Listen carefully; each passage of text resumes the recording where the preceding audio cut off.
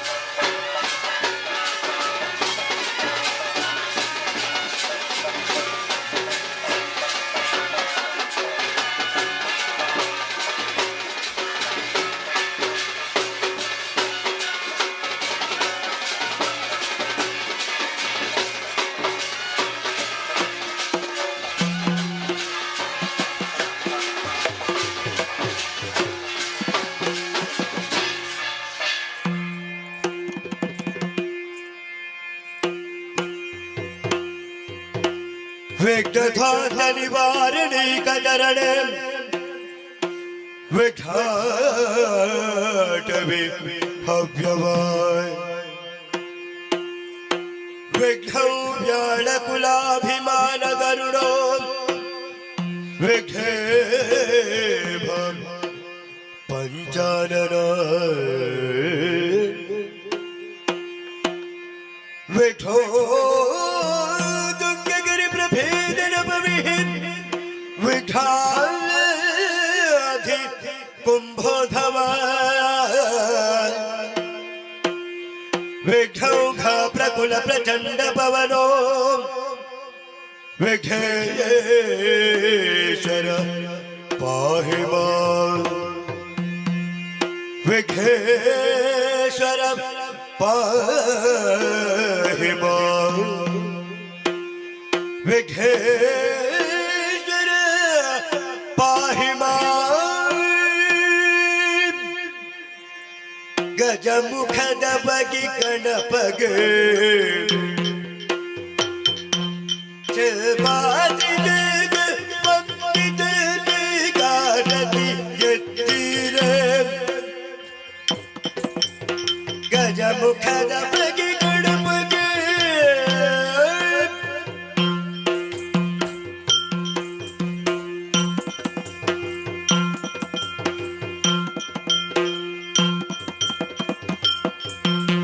करगड़ू परशु पाशांकुशधारी गे हर्षदी भगुदर पुरवगे उरग भूषण सुकुमार गदामन चरण कमल गरति जत्तिर आरती बेಳಗಿರ गजमुखद बगे गणपग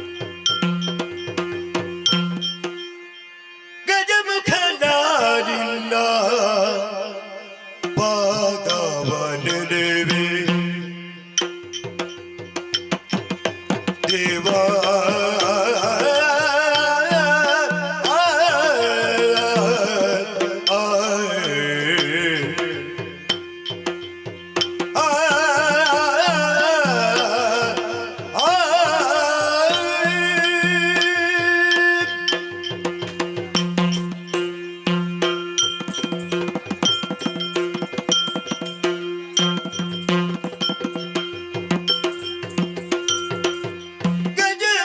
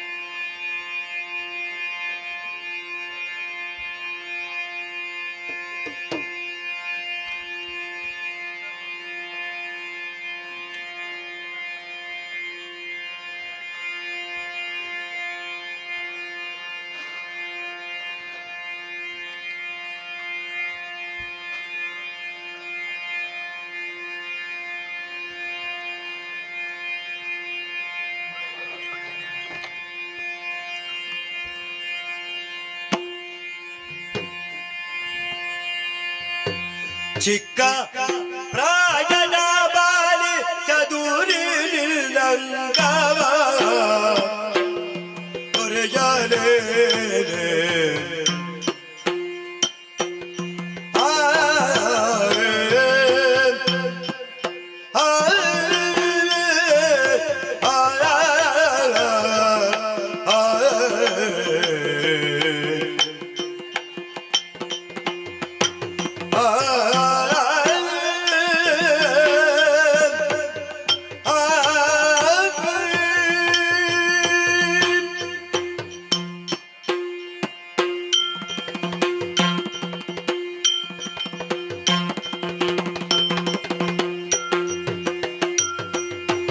ಚಿಕ್ಕ ಪ್ರಾಯದ ಬಾಲಿ ಚದುರಿ ನಿಲ್ಲಂಗವ ಹೊರೆಯಲೇ ಮದ ಮುಕ್ಕುದ ಬರುತ್ತೀರಿ ಮಾರನ ಮದರೇ ಮದ ಮುಕ್ಕುದ ಬರುತ್ತೀರಿ ಮಾರನ ಮದರೇ ಚಿಕ್ಕ ಪ್ರಜನ ಬರಲಿ ಚದುರಿನ ರಂಗವ ಹೊರೆಯಲೇ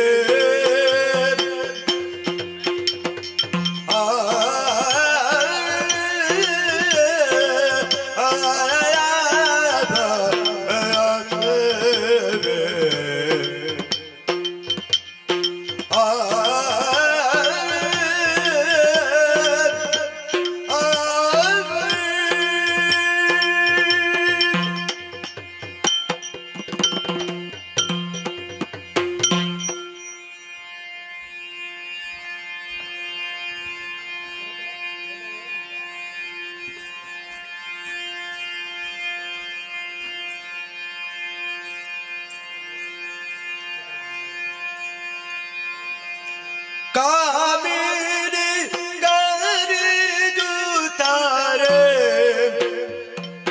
ಶ್ರೀ ಮಂಜುನಾಥ ಸ್ವಾಮಿಯ ಬಿಟ್ಟಿದ್ದಾರೆ ಶ್ರೀ ಮಂಜುನಾಥ ಸ್ವಾಮಿಯ ಬಿಟ್ಟಿದ್ದಾರೆ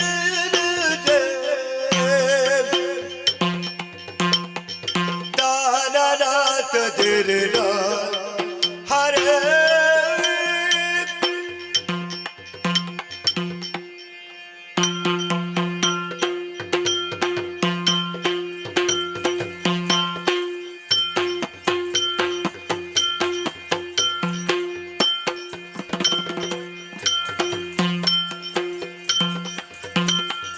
ಕಾಮಿನಿ ಕರೆದುತ್ತಾರೆ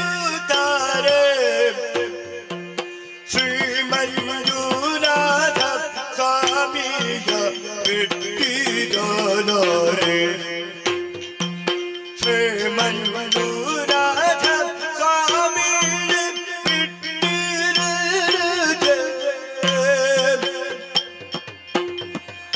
ಈ ಮಹಿಳೆಯೊಳಗಿಂತ ಪುರುಷರೊಳ್ಳರೆ ಕಾಂತಿ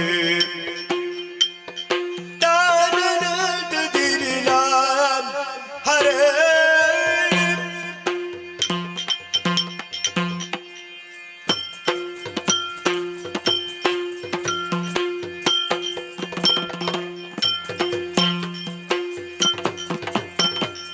ಈ ಮಹಿಳೆಯೊಳಗಿಂತ ಪುರುಷರೊಳ್ಳರೆ ಕಾಂತಿ ಭೀಮ ಬೆದರು ಬೆಲ್ ಸಾಮೆರ್ಥನು ಇವಯ ಭೀಮ ಬೆದರು ಬೆಲ್ ಸಾಮೆರ್ಥನು ಇವ ಪ್ರೇಮದಿ ಕರೆದರೆ ಕಾಮಿತ ಭೀಮನ ಪ್ರೇಮದಿ ಕರೆದರೆ ಕಾಮಿತ ಭೀಮನ ಪ್ರೇಮದಿ ಕರೆದರೆ ಕಾಮಿತ ಭೀಮನತೆ ತಕತ ದಿನದಿ ಕಡದಾದೆ ತೆಮೆತ ದಿನತೆ ಕಿಡದದೆ ತೋಗುಂದ ದಿನದೆ ಹಿಂದ ದಿನದೆ ತಕತ ದಿನದೆ ತೆಮೆತ ದಿನದೆ ದಿನದೆ ದಿನದೆ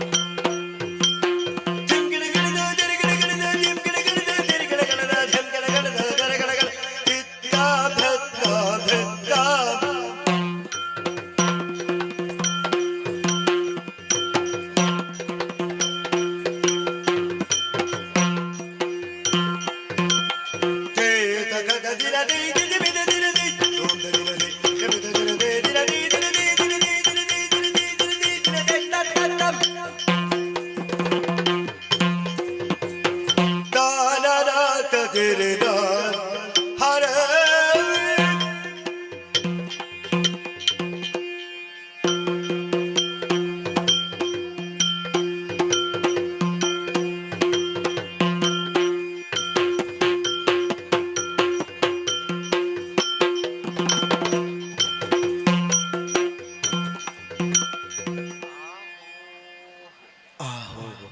ಕಟೀಲು ಶ್ರೀ ದುರ್ಗಾ ಪರಮೇಶ್ವರಿ ಅಮ್ಮನವರು ಕಟೀಲು ಶ್ರೀ ದುರ್ಗಾ ಪರಮೇಶ್ವರಮ್ಮನವರು ಮತ್ತು ಕಟೀಲು ಶ್ರೀ ದುರ್ಗಾ ಪರಮೇಶ್ವರಮ್ಮನವರು ನಮ್ಮಿನಂತಹ ಭಕ್ತರಿಗೆ ಪ್ರೀತಿ ಇಟ್ಟುಕೊಟ್ಟಿರುವಂತಹ ಸಿರಿಮುಡಿಗಂಧ ಪ್ರಸಾದ ಶಿವ ಪರ್ವತ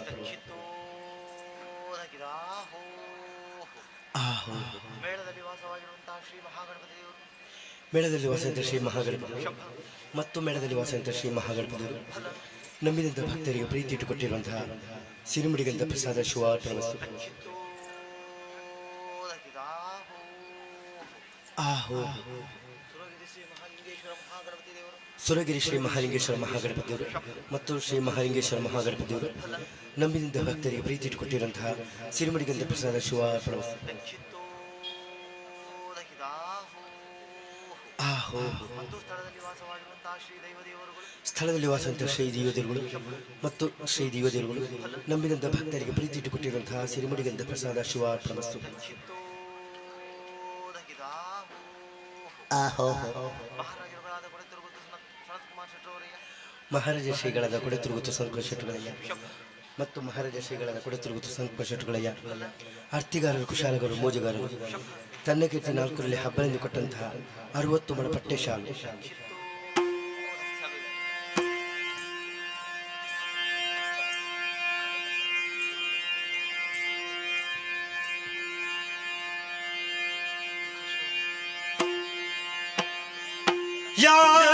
ಯಾರೇ ರಂಗನ ಕರೆಯ ಬಂದವರು ಯಾರೇ ಕೃಷ್ಣನ ಕರೆಯ ಬಂದವರು ಯಾರೇ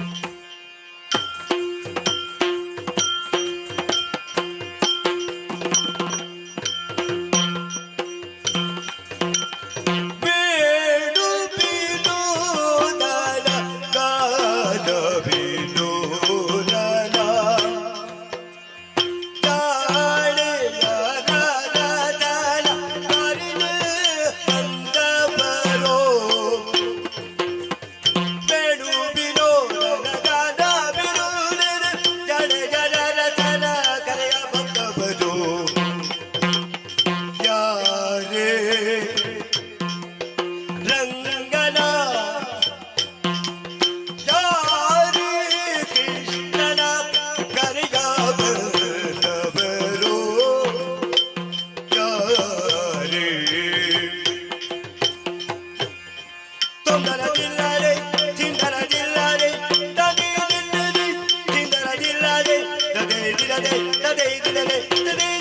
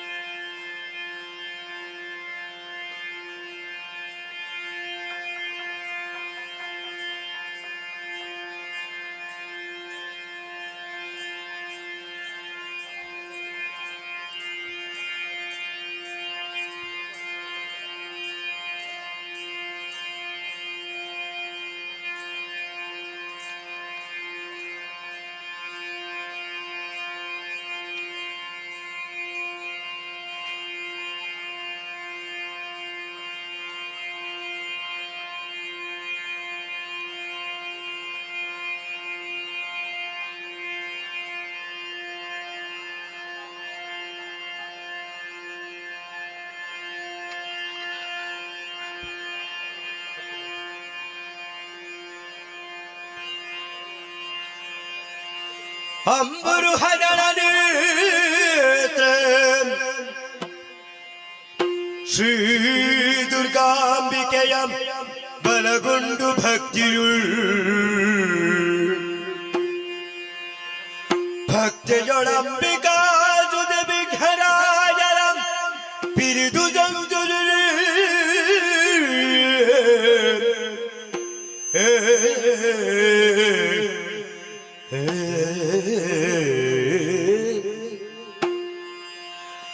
ಅಂಬುಧಿಯಾ ಬಜಗ ಕೈ ಮುಗಿದಂಬುಜ ಸಲ ವಾಡಿಯರ ಪಾದಾಂಬುಜಗೆ ಬಡ ಬಡುಜ ಬಡಿಪೆ ನಿಕಥಾಮೃತ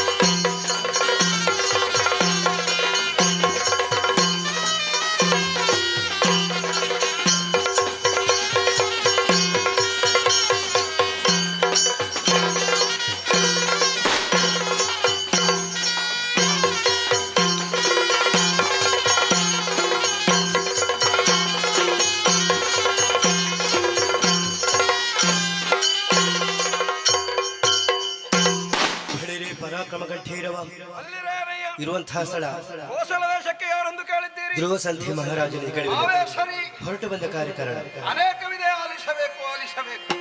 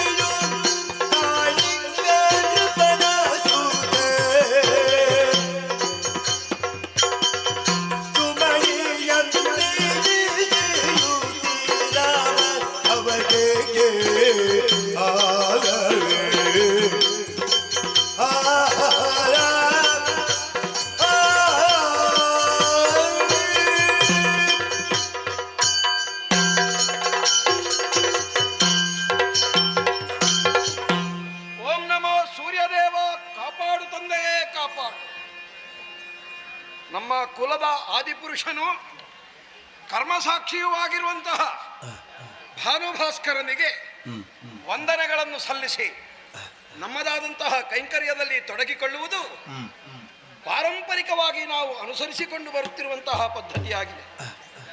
ಅದರಂತೆಯೇ ಮಂತ್ರಿ ಮಾಗಧರು, ಮಾಂಡಲಿಕರು ಎಲ್ಲರೂ ಒಟ್ಟೊಡಗೂಡಿರುವಂತಹ ಅಯೋಧ್ಯೆಯ ಈ ಮಹಾಸಭೆಯ ಅಧ್ಯಕ್ಷ ಸ್ಥಾನದಲ್ಲಿ ಉಪಸ್ಥಿತನಾಗಿರುವವನು ಧ್ರುವಸಂಧಿ ನಾಮಕನಾದಂತಹ ನಾನು. ಹೇಳಿ ಕೇಳಿ ಮನು ಮಹಾರಾಜನಿಂದ ಆರಂಭವಾದಂತಹ ನಮ್ಮ ವಂಶ ಚತುಶಾಗರ ಪರಿವೇಷ್ಟಿತವಾದಂತಹ ಭೂಖಂಡವನ್ನು ಅತಿ ದೀರ್ಘಕಾಲದಿಂದ ಆಳಿಕೊಂಡು ಬಂದಿದೆ, ಬಾಳಿಸಿಕೊಂಡು ಬಂದಿದೆ, ಬೆಳಗಿಸಿಕೊಂಡು ಬಂದಿದೆ, ಬೆಳೆಸಿಕೊಂಡು ಬಂದಿದೆ. ಹೀಗಾಗಿಯೇ ಮನುಷ್ಯನಾದವನು ಹೇಗಿರಬೇಕು, ಯಾವ ರೀತಿಯಲ್ಲಿ ತನ್ನ ಬದುಕನ್ನು ಸಾಧಿಸಬೇಕು, ಆಯ್ದುಕೊಳ್ಳುವಂತ ಆಚರಿಸುವಂತ ಧರ್ಮ ಕರ್ಮಗಳು ಯಾವುದು ಎಲ್ಲವನ್ನೂ ಮನು ಮಹಾರಾಜನು ಒಂದು ಸಂಹಿತೆಯಾಗಿ ಲೇಖಿಸಿ ಇಟ್ಟವನಿದ್ದಾನೆ.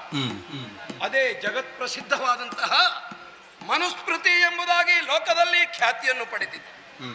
ಆ ವಂಶದಲ್ಲಿ ಹುಟ್ಟಿದ ಕುಕ್ಷಿ, ವಿಕುಕ್ಷಿ, ಮಾಂಧಾತ, ಶರ್ಯಾತಿಯ ಮೊದಲಾದವರು ಒಂದಲ್ಲ ಒಂದು ರೀತಿಯಿಂದ ವಿಶೇಷವಾದಂತಹ ತಮ್ಮ ಗುಣ ನಡಾವಳಿಗಳಲ್ಲಿ ಸಾರ್ವಕಾಲಿಕವಾದಂತಹ ಮನ್ನಣೆಯನ್ನು ಪ್ರಾಪ್ತಿಸಿಕೊಂಡವರಿದ್ದಾರೆ. ಹೀಗಾಗಿ ಗುರುಗಳಾದಂತಹ ವಸಿಷ್ಠರು ಕಾಲ ಕಾಲಕ್ಕೆ ಕೊಡುವಂತಹ ಸಲಹೆ ಸೂಚನೆಗಳನ್ನು, ಉಪದೇಶಗಳನ್ನು ನನ್ನಲ್ಲಿ ನಾನು ಅರ್ಥವಿಸಿಕೊಂಡು ಅದಕ್ಕೆ ಅನುಗುಣವಾಗಿ ವರ್ತಿಸುತ್ತಿರುವುದರಿಂದ ನಮ್ಮ ಕುರಿತಾಗಿಯೂ ಸರ್ವತ್ರ ಎಲ್ಲೆಡೆಯಲ್ಲಿ ಒಂದು ಸದ್ಭಾವದ ಹೊಗಳಿಕೆ ಎಂದಲ್ಲ, ಆದರೆ ಸದಾಚಾರ ಸಂಪನ್ನನಾದಂತಹ ಮನುಷ್ಯನೆನ್ನುವ ಸಂತೃಪ್ತಿಯ ಮಾತುಗಳು ಕೇಳಿಬರುತ್ತಾ ಇವೆ. ಸಂತೋಷವಾಗುತ್ತದೆ. ಮಂತ್ರಿಗಳಾದಂತಹ ಸುಮಂತ್ರನೋ, ವಿಪುಲನೋ, ವಿದುಲನೋ ಕಾಲ ಕಾಲಕ್ಕೆ ಮಾಡುವಂತಹ ಮಂತ್ರಾಲೋಚನೆಯಿಂದಾಗಿ ನಮ್ಮ ನಾಡಿನಲ್ಲಿ ಎಲ್ಲೆಡೆಯಲ್ಲಿಯೂ ಸಹ ಸುಭಿಕ್ಷ ನೃತ್ಯ ಮಾಡುತ್ತಾ ಇದೆ. ಕಾಲ ಕಾಲಕ್ಕೆ ಯಾಗ, ಯಜನ, ಹೋಮ, ಹವನ, ಅರ್ಪಣ, ತರ್ಪಣಾದಿಗಳನ್ನು ಮಾಡುವುದರ ಮುಖೇನವಾಗಿ ದೇವತೆಗಳನ್ನು ಸಂತೃಪ್ತಿಪಡಿಸಿ ಋತುಮಾನಕ್ಕೆ ಅನುಗುಣವಾಗಿ ನಮ್ಮ ನಾಡಿಗೆ ಬರಬೇಕಾದಂತಹ ಮಳೆಯನ್ನು, ಪ್ರಾಪ್ತಿಸಿಕೊಳ್ಳಬೇಕಾದಂತಹ ಬೆಳೆಯನ್ನು ನಾವು ಗಳಿಸಿಕೊಳ್ಳುತ್ತಾ ಇದ್ದೇವೆ. ನಮಗೆ ಪ್ರಾಪ್ತವಾದುದು ಸತ್ಕಾರ್ಯದಲ್ಲಿ ವಿನಿಯೋಗವಾಗುವುದರ ಮುಖೇನವಾಗಿ ಇದೆಲ್ಲದಕ್ಕೂ ಮೂಲ ಹೇತುಕನಾಗಿರುವಂತಹ ನನಗೆ ಆ ಪುಣ್ಯದಲ್ಲಿ ಭಾಗಾಂಶವೂ ಪ್ರಾಪ್ತವಾಗುತ್ತದೆ. ಕಳವು, ಕೊಲೆ, ಸುಲಿಗೆ, ಹಾದರವೇ ಮೊದಲಾದಂತಹ ದುರ್ವ್ಯವಹಾರಗಳು ನಮ್ಮ ನಾಡಿನಲ್ಲಿ ಎಲ್ಲಿಯೂ ನಡೆಯುತ್ತಿಲ್ಲ. ಒಂದು ವೇಳೆ ಕಾರ್ಯ ಸಂಬಂಧ, ಕರ್ಮ ಸಂಬಂಧ, ಕಾಲ ಸಂಬಂಧದಿಂದ ಏನಾದರೂ ಅಂಥದ್ದು ಘಟಿಸಿದರೆ ಅಂಥವರನ್ನು ಹಿಡಿ ತರಿಸಿ ಉಗ್ರವಾದಂತಹ ದಂಡನೆಗಳನ್ನು ಪಡಿಸುವುದರ ಮುಖೇನವಾಗಿ ಯಾರು ದುಷ್ಪ್ರವೃತ್ತಿಯಲ್ಲಿ ತಮ್ಮನ್ನು ತೊಡಗಿಸಿಕೊಳ್ಳಲಾಗದಂತೆ ಭೀತರನ್ನಾಗಿಸಿಕೊಂಡು ಧರ್ಮಯುತವಾಗಿ ಆಳಿಕೊಂಡು ಬರುತ್ತಿದ್ದೇನೆ, ಬಾಳಿಸಿಕೊಂಡು ಬರುತ್ತಾ ಇದ್ದೇನೆ. ಅದೇ ಕಾರಣವಿರಬೇಕು. ನಮ್ಮ ಪ್ರಜಾಜನರೆಲ್ಲರೂ ನನ್ನನ್ನು ತಂದೆಯೋಪಾದಿಯಲ್ಲಿ ಗೌರವಿಸುತ್ತಾ ಇದ್ದಾರೆ. ಹೀಗಾಗಿ ತಂದೆಯ ಮಕ್ಕಳಲ್ಲಿ ಇರಬೇಕಾದಂತಹ ಯಾವ ಅನುಬಂಧ ಉಂಟು ಅದನ್ನು ಪ್ರಜಾಜನರಲ್ಲಿಟ್ಟುಕೊಂಡು ರಾಜ್ಯಪಾಲನೆಯನ್ನು, ಸಮೃದ್ಧಿಯನ್ನು ಕಾಣುವಾಗ ಕೆಲವರು ಹೇಳುತ್ತಾರಂತೆ, ಸುರಪನ ಆಸ್ಥಾನಕ್ಕಿಂತಲೂ ಇಮ್ಮಡಿಯಾದ ಸೌಭಾಗ್ಯ ಸಂಪತ್ತುಗಳಿಂದ ಮೆರೆಯುತ್ತಾ ಇದೆ ಧ್ರುವಸಂಧಿ ಮಹಾರಾಜನ ಓಲಗ ಎಂದು. ಏನೇ ಇರಲಿ, ನಾನು ಮಾಡಿದೆ, ನನ್ನಿಂದಾಯಿತು ಎಂಬುದಾಗಿ ಹೇಳಿಕೊಳ್ಳುವುದು ನಮ್ಮ ಮೂರ್ಖತನವಾಗುತ್ತದೆ. ಜನ್ಮಾಂತರೀಯವಾಗಿ ನಾವು ಆರ್ಜಿಸಿಕೊಂಡು ಬಂದಂತಹ ಪುಣ್ಯದ ಫಲ. ಹಾಗೆಯೇ ನಮ್ಮ ವಂಶದಲ್ಲಿ ಹುಟ್ಟಿದಂತಹ ಮಹಾನುಭಾವರುಗಳು ನಡೆಸಿಕೊಂಡು ಬಂದಂತಹ ಧರ್ಮ ಕಾರ್ಯದ ಪ್ರತಿಫಲ ಈ ಕಾಲದಲ್ಲಿ ಈ ಧ್ರುವಸಂಧಿ ಮಹಾರಾಜನಿಂದ ಕಾರ್ಯಗಳನ್ನು ಎಸಗಿಸುತ್ತಾ ಇದೆ ಎಂಬುದಾಗಿ ನಾನು ನಿಶ್ಚಯವಾಗಿಯೂ ಅರ್ಥವಿಸಿಕೊಂಡವನು. ಹೀಗೆ ಜನ್ಮಜಾತವಾದಂತಹ ವರ್ಣಕ್ಕೆ ಹೊಂದಿಕೊಳ್ಳುವಂತೆ ನಮ್ಮ ಜೀವನದ ನಡೆಯಾದರೆ ವ್ಯಕ್ತಿಯೊಬ್ಬನಿಗೆ ವೈಯಕ್ತಿಕವಾದ ಬದುಕು ಇರುತ್ತದಲ್ಲ, ಅದರ ಕುರಿತಾಗಿಯೂ ಆಲೋಚನೆಯನ್ನು ಮಾಡಬೇಕು. ವೈಯಕ್ತಿಕವಾಗಿ ಯೋಚಿಸುವುದಿದ್ದರೆ ನಮ್ಮಯ್ಯನು ತನ್ನ ವೃದ್ಧಾಪ್ಯ ಕಾಲದಲ್ಲಿ ಇಲ್ಲಿ ಅಧಿಕಾರವನ್ನು ನನಗೆ ವಹಿಸಿಕೊಟ್ಟು ತಾನು ವಾನಪ್ರಸ್ಥ ಕೈದಿದ್ದನು. ತದನಂತರದಲ್ಲಿ ಗೃಹಸ್ಥವನ್ನು ನಾನು ಸ್ವೀಕರಿಸಿಕೊಂಡೆ. ಕಳಿಂಗ ಮಹಾರಾಜನ ಪುತ್ರಿಯವರುಗಳನ್ನು ಮನೋರಮಾ ಎಂಬಾಕೆಯನ್ನು ವಿವಾಹವಾದ. ಅಗ್ನಿ ಸಾಕ್ಷಿಕವಾಗಿಯೇ ಆದಂತಹ ವೇದ ಸಮ್ಮತವಾದಂತಹ ವಿವಾಹ ನಮಗೆ ಸುಖಕರವಾದಂತಹ ದಾಂಪತ್ಯವನ್ನು ನೀಡಿತು. ತತ್ಫಲವೋ ಎನ್ನುವಂತೆ ಪುತ್ರನನ್ನು ಪ್ರಾಪ್ತಿಸಿಕೊಂಡವನಿದ್ದೇನೆ.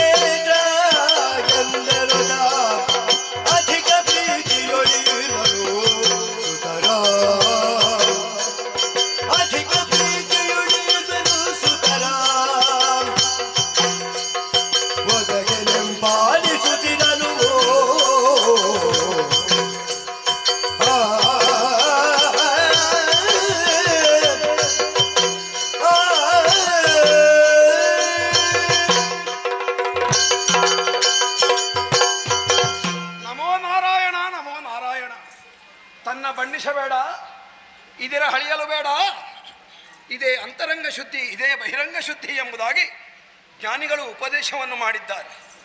ಆದರೆ ತನ್ನನ್ನು ತಾನು ಪರಿಚಯಿಸಿಕೊಳ್ಳುವುದಕ್ಕೂ ಅಥವಾ ತಾನು ಏನು ಎನ್ನುವುದನ್ನು ತನ್ನಲ್ಲಿಯೇ ಮನನ ಮಾಡಿಕೊಳ್ಳುವುದಕ್ಕೂ ನಮ್ಮ ಕುರಿತಾಗಿ ನಾವೇ ಕೆಲವೊಮ್ಮೆ ಆಡಿಕೊಳ್ಳಬೇಕಾಗ್ತದೆ. ಹೀಗೆ ಮನೋರಮೆಯ ದಾಂಪತ್ಯದಿಂದಾಗಿ ಸುಕಾಲದಲ್ಲಿ ಪುತ್ರನೊಬ್ಬನು ಹುಟ್ಟಿಕೊಂಡನು. ಗುರುಗಳಾದಂತಹ ವಸಿಷ್ಠರ ಅಭಿಮತದ ಮೇರೆಗೆ ಜಾತಕರ್ಮಾದಿ ಕಾರ್ಯಗಳನ್ನು ಪೂರೈಸಿದಾಗ ಹುಡುಗನ ಭವಿತವ್ಯವನ್ನು ಚಿಂತನೆ ಮಾಡಿದಂತಹ ಗುರುಗಳು ಸುದರ್ಶನ ಎನ್ನುವಂತೆ ನಾಮಕರಣವನ್ನು ಮಾಡುವುದಕ್ಕೆ ಸೂಚಿಸಿದರು. ತಾನು ನೋಡುವುದೂ ಎಲ್ಲವನ್ನು ಒಳ್ಳೆಯದನ್ನೇ, ತಾನು ತೋರಿಸುವುದೂ ಜಗತ್ತಿಗೆ ಒಳ್ಳೆಯದನ್ನೇ. ಆದ್ದರಿಂದ ಅವನು ಸುದರ್ಶನ ಎನಿಸಲ್ಪಟ್ಟಿದ್ದಾನೆ. ನೋಡಬಾರದೆ ಮಗು, ಎರಡು ಕೈಯಲ್ಲಿ ಎತ್ತಿಕೊಳ್ಳುವುದಕ್ಕೆ ಸ್ವಲ್ಪ ಕಷ್ಟ ಆಗ್ತದೆ, ಭಾರ ಆಗ್ತದೆ. ಮೈಕೈ ತುಂಬಿ ಆಯಾ ಅಂಗಗಳಿಗೆ ಅನುಗುಣವಾಗಿ ಸಕಲ ರಾಜರಕ್ಷಕಗಳಿಂದ ಸುಶೋಭಿತನಾಗಿರುವಂತಹ ಕುವರನನ್ನು ಎತ್ತಿ ಲಾಲಿಸಿ ಆಡಿಸಿ, ಆಹಾ ಗಂಡಸಾದರೂ ಸಂಗೀತದ ಪರಿಶ್ರಮವಿಲ್ಲದೆ ಇದ್ದರೂ ನಾನೇ ಕೆಲವೊಮ್ಮೆ ಲಾಲಿ ಹಾಡುವುದು ಉಂಟು. ಹೀಗೆ ಅತಿ ಮೋಹಕನಾದವನು, ಭವಿಷ್ಯತ್ತಿನಲ್ಲಿ ಅತಿಶಯವನ್ನು ಸಾಧಿಸಬಲ್ಲವನು ಆದಂತಹ ಮಗ ಸುದರ್ಶನನನ್ನು ಕಂಡು ಪೂರ್ಣ ಸಂತೃಪ್ತಿಯ ಬಾಳ್ವೆಯನ್ನು ನಡೆಸುತ್ತಾ ಇದ್ದರೆ ಮುಂದೆ 4 ತಿಂಗಳು ಕಳೆದದ್ದು. ನನ್ನ 2ನೆಯ ಪತ್ನಿ ಉಜ್ಜಯಿನಿ ಮಹಾರಾಜನ ಮಗಳು ಲೀಲಾವತಿ ಎಂಬುದಾಗಿ ಹೆಸರು. ಅವಳು ಸಹ ಸುಮುಹೂರ್ತದಲ್ಲಿ ಸುತನೊಬ್ಬನಿಗೆ ಜನ್ಮವನ್ನು ಕೊಟ್ಟಳು. ಆ ಮಗುವಿನ ಕುರಿತಾಗಿಯೂ ಗುರುಗಳಲ್ಲಿ ಜಾತನಾಮಕನ್ನಾದಿ ಸಂಸ್ಕಾರಗಳನ್ನು ಮಾಡಿಸುವಾಗ ಗುರುಗಳೇ ಅವನನ್ನು ಹುಟ್ಟಿದ ಗಳಿಗೆಯನ್ನು ಸರ್ವತ್ರವಾಗಿ ಪರಾಮರ್ಶಿಸಿ ಸುನೇತ್ರ ಎನ್ನುವಂತೆ ನಾಮಕರಣವನ್ನು ಮಾಡುವುದಕ್ಕೆ ಹೇಳಿದ. ಕಾಣುವುದು ಒಳ್ಳೆಯದನ್ನೇ, ಕಾಣಿಸುವುದು ಒಳ್ಳೆಯದನ್ನೇ. ಆದ್ದರಿಂದ ಸುದರ್ಶನನಿಗೆ ಅನುವರ್ತಿಯಾಗತಕ್ಕಂತಹ ಸುನೇತ್ರನವನು ಎನ್ನುವಂತೆ ಗುರುಗಳ ಆದೇಶವಾಯಿತು. ಅದರಂತೆ ವಿಜೃಂಭಣೆಯಿಂದ ನಾಮಕರಣವನ್ನು ಮಾಡಿ ಉಭಯ ಮಕ್ಕಳು ಉಭಯ ಪತ್ನಿಯರೊಂದಿಗೆ ಸಂತೋಷದಲ್ಲಿ ದಾಂಪತ್ಯದಲ್ಲಿ ಸಂತುಷ್ಟಿಯನ್ನು ಉಣ್ಣುತ್ತಾ ಇದ್ದೇನೆ. ಹೀಗೆ ಹುಟ್ಟಿ ಬಂದಂತಹ ಕ್ಷತ್ರಿಯ ಧರ್ಮಕ್ಕೆ ಅನುಗುಣವಾಗಿ ಈ ಕಡೆಯಲ್ಲಿ ಸಾಂಸಾರಿಕನಾದಂತಹ ಗೃಹಸ್ಥನೊಬ್ಬನು ನಡೆಸಬೇಕಾದಂತಹ ಕರ್ತವ್ಯಗಳಲ್ಲಿ ಪೂರ್ಣ ಪ್ರಮಾಣದಲ್ಲಿ ನಾನು ಯಶಸ್ಸನ್ನು ಗಳಿಸಿದ್ದೇನೆ ಎನ್ನುವುದು ನಮ್ಮ ಸಂತೃಪ್ತಿ. ಹೀಗೆ ಯೋಚನೆ ಮಾಡುವುದು. ಒಂದೇ ಮಾಗದರು ಬೇರೆ ಬೇರೆ ವರ್ಗದವರೆಲ್ಲರೂ ಬಂದು ನೆನೆದಿರುವಂತಹ ಸಭೆಯಲ್ಲಿ ಒಬ್ಬನೂ ಸಹ ಎದ್ದು ಬಂದು ದೊರೆಗಳೇ ನಮಗೆ ಇಂತಹದೊಂದು ಆಗಬೇಕು ಅಥವಾ ಇಂತಹ ಒಂದು ತೊಂದರೆಯಾಗಿದೆ ದೂರು ಕೊಡುವವರಿಲ್ಲ. ನಮ್ಮ ನಾಡಿನಲ್ಲಿ ಇಲ್ಲವೆನ್ನುವುದು ಯಾವುದೆಂದರೆ ಅರಸನಲ್ಲಿಗೆ ಬಂದು ಅಹವಾಲನ್ನು ಹೇಳುವವರಿಲ್ಲ. ಹಾಗಿದ್ದರೂ ಸಹ ಸಂಪ್ರದಾಯದಂತೆ ಅದಕ್ಕೊಂದಷ್ಟು ಹೊತ್ತನ್ನು ನಾವು ಮೀಸಲಿರಿಸಬೇಕಾಗ್ತದೆ. ಏನೋ ನಮ್ಮನ್ನು ಕಾಣುವುದಕ್ಕ ಬರಲಿ ಬರಲಿ ಬರಲಿ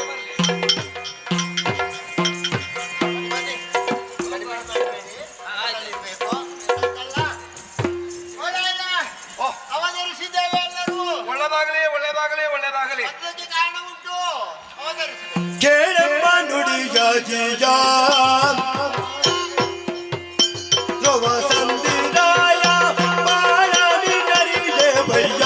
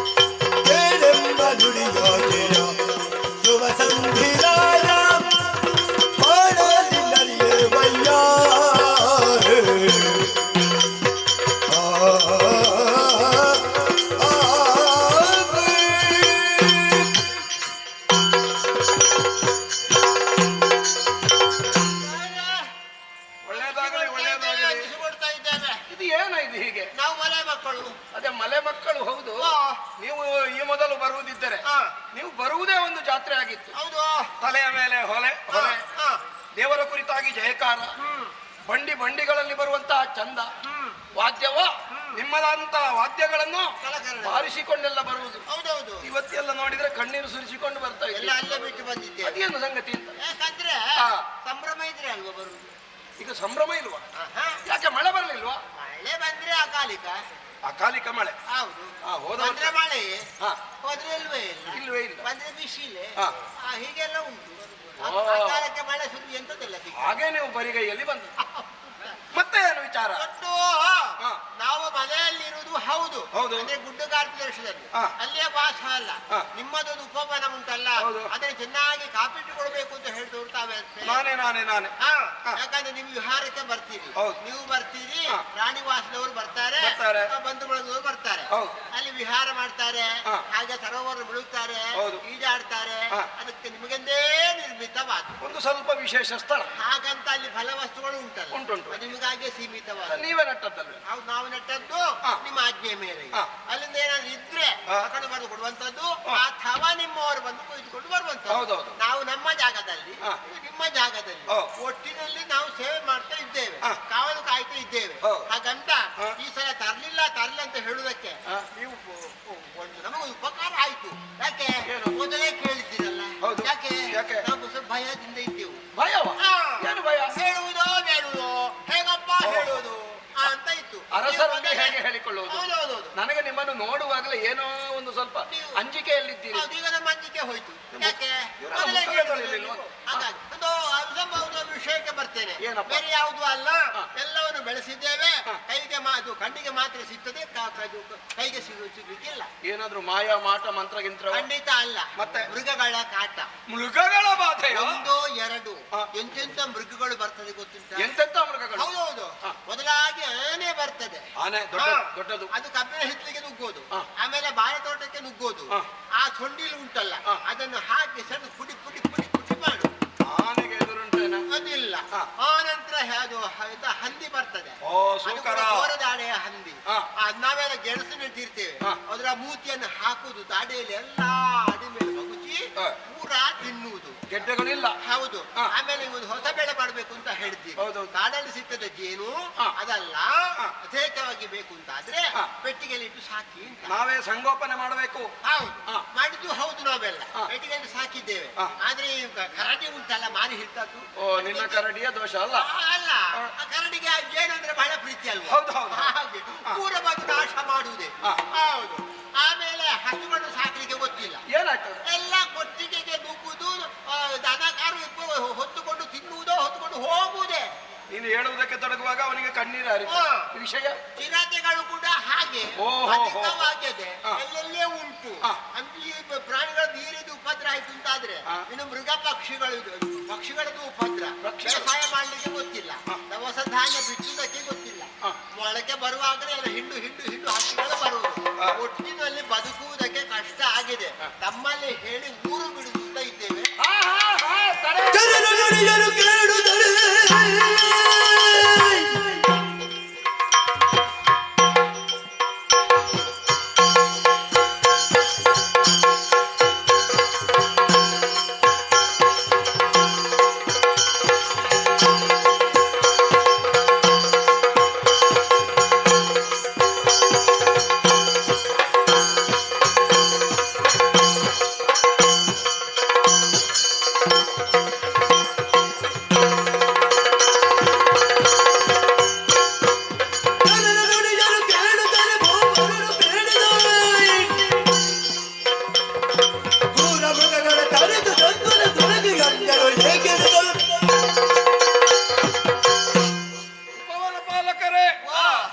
ನಿಮ್ಮ ಅಹವಾಲೆಲ್ಲವನ್ನು ಕೇಳಿಸಿಕೊಂಡು ಕಷ್ಟ.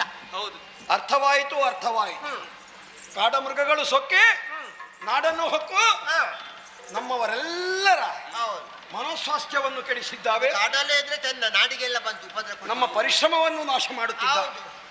ಹೆದರಿಕೊಳ್ಳಬೇಡಿ, ಊರು ಬಿಡುವುದು ಬೇಡ. ನಿಮಗೆ ಪುನರ್ವಸತಿಯನ್ನು ನಾವು ಕಲ್ಪಿಸಿಕೊಡ್ತೇವೆ. ಮೇಲಾಗಿ ಈ ಕಾಲದಲ್ಲಿ ಸೊಕ್ಕಿ ಮೆರೆಯುತ್ತಿರುವಂತಹ ಮೃಗಗಳ ವಿನಾಶಕ್ಕೋಸ್ಕರವಾಗಿ ಸ್ವಯಂ ನಾವೇ ಎದುರು ನಿಂತು ಬೇಟೆಯಾಡಿ ನಿಮ್ಮ ಕಿರಾತ ಜನರನ್ನು ಸೇರಿಸಿಕೊಂಡು ಅವುಗಳನ್ನು ದೂರಕ್ಕೆ ಓಡಿಸಿ ನಿರ್ಭಯದ ಸ್ಥಿತಿಯನ್ನು ನಿರ್ಮಾಣ ಮಾಡ್ತೇನೆ. ಬನ್ನಿ ಹೋಗೋಣ.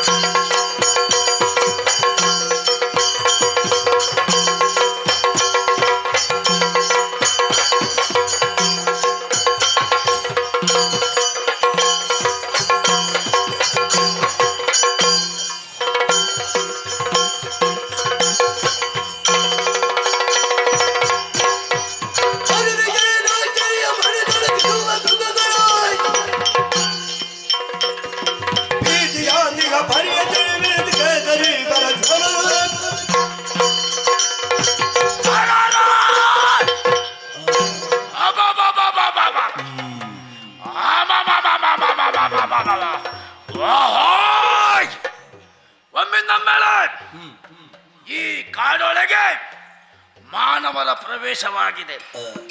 ಇದ್ದಂತ ಪ್ರಾಣಿಗಳನ್ನು ಕೊಲ್ಲುತ್ತಾ ಬರೆಯುತ್ತಾ ಮುಂದೆ ಮುಂದೆ ಬರ್ತಾ ಇದ್ದಾರೆ. ನರರ ವಾಸನೆ ನನ್ನ ನಾಸಿಕಕ್ಕೆ ಘಮ ಘಮ ಘಮ ಘಮ ಬರ್ತಾ ಇದೆ. ಇಲ್ಲಿವರೆಗೆ ನರರ ಮಾಂಸ ತಿನ್ನದೆ ಕೆಲವು ಸಮಯ ಕಳೆದುವಾಯ್ತು. ಓಹೋ, ಸಣ್ಣ ಪುಟ್ಟ ಪ್ರಾಣಿಗಳು ತಿಂದೆ ಜೀವನ ತೆಗೆದವ. ಇಂದೀಗ ಕಾಡೊಳಗೆ ಯಾರೋ ಬಂದಿದ್ದಾರೆ. ಬಂದವರು ಯಾರೇ ಆಗಿರಲಿ ನನಗೆ ಗಣ್ಯವಲ್ಲ. ಬಿಟ್ಟೆ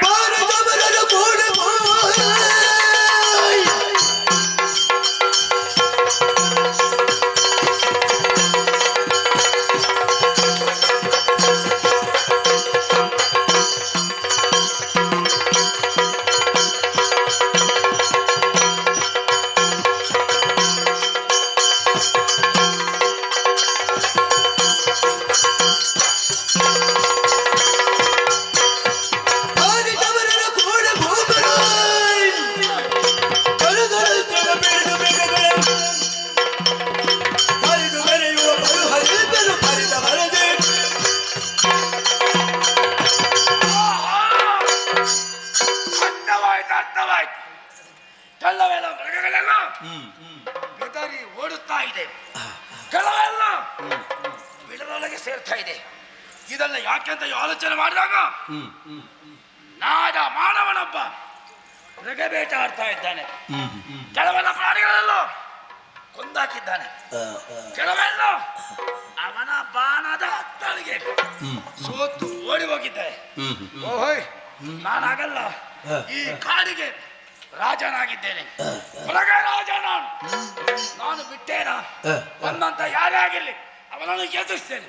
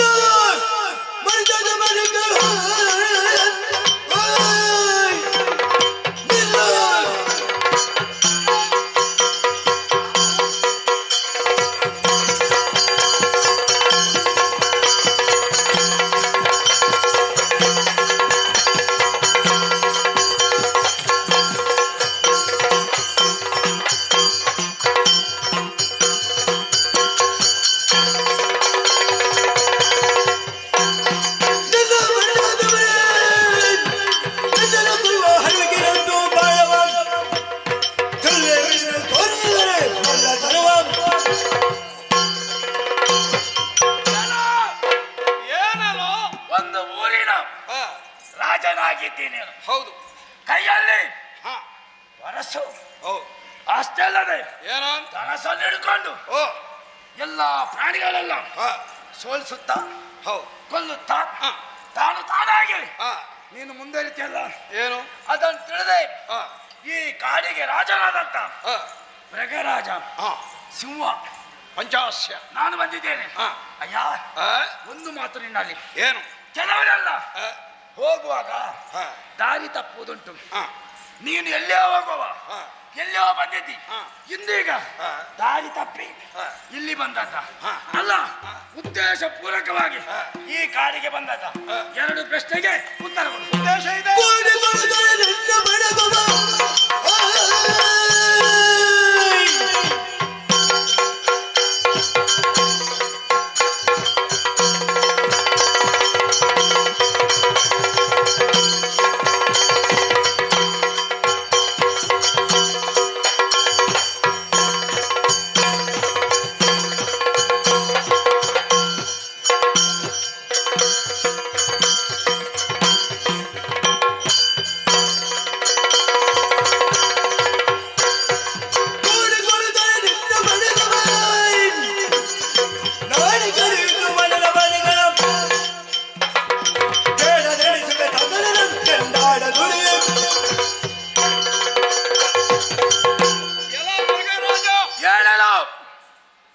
ಸನಿಹದಲ್ಲಿ ನಮ್ಮ ವಾಸ, ವಿಸ್ತರಿತವಾದಂತಹ ಸಾಮ್ರಾಜ್ಯ. ನೀವುಗಳು ಕಾಡಿನಲ್ಲಿರಬೇಕು, ಹೌದು, ನಾವು ನಾಡಿನಲ್ಲಿರಬೇಕು. ಅದು ನಿಯಮ, ಇದು ಜಗತ್ತಿನ ನಿಯಮ. ಸರಿ, ನೀವು ನಿಮ್ಮವರು ಹೌದು. ಅದನ್ನು ಮೀರಿ ಆ, ಹಗಲು ರಾತ್ರಿಗಳನ್ನದೇ ಓ, ನಮ್ಮ ನಾಡಿಗೆ ನುಗ್ಗಿ ಆ, ಅನಾಹುತವನ್ನು ಮಾಡಿ ಓ, ನಮ್ಮವರ ಹೊಟ್ಟೆಪಾಡನ್ನು ಕೆಡಿಸುತ್ತಾ ಇದ್ದೀರಿ. ಆ, ಆದ್ದರಿಂದ ಓ, ಸೊಕ್ಕಿದ ನಿಮ್ಮಗಳಿಗೆ ಆ. ತಕ್ಕ ಮದ್ದನ್ನರೆಯುವುದಕ್ಕಾಗಿ ಓ. ನಮ್ಮವರನ್ನು ಕೂಡಿ ಬಂದು ಬೇಟೆಯಾಡಿದ್ದೇನೆ. ಆ. ಏನಾಯ್ತು ಈಗ? ಮುಚ್ಚಬಾಯಿ.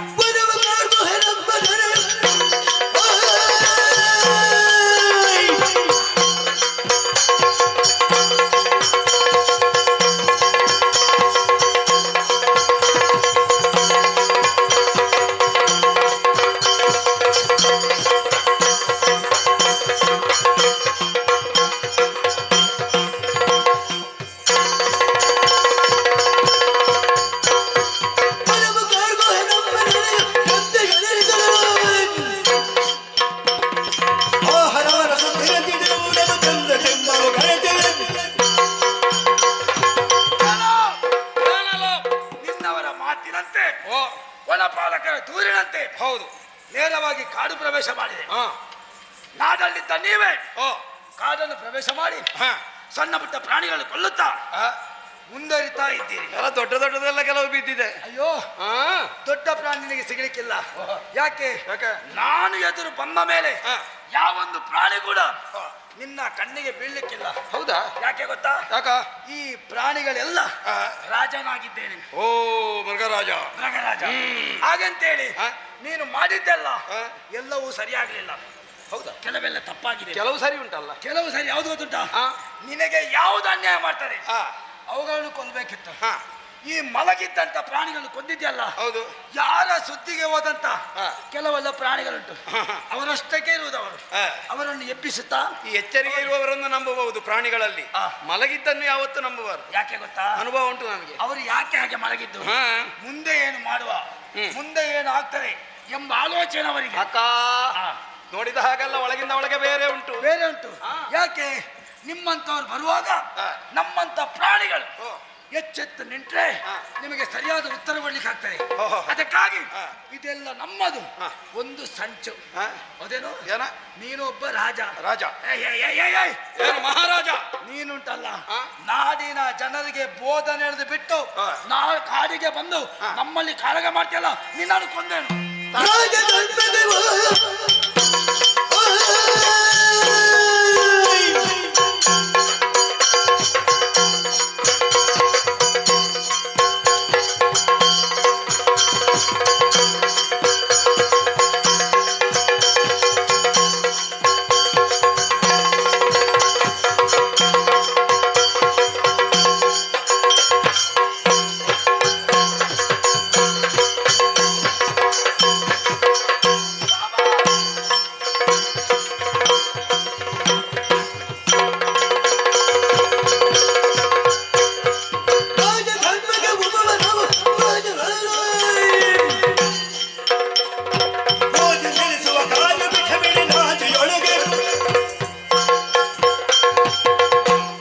ಎಲ್ಲ ಕಾಡಿನ ರಾಜ. ವಾ!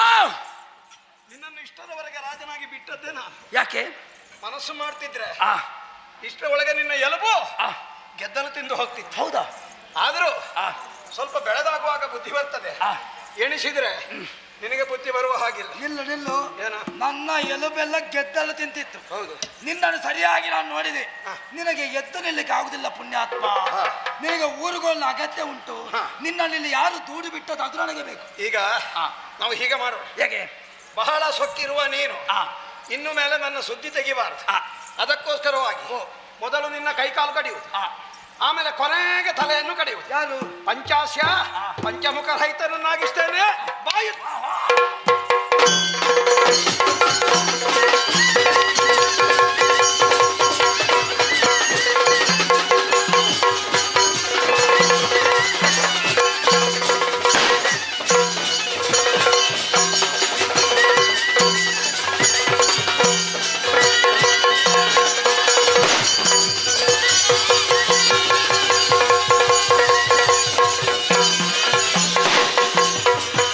Thank you.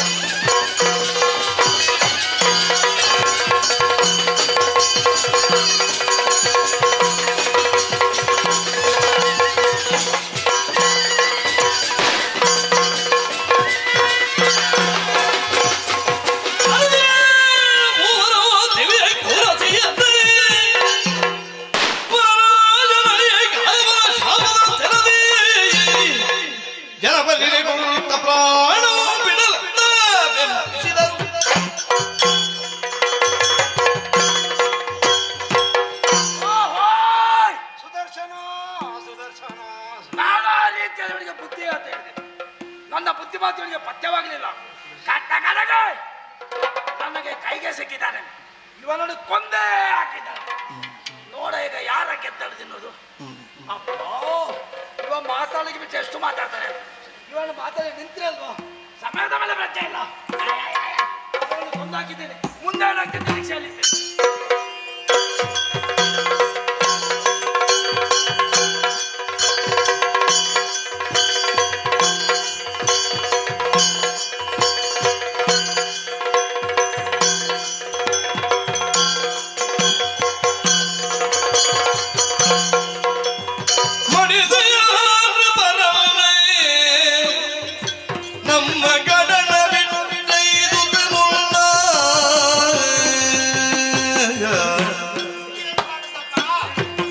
ಅಡವಿಯ ಸಿಂಹನುಳಿಂತೋ ನಿನ್ನ ಒಡಲ ಕಳೆದೆಯಾಕಿಂತೋ ಮಡಿದೆಯ ನೃಪನೇ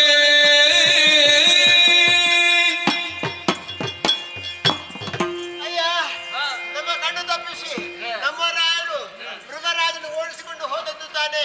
ಹೋದಂತಹ ರಾಯರನ್ನ ಹುಡುಕಿಕೊಂಡು ಬರುವ ಸಂದರ್ಭ. ಅಯ್ಯೋ, ಆ ಸಿಂಹಕ್ಕೂ ನಮ್ಮ ರಾಯರಿಗೂ ಹೊಡೆದಾಟ ಆಗಿ ನಮ್ಮ ರಾಯರನ್ನು ಸಿಂಹ ಕೊಂದು ಬಿಟ್ಟಿದ್ದಲ್ಲ. ಏನು ಮಾಡುದು ಈಗ? ನಮ್ಮ ರಾಜರನ್ನು ಕಳೆದುಕೊಂಡು ನಾವು ಅನಾಥರಾಗಿದ್ದೇವೆ. ಹಾಗಂತ ನಾವು ಇಲ್ಲೇ ಇರುವುದಲ್ಲ, ವಿಷಯ ಮಹಾರಾಣಿಯವರಿಗೆ ಹೇಳಬೇಕಲ್ಲ. ಆದುದರಿಂದ ಮಹಾರಾಜರ ಶವವನ್ನ ಹೊತ್ತುಕೊಂಡು ಅರಮನೆಗೆ ಸಾಗೋಣ.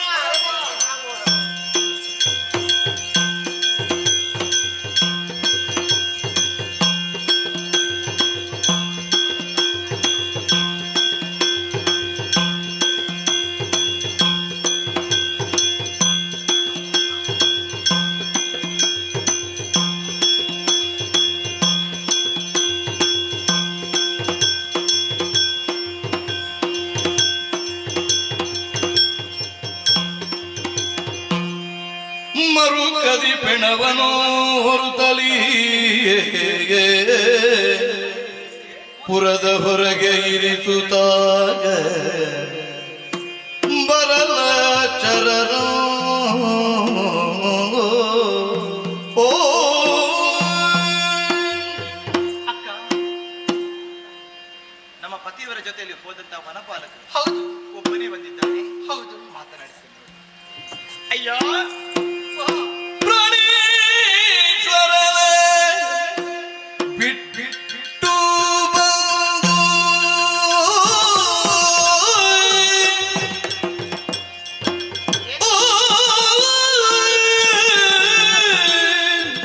ಓ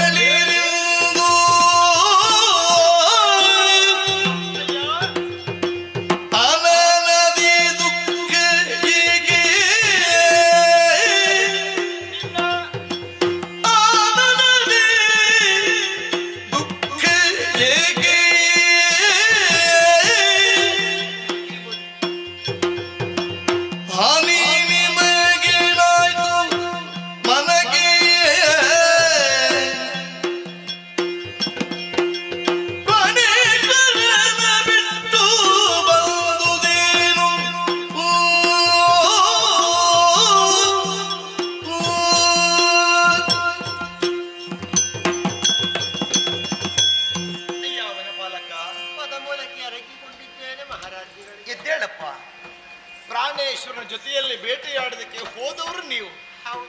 ಒಬ್ಬರಲ್ಲ ಇಬ್ಬರಲ್ಲ, ಅದೆಷ್ಟೋ ಮಂದಿ ಸೇನೆಯನ್ನು ಕೂಡಿಕೊಂಡು ಜೊತೆಯಾಗಿ ಹೋದವರು. ಪುಣ್ಯಾತ್ಮ, ಈಗ ನೋಡಿ ನೀನು ಒಬ್ಬನೇ ಬಂದಿದ್ದಿ. ಪ್ರಾಣೇಶನ ಬಿಟ್ಟು ನೀನು ಯಾಕೆ ಒಬ್ಬನೇ ಬಂದಿ?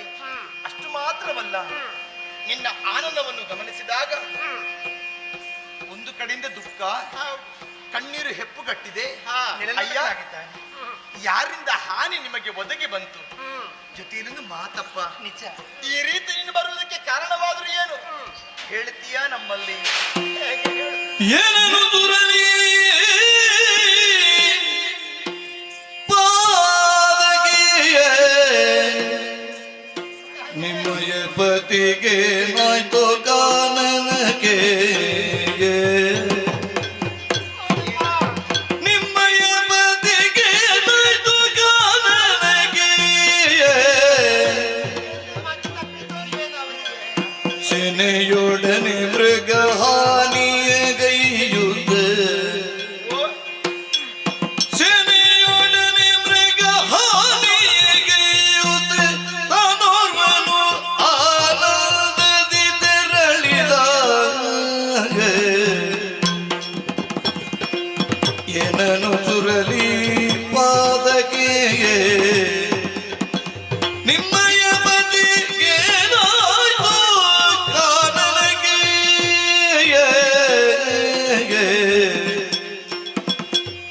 ಏನನು ಸುರಲಿ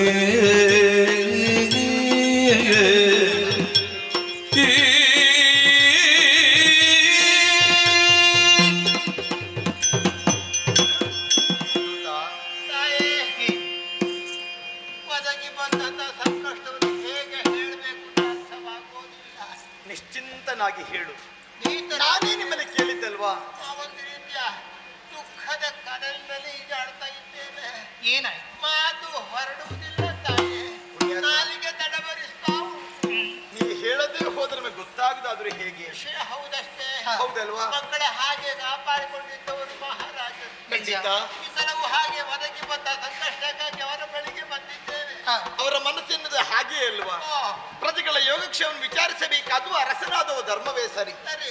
ಮನೆಯಲ್ಲಷ್ಟೇ ಸಮಸ್ಯೆ ಇದ್ರೂ ಕೂಡ ಪ್ರಜೆಗಳ ಬಗ್ಗೆ ಯೋಗಕ್ಷೇಮದ ಬಗ್ಗೆ ಸ್ವಲ್ಪ ಆಲೋಚನೆ ಮಾಡಬೇಕು ಅರಸನಾದವ. ಅದಕ್ಕೆಂದು ನಾವು ದೇವರಿಂದ ಕಂಡುಕೊಂಡವರಲ್ವೇ? ಖಂಡಿತ. ಒದಗಿ ಬಂದ ಮೃಗಬಾಧೆಯಿಂದ ಹಾ. ಸಂಕಷ್ಟ ನಮಗೆ ಕೊಡುವಾಗ ನಿಮ್ಮ ಬಳಿಗೆ ಬಂದು ಹೇಳಿ ಹೋಗಿದ್ದಾರೆ ತಾನೇ.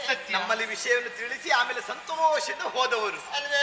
ಈಗ ಬರ್ತಾರೆ ಮತ್ತೆ ಬರ್ತಾರೆ ನಿರೀಕ್ಷೆ ನಾನಿದ್ದಾಗ ನೀನೊಬ್ಬರೇ ಬಂದೆಯಲ್ಲ. ಸಂಭ್ರಮದಿಂದಲೇ ಹೋಗಿದ್ದಾರೆ. ಹೌದು. ಮೃಗ ಭೇಟಿಗೆ ಒಂದು ಅವಕಾಶ ಸಿಕ್ಕಿತ್ತಲ್ಲ ಅಂತ ಹಾ. ನಾವು ಕೂಡ ಬಹಳ ಉತ್ಸಾಹ ನಂತರಕ್ಕೆ ಹೋಗಿದ್ದೇವೆ. ಹಾ. ಊರ ಮಗಳೆಲ್ಲ ಕರೆಯುತ್ತಾ ಮುಂದೊತ್ತಿ ಹೋದರು. ಹೋಗಿ ಅಂತಹ ಸಂದರ್ಭದಲ್ಲಿ ಅವರ ಕಣ್ಣಿಗೊಂದು ಮೃಗ ಕಾಣ ಸಿಕ್ಕಿತ್ತು. ಕಣ್ಣಿಗೆ ಮೃಗ. ಹೌದು. ಹಾ. ಮೃಗವನ್ನ ಕುದುರೆಯನ್ನ ಅಡರಿ ಅಡರಿ. ಮೃಗವನ್ನ ಬೆನ್ನಟ್ಟುತ್ತಾ ಹೋದ್ರು. ನಮ್ಮ ಕಣ್ಣು ತಪ್ಪಿಸಿ ಹೋದ್ರು. ಬಹುಶಃ ಸಿಕ್ಕಿ ಆಗಿರ್ಬೋದು ಅದು. ನಾವು ಕೂಡ ಹಾಗೆ ಹಾ. ಅವರ ಬೆನ್ನಟ್ಟಿದ್ದೇವೆ. ಹಾ. ಬೆನ್ನ ಹಿಂದೆ ಓಡಿದ್ದೇವೆ. ನಮಗೆ ಸಿಗ್ಲೇ ಇಲ್ಲ ಅವರು. ಹೌದು. ತುಂಬಾ ಸಮಯ ಕಳೆದ ನಂತರ ಆರ್ತನಾದ ಒಂದು ಕೇಳಿಸ್ತಾರೆ. ಏನು ಅದು? ಹೌದು. ಮತ್ತೆ ಕಡೆಗೆ ದೌಡ ಇದ್ದಾಗ ಅಮ್ಮ ಅದೆಷ್ಟೋ ಕ್ರೂರ ಮೃಗಗಳನ್ನು ಸರಿಪಡಿಸಿದ್ದಾರೆ. ರಾಜಾದಿ ರಾಜರ ಬೀರರಲ್ಲಿ ಹೋರಾಡಿದ್ದಾರೆ. ಎಂದು ಅಪಜಯ ಅಂತ ಬಂದದ್ದಿಲ್ಲ. ಇಲ್ಲಿ ಎಲ್ಲಿ ಮದಿ ತಪ್ಪಿತು, ಏನು ಕ್ರೂರತೆ ಕಾಡಿತೋ ಗೊತ್ತಿಲ್ಲ. ಅಪ್ಪ, ಆ ಕ್ರೂರ ಸಿಂಹದನ್ನು ಹೋರಾಡಿ ರಾಯರು ಅಳೆದು ಹೋಗಿ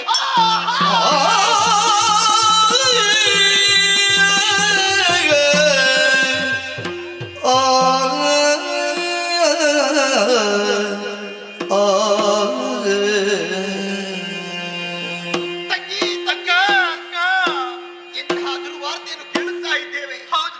ಈ ಮಾತನ್ನು ಕೇಳುವುದಕ್ಕಿಂತ ನಮ್ಮೆರಡು ಕಿವಿಗಳು ಕಿವಿಡಾಗಿ ಹೋಗುತ್ತಾ ಇದೆ. ಎಷ್ಟು ಒಳ್ಳೇದಿತ್ತು ಏನು? ನಿಜ ಅಕ್ಕ. ತಂಗಿ ಅಕ್ಕ, ದೂತನಾಡಿದ ಮಾತೇನು? ಸತ್ಯ.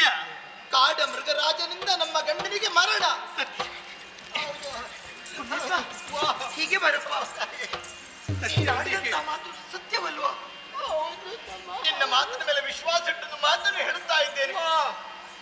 ಸತ್ತಿದ್ದಾರಂತ ಹೇಳಿದ್ದಿ. ಹೌದು. ನೀನು ಒಬ್ಬನೇ ಬಂದಿದ್ದಿ.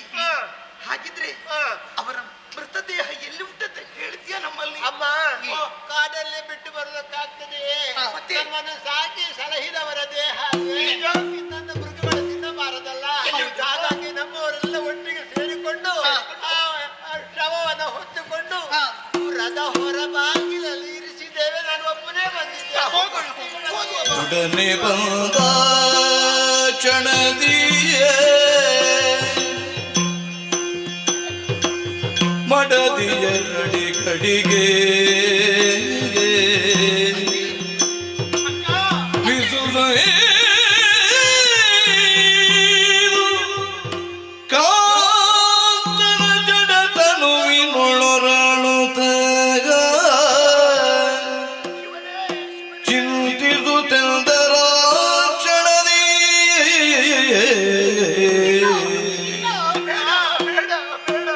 ಮಾತನಾಡು ಪ್ರಾಣ ಪ್ರಿಯ ಖಾತಿದ್ಯಾಗಿ ಮೊಳು ನಿನಗೆ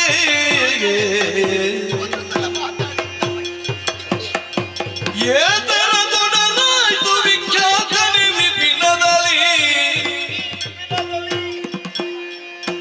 ಯಾತಕ್ಕೆ ಬೀಟಿಗೆ ತೆರಳಿದೆ ತಾತಿಕರೆ ಮಗಿನ್ನಿ ತಾತೆಯೊಳಗೆ ವಯಸ್ಸುಕ ಬೇತರದುಂಟಿಲ್ಲೋ ಮಾತನಾಡು ಪ್ರಾಣ ಪ್ರಿಯ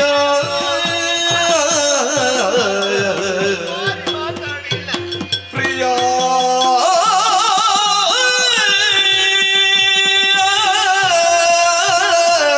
ಪ್ರಿಯ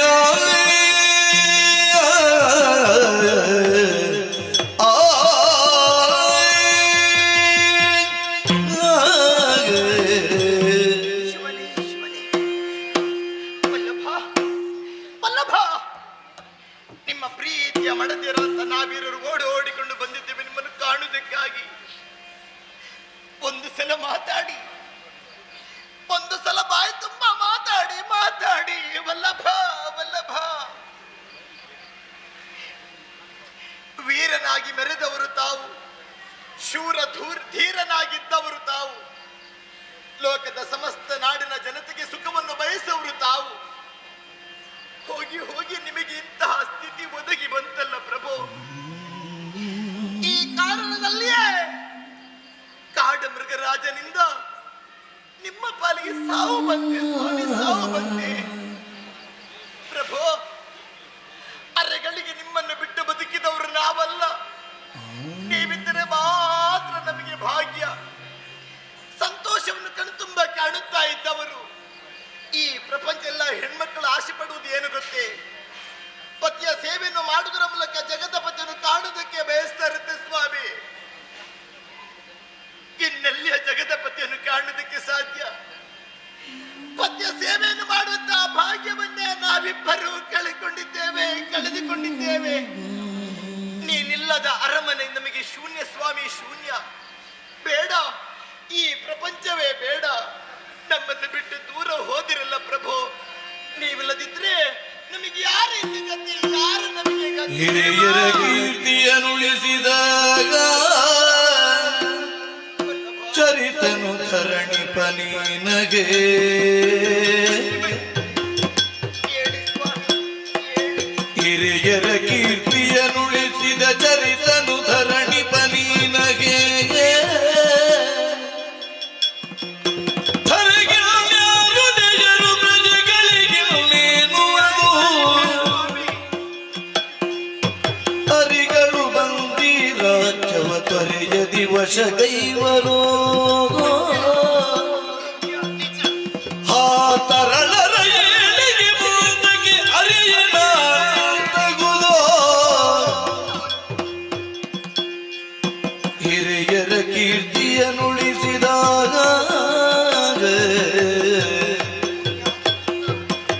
ವಲ್ಲಭಾ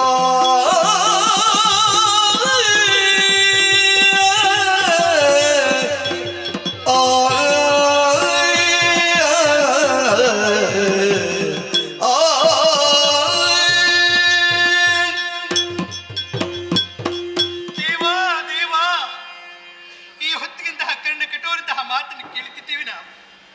ವನಪಾಲಕರು ಬಂದು ಆಡುವಂತಹ ಮಹತಾದರಿಯ ಸದಾಕಾಲ ಪತ್ನಿಯವರ ಸೇವೆಯಲ್ಲಿ ತೊಡಗಿಕೊಂಡಿದ್ದವರು ನಾವು. ಪ್ರಜೆಗಳಿಗೆ ಬಂದಂತಹ ಕಷ್ಟವನ್ನು ಪರಿಹರಿಸಿಕೊಡುವಂತಹ ಸಾಮರ್ಥ್ಯದ್ದು ಇಷ್ಟರವರೆಗೆ ನಮ್ಮವರಿಗೆ ಮಾತ್ರ. ಯಾವುದೇ ರೀತಿ ಕುಂದುಕೊರದಿಲ್ಲದ ರೀತಿಯಲ್ಲಿ ಪ್ರಜೆಗಳ ಜನಗಳನ್ನು ನೋಡಿಕೊಂಡು ಬರುತ್ತಿದ್ದವರು ನಮ್ಮ ಪತಿ ದೇವರು. ಇಂದಿನ ದಿವಸ ಅವರೇ ಇಲ್ಲಿಂದಾದರೆ ಈ ಭೂಮಿ ಮೇಲೆ ಮುಂದಕ್ಕೆ ಬದುಕಿ ಏನು ಪ್ರಯೋಜನ ಉಂಟು ಹೇಳಿ ಅಕ್ಕ. ಲೋಕದಲ್ಲಿ ಹೆಣ್ಣು ಮಕ್ಕಳು ಬಯಸುತ್ತಾದ್ರೆ ಹೇಗೆ?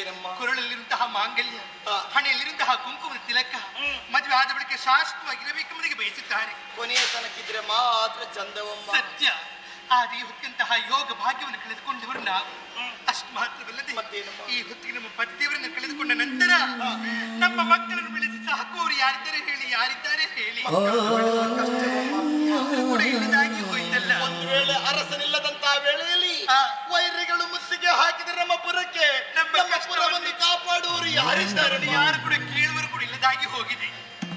ಅಕ್ಕ, ಒಂದಂತೂ ಸತ್ಯ, ಪ್ರಪಂಚದಲ್ಲಿ ಹೆಣ್ಣಾದಳು ಶಾಶ್ವತವಾಗಿ ಬಯಸುವುದು ಏನು ಗೊತ್ತುಂಟೆ? ತಾ ಮುತ್ತೈದೆಯಾಗಿ ಇರಬೇಕು ಎನ್ನುವುದಾಗಿ. ಸತ್ಯ. ಸಾವು ಎನ್ನುವುದು ಬರಬೇಕು ಯಾವಾಗ ಗೊತ್ತುಂಟೆ ಹೆಣ್ಣು ಮಕ್ಕಳಿಗೆ? ಗಂಡನಿರುವಂತಹ ವೇಳೆಯಲ್ಲಿ ಸತ್ರೆ ಮಾತ್ರ ಸ್ವರ್ಗ ಸುಖ. ಸತ್ಯ ಅಕ್ಕ. ಗಂಡ ಆ ಲೋಕದಲ್ಲಿದ್ದೇವೆ, ನಮಗೆ ಈ ಲೋಕ. ಹೌದು. ಯಾಕೆ ಬೇಕಮ್ಮ? ಗಂಡನನ್ನೇ ಕಳೆದುಕೊಂಡಂತ ವಿಧಿಯವರು ನಾವು. ನಮ್ಮ ಹಣೆಯ ಸಿಂಧೂರವನ್ನೇ ಒರೆಸಿ, ಕುರಳ ಮಾಂಗಲ್ಯವನ್ನೇ ಕಡಿದು ಹಾಕಿ, ಕೈಯ ಬಳೆಯನ್ನೇ ಪುಡಿ ಪುಡಿ ಮಾಡಿ ವಿಧಿವರಾಗಿ ಒಂದು ಮೂಲೆಯಲ್ಲಿ ಅಳುತ್ತಾ ಕುಳಿತಿರಬೇಕು. ಸತ್ಯ ಬೇಡಮ್ಮ. ಇಲ್ಲ, ಆ ಜೀವನವೇ ನಮಗೆ ಬೇಡ. ಬೇಡ. ನಮ್ಮ ಜೀವನದಲ್ಲಿ ಮುಕ್ತಿಯನ್ನು ಕಾಣಬೇಕಂತಾದ್ರೆ ನಮಗಿರುವುದು ಒಂದೇ ದಾರಿ. ಹೇಗೂ ನಮ್ಮ ಗಂಡನ್ನು ನಾವು ಕಳೆದುಕೊಂಡಿದ್ದೇವೆ. ಹೌದು, ಮತ್ತ್ಯಾಕೆ ನಮಗೆ ಬದುಕಬಾರದು? ಈ ದೇಹವನ್ನ ತ್ಯಾಗ ಮಾಡುವ, ತ್ಯಾಗ ಮಾಡುವ, ನಾವು ಸಾಯುವ, ನಾವು ಸಾಯುವ, ನಾವು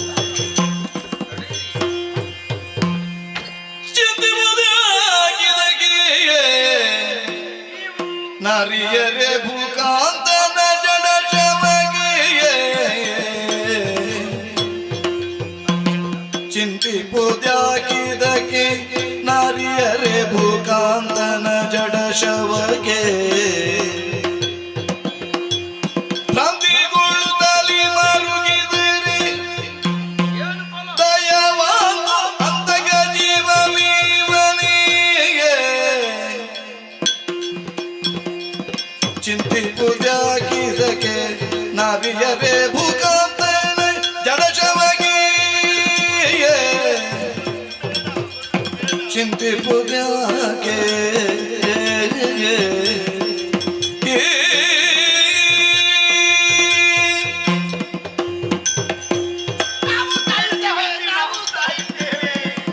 ತಡೆಯಿರಿ ತಡೆಯಿರಿ. ಯಾಕೆ ಸ್ವಾಮಿ ತಡೆಯುವುದು? ಚಿಂತಪುದು ಯಾತಕ್ಕೆ ನೀವು? ನಿಮ್ಮೆದುರಿಗೆ ಇರುವಂತಹದ್ದು ನಿಮ್ಮ ಗಂಡನ ಶರೀರ ಮಾತ್ರ. ಸತ್ಯ. ಚೈತನ್ಯವು ಇಲ್ಲದಂತಹ ಜಡ ಶರೀರಕ್ಕಾಗಿ ನೀವು ಚಿಂತಿಸುವುದು ಯಾತಕ್ಕೆ ಎನ್ನುವುದೇ ಅರ್ಥವಾಗದ ವಿಷಯ. ನಾವಿನ್ನು ಯಾಕೆ ಬದುಕುವುದು? ಗಂಡನ್ನು ಕಳೆದುಕೊಂಡಾಗಿದೆ. ಹಾಗಂತ ನೀವು ಕಣ್ಣೀರು ಹಾಕಿದರೆ ಯಾವ ನೆಲವನ್ನು ಕೈಮುಟ್ಟಿ ಪೂಜಿಸಬೇಕಿತ್ತೋ ಅಂತಹ ನೆಲಕ್ಕೆ ನೀವು ಬಡಿದಿರಿ ಅಂತಾದರೆ ಆದ್ರೆ ಯಮಧರ್ಮ ನಿಮ್ಮ ಮೇಲೆ ಕರುಣೆಯನ್ನು ಬೀರಿಯೋ ದಯೆಯನ್ನು ತೋರಿಯೋ ನಿಮ್ಮ ಗಂಡನ ಆತ್ಮವನ್ನು ಮತ್ತೆ ಆ ಶರೀರದ ಒಳಗೆ ಪ್ರವೇಶಿಸುವ ಹಾಗೆ ಮಾಡುವನೇ ಹೇಳಿ? ಇಲ್ಲ. ಹಾಗಾದ್ರೆ ನೀವು ಮಾಡುವಂತಹ ಈ ಕಜ್ಜೆಯಿಂದ ಏನು ಪ್ರಯೋಜನ ಉಂಟು? ಮತ್ತೆ ಭಗವಂತನೇ ನೀಡಿದಂತಹ ಈ ಶರೀರವನ್ನು ಅವನ ಒಪ್ಪಿಗೆ ಇಲ್ಲದೆ ನಾವೇ ಕಳೆದುಕೊಳ್ಳುವಂತಹ ಅಧಿಕಾರವನ್ನು ನಿಮಗೆ ಕೊಟ್ಟವರಾದರೂ ಯಾರು? ಸರಿ. ನಿಮಗೆ ಅವನು ಗಂಡ, ಪ್ರಭು, ಹೀಗೆಲ್ಲ ಯೋಚನೆಗಳು ಟಿಸಿಲೊಡೆದು ಅವರೇ ನಮ್ಮ ದೇವರು ಅಂತ ತಿಳಿದು ಅವರಿಲ್ಲದ ಬದುಕು ವ್ಯರ್ಥ ಅಂತ ಯೋಚನೆ ಮಾಡಿದ್ರಲ್ಲ, ಏನು ಅಂತ ತಿಳ್ಕೊಂಡ್ರೆ ನೀವು ಬದುಕಿನ ಸ್ವಾಮಿ. ಏನದು? ಜನನ ಮರಣದೋಡಿರುವ ಆತ್ಮವು ಚಿನ್ಮಯಗೆ ಸೇರುವುದು ಕರ್ಮ.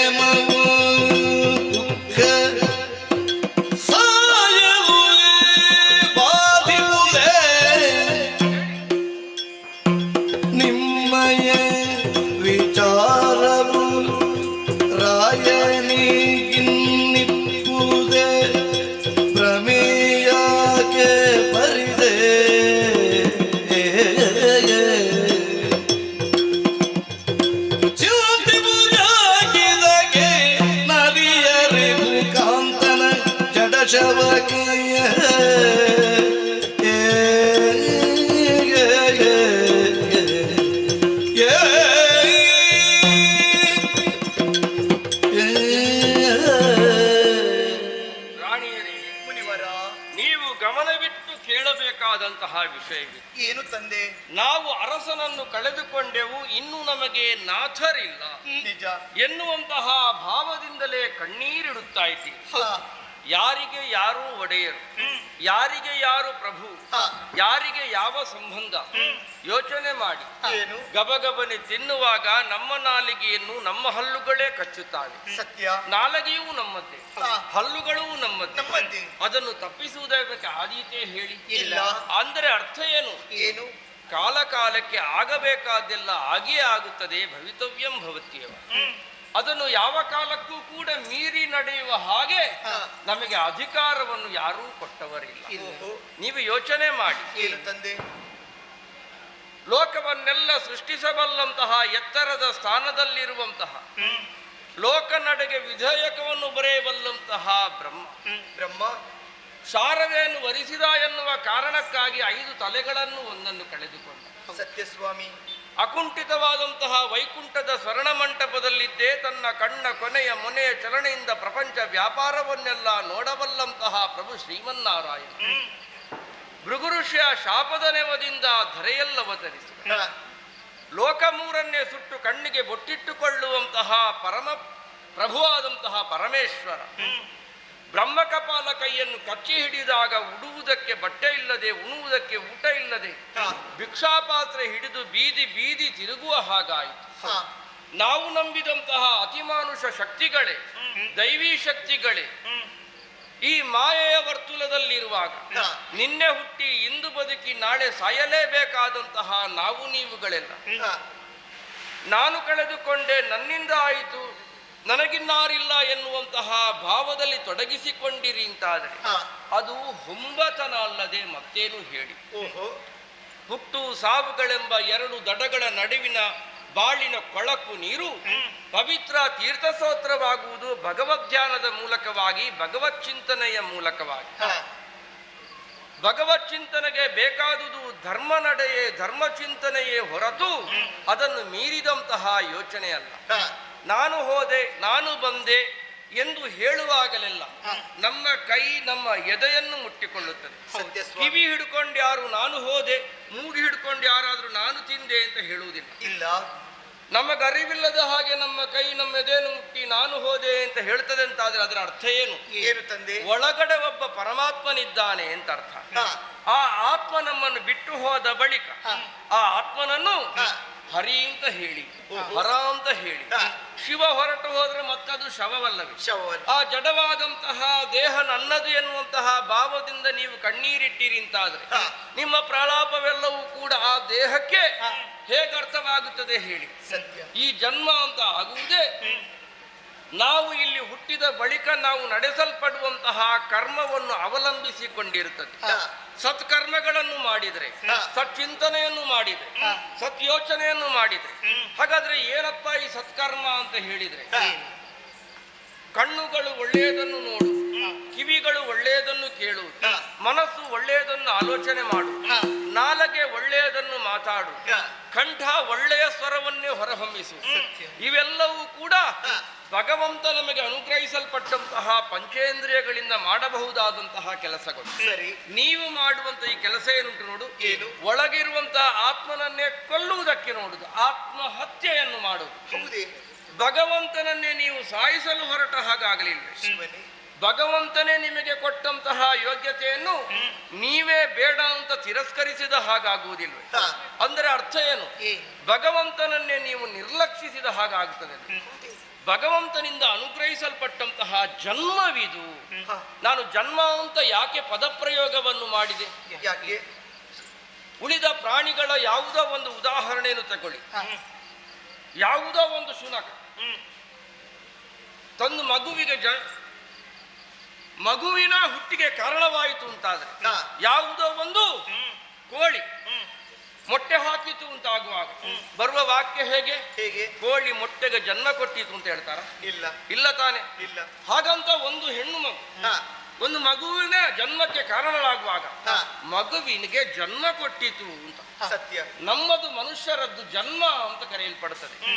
ನಾವು ಹುಟ್ಟಿದ 1 ವರ್ಷದಲ್ಲಿ ಆಚರಿಸಲ್ಪಡುವುದು ಜನ್ಮೋತ್ಸವ, ಜನ್ಮದಿನೋತ್ಸವ. ಉತ್ಸವ ಅಂದ್ರೆ ಏನು? ಏನು? ಸವ ಅಂತ ಹೇಳಿದ್ರೆ ದುಃಖ ಅಂತ ಅರ್ಥ. ಉತ್ತು ಅಂತ ಹೇಳಿದ್ರೆ ದುಃಖದಿಂದ ಮೇಲೆ ಕೊಯ್ಯುವಂಥದ್ದು ಅಂತ ಅರ್ಥ. ಈ ಜನ್ಮ ನಮ್ಮನ್ನು ದುಃಖದಿಂದ ಮೇಲಕ್ಕೊಯ್ಯುವ ಹಾಗೆ, ಅಂದರೆ ಮತ್ತೆ ಮತ್ತೆ ನರಕಕ್ಕೆ ಬೀಳುವಂತಹ ದುಃಖದಿಂದ ಮೇಲಕ್ಕೊಯ್ಯುವ ಹಾಗೆ ಸತ್ ಕರ್ಮಗಳನ್ನು ಮಾಡುವ ಜನ್ಮವಾಗಬೇಕೆ ಹೊರತು ಆತ್ಮಹತ್ಯೆಯನ್ನು ಮಾಡಿಕೊಂಡು ಮತ್ತೆ ನರಕಕ್ಕೆ ಬೀಳುವಂತಹ ಜನ್ಮವಾಗಕೂಡದು. ನಮ್ಮದು ಜನ್ಮೋತ್ಸವವಾಗಬೇಕು. ಹಾಗಾದ್ರೆ ಏನು?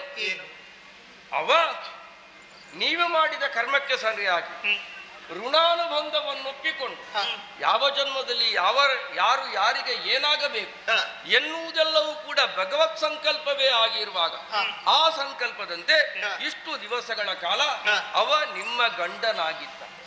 ಯಾವಾಗ ಅವನೊಳಗಿರುವಂತಹ ಚೈತನ್ಯ ಹೊರಟು ಹೋಯಿತು, ಅದು ಭಗವತ್ ಸಾನ್ನಿಧ್ಯವನ್ನು ಸೇರಿತು ಅಂತ ಅರ್ಥ. ನೀವು ಇನ್ನೂ ಅವದು ಬೇಕು, ಆ ಆತ್ಮ ಬೇಕು ಬೇಕು ಅಂತ ದುಃಖಿಸಿದಿರಿ ಅಂತಾದ್ರೆ ಭಗವತ್ ಸಾನ್ನಿಧ್ಯವನ್ನು ಸೇರುವಲ್ಲಿ ತಡ ಆಗುತ್ತದೋ ಇಲ್ಲ? ಖಂಡಿತ. ನಿಮ್ಮ ಗಂಡನ ಶರೀರ ಆತ್ಮ ಅಲ್ಲಿಗೆ ಸೇರಬೇಕು ಅಂತಾದ್ರೆ ಅವನು ಇಷ್ಟು ಸಮಯ ನಿಮ್ಮ ಜೊತೆ ಇದ್ದದ್ದಕ್ಕೆ ಭಗವಂತನ ಅನುಗ್ರಹ ಇಷ್ಟು ಸಮಯ ನಿಮಗಿತ್ತು ಎನ್ನುವ ಹಾಗೆ ಯೋಚನೆ ಮಾಡಬೇಡ. ಅಯ್ಯೋ ನಮಗೆ ಕಷ್ಟ ಬಂತು ಅಂತ ಯೋಚನೆ ಮಾಡ್ತೀರಿ. ನೀವು ಚಿತೆಗೆ ಹಾರ ಮೊದಲು ದೇವರಿಲ್ಲ ನಮಗೆ, ನಿಷ್ಕರುಣಿಯಾತ, ನಮ್ಮ ಪಾಲಿಗೆ ದೇವರಿಲ್ಲ, ನಾವು ಚಿತೆಗೆ ಹಾರುತ್ತೇವೆ ಅಂತ ಯೋಚನೆ ಮಾಡಿದ್ರಿ. ಯಾಕೆ ಹಾಗೆ ಯೋಚನೆ ಮಾಡ್ತೀರಿ? ಮತ್ತೆ ಒಬ್ಬ ಭಗವಂತನನ್ನು ನೀವು ಶ್ರೇಷ್ಠ ನಿರ್ದೇಶಕ ಅಂತ ಒಪ್ತೀರೋ, ಒಬ್ಬ ಶ್ರೇಷ್ಠ ನಿರ್ದೇಶಕನಾದವನು ಒಂದು ಅದ್ಭುತವಾದಂತಹ ಪಾತ್ರವನ್ನು ಒಬ್ಬ ಶ್ರೇಷ್ಠ ನಟನಾದವನಿಗೆ ಕೊಡ್ತಾನೆ. ಯಾಕೆ ಕೊಡ್ತಾನೆ? ಅವನಿಗೆ ಮಾತ್ರವೇ ಆ ಪಾತ್ರವನ್ನು ನಿರ್ವಹಿಸಲಿಕ್ಕೆ ಯೋಗ್ಯತೆ ಉಂಟು ಎನ್ನುವ ಹಾಗೆ. ಸರಿ, ನಿಮಗೆ ಈ ಪಾತ್ರ ನಿರ್ವಹಿಸಲಿಕ್ಕೆ ಯೋಗ್ಯತೆ ಉಂಟು ಎನ್ನುವಂತ ನಂಬಿಕೆ ಭಗವಂತನದ್ದು. ನೀವು ಹಿಂದೆ ಮಾಡಿದಂತ ಕರ್ಮಕ್ಕನುಸಾರವಾಗಿ ಈಗ ಇದನ್ನು ಅನುಭವಿಸಲೇಬೇಕು. ಅನುಭವಿಸುವುದಿಲ್ಲ ಅಂತ ಆದ್ರೆ ಮತ್ತೊಂದು ಜನ್ಮ, ಮತ್ತೊಂದು ಕೆಳಗಿನ ಜನ್ಮದಲ್ಲಿ ಮತ್ತೆ ಹುಟ್ಟು ಪಡೆಯಬೇಕಾದಂತ ಅನಿವಾರ್ಯತೆ ಬರ್ತದೆ. ಅದು ಬೇಡ. ಹಾಗಾಗ ಕೂಡದು ತಾನೆ. ಹುಟ್ಟಿಸಲೇ ಏಕೆ? ಇನ್ನು ಹುಟ್ಟಿಸಿದಕ್ಕೆ ಸಾಕು. ಇನ್ನು ನಾವಿನ್ನು ಗಮನಹರಿಸಬೇಕಾದುದು ಯಾವುದರ ಬಗ್ಗೆ? ಚಿನ್ಮಯ ಮೂರ್ತಿಯಾದಂತಹ ಆತನನ್ನು ಸೇರುವ ಬಗ್ಗೆ. ಹಾಗಂತ ಈ ದೇಹಕ್ಕೆ ಆಗಬೇಕಾದಂತಹ ಸಂಸ್ಕಾರಗಳು ಆಗಲೇಬೇಕು. ಸತ್ಯ. ನಾವು ಅಗಲಿ ಹೋದಂತಹ ಈ ಆತ್ಮ ಮತ್ತೆ ಇಲ್ಲೇ ಅಯ್ಯೋ ಅಯ್ಯೋ ಎನ್ನುವಂತಹ ಭಾವದಿಂದ ಹೊರಗ ಕೂಡದು ತಾನೆ. ಅವದಿವ್ಯ ಸಾನ್ನಿಧ್ಯವನ್ನು ಸೇರುವಲ್ಲಿ ನಾವು ಇಲ್ಲಿ ಅವನಿಗೆ ಬೇಕಾದಂತಹ ಪಥ ಏನುಂಟು ಅದನ್ನು ಮಾಡಿಕೊಡುವಲ್ಲಿ ನಮ್ಮನ್ನು ನಾವು ತೊಡಗಿಸಿಕೊಳ್ಳಲೇಬೇಕು. ಆದ್ದರಿಂದಲೇ ಜನ್ಮನಾಶವಾಯಿತು, ನಮ್ಮ ನಾಶವನ್ನು ನಾವೇ ಮಾಡಿಕೊಳ್ಳುತ್ತೇವೆ ಹೀಗೆಲ್ಲ ಯೋಚಿಸುವುದು ಯಾವ ಕಾಲಕ್ಕೂ ಕೂಡ ಅಪರಾಧ ಆಗುತ್ತದೆ.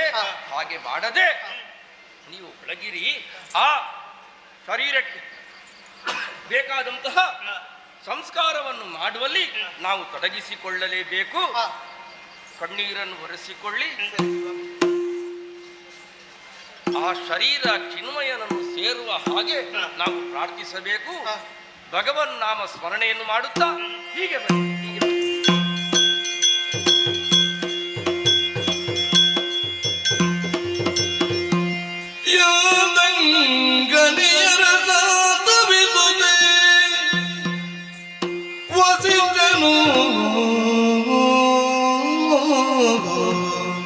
ಅವರನ್ನು ಸಂತೈಸಿದ್ದಾಯಿ. ವಸುಂಧರಾಧಿಪನ ಸಂಸ್ಕಾರಗಳು ಕುವರರಿಂದ ತೀರಿಸಿ ದಾನ ಧರ್ಮ ದಕ್ಷಿಣೆಗಳು ಕೊಡಿಸಿ ವಿಪ್ರರಮಣಿಸಿ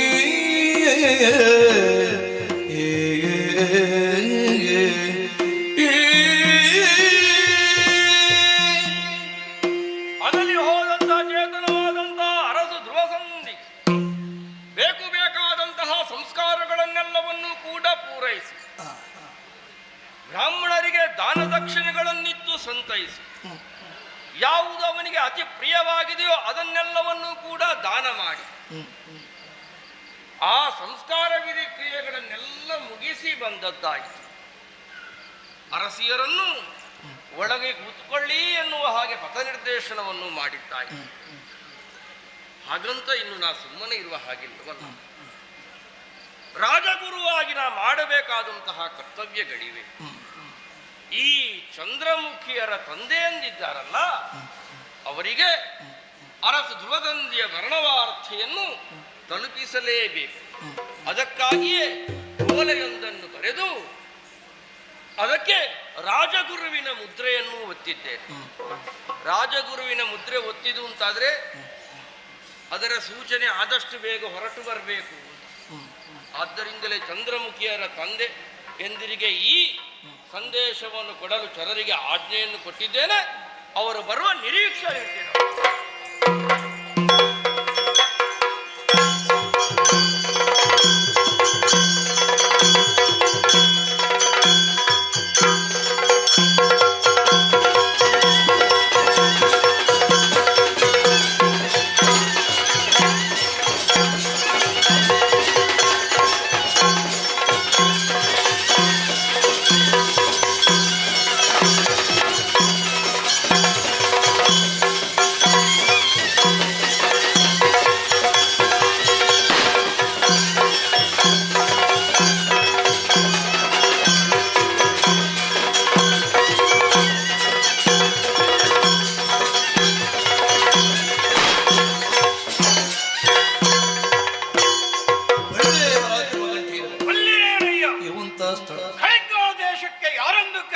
ವೀರಸೇನ ಎಂಬ ಹಾಗೆಂದುಕೊಳ್ಳಬಹುದು. ಏನು ಹೊರಟು ಬಂದ ಕಾರ್ಯಕ್ರಮ ಅನೇಕ ವಿಧ ಕೇಳಿ.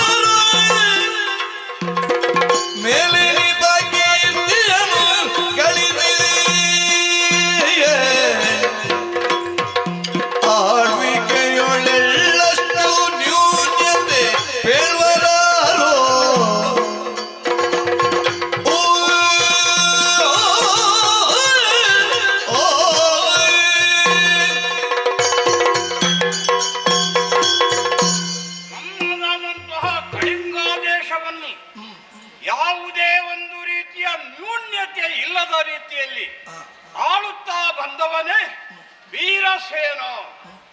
ನಮ್ಮದಾದಂತಹ ಓಲಗ ಚಾವಡಿಗೆ ಪ್ರವೇಶವನ್ನು ಕೊಟ್ಟ ಕ್ಷಣವೇ ಎಲ್ಲರೂ ವೀರಸೇನ ಮಹಾರಾಜನಿಗೆ ಜಯವಾಗಲಿ ಎಂಬ ಜಯಘೋಷ. ಹಾಗಿದ್ರೆ ವೀರಸೇನ ಮಹಾರಾಜ ಎಷ್ಟು ಎತ್ತರಕ್ಕೆ ಬೆಳೆದಿದ್ದಾನೆ ಎಂಬುದು ಇದರಿಂದಲೇ ಅರ್ಥವಾಗುವುದಿಲ್ಲವೇ? ಸಭೆಯನ್ನು ಸರಿಯಾಗಿ ನೋಡಬಾರದೆ ವಂದಿ ಮಾಗಧರು, ಮಂತ್ರಿ ಸಾಮಂತರು, ಸೇನಾಧಿಪತಿಗಳು ಎಲ್ಲರೂ ಅವರವರ ಆಸನವನ್ನು ಅಲಂಕರಿಸಿದ್ದಾರೆ. ಅಷ್ಟು ಮಾತ್ರವಲ್ಲದೆ ನಮ್ಮದಾದಂತಹ ಪ್ರಜೆಗಳನ್ನು ನಮ್ಮ ಮಕ್ಕಳೋಪಾದಿಯಲ್ಲಿ ನೋಡುತ್ತಾ ಬಂದವನೇ ನಾನು. ಯಾರೇ ಆಗಲಿ ವೈರಿಗಳು ನಮ್ಮದಾದಂತಹ ಈ ಕಳಿಂಗ ದೇಶಕ್ಕೆ ತಲೆ ಹಾಕಿ ಮಲಗಿದವರಿಲ್ಲ. ಯಾಕೆ? ವೀರತನದಲ್ಲಿ ಪರಾಕ್ರಮದಲ್ಲಿ ನಾವೇನು ಕಡಿಮೆಯವರೇ ಅಲ್ಲ. ಮತ್ತೆ ಸಾಂಸಾರಿಕದ ಬಗ್ಗೆ ಯೋಚನೆ ಮಾಡುವುದಿದ್ರೆ ನನ್ನ ಮಗಳಾದಂತಹ ಮನೋರಮೆಯನ್ನು ಅಯೋಧ್ಯ ದೇಶದ ಚಕ್ರವರ್ತಿ ಆತನಿಗೆ ನಾನು ಮದುವೆ ಮಾಡಿಕೊಟ್ಟಿದ್ದೇನೆ. ಸಂತೋಷದಿಂದಲೇ ಕಾಲವನ್ನು ಕಳೆಯುತ್ತಾ ಇದ್ದಾರೆ. ಮಗನೋರ್ವನನ್ನು ಹಡೆದಿದ್ದಾಳಂತೆ. ಬಹಳ ಸಂತೋಷವೇ ಸಂತೋಷ. ಹಾಗಿರುವಾಗ ಯಾರಲ್ಲಿ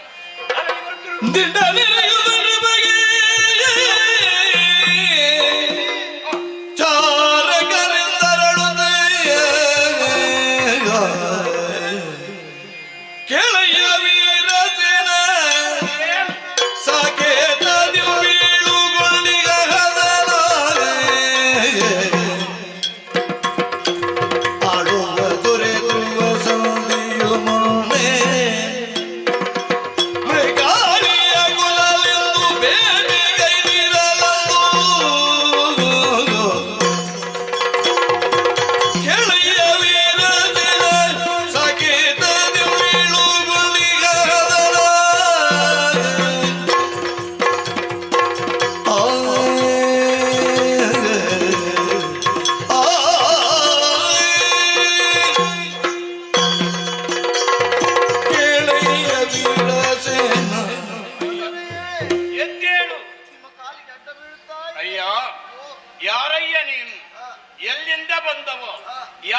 ಬಂದವ, ನನ್ನಲ್ಲಿ ಏನು ಕೆಲಸ ಎಲ್ಲವನ್ನು ವಿಸ್ತರಿಸುವೆಯಾ? ಹಾ, ಇದು ಬರುವುದಕ್ಕೆ ಒಂದು ಕಾರಣ ಉಂಟು ದೊರೆ. ಏನು? ಅಯೋಧ್ಯೆಯಿಂದ ಬಂದವ ನಾನಿದ್ದೆ. ಅಯೋಧ್ಯ ದೇಶ ನನ್ನ ಅಳಿಯನ ದೇಶ ಅದು. ಹೌದು. ನನ್ನ ಮಗಳನ್ನು ಕೊಟ್ಟದ್ದು ಅಲ್ಲಿಗೆ ಅಲ್ವಾ? ಹೌದು. ಹಾ, ನಿಮ್ಮ ಮಗಳನ್ನು ಕೊಟ್ಟದ್ದು ಹೌದು ಅಲ್ಲಿ. ಹಾ, ಆದ್ರೆ ಆ ಧ್ರುವಸಂಧಿ ಮಹಾರಾಜನಿಗೆ ಹಾ. ಅದ್ರಲ್ಲಿ ಒಂದು ಘಟನೆ ನಡೆದು ಹೋಯ್ತು. ಧ್ರುವಸಂಧಿ ಮಹಾರಾಜ ಹೌದು. ಸಂತೋಷದಲ್ಲಿ ಇದ್ದಾನೆ ಎಂಬುದಾಗಿ ಅಡಿಗಡಿಗೆ ನಮಗೆ ವಾರ್ತೆಗಳು ಬರುತ್ತಾ ಇದೆ. ಹೌದು. ಅದರಲ್ಲಿ ಏನು ವಿಶೇಷ? ಸಂತೋಷದಲ್ಲಿ ಇರಬೇಕಾದ ಅವರು ಹಾ. ಇವತ್ತು ಸಂತೋಷ ಇಲ್ಲದಂತೆಯೇ ಆಗಿದೆ. ಆ ರೀತಿ ಆಗಬೇಕಿದ್ರೆ ಕಾರಣವಾದರೂ ಏನು? ಕಾರಣ ಉಂಟು. ಹಾ. ಅಲ್ಲಿಯ ಜನರು ಹ್ಮ್. ವನಪಾಲಕರು ಹಾ. ಬಂದವರಲ್ಲಿ ದೂರವಿರ್ತಾ ಇದ್ದಾರೆ. ಸರಿ, ಕಾಡಿನ ಮೃಗದಿಂದಲಾಗಿ ನಮಗೆ ಉಪದ್ರವಾಗಿದೆ ಎಂಬ ಉದ್ದೇಶದಿಂದಲಾಗಿ ಅರಸನಲ್ಲಿ ದೂರು ಕೊಡುವುದು ಏನು ತಪ್ಪಲ್ಲ. ಏನಾಯ್ತು ಅದರಲ್ಲಿ? ಆದ್ರೆ ಹಾ. ಬಂದವರು ದೂರು ಕೊಟ್ಟರು. ಹಾ. ಇವರಾಗಿಯೇ ಎಲ್ಲರೂ ಬೇಟೆಗಾಗಿ ಹೊರಡಿ ನಿಂತರು. ಅರಸನಾದವ ಅವರು ಹೇಳಿದಂತಹ ಮಾತಿಗೆ ತಯಾರಾಗಲೇಬೇಕಲ್ಲ, ಅದರಲ್ಲಿ ತಪ್ಪು ಇಲ್ಲ. ಆ ಮೃಗಗಳಿಂದ ಹಾ. ಬಹಳ ತೊಂದರೆ ಆಗಿದೆ ಊರಿಗೆ. ಆಹಾ. ಆದ್ರೆ ಹ್ಮ್. ಇದಕ್ಕೊಂದು ಏನೋ ಆದ್ರೂ ಒಂದು ಪರಿಹಾರ ಒದಗಿಸಿ ಕೊಡಬೇಕು ಅಂತ ಹೇಳಿದ್ರು. ಆಹಾ. ಅದಕ್ಕೆ ಹಾ. ನಮ್ಮ ಮಹಾರಾಜರು ಧ್ರುವಸಂಧಿಯವರು ಹಾ. ಹಿಂದು ಮುಂದೆ ನೋಡದೆ ಹಾ. ನೇರವಾಗಿ ಹಾ. ವನಪಾಲಕರ ಜೊತೆಯಲ್ಲಿ ಬೇಟೆಗೆಂದು ಹೋದವರು. ಆಹಾ. ಯಾವ ಯಾವ ಸಂದರ್ಭದಲ್ಲಿ ಯಾರಿಗೆಲ್ಲ ಕಷ್ಟ ಬರುತ್ತದೆ, ಹೇಗೆ ಈ ಕಷ್ಟ ಬರುತ್ತದೆ ಅದನ್ನು ನಿವಾರಿಸಿ ಕೊಡಬೇಕಾದವನು ರಾಜನಲ್ವೇ? ಅದಕ್ಕಾಗಿ ಅವ ತಯಾರಾದದ್ದು ತಪ್ಪಲ್ಲ.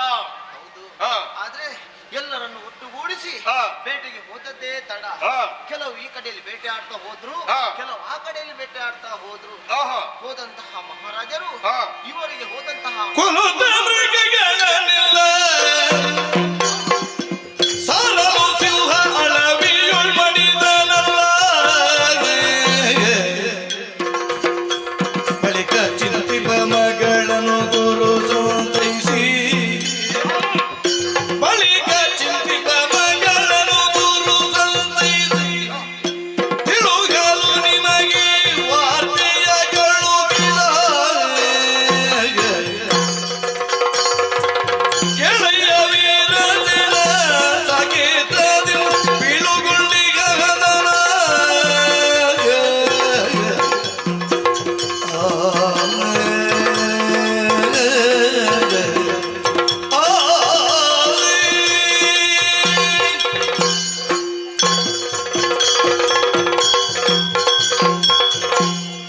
ಅಯ್ಯ, ಉಳಿದ ವಿಷಯವನ್ನು ಹೇಗೆ ಹೇಳುದಂತ ಗೊತ್ತಾಗುದಿಲ್ಲ. ಏನಾಯ್ತಪ್ಪ? ನಾಲಿಗೆ ತಡವರಿಸ್ತಾ ಉಂಟು. ಹಾ.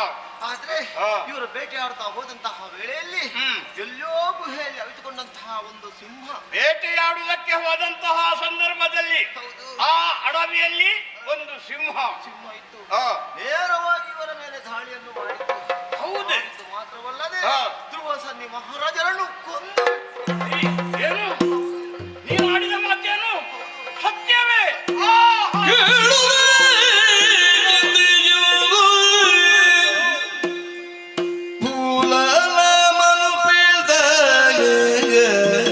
ನಮ್ಮಡಿಯ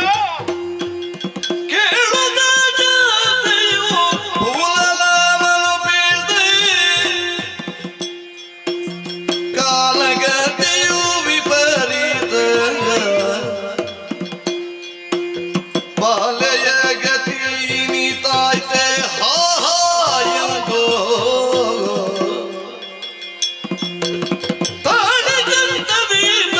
ಧೈರ್ಯವನ್ನು ಕೇಳುತ್ತ ಜನತೆಯು ಹೋಗಲಾರನು. ಓ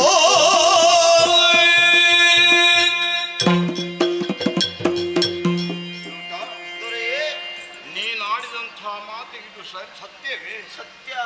ಧ್ರುವಸಂಧಿ ಹಾ. ಕಾಡಿಗೆ ಬೇಟೆಗಾಗಿ ಹೋದಂತಹ ಸಂದರ್ಭದಲ್ಲಿ ಹಾ.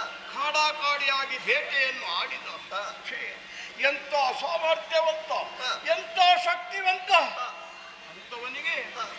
ಕಾಡಿನ ಸಿಂಹದಿಂದ ಮರಣವೇ? ಛೇ ಛೇ, ಇಂಥ ವೀರನಿಗೆ ಈ ರೀತಿಯ ಮರಣವೇ? ಶಿವ ಶಿವ ಶಿವ ಶಿವ. ಮಾತ್ರವಲ್ಲ, ಆ. ಅವಳ ಪರಿಸ್ಥಿತಿಯನ್ನು ನೋಡಲಾಗದೆ ಆ.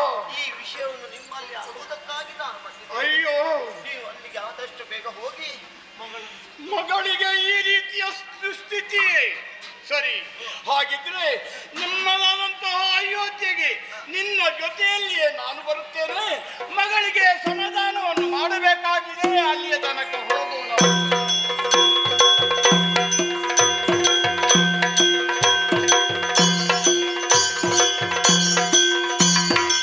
ಚಂದನವನಡರುತ್ತೆ ಭರದೊಳೆಯೋದ್ಯೆಗೆ ತರಲಾಗೆ ತರಳೆ ಬಂದರಗಿದಳ್ಪಿತಗೆ ಪಿಡಿದಿ ಮಗಳ ಕಣ್ಣೀರ ನೊರೆಸುತ್ತಲೇ ಕೊಡಗೊಳ್ಳಬೇಡಮ್ಮ ಮನದೇ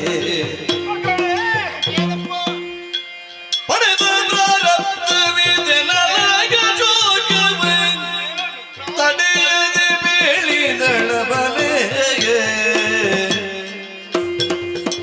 ಹಿಡಿದೆತ್ತೆ ಮಗಳ ಕಣ್ಣೀರ ನೊರೆಸುತ್ತಲೇ ತುಗುಟಗೊಳ್ಳಬೇಡ ಮಗಳೇ ಮಗಳೇ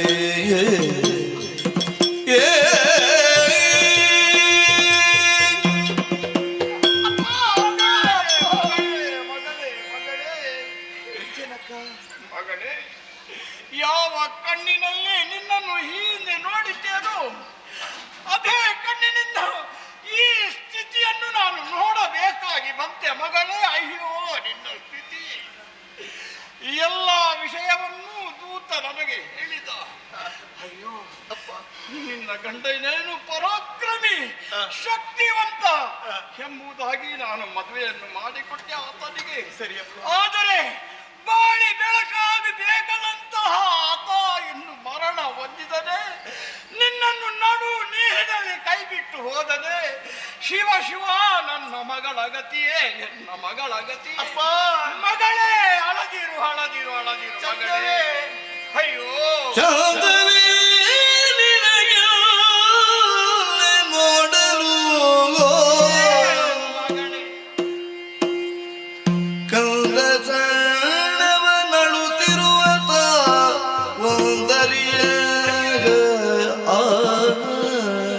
ಚಂದ ಸಣ್ಣವ ಅಳುತ್ತಿರುವ ತಾನೊಂದರಿಯ ನೋಡಪ್ಪ. ಹೌದು ಮಗಳೇ. ಲೀಲಾವತಿಯ ಪಿತನಧಿಕಯೇ ಸಲಿನಧಿಕನು ನನ್ನ ತಂಗಿಯ ಮೊದಲಾದ ಪತಿ ಹರಿಯಿಂದ ಮಡಿದೆಯ ಮೇಲೆ ಬಾಳುವೆ ಚಂದವೇ ಬೇಡನಲು ತಳ್ಕಿಸುತ್ತೆಂದ ಧೈರ್ಯವನು ಚಂದವೇ ನಿನಗೆಲ್ಲ ನೋಡಲು ಚಂದವೇ ಪಿತನೇ ಪಿತನೇ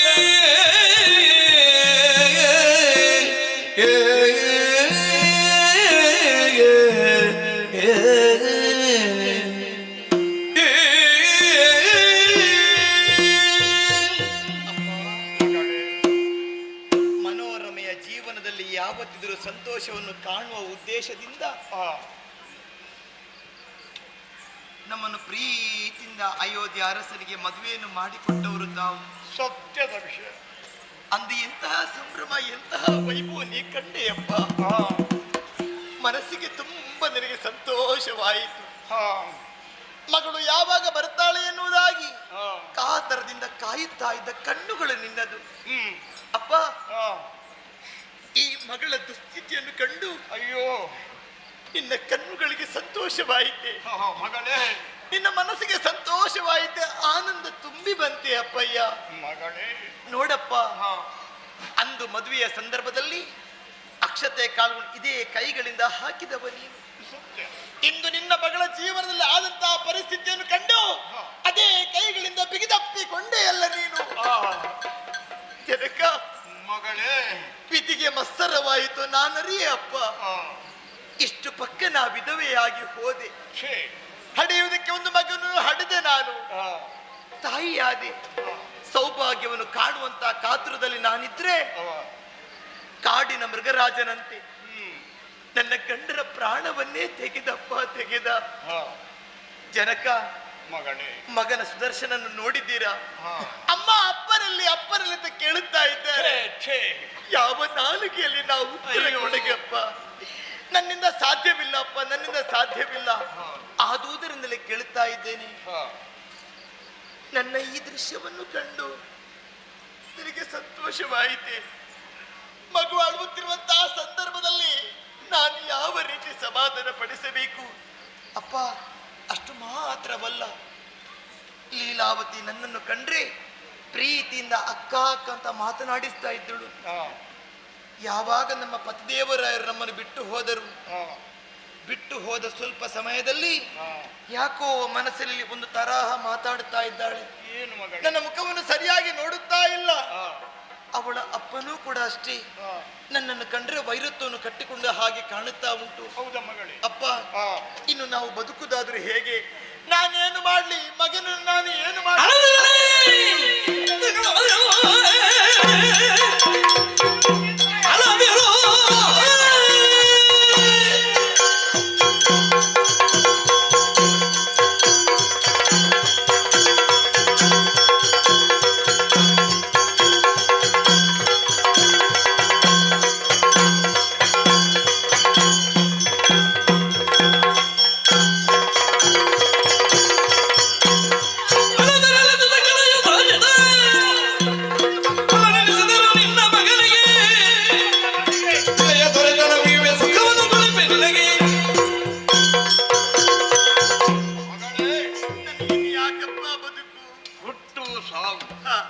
ಎಲ್ಲವೂ ಇದ್ದದ್ದೇ.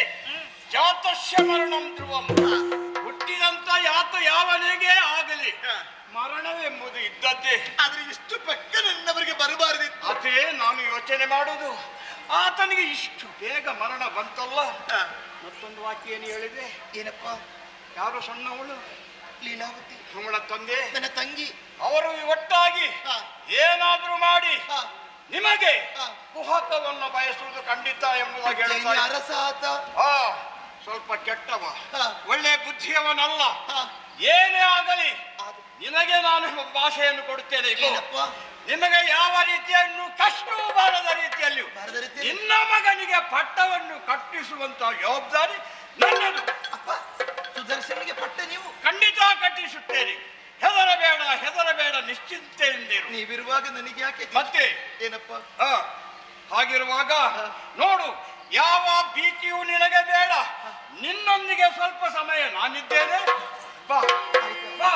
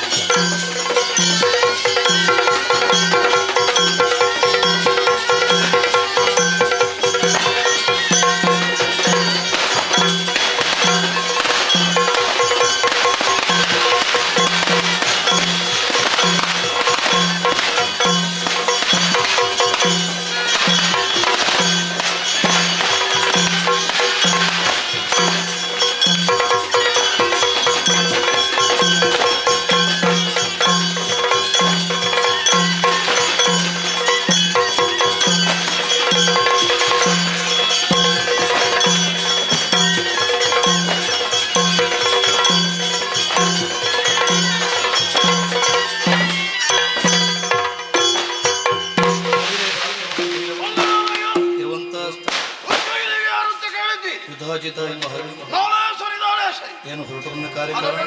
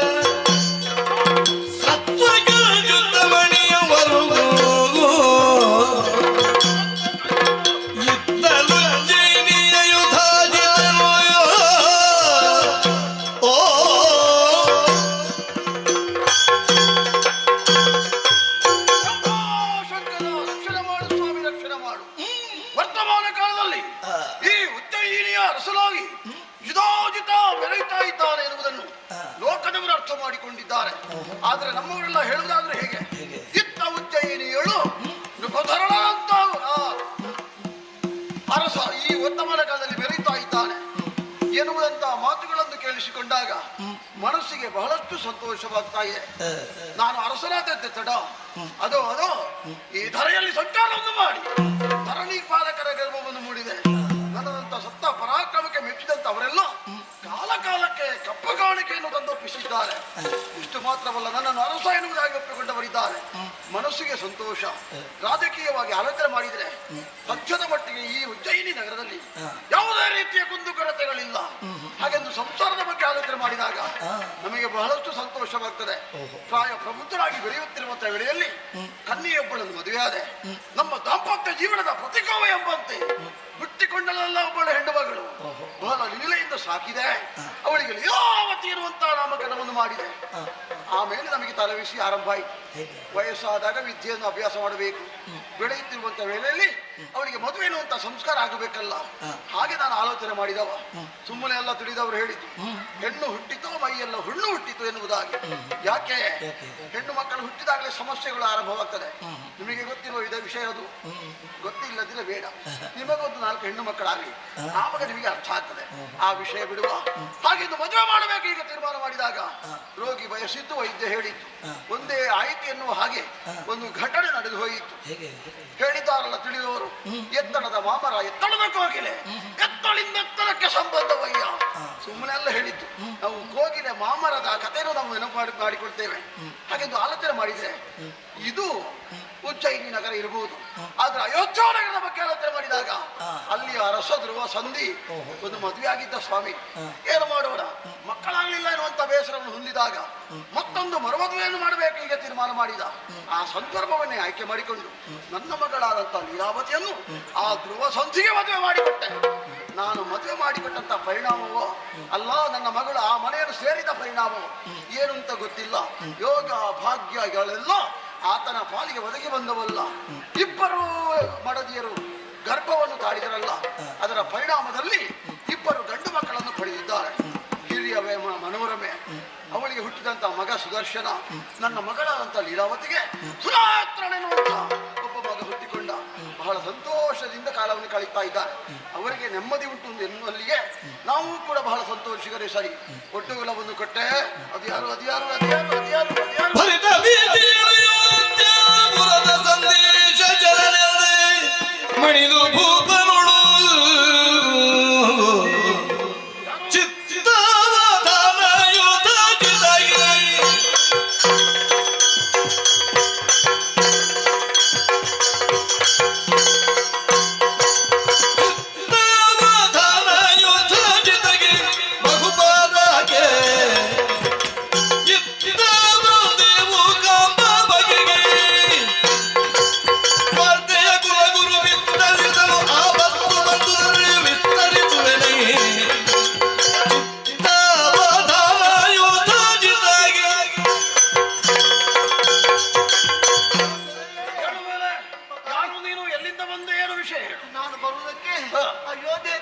ಅಯೋಧ್ಯೆಯಿಂದ.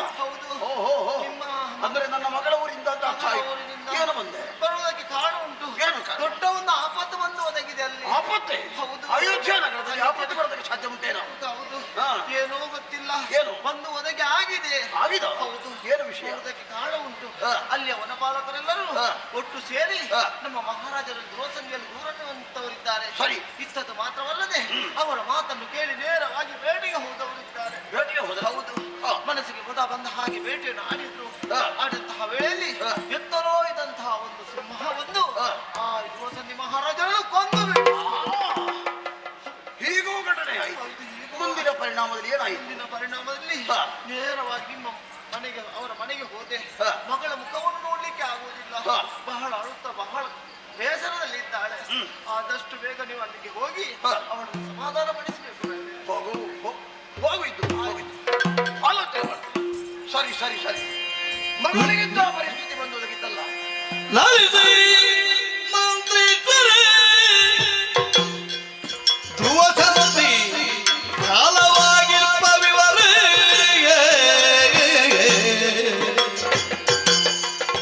ಹೇಳಿದರು ಜನರು ಬಂದ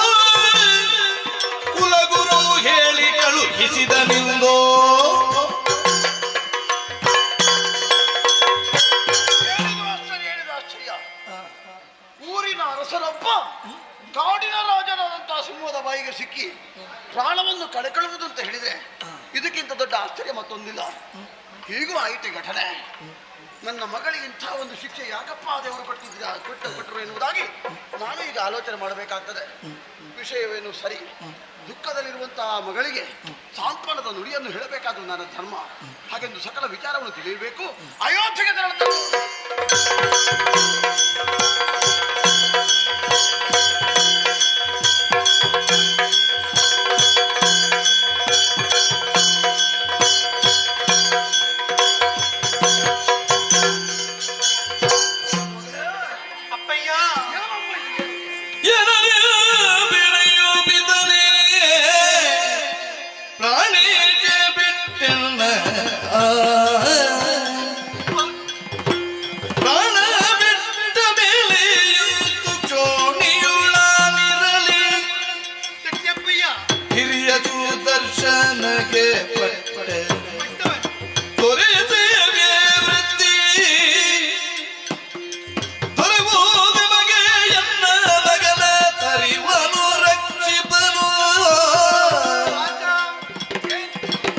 ಏನೇನೆಂಬೇನಯ್ಯೋ ಪಿತನೇ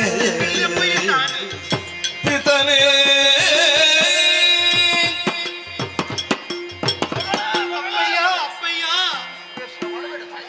ನಿಮ್ಮ ಮಗಳಂತಹ ನನ್ನ ಕಣ್ಣಿನ ವಿಚಾರವನ್ನು ಯಾವ ರೀತಿಯಲ್ಲಿ ತಿಳಿಸಲಿ ಅಪ್ಪಯ್ಯ? ನಾನು ಬಾಲ್ಯದಿಂದ ಯೌವನದವರೆಗೆ ಯಾವುದೇ ರೀತಿ ಕುಂದುಕೊರತೆ ಇಲ್ಲ ರೀತಿಯಲ್ಲಿ ಬೆಳೆಸಿದವರು. ಯೌವನಕ್ಕೆ ಬಂದಂತಹ ಕ್ಷಣದಲ್ಲಿ ಪ್ರಾಯಪೂರ್ತಿಯಂತಹ ನನ್ನನ್ನು ಅಯೋಧ್ಯೆಗೆ ಮದುವೆ ಮಾಡಿಕೊಟ್ಟಿದ್ದೀರಿ. ನಿಜ ಮಗಳೇ. ಮದುವೆ ಮಾಡಿಕೊಟ್ಟಂತಹ ನಂತರ ಗಂಡನ ಮನೆಯಲ್ಲಿ ಕೂಡ ಸದಾಕಾಲ ಅವರ ಪಾದ ಸೇವೆಯಲ್ಲಿ ತೊಡಗಿ ಅವರಿಗೆ ಯಾವುದೇ ರೀತಿ ಕುಂದುಕೊರತೆ ಇಲ್ಲದ ರೀತಿಯಲ್ಲಿ ನನ್ನ ನೋಡಿಕೊಂಡಿದ್ದಾರೆ ಬಂದ್ಬಿಟ್ಟು ಸತ್ಯವೇ ಹೌದು ಹೌದು. ಆದ್ರೆ ಏನು ಮಾಡುದು? ಈ ಹೊತ್ತಿಗೆ ವನಪಾಲಕನ ಜೊತೆ ಕೂಡಿಕೊಂಡು ಬೇಟೆಗಾಗಿ ಹೋದವರು ನನ್ನವರು. ಹೋದಂತಹ ಪರಿಣಾಮದಲ್ಲಿ ಕಾಡಿನ ಮೃಗದಿಂದ ನನ್ನ ಪತಿದೇವರನ್ನು ಕಳೆದುಕೊಳ್ಳುವಂತಹ ನನ್ನ ಪಾಲಿಗೆ ಒದಗಿ ಬಂದಿದೆ ಅಪ್ಪಯ್ಯ. ಕಳೆದುಕೊಳ್ಳುವಂತಹ ಇದೊಂದು ಘೋರ ದುರಂತ. ಆದ್ರೆ ಏನು ಮಾಡು? ಈ ಹೊತ್ತು ನನ್ನ ಪತಿದೇವರನ್ನು ಕಳೆದುಕೊಂಡ ಬಳಿಕ ನನ್ನ ಮಗನಂತ ಸುನೇತನ ಬೆಳೆಸುವವರು ಯಾರಿಲ್ಲ. ಮುಂದಕ್ಕೆ ಆ ಮಗನನ್ನು ಎತ್ತು ಕೊಂಡಾಡುವವರು ಯಾರಿದ್ದಾರೆ ಹೇಳಿ ಅಪ್ಪಯ್ಯ. ಅಷ್ಟು ಮಾತ್ರವಲ್ಲದೆ ಲೋಕದಲ್ಲಿ ಕೇಳಿಂತಹ ಮಾತು ನಾನು ನನ್ನ ಅಕ್ಕನ ಮಗನಂತ ಸುದರ್ಶನನಿಗೆ ಪಟ್ಟವನ್ನು ಏರುವುದಕ್ಕೆ ತೀರ್ಮಾನಕ್ಕೆ ಬಂದಿದ್ದಾರೆ. ಒಂದು ವೇಳೆ ಆತನಿಗೆ ಪಟ್ಟವನ್ನು ಏರಿದ್ರಿಂದಾದರೆ ನಾಳೆ ಮುಂದೆ ನನ್ನ ಮಗನಂತ ಸುನೇತ್ರ ಸದಾ ಕಾಲ ಅವರ ಪಾದಸೇವೆಯನ್ನು ಮಾಡಬೇಕೆಂದು ಕರ್ತವ್ಯ ತಾನೇ ಅಪ್ಪಯ್ಯ. ಹಾಗಾಗಬಾರದು. ಹೇಗಾದರೂ ಮಾಡಿ ನನ್ನ ಮಗನಂತಹ ಸುನೇತ್ರನಿಗೆ ಪಟ್ಟವನ್ನು ಏರುವ ಹಾಗೆ ಅಪ್ಪಯ್ಯ ನೀವೇ ಮಾಡಿಕೊಡಬೇಕು.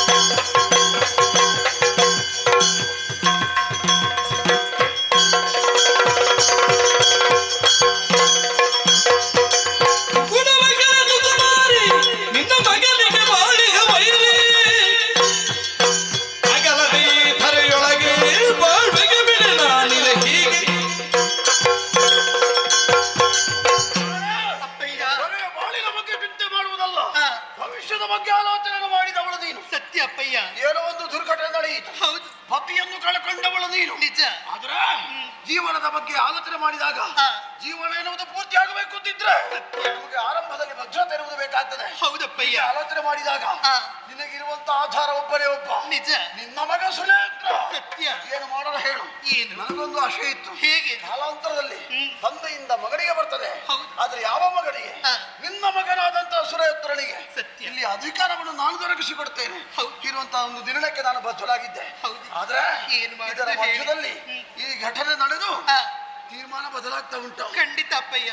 ಹಿರಿಯ ಮಡದಿಯಾದಂತ ಆ ಮನೋರಮೆಯ ಮಗ ಸುದರ್ಶನ ಅವನಿಗೆ ಪಟ್ಟವ. ಸತ್ಯ ಅಪ್ಪಯ್ಯ. ಈಗ ಆಲೋಚನೆ ಮಾಡಿದ್ರ ಯೋಚನೆ ಮಾಡಬೇಡ. ಏನಪ್ಪಯ್ಯ? ಕಾಲ ಒದಗಿ ಬರ್ಲಿ, ಸಮಯ ಒದಗಿ ಬರ್ಲಿ, ಆ ಸಮಯದಲ್ಲಿ ನಾನು ಏನು ಅಂತ ತೋರಿಸಿಕೊಡ್ತೇನೆ. ಅಪ್ಪಯ್ಯ, ನೀವು ಆಡಿದಂತಹ ಮಾತೇನು ಸಂತೋಷವಾಯ್ತು. ಈ ಹೊತ್ತಿನ ನನ್ನ ಪತಿದೇವರನ್ನು ಕಳೆದುಕೊಂಡರು ಕೂಡ ತಂದೆಯವರಂತಹ ನೀವು ನನ್ನ ಆಸೆಯನ್ನು ಈಡೇರಿಸಿಕೊಡ್ತೀವಿ ಮಾತನಾಡಿದ್ದೀರಿ. ಹೆದರಬೇಡ. ಸಂತೋಷಪ್ಪಯ್ಯ. ನಿನ್ನ ತಂದೆಯಾಗಿ ನಾನು ಹೇಳ್ತೇನೆ, ಆದೀತು. ಯಾವ ಕಾಲಕ್ಕೂ ಹೆದರುವಂತ ಅಗತ್ಯ ಇಲ್ಲ. ಆದೀತಪ್ಪಯ್ಯ. ನಾನಿರುವಂತ ವೇಳೆಯಲ್ಲಿ ಏನಾದ್ರೂ ಬದಲಾವಣೆಗೆ ಮುಂದಾದ್ರೆ ನಿಮ್ಮಲ್ಲಿ ಅದನ್ನು ಪ್ರತಿಭಟಿಸುವುದಕ್ಕೆ ನಾನು ಸಿದ್ಧರಿದ್ದೇನೆ. ಹೌದು. ಯೋಚನೆ ಮಾಡಬೇಡ. ಆದೀತು. ಸಮಯ ಬರಲಿ. ಆದೀತು. ಆದೀತು.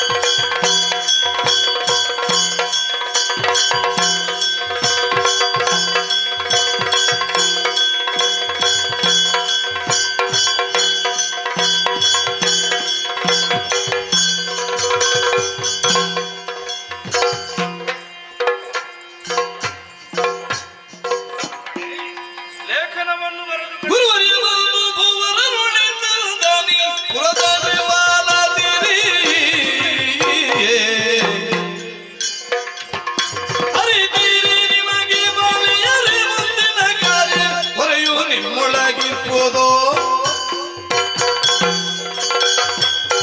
ವಸಿಷ್ಠ ಮಹರ್ಷಿಯವರಿಗೆ ವಂದಿಸಿಕೊಳ್ಳುತ್ತಾ ಇದ್ದೇವೆ.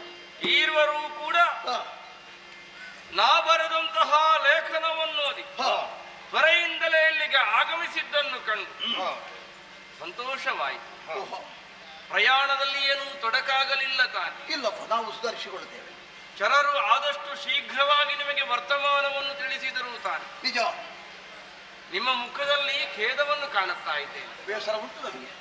ನಿಮ್ಮ ಪುತ್ರಿಯರನ್ನು ಭೇಟಿ ಮಾಡಿ ಅವರಿಗೆ ಸಾಂತ್ವನದ ಮಾತುಗಳನ್ನಾಡುವಲ್ಲಿ ನೀವು ತೊಡಗಿಸಿಕೊಂಡ ಕ್ರಮ ಅತ್ಯಂತ ತೃಪ್ತಿದಾಯಕವಾಗಿದೆ. ತಂದೆಯಾಗಿ ನಾವು ನೆರವೇರಿಸಿಕೊಂಡಿದ್ದೇವೆ. ನಿಮ್ಮ ಕರ್ತವ್ಯ ನಿರ್ವಹಣೆಯ ಬಳಿಕ ಈರ್ವರು ಗುರುಗಳಾದಂತಹ ವಸಿಷ್ಠರಲ್ಲಿ ಸ್ವಲ್ಪ ಮಾತಾಡುವುದಕ್ಕಿದೆ ಎನ್ನುವಂತಹ ವಿಚಾರವನ್ನು ನನಗೆ ನಮ್ಮವರ ಮೂಲಕ ತಿಳಿಸಿದ ಕಾರಣದಿಂದಲೇ ನಿಮ್ಮನ್ನು ಬರಹೇಳಿದ್ದೆ.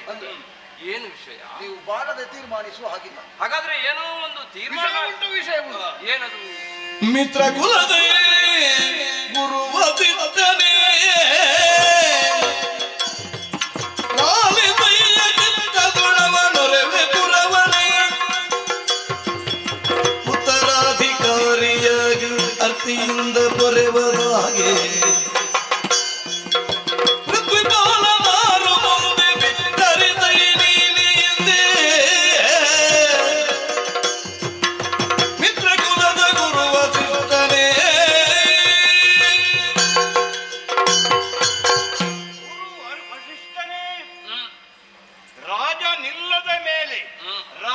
ಅರಾಜಕತೆಯಾಗಬಾರದಲ್ಲವೇ? ನಿಜ ನಿಜ. ಇದನ್ನೇ ಮನಗಂಡಂತಹ ನಾವು ಇಲ್ಲಿಗೆ ಬಂದೆವು. ಒಂದು ತೀರ್ಮಾನವನ್ನು ಮಾಡಿದೆವು. ಯಾವುದೇ ವಿಷಯವಿದ್ದರೂ ಮಹರ್ಷಿಗಳಲ್ಲೇ ಕೇಳಿ ಮುಂದುವರಿಯಬೇಕು ಎಂಬುದಾಗಿ. ಮಿತ್ರ ಕುಲಕ್ಕೆ ಗುರು ನಾನು ಅಲ್ವೇ? ಹಾಗಿರುವಾಗ ನಾನು ಹೇಳುವಂತಹ ವಿಷಯ ಒಂದೇ. ಹೇಳು. ನನ್ನ ಮಗಳಾದಂತಹ ಮನೋರಮೆ ಹಿರಿಯವಳು ಅಲ್ವೇ? ಹಾಗಿರುವಾಗ ನಿಮ್ಮಲ್ಲಿಯೇ ನಾನು ಕೇಳಿದು ಈತನದ ಆಗಿರಲಿ ತಿಳಿದಂತಹ ನೀವೇ ಹೇಳಬೇಕು. ಯಾರಿಗೆ ಪಟ್ಟ ಕಟ್ಟುವುದು? ದುರ್ವಾಸನಿಗೆ ಈರುವರು ಹೆಂಡತಿಯರು, ಇಬ್ಬರು ಹೆಂಡತಿಯ. ಅವರಿಗೆ ಒಂದೊಂದು ಗಂಡು ಸಂತಾನ. ಮುಂದೆ ಅರಾಜಕತೆ ಆಗಬಾರದು.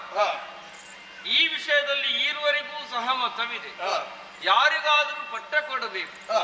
ಈ ವಿಷಯದ ಬಗ್ಗೆಯೂ ಸಹಮತ ಇದೆ. ಅಂದ್ರೆ ಹೇಳಿದ್ದು ಯಾಕೆ ಎನ್ನುವುದು ಮುಖ್ಯ. ಒಮ್ಮತದ ನಿರ್ಧಾರ ಒಂದು ನಿಮ್ಮ ಬಾಯಿಯಿಂದ ಬಂತು ಅಂತಾದ್ರೆ ಅದು ಅವರಿಗೂ ಕ್ಷೇಮ, ನಮಗೂ ಕ್ಷೇಮ. ಯಾಕೆ ನಾನು ಈ ಕುಲಕ್ಕೆ ಗುರು ಇದ್ದೇನೆ. ನನ್ನ ಮಾತಿನ ಮೇಲೆ ವಿಶ್ವಾಸ ಉಳ್ಳವರಾಗಿ ಕೇಳುವುದಕ್ಕಾಗಿ ಕೈ ಮುಗಿದು ಭರವಸೆ ಇದ್ದ ಕಾರಣ ನಿಮ್ಮನ್ನು ಬರೆಸಿಕೊಂಡದ್ದು. ಹೇಗೆ ಕ್ರಮ ಬಲ್ಲಿ ಅದರೊಳೇನುಂಟು ರಾಜ್ಯವ ಹಿರಿಯ ನಿಂದ ಒದಗಿ ಜೀತ ನಿಂಗೆ ಭಾರವ ಮುದದಿ ಕೊಡುವ ಧರ್ಮದಂತೆ ಸುದರ್ಶನನ ಕರೆದು ಮುಂದೆ ವಿಧಿ ಪ್ರಕಾರ ಬೀವ ಪಟ್ಟ ತುದಿಗೆ ಕಾರ್ಯವಿದು ವಿಶೇಷ ಅದರೊಳೇನುಂಟು ರಾಜ್ಯವ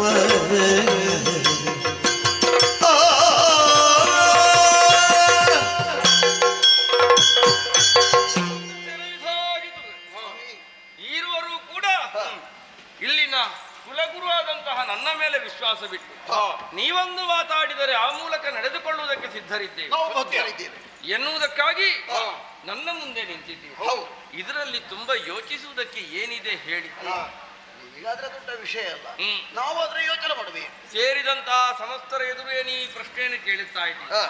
ಈಗ ಧ್ರುವ ಸಂಧಿಯ ಹಿರಿಯ ಹೆಂಡತಿಯ ಮಗನಾದಂತಹ ಸುದರ್ಶನ ಎರಡನೇ ಹೆಂಡತಿಯ ಮಗನಾದಂತಹ ಸುನೇತ್ರನಿಗಿಂತಲೂ ಕೂಡ ಹಿರಿಯವನಾದ್ದರಿಂದ ನಮ್ಮ ಧರ್ಮ ಹೇಳುವ ಪ್ರಕಾರವಾಗಿ ಹಿರಿಯ ಮಗನಿಗೆ ಪಟ್ಟವನ್ನು ಕಟ್ಟುವುದು ನ್ಯಾಯ ಎನ್ನುವಂತಹ ನಿಲುವಿನಂತೆ ಹೆಚ್ಚು ಯೋಚಿಸದೆ ಮುಹೂರ್ತ ಮೀರುವ ಮೊದಲು ಸುದರ್ಶನಿಗೆ ಇಲ್ಲಿಯ ಪಟ್ಟವನ್ನು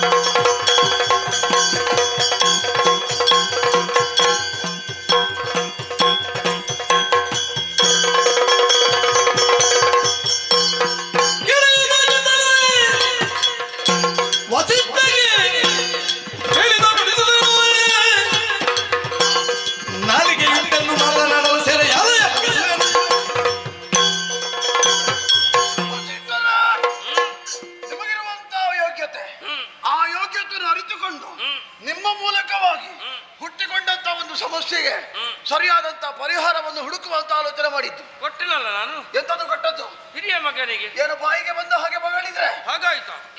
ಆ ವಿಷಯವನ್ನು ಕೇಳ್ತಾರಂತ ಆಲೋಚನೆ ಮಾಡಿದ್ದೀರಾ? ಇದನ್ನು ಪ್ರತಿಭಟಿಸುವುದಕ್ಕೆ ನಾನು ಮುಂದಾದೆ. ಹೌದೇ? ಸುಮ್ಮನೆ ಅಲ್ಲ, ಕೇಳಬಾರದನ್ನು ಕೇಳಿದ್ರೆ, ಆಡಬಾರದಿರುವಂತ ಮಾತನ್ನು ಆಡಿದ್ರೆ, ಮತ್ತೆ ನೋಡಬಾರದಿರುವಂತ ವಿಷಯವನ್ನು ನಾವು ನೋಡಿದ್ರೆ ಮನಸ್ಸು ಕೇಳುವುದಿಲ್ಲ. ಯಾಕೆ? ಅದನ್ನು ಒಪ್ಪಿಕೊಳ್ಳುವುದಿಲ್ಲ ಎನ್ನುವುದೇ ಅರ್ಥ. ಹಾಗಾಗಿ ನೀವು ಹೇಳಿದಂತೆ ಹಿರಿತನಕ್ಕೆ ಬೆಲೆ ಉಂಟು, ಪರಂಪರೆಯಿಂದ ಬಂದದ್ದು ನಮ್ಮದು ಸೂರ್ಯವಂಶ ಅಂತ ಹೇಳಿದ್ರೆ ಯಾವ ಕಾಲಕ್ಕೂ ಒಪ್ಪಿಕೊಳ್ಳುವುದನ್ನಲ್ಲ. ಬಂದವ ಉಜ್ಜಯಿನಿಯ ಅರಸ ಯುಧಾಜಿತ್ ಎಂಬುದನ್ನು ಮರೆಯಬೇಡಿ. ಏನು ಕುನ್ನಿ ಸುದರ್ಶನ, ಆ ಕುನ್ನಿ ಸುದರ್ಶನ ಅಂದ್ರೆ ಅರ್ಥ ಏನು? ಏನು ತಿಳಿಯದವ, ಏನು ಅರಿಯದವ ಎನ್ನುವುದೇ ಅರ್ಥ. ಹಾಗಿರುವಂತಹ ವೇಳೆಯಲ್ಲಿ ಅಧಿಕಾರದ ಮೂಲಕವಾಗಿ ಅವನಿಗೆ ಸೇರಬೇಕಾದಂತ ಹೇಳಿದ್ರೆ ಅದನ್ನು ಒಪ್ಪಿಕೊಳ್ಳುವುದಕ್ಕೆ ನಾನು ಸಿದ್ಧರಿಲ್ಲ. ನೀವು ಹೇಳಿದಂತ ವಿಷಯಕ್ಕೆ ನನ್ನ ಬೆಂಬಲ ಇಲ್ಲ. ವಸಿಷ್ಠ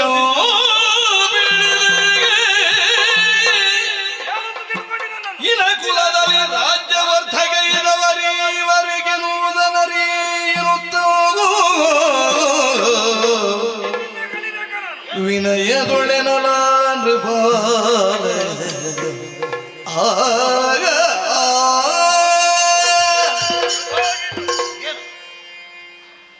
ಸೂರ್ಯವಂಶದಂತಹ ಈ ಅರಸು ಪೀಠವನ್ನು ಸ್ವೀಕರಿಸಿದಂತ ಅನೇಕ ರಾಜರು ವಸಿಷ್ಠ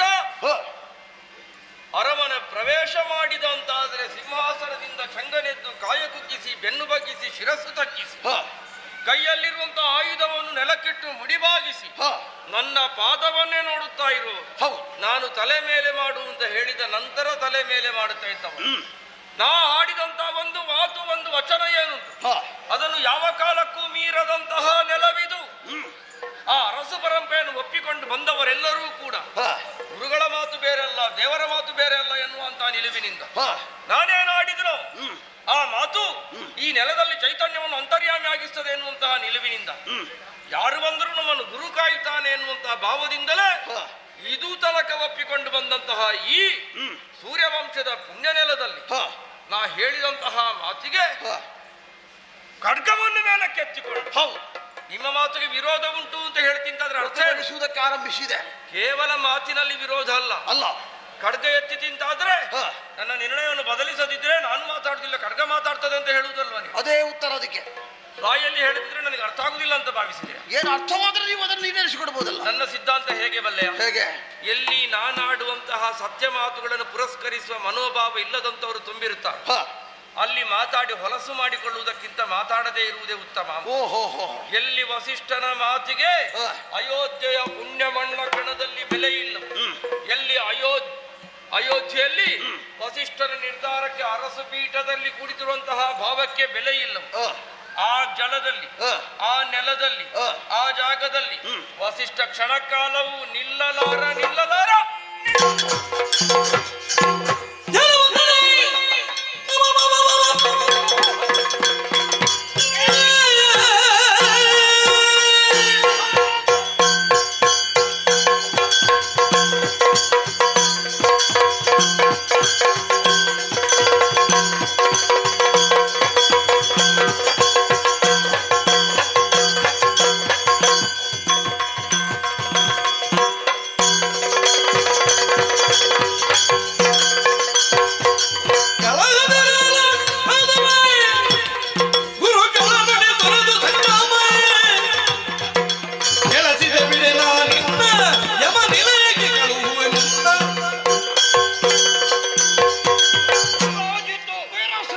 ಯಾರಲ್ಲಿ ಮಾತನಾಡಿದ್ದಿ ಎಂಬುದಾಗಿ ಪ್ರಜ್ಞೆ ನಿನಗಿದೆಯಲ್ವೋ? ನಿನಗೆ ನೆನಪಿಲ್ವೋ?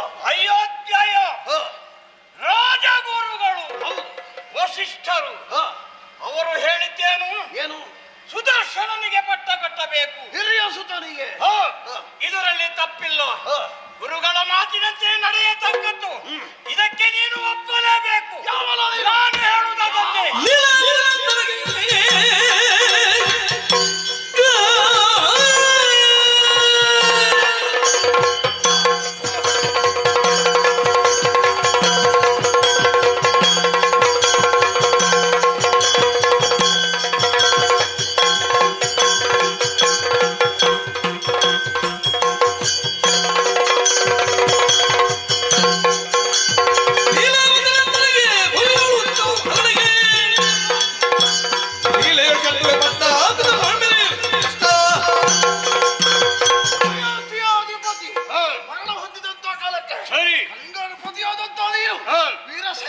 ಸತ್ಯ ಗುರುಗಳ ಏನೋ ಹೇಳಿದ್ರು, ಆಗುವುದಿಲ್ಲ ಇರುವಂತ ಕಾರಣಕ್ಕೆ, ಅವರ ಮಾತನ್ನು ಒಪ್ಪದಿರುವ ಕಾಲಕ್ಕೆ ನೀನು ಎದುರಾಗಿ ಬಂದೆಯ.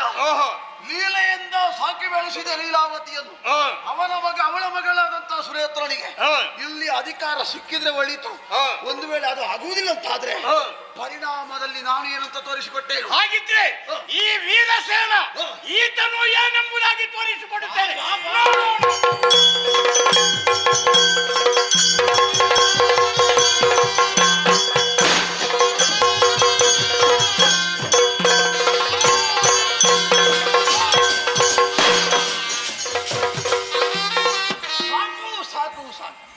ಒಳ್ಳೆಯದು. ಎಷ್ಟು ಬೇಗ ಇಷ್ಟು ಬೇಗ ಮುಗಿದ ಈಗ ಬೇಡ, ಮತ್ತೆ ಆರಂಭ ಮಾಡಿ. ನಮಗೆ ಸಂತೋಷ ಈಗಲೇ ಆಚರಣೆ ಮಾಡುವುದಕ್ಕಾಗುವುದಿಲ್ಲ. ಯಾಕೆ ಇನ್ನೂ ಇದ್ದಾರೆ ಅಲ್ಲಿ ಒಳಗೆ, ಅವರಿಗೆಲ್ಲ ಒಂದು ವ್ಯವಸ್ಥೆ ಮಾಡಬೇಕಲ್ಲ. ಹಾಗೆ ಆಲೋಚನೆ ಮಾಡಿದ್ರೆ ಸರಿ ಸರಿ ಸರಿ ಇಲ್ಲಿ ಅರಸು ಪೀಠ ನಮಗೆ ಒಂದು ತೀರ್ಮಾನವಾದ ಹಾಗೆ. ಹಾಗಂತ ಇವತ್ತು ಅಲ್ಲ, ನಾಳಿನ ದಿವಸದಲ್ಲಿ ನನ್ನ ಮಗನಾದಂಥ ಸುರೇಂದ್ರನಿಗೆ ಆ ಪಟ್ಟವನ್ನು ಕಟ್ಟುವುದಾಗಿ ತೀರ್ಮಾನ ಮಾಡಿದೆ. ಅದುವೇ ಶುಭ ಮುಹೂರ್ತ. ಸರಿ ಸರಿ ಸರಿ ನೋಡೋಣ, ಸಿದ್ಧರಾಗ್ತೇವೆ ಸಿದ್ಧರಾಗ್ತೇವೆ.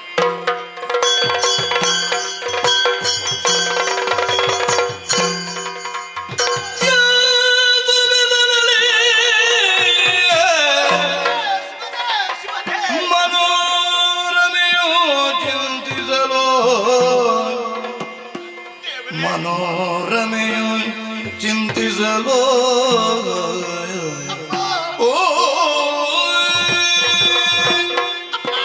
ಬಿಟ್ಟು ದೂರ ಹೋದೆಯಪ್ಪ, ದೂರ ಹೋದೆಯ. ಗಂಡನಿಲ್ಲದಂತಹ ವೇಳೆಯಲ್ಲಿ ಸಮಾಧಾನದ ಮಾತನ್ನು ಆಡುವುದರ ಮೂಲಕ ಮಗಳೇ ನೀನು ಹೋಗುವುದು ಬೇಡ, ಸಂತೋಷದ ನನ್ನ ಮನೆಯಲ್ಲೇ ಇದ್ದುಕೊಂಡು ಕಾಲವನ್ನು ಕಳೆಯುತ್ತಾ ಇರುವುದು ನನಗೆ ಆಡಿದ ಮಾತಪ್ಪ. ನೀವು ನಿಮ್ಮ ಮಾತನ್ನೇ ವೇದವಾಕ್ಯಂತ ತಿಳಿದು ನಿಮ್ಮ ಜೊತೆಯಲ್ಲಿದ್ದವಳು ನಾನು ಮಗನಿಗೆ ಪಟ್ಟವನ್ನು ಕಟ್ಟುತ್ತೇನೆ, ಹೆದರಬೇಡ ಮಗಳೇ ಎನ್ನುವುದಾಗಿ. ಅಪ್ಪ, ಆಡಿದ ಮಾತು ಬಂಜಿಯಾಗಿ ಹೋಯಿತು. ನೀವು ನೋಡಿದ್ರೆ ಈ ಲೋಕವನ್ನೇ ತೊರೆದು ಆ ಲೋಕವನ್ನು ಸೇರಿದ್ದೀರಿ. ನನಗಿನ್ಯಾರು ಗತಿ, ನನಗಿನ್ಯಾರು ಗತಿ? ಶಿವನೇ ಶಿವನೇ ಶಿವನೇ. ಇಂದು ಮನೋರಮೆಯು ದುಃಖಿಸಲು ಮಂತ್ರಿ ವಿದುಲ ಬರುತ್ತ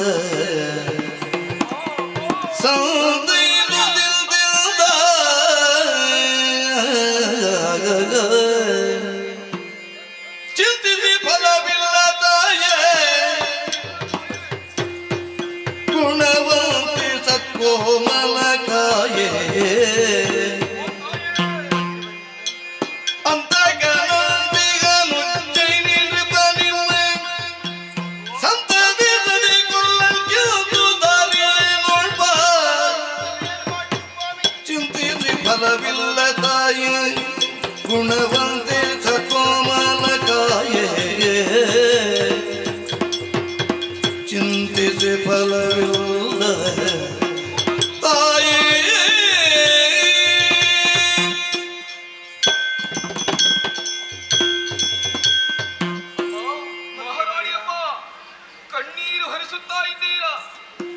ಯಾಕೆ ತಾಯಿ?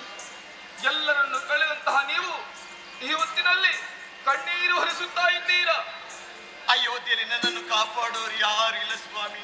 ಅಮ್ಮ, ನಿಮ್ಮ ಕೊರಳ ಮಾಂಗಲ್ಯವನ್ನು ಕಾಪಾಡುವುದಕ್ಕೆ ನನ್ನಿಂದ ಆಗದೇ ಹೋಯ್ತು ತಾಯಿ. ಆದರೆ ಏನು ಮಾಡುವ, ಏನು? ನನ್ನ ಪರಿಸ್ಥಿತಿ ಅದೇ ಗತಿಯಾಗಿತ್ತು. ಆದರೆ ಈ ಹೊತ್ತಿನಲ್ಲಿ ನಿಮ್ಮನ್ನು ಕಾಪಾಡಬೇಕೆಂಬ ಉದ್ದೇಶವನ್ನಿರಿಸಿಕೊಂಡು ನಿಮ್ಮ ಬಳಿಗೆ ಬಂದಿದ್ದೇನೆ ತಾಯಿ. ಅಮ್ಮ, ಯಾವ ರೀತಿ? ಎಲ್ಲರನ್ನು ಕಳೆದುಕೊಂಡವರು ನೀವು. ನಿಮ್ಮ ಮಗ ಸುದರ್ಶನ ಇರುವರಿದ್ದೀರಿ. ನಿಜ. ನಿಮ್ಮನ್ನಾದರೂ ನಾನು ರಕ್ಷಿಸಬೇಕು ಎಂಬುದಾಗಿ ಓಡೋಡಿಕೊಂಡು ಬಂದಿದ್ದೇನೆ. ಅಮ್ಮ, ನೀವು ಇಲ್ಲೇ ಇದ್ದೀರಿ ಅಂತ ಆದರೆ ಉಜ್ಜಯಿನಿಯ ದೊರೆ ನಿಮ್ಮನ್ನು ಸುಮ್ಮನೆ ಬಿಡುವುದಿಲ್ಲ ತಾಯಿ. ಮೊದಲೇ ವೈರತ್ವವನ್ನು ಕಟ್ಟಿಕೊಂಡು ನನ್ನ ಅಪ್ಪನ್ನು ಕೊಂದು ಮುಗಿಸಿದವ. ಪಟ್ಟಕ್ಕಾಗಿ ಏನು ಬೇಕಾದರೂ ಮಾಡುತ್ತಾನೆ. ಇನ್ನು ಯಾವ ರೀತಿ ಬದುಕಲಿ ಸ್ವಾಮಿ? ಅಮ್ಮ, ಅಯೋಧ್ಯೆಯಲ್ಲಿ ನಾನು ಹೇಗಿರಲಿ? ಅಮ್ಮ, ಆ ರೀತಿ ಹೇಳಬೇಡಿ ತಾಯಿ. ನಾನೊಂದು ಮಾರ್ಗಸೂಚಿಯನ್ನು ಹೇಳ್ತೇನೆ. ನನ್ನ ದಾರಿ? ಹೌದು. ಯಾವ ರೀತಿ? ಅಮ್ಮ, ಇಲ್ಲೇ ಇದ್ದೀ ಅಂತ ಆದರೆ ನಿಮ್ಮನ್ನು ಖಂಡಿತವಾಗಿ ಕೊಲ್ಲುತ್ತಾನೆ. ಅದಕ್ಕಾಗಿ ಶತ್ರು ಚಿಂತೆ ಇಲ್ಲ ಸ್ವಾಮಿ. ಈ ಅರಮನೆಯನ್ನು ಬಿಟ್ಟು ಎಲ್ಲಿಯಾದರೂ ದೂರ ದೂರ ಹೋಗುವ ತಾಯೇ, ದೂರ ಹೋಗುವ. ಮಂತ್ರಿವರ್ಯ, ಅರ್ಥವಾಯಿತು. ನನ್ನ ತಂದೆಯ ಜೊತೆಯಲ್ಲಿ ಇದ್ದವರು ತಾವು. ನಿಜ. ನಿಮಗೆ ಮಗಳಾಗಿರುವವಳು ನಾನು. ನಾ ಮಹಾರಾಣಿ ಎಲ್ಲ ಸ್ವಾಮಿ, ಎಲ್ಲವನ್ನು ಕಳೆದುಕೊಂಡಿದ್ದೇನೆ. ಹೇಳಬೇಡಿ. ನನಗೆ ಬೇಕಾಗಿ ನಾ ಬದುಕುವುದಿಲ್ಲ ತಂದೆ. ಮಗನಿಗೋಸ್ಕರ ನಾ ಬದುಕುತ್ತೇನೆ. ಪಡೆದ ಪ್ರಾರಬ್ಧವಿದು ಎನ್ನುತ್ತಲಿಯೇ ಜಡಲೋಚನೆ ಕರೆದು ಕುವರನ ಸರಿ. ಪಡೆದ ಪ್ರಾರಬ್ಧವಿದು ಎನ್ನುತ್ತಲಿಯೇ ಜಡಲೋಚನೆ ಕರೆದು ಕುವರನ ಪಿಡಿದು ಮುದ್ದಿಸೆ ಜಡ ಜಲೋಚನೆ. ಮಂತ್ರಿವರ್ಯ, ಪಡೆದ ಪ್ರಾರಬ್ಧವನ್ನು ಯಾವುದೇ ರೀತಿಯಲ್ಲಿ ನಾವು ಪರಿಹರಿಸುವುದಕ್ಕೆ ಸಾಧ್ಯವೇ ಇಲ್ಲ. ನಿಜ. ಬ್ರಹ್ಮದೇವರ ಮೊದಲೇ ಹಣೆಯಲ್ಲಿ ಹೀಗೆ ಬರೆದಿರಬೇಕು, ಹೀಗೆ ಇರಬೇಕು ಎನ್ನುವುದಾಗಿ. ಅವನ ಬರಹವನ್ನು ಮಾಸುವುದಕ್ಕೆ ಈ ಪ್ರಪಂಚದಲ್ಲಿ ಯಾರಿಂದಲೂ ಸಾಧ್ಯವಿಲ್ಲ. ನನಗೆ ಅರ್ಥವಾಯಿತು. ಹಾಗಿದ್ರೆ ಇರುವುದೊಂದು ದಾರಿ, ಹೇಳಿದ್ರಲ್ಲಿ ಇರುವುದು ಬೇಡ ಎನ್ನುವುದಾಗಿ. ಈ ವಿಷಯ ಮಗನಿಗೆ ಕೂಡ ಗೊತ್ತಾಗಬೇಕು. ಹೌದಾ? ಮಗನನ್ನು ಕೂಡ ಕರೀತೇನೆ. ಸುದರ್ಶನ, ಮಗನೇ, ಹೀಗೆ ಬಾ ಚಿನ್ನ, ಹೀಗೆ ಬಾ ಮಗನೇ, ಮಗನೇ, ಮಗನೇ. ಪಿಡಿದು ಮುದ್ದಿಸಿ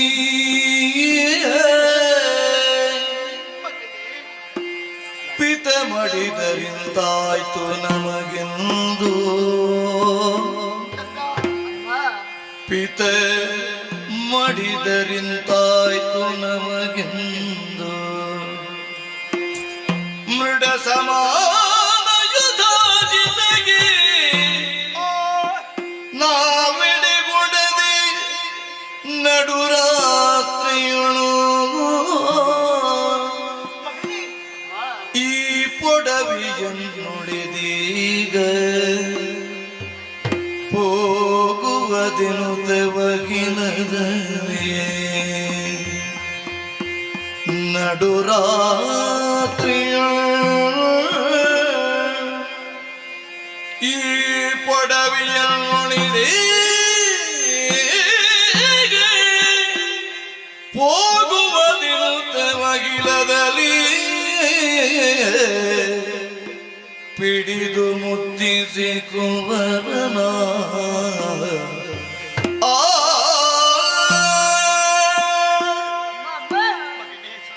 ಪವಿತ್ರವಂತಹ ಪದಗಳಿಗೆ ಹೊಂದಿಸಿಕೊಳ್ತಾ ಇದ್ದೇನೆ ತಾಯಿ. ಏಳು ಕಂದ, ಮಗನೇ ಇತ್ತ ಬಾಯಿ ಎಂಬುದಾಗಿ ಕರೆಯಾಯಿತು. ನಿಜ. ಕರೆಯನ್ನು ಆಲಿಸಿ ಓಡೋಡಿಕೊಂಡು ಬಂದೆ ಅಮ್ಮ. ಬಂದು ನೋಡ್ತಾ ಇದ್ದೇನೆ. ಏನಮ್ಮ ಇದು? ಏನಪ್ಪ? ಆಶ್ರಮವೆಲ್ಲವೂ ಅಲ್ಲೋಲ ಕಲ್ಲೋಲವಾಗಿದೆ. ನಿಜ ಮಗನೇ, ನಿಮ್ಮನ್ನು ನೋಡ್ತಾ ಇದ್ದೇನೆ. ದುಃಖದಲ್ಲಿದ್ದೀರ ಅಮ್ಮ. ನನ್ನ ಅಪ್ಪ ಎಲ್ಲಿದ್ದಾರಮ್ಮ? ಅಮ್ಮ, ಗೆಳೆಯ ಪ್ರಾಯದ ಮಗು ನೀನು, ಏನನ್ನೂ ಅರಿಯದ ಬಾಲ ನೀನು. ಕಂದ, ಅಮ್ಮ, ಹೆತ್ತ ತಾಯಿಯಂತ ನಾನು 9 ತಿಂಗಳು ಉದರದಲ್ಲಿ ಹೊತ್ತೆ ಮಗನೇ. ಹೌದು, 10ನೇ ತಿಂಗಳು ಲೋಕದ ಬೆಳಕನ್ನು ತೋರಿಸಿದೆ ಮಗನೇ. ನಿಜ ತಾಯಿ. ಎಲ್ಲದಕ್ಕೂ ಉತ್ತರ ಹೇಳಬೇಕಾದಳು ತಾಯಿ ಹೊರತು ಇಲ್ಲಿ ಯಾರು ಇಲ್ಲ ಮಗನೇ. ಕೇಳಿಬಿಟ್ಟಿಯಲ್ಲ ಅಪ್ಪ ಇಲ್ಲಿ ಎನ್ನುವುದಾಗಿ. ನಿಜಮ್ಮ. ನಾ ಹೇಗೆ ಉತ್ತರ ಕೊಡಲಿ ಮಗನೇ? ಯಾಕಮ್ಮ? ಕಾಲವೇ ಎಲ್ಲವನ್ನು ನಿನಗೆ ತಿಳಿಸ್ತದೆ, ಯಾಕೆ ಬಲ್ಲೆಯ? ಯಾಕಮ್ಮ? ಮುಗ್ಧ ಶಿಶು ನೀನು, ಏನು ಜ್ಞಾನವನ್ನು ಅರಿಯದವ. ಜ್ಞಾನ ಬೆಳೆದಾಗ ಕಥೆಯನ್ನೆಲ್ಲ ಹೇಳುತ್ತೇನೆ. ಆದರೊಂದು ಮಗನೇ. ಏನಮ್ಮ? ಸುದರ್ಶನ, ಅಮ್ಮ, ಹಡದ ಮಾತಿಗೆ ಯಾವುದೇ ಕಾರಣಕ್ಕೂ ಮಾತೆಯಾದಂತ ನನ್ನಲ್ಲಿ ಮೋಸ ವಂಚನೆ ಮಾಡಬೇಡ ಮಗನೇ. ಇಲ್ಲ ತಾಯಿ. ನಾ ಹೆತ್ತ ತಪ್ಪು ಅಂತ ಹೇಳುವುದಿಲ್ಲ, ಪೂರ್ವ ಜನ್ಮದ ಕರ್ಮವನ್ನು ಅನುಭವಿಸ್ತಾ ಇದ್ದೇನೆ ಮಗನೇ. ಆದುದನ್ನು ಹೇಳುತ್ತಾ ಇದ್ದೇನೆ. ಏನಮ್ಮ? ಈ ಅಯೋಧ್ಯೆಯಲ್ಲಿ ಇನ್ನು ಹೆಚ್ಚು ದಿವಸ ನಾವು ಬದುಕುವಂತಿಲ್ಲ ಮಗನೇ, ಬದುಕುವಂತಿಲ್ಲ. ನನ್ನ ತಂಗಿಯಾದಂತಹ ಲೀಲಾವತಿ, ಅವನ ಮಗ, ಅವನ ಅಪ್ಪ ಉಜ್ಜಯಿನಿ ಅರಸ, ಇವರೆಲ್ಲರ ಜೊತೆಯಾಗಿ ಸೇರಿಕೊಂಡು ನಾವಿಲ್ಲಿದ್ದರೆ ನಮ್ಮ ಶಿರವನ್ನೇ ಕತ್ತರಿಸುವುದಕ್ಕೆ ಹೇಸುವವರವರಲ್ಲ ಮಗನೇ. ಕೇವಲ ಪಟ್ಟ ಪಟ್ಟ ಎನ್ನುವ ಆಸೆ, ಯಾರಿಗೂ ಬೇಕಾದರೂ ಪಟ್ಟ ಸಿಗಲಿ ಮಗನೇ. ಆದರೆ ಸತ್ಯಕ್ಕೆ ಒಂದಲ್ಲ ಒಂದು ದಿವಸ ಜಯ ಸಿಗುತ್ತದೆ ಅನ್ನೋ ವಿಶ್ವಾಸ ನನಗುಂಟು ಮಗನೇ, ಉಂಟು ಮಗನೇ. ನಾವು ಸತ್ಯವನ್ನೇ ನಂಬಿ ಬದುಕಿದಂತಾದ್ರೆ ಆ ಕಾಲಾಂತಕ್ಕೆ ನಮ್ಮ ಉತ್ತರವನ್ನು ಕೊಡುತ್ತೇನೆ ವಿಶ್ವಾಸ ನನಗುಂಟು. ಅದಕ್ಕಾಗಿ ಇವತ್ತೊಂದು ದಿವಸ ಇಲ್ಲೇ ಇದ್ದುಕೊಂಡು ಯಾಕೆ ಬಲ್ಲೆಯ ವಸನ ಭೂಷಣಗಳ ಕೊಳ್ಳುತ್ತೆ, ವಸನ ಭೂಷಣಗಳ ಕೊಳ್ಳುತ್ತ ಮೊದಲಿದು ದೇವಿ ಬರೆ ನುಡಿದಿದ್ದಾಗ ಅಸುವರಕ್ಷಿಪುದೊಂದೇ ಕಾರ್ಯಕ್ಕೆ ನಮಗೆ ಈ ವ್ಯಸನ ಬೇಡದೆ ನಿಶಿಕಾಲಕ್ಕೆ, ಈ ವ್ಯಸನ ಬೇಡದೆ ನಿಶಿಕಾಲಕ್ಕೆ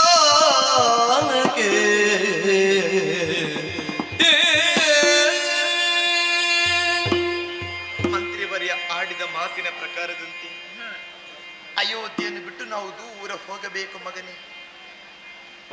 ಸುದರ್ಶನ, ಅಮ್ಮ, ಅಯೋಧ್ಯೆಯ ಅರಮನೆಯಲ್ಲಿದ್ದಂತಹ ನಿನಗೆ ತುಂಬಾ ಬದುಕುವುದಕ್ಕೆ ಕಷ್ಟ ಅಂತ ಎಣಿಸಬಹುದು ಮಗನೇ. ಮಾತೆಯಾದ ನಾನಿನ ಜೊತೆಯಲ್ಲೇ ಸದಾ ಕಾಲ ಇರ್ತೇನೆ. ಅದಿತ್ತಮ್ಮ. ಯಾವುದೇ ಕಾರಣಕ್ಕೂ ಕಷ್ಟ ಬಾರದ ಹಾಗೆ ನಾನು ನೋಡಿಕೊಳ್ಳುತ್ತೇನೆ.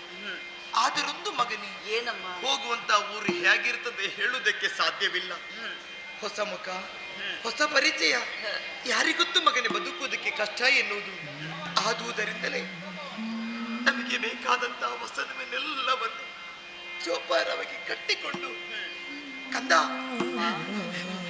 ಅಯೋಧ್ಯೆಯಲ್ಲಿ ಎಲ್ಲರೂ ನಮ್ಮನ್ನು ಕಂಡ್ರೆ ಪ್ರೀತಿಯಿಂದ ಗೌರವಿಸ್ತಾ ಇದ್ರು, ಮಾತಾಡ್ತಾ ಇದ್ರು. ನಿಜ ತಾಯಿ. ಆದ್ರೆ ಇಂದಿಗೆ ನಾವು ಎಲ್ಲರಲ್ಲಿ ಯಾವುದೇ ಪ್ರೀತಿಯ ವಾತ್ಸಲ್ಯವನ್ನು ಕಾಣುವುದಕ್ಕೆ ಸಾಧ್ಯವಿಲ್ಲ ಮಗನೇ, ಸಾಧ್ಯವಿಲ್ಲ. ಯಾರಿಗೂ ನಾವು ಮುಖವನ್ನು ತೋರಿಸುವಂತಿಲ್ಲ ಮಗನೇ. ನಾವು ಬದುಕುವ ಉದ್ದೇಶದ ಹೋಗುವ ವಿಷಯ ಎಲ್ಲಾದ್ರೂ ಉಜ್ಜಯಿನಿ ಅರಸನಿಗೆ ಗೊತ್ತಾದ್ರೆ ನಮ್ಮನ್ನು ಬದುಕುವುದಕ್ಕೆ ಬಿಡುವುದಿಲ್ಲ. ಅದಕ್ಕಿರುವುದು ನಮಗೊಂದೇ ದಾರಿ. ಯಾರಿಗೂ ಈ ಮುಖವನ್ನು ತೋರಿಸದೆ, ಯಾರಿಗೂ ನಮ್ಮ ಪರಿಚಯ ಸೇರಿದ ಹಾಗೆ ಈ ವೇಷವನ್ನೇ ಮರೆಸಿ ರಾತ್ರಿ ಹೊತ್ತಲ್ಲಿ ಈ ಅರಮನೆಯನ್ನು ಬಿಡಬೇಕು. ಯಾರಿದ್ದಾರೆ ಗೊತ್ತುಂಟಿ? ಮಂತ್ರಿವರ್ಯ, ನಡೆಯುವ ಸ್ವಾಮಿ.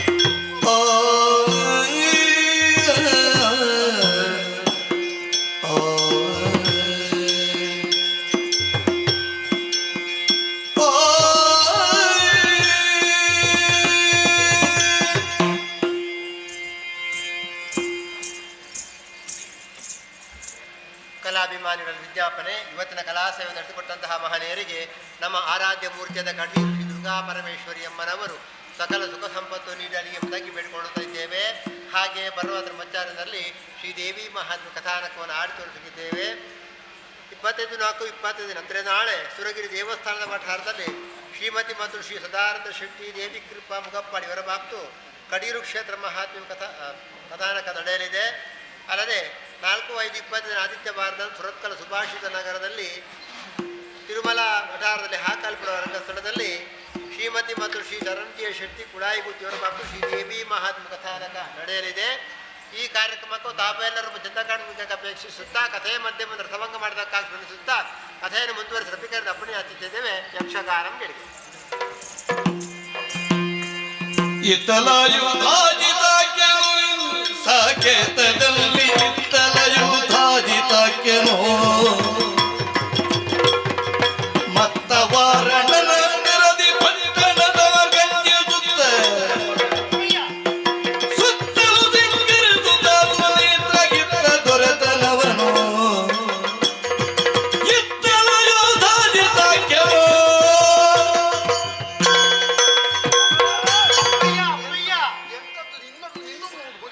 ಏನಪ್ಪ ನಿಮ್ಮನ್ನು ಕಾಯ್ತಿದ್ದಳು ನಾನು ನೀವೇ ಭರವಸೆ ಮಾತನ್ನು ಕೊಟ್ಟಿದ್ದಿರ್ತಾನೆ ನನ್ನ ಮಗನಂತ ಸುನೇತ್ರನಿಗೆ ಪಟ್ಟವನ್ನು ಏರುವುದು ಎಂಬುದಾಗಿ ಎಷ್ಟಪ್ಪ ಹೊತ್ತು ಕಾಯ್ದು ನಿಮ್ಮನ್ನು ನಾನು ನಿನಗೆ ಅವಸರ ಉಂಟು ಮತ್ತೆ ಆದ್ರೆ ಅವ ಸಿದ್ಧನಾಗಿದ್ದಾನೆ ಇಲ್ವ ಅಂತ ಕೇಳಬೇಕಲ್ಲ ಎಲ್ಲ ಸಿದ್ಧತೆಯಲ್ಲಿ ಇದ್ದಾನೆ ಹೊತ್ತು ಕಳೆದು ಸರಿಯಲ್ಲ ವಿಚಾರವನ್ನು ತಿಳಿಸಿದ್ದೇನೆ ಆದಷ್ಟು ಬೇಗ ಆತನನ್ನು ಕರೆಯೋಣವೇ ಯಾರಲ್ಲಿ ಅವ ಮಗನೇ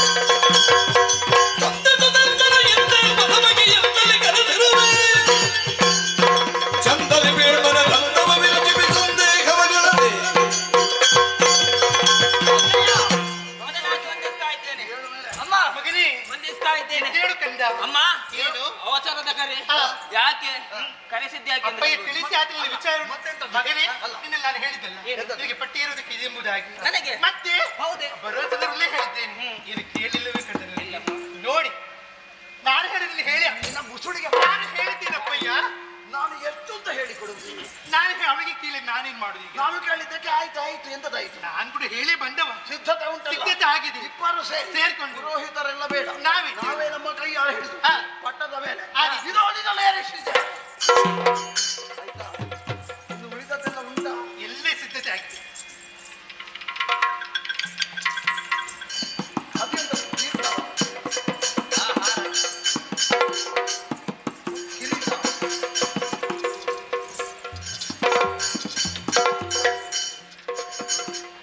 ಈಗ ಒಂದು ಕಳೆ ಬರ್ತದೆ ಆರತಿ ಆಯ್ತಾ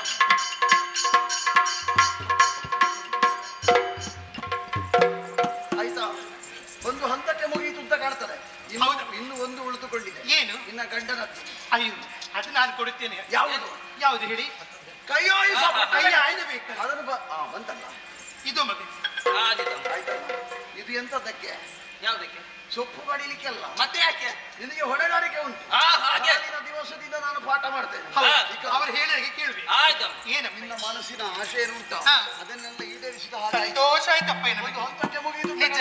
ಇನ್ನು ಹಾ. ಆಲೋಚನೆ ಮಾಡೋದಕ್ಕೆ ನಾನಿದ್ದೇನೆ ಹೌದಾ ನಿಮಗೆಲ್ಲ ಒಂದು ವ್ಯವಸ್ಥೆ ಆಯಿತು ಸಿದ್ಧತೆ ಮಾಡಿಕೊಂಡಿದ್ದೇನೆ ಸಂತೋಷದಿಂದ ಇರಬೇಕು ಸಂತೋಷ ಒಳಗೆತ್ತುಕೊಳ್ಳಿ, ಒಳಗೆ. ಆಗಿದ್ದು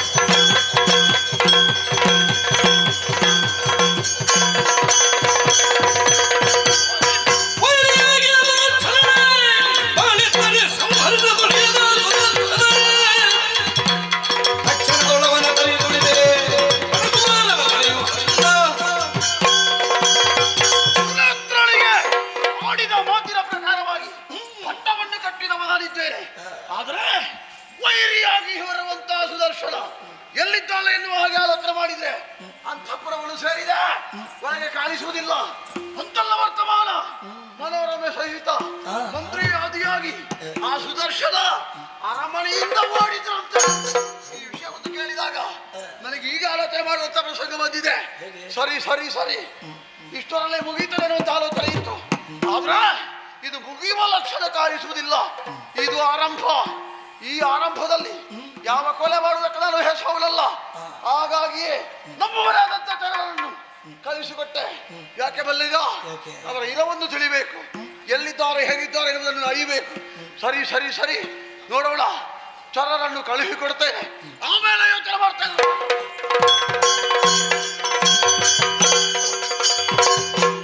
ಬಿಸಿಲು ಗಾಳಿಗೆ ಕಲ್ಲು ಮುಳ್ಳು ಕಾಲಿಂಗುತ್ತೆ,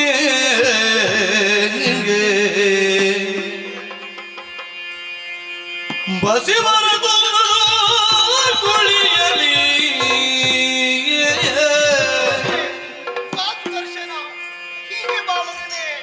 ಶೀಲ ಸಚಿವ ಮನೋರಮೆಯೋ ಬಾಲಕನು ಸಾಕೇತವ ತೊರೆದು ಚಿಂತಾಲಸ್ಯದಿ ವನವ ಪೊಗಲು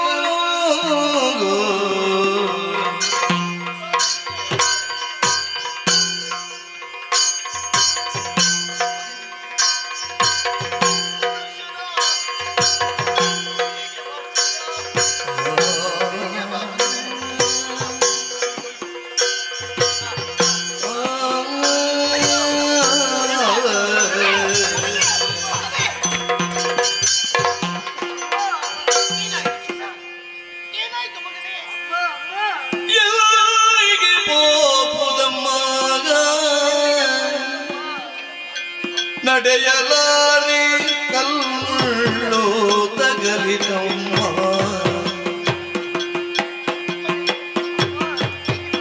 ನಡೆಯಲಾರೆ ಕಲ್ಮುಳ್ಳು ತಗಲಿತಮ್ಮ, ಚೆಲ್ವ ಕೈ ಕಾಲಿಲ್ಲದೆ ತನುವಿಂದರ ಕುದೆ ಎಲ್ಲ ಸುರಿಯುವ ಚಂದ ನೋಡಮ್ಮ, ನಡೆಯಲಾರೆ ಅಮ್ಮ ಅಮ್ಮ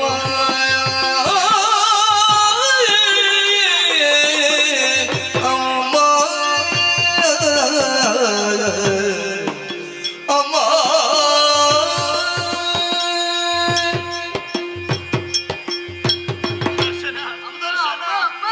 ಏನೋ ಚಿನ್ನ, ಇನ್ನು ಸ್ವಲ್ಪ ದೂರ ಬೇಗ ಹೋಗುವ. ಕಾಡ ಮಧ್ಯದಲ್ಲಿ ನಿನ್ನ ಜೊತೆಯಲ್ಲೇ ಬಂದವನು ನಾನು ತಾಯಿ. ನನ್ನ ನೆರಳಾಗಿ ಬಂದವ ನೀನು ಮಗನೇ. ಜನ್ಮ ಏನಾಯ್ತಪ್ಪ ಅಮ್ಮ, ಮಗನೇ? ಬರುವಂತ ವೇಳೆಯಲ್ಲಿ ನೋಡು ತಾಯೇ, ಕಲ್ಲು ಮುಳ್ಳುಗಳು ತಾಗಿ ನನ್ನ ಕಾಲಿನಲ್ಲಿ ರಕ್ತ ಸೋರುತ್ತಾ ಇದೆ ತಾಯಿ, ರಕ್ತ ಸೋರುತ್ತಾ. ಸ್ವಲ್ಪ ದೂರ. ಇಲ್ಲ ತಾಯಿ, ನನ್ನ ಬಾಳಿಗೆ ನಡೆಯುವುದಕ್ಕೆ ಸಾಧ್ಯವಿಲ್ಲ ಅಮ್ಮ, ನಡೆಯುವುದಕ್ಕೆ ಸಾಧ್ಯವಿಲ್ಲ. ಮಗನೇ ಮಗನೇ ಮಗನೇ. ಅಮ್ಮ ಅಮ್ಮ, ಮರುಗಿ ಫಲಗಳೇತಕ್ಕಿಂತು ಕಂದ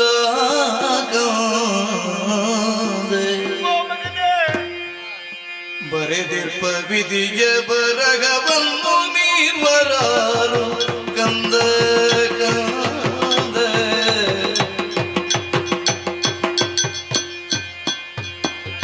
ತುರುಳಯುಧ ಜಿತೆಗೆ ಬೆದರಿ ಕಂದ ಕಂದ, ನಿನ್ನಯ ಪ್ರಾಣ ಪೊರೆಯಲು ಕರಕೊಳ್ಳುತ್ತೆ ಬಂದೆ ಕಂದ ಕಂದ. ಮರುಗಿ ಫಲಗಳೆತಕ್ಕಿಂತು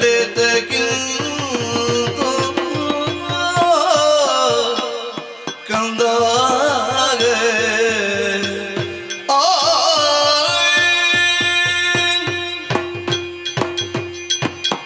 ಸುದರ್ಶನ,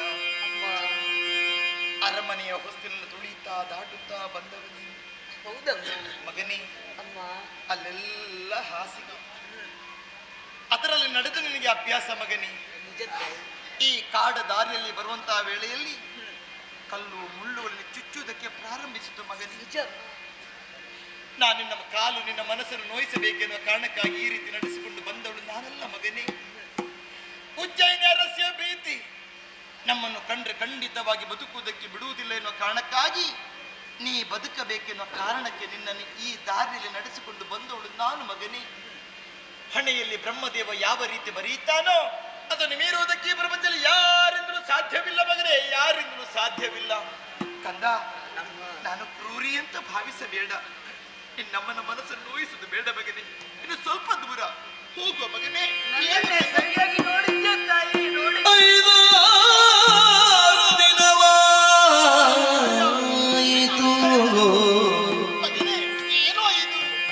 5 ದಿನವಾಯಿತು ಉಣ್ಣದೆ ದೈವದಾಧಾರವಿರದಾಯಿತು. ಹದಿಯೊಳನೆಯಲೆಂದು ಎನ್ನಯ ಗಂಟ ಕಾಣದೆ ಬೋದೆಯಿತು. 5 ದಿನವಾಯಿತು ಉಣ್ಣದೆ ದೈವದಾಧಾರವಿರದಾಯಿತು.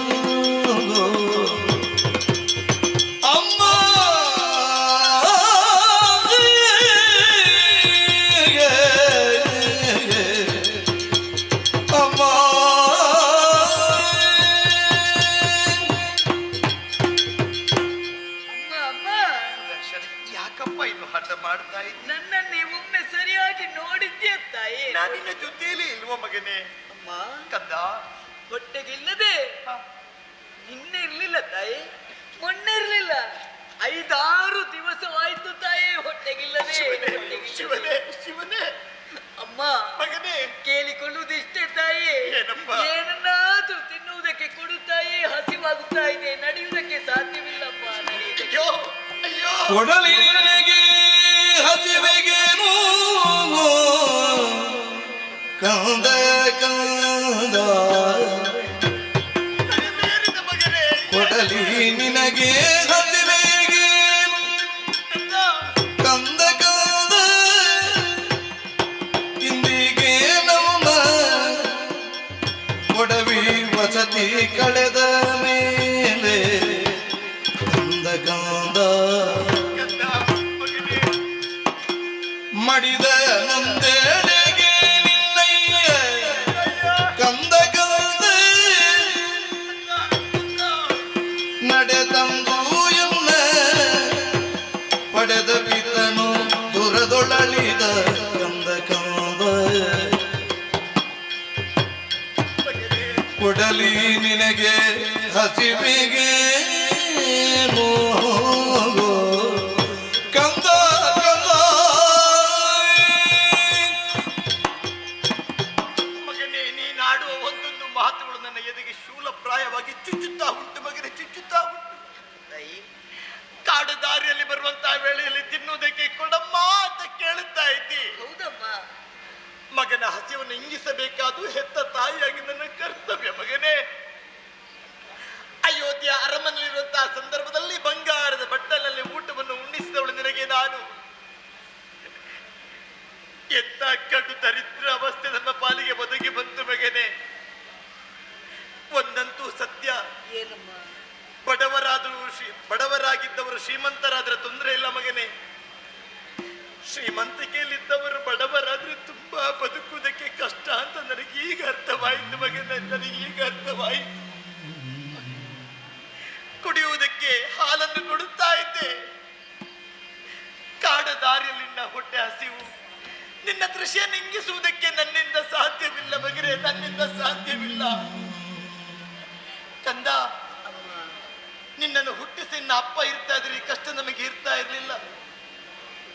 ಎಳವೆಯಲ್ಲಿ ಅಪ್ಪರನ್ನು ಕಳೆದುಕೊಂಡೆ ನೀನು. ಒಂದು ವೇಳೆ ನಿನ್ನ ಅಜ್ಜ ಇರ್ತಿರ ಸಂತೋಷದ ಮೊಮ್ಮಗೆ ಅಂತ ಅಪ್ಪಿಕೊಂಡು ನಿನ್ನನ್ನು ಸಾಕಿರ್ತಾ ಇದ್ರೆ ಮಗನೇ. ಆದ್ರೆ ಯಾರ ಕಣ್ಣು ಬಿತ್ತು ನನಗೆ ಗೊತ್ತಿಲ್ಲ ಮಗನೇ.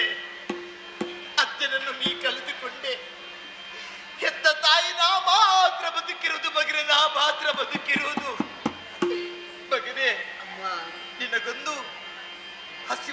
ಒದಗಿಸುವುದಕ್ಕೆ ನಾವೊಂದು ಮಾತನ್ನು ಹೇಳುತ್ತೇನೆ ಮಗನೇ. ಏನಮ್ಮ? ಇನ್ನು ಸ್ವಲ್ಪವೇ ದೂರ ಹೋದ್ರೆ ಖಂಡಿತವಾಗಿ ನಾಡನ್ನು ಸಿಗುವುದಕ್ಕೆ ಸಾಧ್ಯ ಉಂಟು. ಮಂತ್ರಿಯವರಲ್ಲಿ ವಿಚಾರವನ್ನು ಹೇಳಿ ಏನಾದ್ರೂ ಹೊಟ್ಟೆ ತುಂಬಿಸುವುದಕ್ಕೆ ನನಗೆ ಬೇಕಾದ ಆಹಾರವನ್ನು ನಾವು ತಂದು ಕೊಡುತ್ತೇವೆ. ಹೇಳು ಕಂದ, ಹೋಗುವ ಮಗನೇ. ಎತ್ತಿಕೊಳ್ಳಲು ಮನಸ್ಸು ಬಾರದೆ,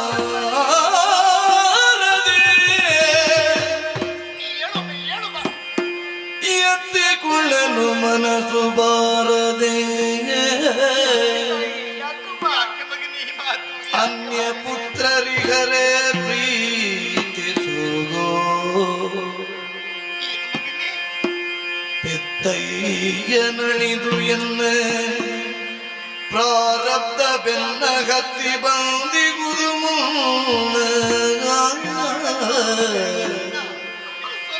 ಎತ್ತಿಕೊಳ್ಳಲು ಮನಸ್ಸು ಬಾರದೆ, ಅಮ್ಮ ಅಮ್ಮ ಅಮ್ಮ ಅಮ್ಮ,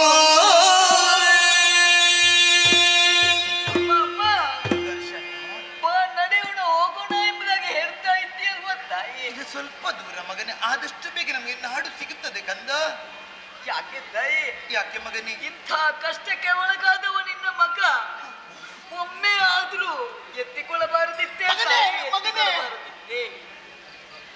ಇಲ್ಲ ತಾಯಿ, ನನ್ನ ಪಾಡಿಗೆ ನಡೆಯುವುದಕ್ಕೆ ಸಾಧ್ಯವಿಲ್ಲ, ಸಾಧ್ಯವಿಲ್ಲಮ್ಮ, ಸಾಧ್ಯವಿಲ್ಲ. ಬರುವುದಕ್ಕೆ ನಿಮಗೆ ಕಷ್ಟ. ಹೌದಮ್ಮ. ಮಂತ್ರಿವರ್ಯ, ಅಮ್ಮ ನೋಡಿದ್ದೀರಿ ನಮ್ಮ ದುರಾವಸ್ಥೆಯನ್ನು. ಹೇಗಿದ್ದವರ ಜೀವನ ಹೇಗಾಯಿತು ನೋಡಿ. ಇದನ್ನೆಲ್ಲ ಸಹಿಸಿಕೊಂಡು ಬದುಕುವುದಕ್ಕೆ ಕಷ್ಟ. ಅಂದು ನಾನು ಸಾಯುವುದಕ್ಕೆ ಹೋದಂತಹ ವೇಳೆಯಲ್ಲಿ ಗುರುಗಳು ಬಂದು ತಡೆದರು, ತಂದೆ ಬಂದು ಸಮಾಧಾನದ ಮಾತನ್ನಾಡಿದರು. ಇವಾಗ ನಮ್ಮ ಜೊತೆಯಲ್ಲಿದ್ದಂತಹ ಗುರುವರಿಗೆ ತಂದೆಯಾಗಿರೋ ನೀವು ಮಾತ್ರ ಮಂತ್ರವರ್ಯ. ಮಗ ಕೇಳಿದಂತಹ ಪ್ರಶ್ನೆ ಹೆತ್ತ ತಾಯಿಯಾಗಿ ನನಗೆ ಉತ್ತರಿಸುವುದಕ್ಕೆ ಕಷ್ಟ. ದಾರಿ ಒಂದು ನೀವೇ ತೋರಿಸಬೇಕು, ನೀವೇ ತೋರಿಸಬೇಕು. ಮರುಗುತಿಗ ತಾಯಿ ಮಗನ ಸಂತವಿಸುತ್ತಾಗಲ, ಸ್ವಾಮಿ, ನಮಗೆ ಸಮಯ ಬೇಡ. ಹರುಷಮೋರಿಸುತ್ತೆ ಬದರಿ ವನವ ಪೊಕ್ಕು, ಭರಿತ ಫಲಗಳ ತಿಂದು ನೀರ್ ಕುಡಿದು, ಬದರಿ ವನವ ಪೊಕ್ಕು, ಭರಿತ ಫಲಗಳ ತಿಂದು ನೀರ್ ಕುಡಿದು, ನಿಶಯಪ್ಪ ಮೊದಲೇ ಕುಳ್ಳಿರಲೊಂದಿಡೆ, ಮರುಗುತಿಗ ತಾಯಿ ಮಗನ ಸಂತವಿಸುತ್ತ,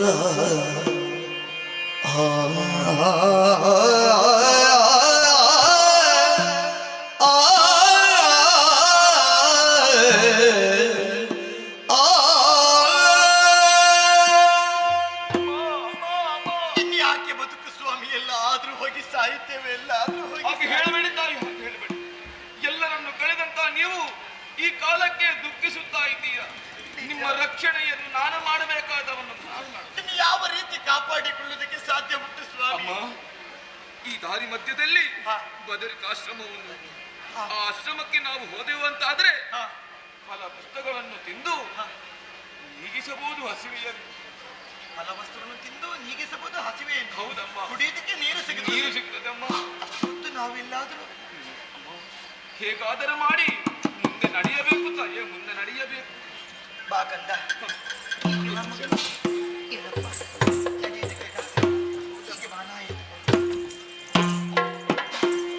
ಮಗನೇ, ಈ ಬದುಕೆನ್ನುವುದು ಕಷ್ಟ ಮಗನೇ. ಆದ್ರೆ ಒಂದಂತೂ ಅರ್ಥವಾಯಿತು. ಏನಮ್ಮ? ಅವರಾಡಿದ ಸವಿ ನುಡಿಯನ್ನು ಕೇಳಿ ಜೀವನದಲ್ಲಿ ಅಮೃತವನ್ನು ಕುಡಿದಂತಹ ಅನುಭವ ಸ್ವಲ್ಪ ಸ್ವಲ್ಪವೇ ಆಗುತ್ತಾ ಉಂಟು. ಹಾರುವಂತ ಹಕ್ಕಿಗೆ ಆಶ್ರಯಿಸುವುದಕ್ಕೆ ಮರವಾದರೂ ಸಿಕ್ಕಿತ್ತು ಮಗನೇ. ಹೋಗುವ ಕಂದ, ಮುಂದೆ ಹೋಗುವ. ಹೀಗೆ ಬಾ ಮಗನೇ.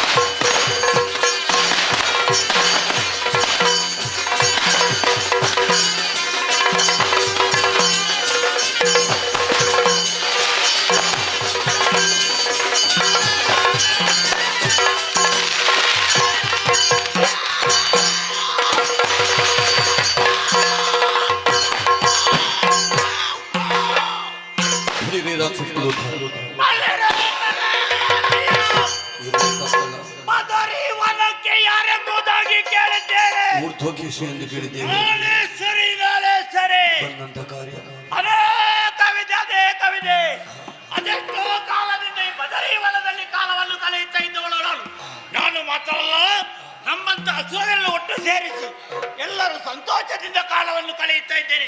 ಈ ಗೋಂಡಾರನಲ್ಲಿ ಸಿಕ್ಕಿದಂತಹ ಮೃಗಗಳನ್ನು ತಿಂದು ಕಾಲವನ್ನು ಕಳೆಯುತ್ತಾ ಇದ್ದವಳು. ಆದ್ದರಿಂದ ಯಾರೂ ಕೂಡ ನಮ್ಮ ಈ ಪುರವನ್ನು ಪ್ರವೇಶ ಮಾಡುವುದಿಲ್ಲ. ಯಾಕೆ? ನಾನು ಇದ್ದೇನೆಂಬ ವರ್ತಮಾನ ಎಲ್ಲರೂ ತಿಳಿದುಕೊಂಡಿದ್ದಾರೆ. ಆದರೆ ಏನು ಮಾಡಲು ಹೇಳಿ, ಸ್ವಲ್ಪ ಬೇಟೆಯನ್ನು ಆಡಬೇಕು, ಮಸಿ ಮಾಂಸವನ್ನು ತಿನ್ನಬೇಕು ಎನ್ನುವಂತ ಉದ್ದೇಶ ನನ್ನದಾಗಿದೆ.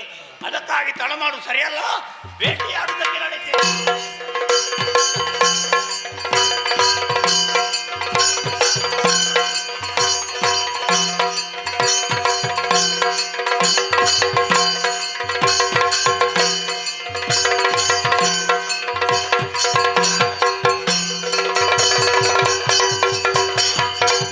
ಯಾರು ಬಂದವರು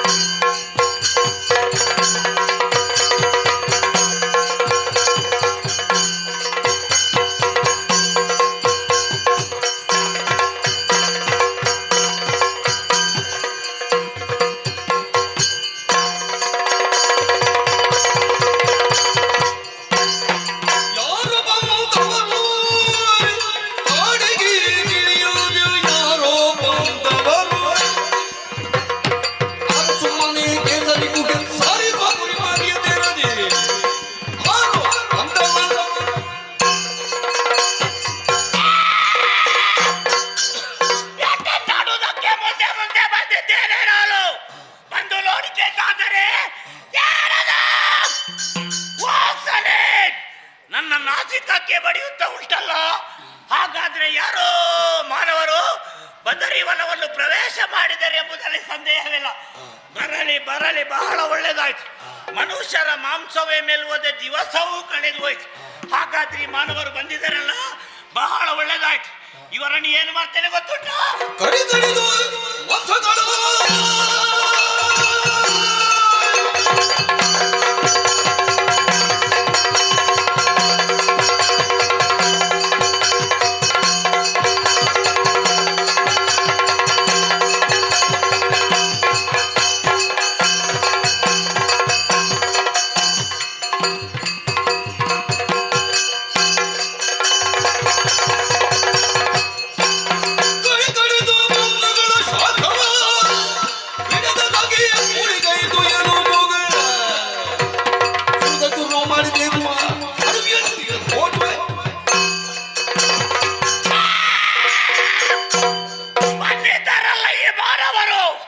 ಏನು ಮಾಡ್ತೇನೆ ಗೊತ್ತುಂಟ? ಮೊದಲಾಗಿ ಇವರನ್ನು ಖಂಡವಾಗಿ ತುಂಡರಿಸ್ತೇನೆ. 3 ವಿಧದ ಪಾಲು, ಮಾಂಸ ಬೇರೆ, ರಕ್ತ ಬೇರೆ. ಮನುಷ್ಯರ ಮಾಂಸವನ್ನು ಏನು ಮಾಡ್ತೇನೆ ಗೊತ್ತುಂಟ? ಜಗಿದ್ದೇನೆ. ಮತ್ತೆ ರಕ್ತ ಅಂದ್ರೆ ಬಹಳ ಪ್ರೀತಿ. ಈ ರಕ್ತವನ್ನು ಏನು ಮಾಡ್ತೇನೆ ಗೊತ್ತುಂಟ? ಪಾನಕದಂತೆ ಕುಡಿತೇನೆ. ಮತ್ತೆ ಇರುವುದು ಎಲುಬು, ಅದು ಈಗ ಬೇಡ. ಅದನ್ನು ದೊಡ್ಡ ಗಂಟು ಕಟ್ಟಿ ಮೇಲಿಡು. ಯಾಕೆ? ಇನ್ನು ಬರುವುದು ಮಳೆಗಾಲದ ಸಮಯವೇ. ಮಳೆಗಾಲದ ಚಳಿಗೆ ಇದನ್ನು ತೆಗೆದು ದೊಡ್ಡದಾದ ಅಗ್ನಿಕುಂಡವನ್ನು ಏರ್ಪಡಿಸಿ ಚೆನ್ನಾಗಿ ಉರಿಯುವುದು.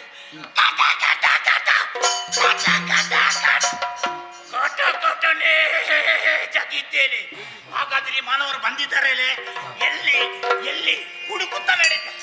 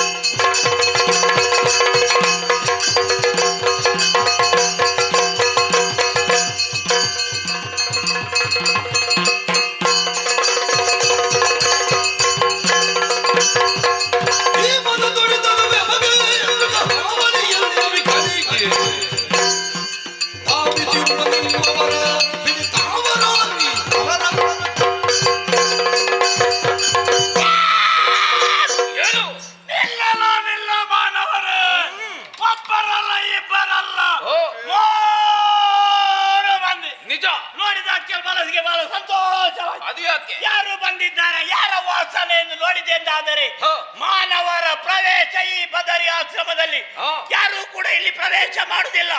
ಯಾಕೆ? ನಾನಿದ್ದೇನೆಂಬ ವರ್ತಮಾನ ಎಲ್ಲರೂ ತಿಳಿದುಕೊಂಡಿದ್ದಾರೆ. ಈ ನನ್ನ ವನಕ್ಕೆ ಪ್ರವೇಶ ಮಾಡಿದ್ದೀರಿ, ಬಹಳ ಒಳ್ಳೇದಾಯ್ತು, ಬಹಳ ಒಳ್ಳೇದಾಯ್ತು. ಮನುಷ್ಯರ ಮಾಂಸವು ತಿನ್ನದೆ ಬಹಳ ಒಳ್ಳೇದಾಯ್ತು. ಅಷ್ಟು ಮಾತ್ರವಲ್ಲ, ಜೊತೆಯಲ್ಲಿ ಏನದು ಒಂದು ಮಗು ಉಂಟಲ್ಲ, ಅಯ್ಯೋ ಆ ಮಗುವನ್ನು ನೋಡಿದಾಗ ಒಮ್ಮೆ ತಿನ್ಬೇಕು, ಬಿಸಿ ಬಿಸಿ ರಕ್ತವನ್ನು ಕುಡಿಬೇಕು ಎಂದು ಮನದ ಆಸೆ ಆಗುತ್ತಾ ಉಂಟು. ಹಾಗಾದ್ರೆ ತಲೆಮಾರು ಸರಿಯಲ್ಲ. ಬನ್ನಿ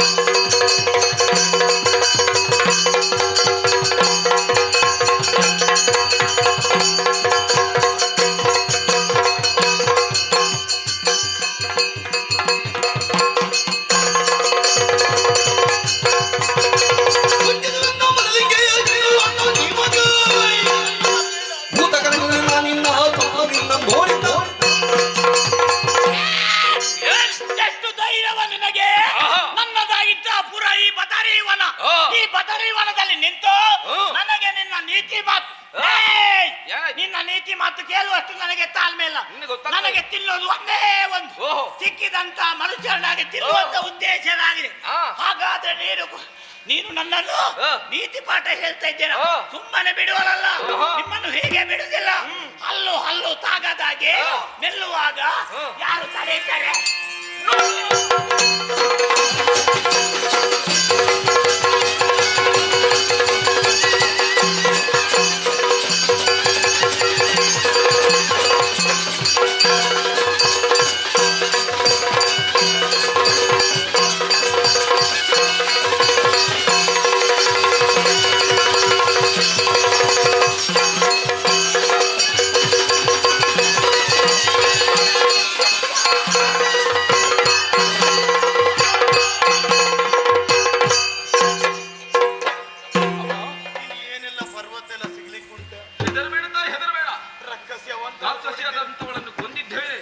ರಕ್ಷಣೆಯನ್ನು ನಾನು ಯಾವತ್ತೂ ನಿಮ್ಮ ಮಾಡ್ತೇನೆ ಅಂತ ಹೇಳಿದ್ರೆ ನೀವು ರಕ್ಷಣೆ ಮಾಡ್ತೀರಿ. ಹೌದು, ಇನ್ನು ಅವರ ಕುಟುಂಬದವರು ಎಷ್ಟು ಮಂದಿ ಇದ್ದಾರೆ, ಯಾರಿಗೆ ಎಷ್ಟೇ ಇರ್ಲಿ ಅಂತವರನ್ನೆಲ್ಲ ನಾನು ಹೊಟ್ಟೇನೆ. ಹೆದರಬೇಡ, ಬನ್ನಿ ಮುಂದೆ ಹೋಗು.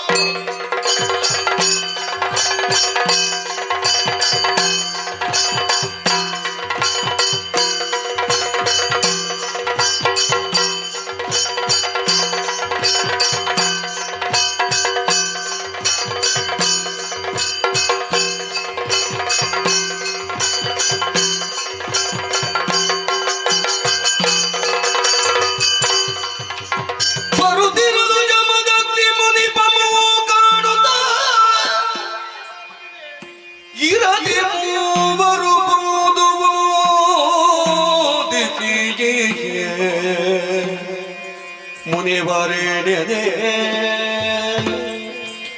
ಮನೋರಮೆ ಇಂತೆಂದಳು ಋಷಿವರ್ಯನ ಮುನಿಯೇ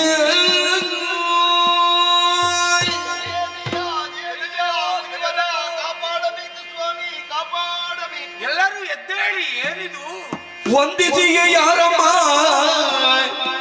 ಕಂದ ನೋಡದೆ ತಂದು ಅಮ್ಮ ಯಾರಮ್ಮ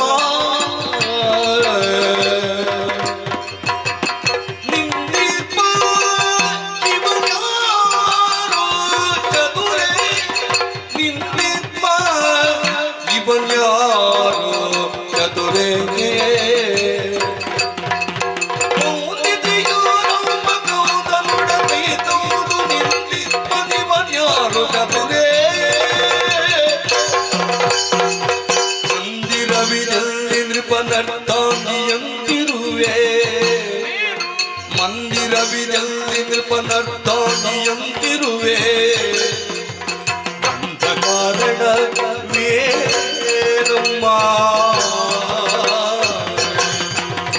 ಅಮ್ಮ ಯಾರಮ್ಮ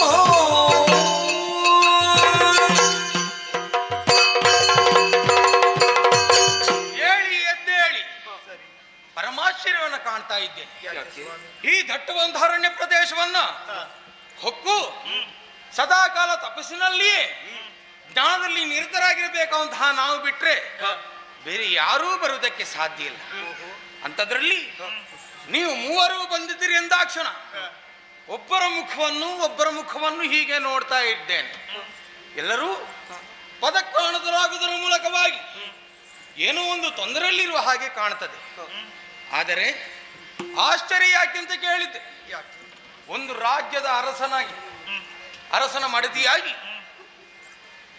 ರಾಜ್ಯದಲ್ಲಿ ಸುಖದಿಂದಲೇ ಜೀವನವನ್ನು ನಡೆಸಬೇಕಾದಂತಹ ಒಂದು ರಾಜನ ಮಡದಿಯ ಒಂದು ಅರ್ಹತೆಯನ್ನು ಹೊಂದಿದವಳು ನೀನಂತ ಗೊತ್ತಾಗುತ್ತದೆ.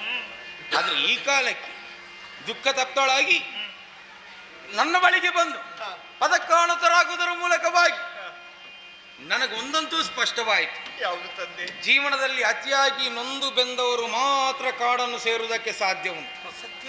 ಅಂಥದ್ರಲ್ಲಿ ನೀವು ಬಂದಿದ್ದೀರಿ ಎಂದಾದ ಬಳಿಕ ಏನೋ ಒಂದು ಸಮಸ್ಯೆ ಉಂಟು ಅಂತ ಗೊತ್ತಾಗುತ್ತದೆ. ನೀನು ಮಾತ್ರ ಅಲ್ಲ, ಜೊತೆಗೆ ಮಗನೂ ಇದ್ದಾನೆ, ಇನ್ನೊಬ್ಬನು ಇದ್ದಾನೆ. ನೀವೆಲ್ಲರೂ ಯಾರು, ಯಾಕೆ ಬಂದಿದ್ದೀರಿ ಹೇಳಿ ನನಗೆ. ಧರೆಯುಳು ಉತ್ತಮ ಅಯೋಧ್ಯಾಪುರಪತಿ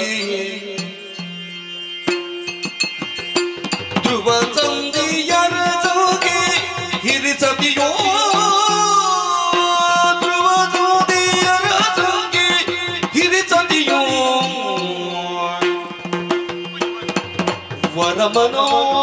ವರಮನೋರಮಿಯಂ ಕುಮರೋ ಎನ್ನ ವರ ಮನೋರಮಿಯಂಬುವರು ಎನ್ನ ಸುತನಿತನಿರುವ ಸುದರ್ಶನನೋ ಲೀಲಾವತಿಯು ಗಿರಿಸತಿಯಾಗಿರಲು ಚಿಕ್ಕ ಬಾಲ ಸುಮಿತ್ರ ನಿಪ್ಪ ಕಾಲಾಧಿಪತಿ ಬೇಟೈದೀರೆ ಸಿಂಹನಿಂದಾವದುದು ರಮಣ ಶವ ಸಂಸ್ಕಾರದ ಪಿತ ನೋಡ ಸಮಾಧಿಯನು ರಣರೇ ಅಮಲಿಯ ಪಟ್ಟ ಸುನೇತಗಿಯನು ಕೊಂದ ವಿವರವೇ ಎನ್ನಲಿ ಮುನಿಯೇ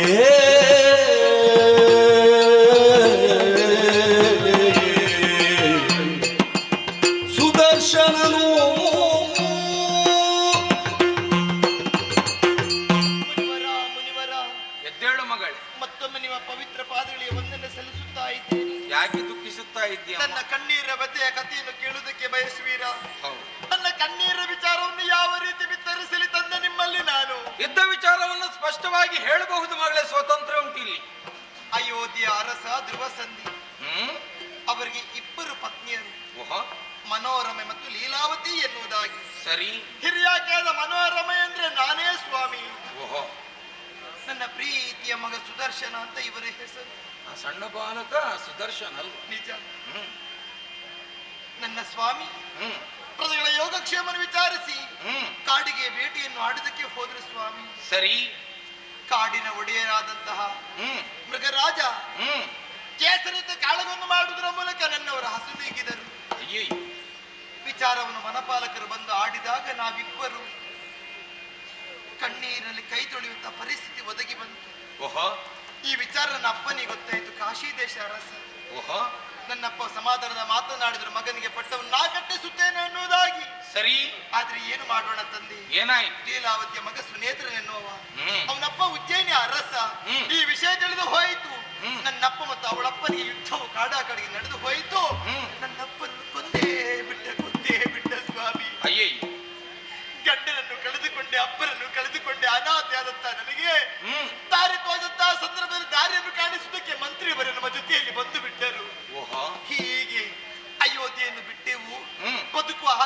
ಅಲ್ಲ ಸ್ವಾಮಿ. ಮಗನನ್ನು ಕಾಪಾಡುವ ಉದ್ದೇಶದಿಂದ ಕಾಡಲ್ಲಿ ನಡೆದುಕೊಂಡು ಬಂದಂತಹ ವೇಳೆಯಲ್ಲಿ ನಿಮ್ಮ ಆಶ್ರಮವನ್ನು ಕಂಡೆ ಸ್ವಾಮಿ. ಸರಿ, ಇದು ನನ್ನ ಕಣ್ಣೀರಿನ ಕತೆ. ನಾವಿಲ್ಲಿದ್ದೇವೆ ಅಂತ ಗೊತ್ತಾದ್ರೆ ಖಂಡಿತವಾಗಿ ಉಜ್ಜಯಿನಿ ಅರಸರ ಬದುಕುವುದಕ್ಕೆ ಬಿಡುವುದಿಲ್ಲ. ಇದು ನನ್ನ ಕಣ್ಣೀರ ಕತೆ. ನನಗೆ ದಾರಿಯನ್ನು ತೋರಿಸಿ. ಒಳ್ಳೆಯ ಕೆಲಸವನ್ನೇ ಮಾಡಿದ್ಯಮ್ಮ ನೀನು. ತಾಯಿ ನೀ ಮರುಗದಿರು ಬಾಯಾರಲಿ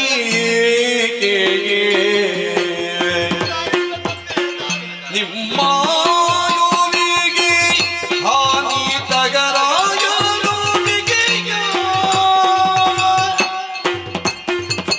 ಬಿಟ್ಟು ನಮ್ಮ ಶ್ರಮತಿ ಒಟ್ಟಾಗಿ ಇರಿಸುಗದಿ ಬಿಟ್ಟು ನಮ್ಮ ಶ್ರಯದಿ ಒಟ್ಟಾಗಿ ಇರಿಸುಗದಿ ಕಷ್ಟ ತಂದೊಟ್ಟುವನ್ನು ಸುತ್ತ ಬಿರೋದ ಪದಿ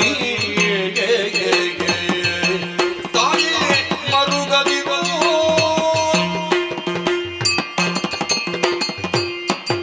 ಮಕ್ಕಳೇ, ನಿನ್ನಂತಹ ದುಃಖದ ವ್ಯಥೆಯ ಕಥೆಯನ್ನು ಕೇಳಿದಾಗ ನನ್ನ ಕರುಳನ್ನೇ ಕಿತ್ತೆಸುವಂತಹ ಅನುಭವ ನನ್ನ ಪಾಡಿಗೆ ಆಗುತ್ತಾ ಉಂಟು. ಯಾಕೆ ತಂದೆ? ಈ ಕಾಲಕ್ಕಾಗುವಾಗ ನೊಂದು ಬೆಂದು ಯಾವುದು ಬೇಡ, ಬದುಕನ್ನು ಉಳಿಸಿಕೊಳ್ಳಬೇಕು, ಬದುಕಬೇಕು, ನನ್ನ ಮಗನನ್ನು ಉಳಿಸಿಕೊಳ್ಳಬೇಕು, ಒಂದೇ ಪ್ರಯತ್ನ, ಒಂದೇ ಒಂದು ಯತ್ನದಿಂದ ನೀನು ಕಾಡದಾರಿಯನ್ನು ಹಿಡಿದವಳು. ಸತ್ಯ ತಂದೆ. ಪ್ರಪಂಚದ ಗುಣವೇ ಹಾಗೆ. ಏನು? ಪ್ರಪಂಚದಲ್ಲಿ ಹುಟ್ಟಿದವ ಎಂತಹ ಸಮುದ್ರವನ್ನು ಬೇಕಾದ್ರೂ ದಾಟಬಲ್ಲವಂತೆ. ಆದ್ರೆ ಕಣ್ಣು ಒದ್ದೆ ಆಗದ ರೀತಿಯಲ್ಲಿ ಬಹಳ ಸಮುದ್ರವನ್ನು ದಾಟುವುದಕ್ಕೆ ಬಹಳ ಕಷ್ಟ ಉಂಟು. ಖಂಡಿತ. ಆದರೂ ಈ ಕಾಲಕ್ಕೆ ಮಗನನ್ನು ಉಳಿಸಬೇಕನ್ನುವಂತಹ ಧ್ಯೇಯದಿಂದ ನೀನು ಇಲ್ಲಿಗೆ ಬಂದಿದ್ದಿ ಎಂದಾದರೆ ಪರೋಕ್ಷವಾಗಿ ಅರ್ಥ ಮಾಡಿಕೊಳ್ಳಬೇಕಾದ್ದು ಏನು? ಏನು? ಸದಾಚಾರ ಸಂಪನ್ನನಾಗಿ ಈ ಲೋಕದಲ್ಲಿ ಯಾರು ವ್ಯವಹರಿಸ್ತಾನೋ ಅವರಿಗೆ ದೇವರು ಒಂದಲ್ಲ ಒಂದು ವಿಧದಲ್ಲಿ ದಾರಿಯನ್ನು ತೋರಿಸ್ತಾನೆ. ಇದು ಸ್ಪಷ್ಟ ಆಯ್ತು. ಎಲ್ಲಿ ಅಂತ ಕೇಳಿದ್ರೆ ನೀನು ಬಂದದ್ದು ಇಲ್ಲಿಗೆ ಗೊತ್ತುಂಟು. ಎಲ್ಲಿಗೆ? ಜಮದಗ್ನಿ ಮಹರ್ಷಿ ಆಶ್ರಮಕ್ಕೆ. ಹೌದು, ಅದನ್ನೇ ಹೇಳಿ. ಧರ್ಮಾತ್ಮರಿಗೆ ಒಂದಲ್ಲ ಒಂದು ವಿಧದಲ್ಲಿ ಸುಖದ ದಾರಿಯನ್ನು ದೇವರ ಒದಗಿಸಿ ಕೊಡ್ತಾನೆ. ಸತ್ಯಕ್ಕೆ ಜಯ ಉಂಟು ಅಂತ ಅಂದೇನ ಆಡಿದ್ದೆ. ನೀನು ನನ್ನನ್ನೇ ಹುಡುಕಿಕೊಂಡು ಬಂದದ್ದಲ್ವಲ್ಲ? ಅಲ್ಲ ತಂದೆ, ದೇವರೇ ದಾರಿಯನ್ನು ತೋರಿಸಿದ್ದಾನೆ. ಖಂಡಿತವಾಗಿಯೂ ನಿನ್ನನ್ನು ಉಳಿಸ್ತಾನೆ ಅನ್ನುವಂತಹ ನಂಬಿಕೆ ನಿನ್ನ ಅಂತರಂಗದಲ್ಲಿ ಇರಲೇಬೇಕಾಗುತ್ತದೆ. ಜಮದಗ್ನಿ ನಾನಿದ್ದೆ. ಯಾವುದೇ ವಿಚಾರದಲ್ಲೂ ತೊಂದರೆಯನ್ನು ಕೊಡುವುದಕ್ಕೆ ಯಾರೂ ಬರಲು ಸಾಧ್ಯವಿಲ್ಲ. ಬಂದರು ಎಂದಾದರೆ ನನ್ನ ಅಂತಹ ತಪಸ್ಸಿನ ಶಕ್ತಿಯಿಂದಲಾದರೂ ಕೂಡ ಅವರನ್ನು ದಂಡಿಸಿ ಆದರೂ ನಿಮ್ಮನ್ನು ಉಳಿಸಿಕೊಳ್ತೇನೆ, ಉಳಿಸಿಕೊಳ್ತೇನೆ, ಉಳಿಸಿಕೊಳ್ತೇನೆ. ಅಷ್ಟು ಮಾತ್ರ ಅಲ್ಲ, ಮತ್ತೆ ಕೇವಲ ಆಶ್ರಮದಲ್ಲಿ ಸದಾಕಾಲ ದುಃಖದಿಂದ ಇರುವುದಲ್ಲ, ಮತ್ತೆ ನನ್ನ ಮಡೆದಿದ್ದಾಳೆ ರೇಣುಕಿ. ಆಕೆಗೆ ಸಹಾಯಕಳಾಗಿ ನೀನೇ ಇಲ್ಲೇ ಇರುವವಳಾಗೂ ಸರಿ, ವ್ಯವಸ್ಥೆಯನ್ನು ನಾನು ಮಾಡಿದೆ. ಸರಿ ಸ್ವಾಮಿ. ಹಾಗೆ ಒಳಗಿದ್ದು ಕಂದ ನೋಡಿದ್ಯಾ, ಈ ಪ್ರಪಂಚದಲ್ಲಿ ಎಂಥವರ ಋಣವನ್ನಾದರೂ ನಾವು ತೀರಿಸಬಹುದಂತ. ಆದ್ರೆ ತಾಯಿಯ ಋಣವನ್ನು ತೀರಿಸುವುದಕ್ಕೆ ಬಹಳ ಕಷ್ಟ ಉಂಟು. ನಿನ್ನನ್ನು ಉಳಿಸಿಕೊಳ್ಳಬೇಕು ಅನ್ನುವಂತಹ ಉದ್ದೇಶದಿಂದ ಎಂತಹ ಆಪತ್ತಿ ಎದುರಾದಿರು ಬಂದರೂ ಕೂಡ ಮಗನನ್ನು ಉಳಿಸಿಕೊಳ್ತೇನೆ ಈ ದೇಹದಿಂದ ಮುಂದುವರೆದಿದ್ದಾಳೆ ಎಂದಾದರೆ ನಿನ್ನನ್ನು ಯಾವುದೇ ಕಾರಣಕ್ಕೂ ಬಿಟ್ಟು ಕೊಡುವವಳಲ್ಲ ತಾಯಿ ಅನ್ನೋದು ಸ್ಪಷ್ಟ ಆಯಿತು ತಾನೆ. ಅಂಥದ್ರಲ್ಲಿ ಇನ್ನು ಮುಂದೆ ಲೋಕದಲ್ಲಿ ನೀನು ಪ್ರಚಾರಕ್ಕೆ ಬರಬೇಕು, ಅಂತಹ ಯೋಗ್ಯತಾ ಸಂಪನ್ನನಾಗಬೇಕು ಎಂದಿದ್ದರೆ ನಿನ್ನ ಮುಖದ ವರ್ಚಸ್ಸಿನಲ್ಲೇ ಗೊತ್ತಾಗ್ತದೆ. ಶಾಸ್ತ್ರ ತೇಜಸ್ಸು ಇದು ತಂದೆಯಿಂದಲೇ ಒದಗಿ ಬರಬೇಕಾದಂತಹ ಸಂಪತ್ತು, ಅದು ನಿನ್ನಲ್ಲಿದೆ ಅನ್ನೋದು ಸ್ಪಷ್ಟ ಆಗುತ್ತದೆ. ಹಾಗಾಗಿ ಮಂತ್ರಾಸ್ತ್ರದ ಪ್ರಯೋಗವನ್ನ ನಿನಗೆ ಇದು ನಾನು ಹೇಳಿಕೊಡ್ತೇನೆ. ಹೀಗೆ ಬಾ.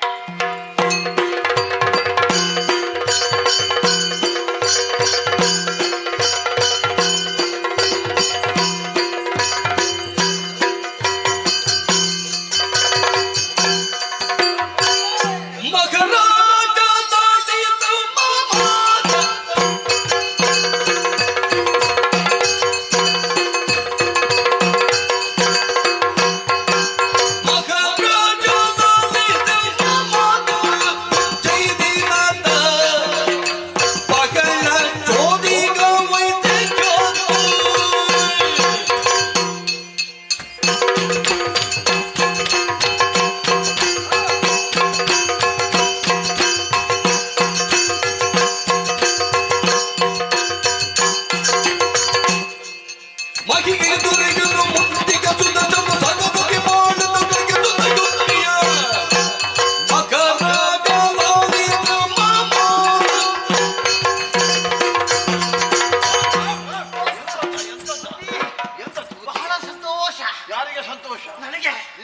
ಸಂತೋಷ. ಹೌದು.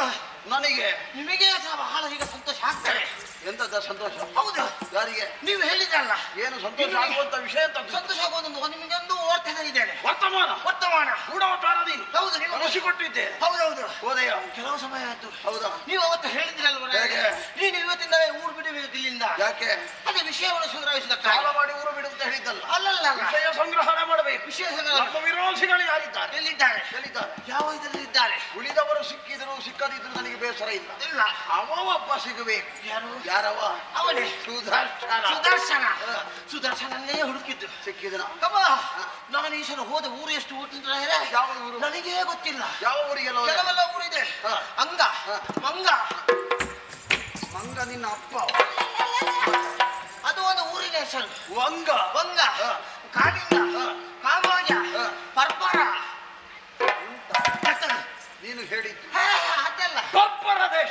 ಪರ್ಪರ ಪರ್ಪರ ಬರ್ಬರ. ಪರ್ಪರ ಮರಿಯಲ್ಲ ಕೇರಳ. ಮಲಯಾಳಿ ದೇಶ ಕೇರಳ. ಕೇರಳ ಎಲ್ಲ ಊರಿಗೆ ಹೋದೆ. ಹೋದೆಯ? ಹೋದ ಏನು ಪ್ರಚಾರದಲ್ಲಿ ಇಲ್ಲ. ಹೌದಾ? ವಿಷಯ ಸಿಗಲಿಲ್ಲ. ನಿಮ್ಮ ಜನ ಸುದರ್ಶನ ಅಲ್ಲಿ ಇಲ್ಲವೇ ಇಲ್ಲ. ಎಂತದ? ಅವನೇ ಕಾಣ್ಲಿಕ್ಕೆ ಸಿಗಲಿಲ್ಲ. ಕಾಣ್ಲಿಕ್ಕಿಲ್ಲ. ಯಾರಾದ್ರೂ ವಿಚಾರಣೆ ಮಾಡಿ ಪರಿಚಯದವರಲ್ಲೆಲ್ಲ ಕೇಳಿದೆ. ನಿಮಗೆ ಇಲ್ಲಿ ಸುದರ್ಶನ ಸಿಕ್ಕಿದಾನ? ಹಾ. ನಿಮಗೆ ಇಲ್ಲಿ ಒಬ್ಬ ಹುಡುಗ ಸಿಕ್ಕಿದಾನ? ಎಲ್ಲ ಕೇಳಿದೆ. ಯಾವ ಸುದರ್ಶನ? ಅವ ಅಮ್ಮಂಗೆ ಸುದರ್ಶನ. ಅಲ್ಲ ಅಮ್ಮಂಗ ಸುದರ್ಶನ ಅಲ್ಲ. ಮತ್ತೆ ಯಾವ ಸುದರ್ಶನ? ಅವ ನಿಮ್ಮ ವಿರೋಧಿ ಇದ್ದಾನಲ್ಲ. ಅಯೋಧ್ಯೆಯ ಅಯೋಧ್ಯೆ ಅರಸನ ಕುವರ. ಅರಸನ ಕುವರ. ಹಾ. ಅವನು ಆ ಸುದರ್ಶನ ಇದ್ದಾನಂತ ಕೇಳಿದೆ. ಕೇಳಿದ್ಯಾ? ಯಾರು ಕೇಳಿದ್ರೆ ಗೊತ್ತುಂಟಲ್ಲ ಏನು? ಯಾರಿಗೂ ಸುದರ್ಶನ ಪರಿಚಯವಿಲ್ಲ. ಪರಿಚಯವಿಲ್ಲ. ಅವರಿಗೆ ಪರಿಚಯ ಇಲ್ಲದಿದ್ರು ಕೂಡ ನನಗೆ ಪರಿಚಯ ಉಂಟಲ್ಲ. ಹುಡುಗ ನೋಡಿದ ನೆನಪು. ಮತ್ತೆ ಹುಡುಕಬೇಕಿತ್ತು. ಮಕ್ಕಳ ಪರಿಚಯ ನನಗೆ ಬೇಗ ಸಿಗ್ತದೆ. ಸಹವಾಸ ಮಾಡಿ ಮತ್ತೆ ಹಾಗೆಲ್ಲ ನಾ ಮಕ್ಕಳು ಇಲ್ಲಿ ಮುಖ ನೋಡಿದ್ರೆ ಅರ್ಥ. ಸುದರ್ಶನ ಯಾರನ್ನು ನೋಡಿಲ್ಲ. ಈ ಸಲ ಸುದರ್ಶನ ನಾನೇ ನೋಡಿದ್ದೆ. ನಾನೇ ಹುಡುಕಿಕೊಂಡು ಹೋಗಿದ್ದೆ. ನೀನೇ ನೋಡಿ. ಹೌದೌದು. ಎಲ್ಲಿ ನೋಡಿದೆ? ಯಾವ? ಹಾಗಾದ್ರೆ ಒಂದು ವಿಷಯ ಗೊತ್ತಾಗಿದೆ ನನಗೆ. ಯಾವ ವಿಷಯ? ಅದೇ ಹೊಸ ವಾರ್ತೆ. ಯಾವುದು? ಅಲ್ಲಿ ಹೋಗುವಾಗ ಒಂದು ಆಶ್ರಮ ಸಿಕ್ಕಿತ್ತು. ಎಂತದ್ದು? ಆಶ್ರಮ. ಆಶ್ರಮ. ಆಶ್ರಮ. ಅಲ್ಲಿ ಆಶ್ರಮದಲ್ಲಿ ಆ ಜಾಮಕಾಂಡಿ ಉಂಟಲ್ಲ. ಎಂತದ್ದು? ಜಾಮಕಾಂಡಿ. ಜಮದಗ್ನಿ. ಜಮದಗ್ನಿ ಮಹರ್ಷಿಗಳ ಆಶ್ರಮ. ಜಮದಗ್ನಿ ಮಹರ್ಷಿ ಆಶ್ರಮದ ಬಳಿಗೆ ಹೋದೆ. ಆಚೆ ಈಚೆ ಸುತ್ತಾಡಿದೆ. ಸುದರ್ಶನ ಕಾಣಲಿಲ್ಲ. ಮೆಲ್ಲ ಒಳಗೆ ಯಾರವ? ನಿನ್ನನ್ನು ಬಿಟ್ಟವ ಯಾರವ? ಯಾಕೆ? ಆಶ್ರಮದೊಳಗೆ ನೀನು ಹೋದದ್ದ? ಹಾಗಲ್ಲ. ಇಣುಕ್ಲಿಕ್ಕೆ. ಹೌದು. ನನಗೆ ವಿಷಯ ಸಿಗ್ಬೇಕಲ್ಲ. ಇಣುಕಿ ನೋಡಿ. ಇಣುಕಿ ನೋಡಿದೆ. ವಿಷಯ ಗೊತ್ತಾಗಬೇಕು. ಗೊತ್ತಾಗ್ತದೆ. ಕೊನೆಗೆ ವಿಷಯ ಗೊತ್ತಾಗಿಲ್ಲ. ಕೆಲವು ಮಂದಿ ಶಿಷ್ಯರಿರ್ತಾರೆ. ಕೆಲವೊಮ್ಮೆ ಆ ಶಿಷ್ಯ ವರ್ಗದಲ್ಲಿ ಸೇರಿಕೊಂಡು ಅದೇ ನನಗೆ ಕೆಲವು ಶಿಷ್ಯರು ನೋಡುವಾಗ ಅವು ಸುದರ್ಶನ ಕಾಣಲೇ ಇಲ್ಲ. ಹೌದಾ? ಮತ್ತೆ ನೋಡುವಾಗ ಬದಿಯಲ್ಲಿ ಆ ಕಡೆ ಈ ಕಡೆ ಆ ಕಡೆ ಈ ಕಡೆ ಎಲ್ಲ ಹೋಗ್ತಾ ಇದ್ದಾರೆ. ಆ ನಿಮ್ಮ ವಿರೋಧಿ ಸುದರ್ಶನ ಆ ಜಮದಗ್ನಿ ಆಶ್ರಮದಲ್ಲಿದ್ದಾರೆ. ಅಲ್ಲಿ ಆಶ್ರಮದಲ್ಲಿ. ಆಶ್ರಮದಲ್ಲಿ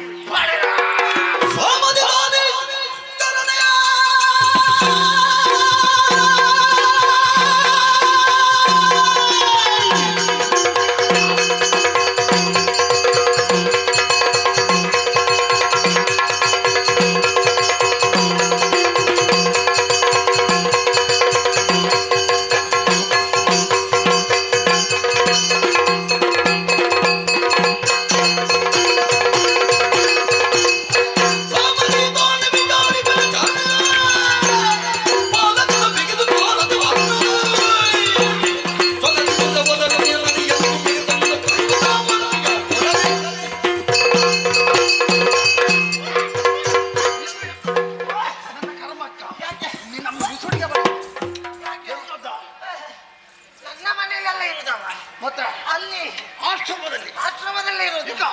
ನಿನಗಾಯ್ತು. ಮತ್ತೆ ನಿಮಗೆ ಯಾಕೆ ಸಿಟ್ಟು? ನನಗೆಂತದಕ್ಕೆ ಗ್ರಹಾಚಾರಕ್ಕೆ ಮತ್ತೆ ಸಿಟ್ಟು ಬರುವುದ? ಸಿಟ್ಟು ಈಗ ಬಾರದಿದ್ದಂತ ಸಿಟ್ಟು ನನಗೆ ಯಾಕೆ? ಮತ್ತೆ ನನ್ನ ವಿರೋಧಿ ಆದಂತ ಸುದರ್ಶನ ಸುದರ್ಶನ ಆಶ್ರಮದಲ್ಲಿದ್ದಾನೆ. ಆಶ್ರಮದಲ್ಲಿದ್ದಾನೆ. ಒಬ್ಬಳು ಇರುವುದು ಉಳಿದ ಸಂತಾನ ಅಂತ. ಕೆಲವರು ಎಲ್ಲಿದ್ದವರು ಎಲ್ಲ ಇದ್ದಾರೆ. ಕೆಲವು ಮಂದಿ ನಾಪತ್ತೆಯಾಗಿದ್ದಾರೆ. ಎಲ್ಲ ಒಟ್ಟಿಗಿದ್ದಾರೆ. ಮಂತ್ರಿ ಮಂತ್ರಿ ಮತ್ತೆ ಅವನ ಅಮ್ಮ ಮನೋರಮ. ಮನೋರಮ ಅಲ್ಲಿದ್ದಾಳೆ. ಹೌದಾ? ಮನೋರಮ ಅಲ್ಲಿದ್ದಾಳೆ. ಎಂತದ್ದು? ಅವಳ ಮಂತ್ರಿಯ ಜೊತೆಯಲ್ಲಿದ್ದಾಳೆ. ಮಂತ್ರಿ ಎಂತದ್ದು ಸಮ್ಮತ ಮಾಡಿದ್ದ? ಹಾಗೆಲ್ಲ ಮತ್ತೆ ಅಲ್ಲಿ ರಕ್ಷಣೆ ಪಡಿತಾ ಇದ್ದಾನೆ. ಅವ್ರು ರಕ್ಷಣೆ ಪಡಿತಾ ಇದ್ದಾರೆ. ಹೌದಾ? ಹೌದು. ವಿಷಯ ಸರಿ. ವಿಷಯ ಸ್ವಲ್ಪ ಬದಲಾದ್ರು ಅಂತ ಕಾಣ್ತದೆ. ಬದಲಾಗಿದ್ದಾರೆ. ಯಾರು? ಯಾರು? ಋಷಿ ಮುನಿಗಳೆಲ್ಲ ಋಷಿಮುನಿಗಳೇ? ವಿಷಯ ಗೊತ್ತಿಲ್ಲದೆ ಬದಲಾದದ್ದು. ಅದು ಹೀಗೆ ಇಲ್ಲದಿದ್ರೆ ಸರಿಯಾಗಿ ನನ್ನ ಬಗ್ಗೆಯೋ ಅಲ್ಲ ಅವನ ಬಗ್ಗೆ ಗೊತ್ತಿದ್ರೆ ಆಶ್ರಯ ಒದು ಕೊಡ್ತಾ ಇರ್ಲಿಲ್ಲ. ಅಂತೂ ಕೊಟ್ಟಿದ್ದಾರೆಂದಾದ್ರೆ ಅಧಿಕ ಪ್ರಸಂಗ ಮಾಡಿದಲ್ಲ. ಸ್ವಲ್ಪ ಹೆಚ್ಚಾಯ್ತು ಅಂತ ಕಾಣ್ತಾರೆ. ಯೋಚನೆ ಮಾಡುವುದಲ್ಲ. ಸಕಲ ಸಿದ್ಧತೆಯೊಂದಿಗೆ ನಾವೆಲ್ಲ ಅಲ್ಲಿಗೆ ಹೋಗಿ ಅವರನ್ನು ವಶಪಡಿಸಿಕೊಳ್ಳಬೇಕು. ಈ ಸಲ ಬಿಡಬಾರ್ದು. ಇಲ್ಲೇ ಇರುವುದಲ್ಲ, ಬನ್ನಿ ಹೀಗೆ ಬನ್ನಿ.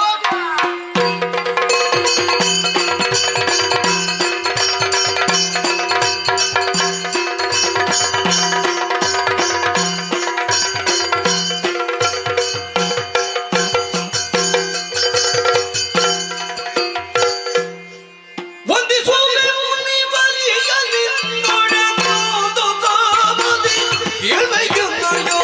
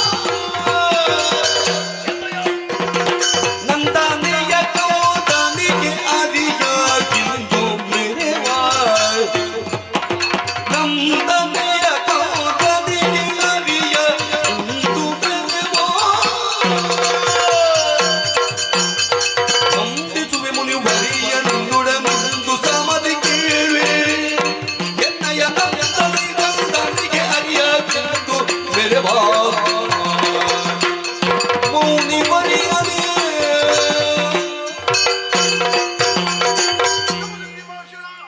ಅಡಿದಾವರಿಗಳಿಗೆ ರೆಗೆಗೊಳ್ಳುತ್ತಾ ಇದ್ದೇನೆ. ಎದ್ದೇಳು. ಉಜ್ಜಯಿನಿಯ ಅರಸ ಯುಧಾಜಿತು ನಾಮಕನಾಗಿದ್ದೇನೆ. ಯುಧಾಜಿತು ನೀನಲ್ಲ. ಹೌದು ಸ್ವಾಮಿ.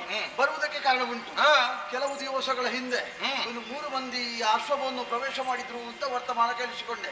ಸುದ್ದಿ ಬಂದದಕ್ಕಾದ್ರೂ ಬಂದಿಯಲ್ಲ. ಬೇರೆ ಯಾರು ಅಲ್ಲ, ವಿಷಯ ತಿಳಿದೇ ಬಂದದ್ದು. ಹೌದಾ? ಯಾರು ಅಲ್ಲ, ಮತ್ತೆ ಒಬ್ಬಳು ಹುಡುಗಿ ತರುಣಿ. ಹೌದು, ಮದುವೆ ಆಗಿದೆ, ಮಕ್ಕಳಿದ್ದಾರೆ. ಗೊತ್ತಿದೆ. ಸುದರ್ಶನ ನಾಮಕ. ಹೌದು. ಅವನ ಅಮ್ಮ ಮನೋರಮೆ.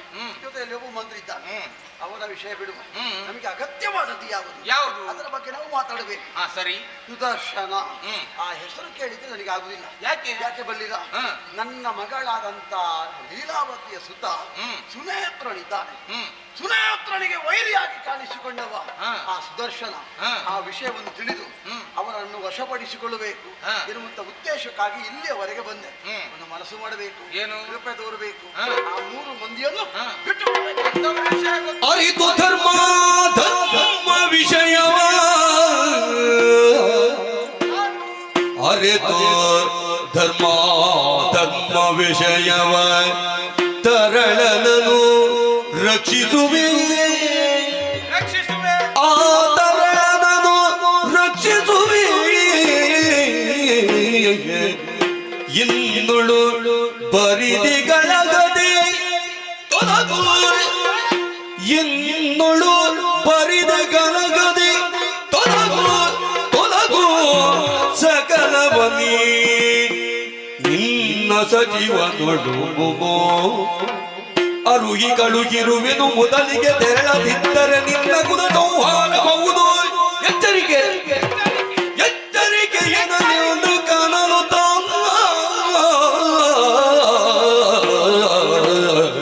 ಅರಿತು ಧರ್ಮ ವಿಷಯವ ತರಳನನು ನಾ ರಕ್ಷಿಸುವಿನು.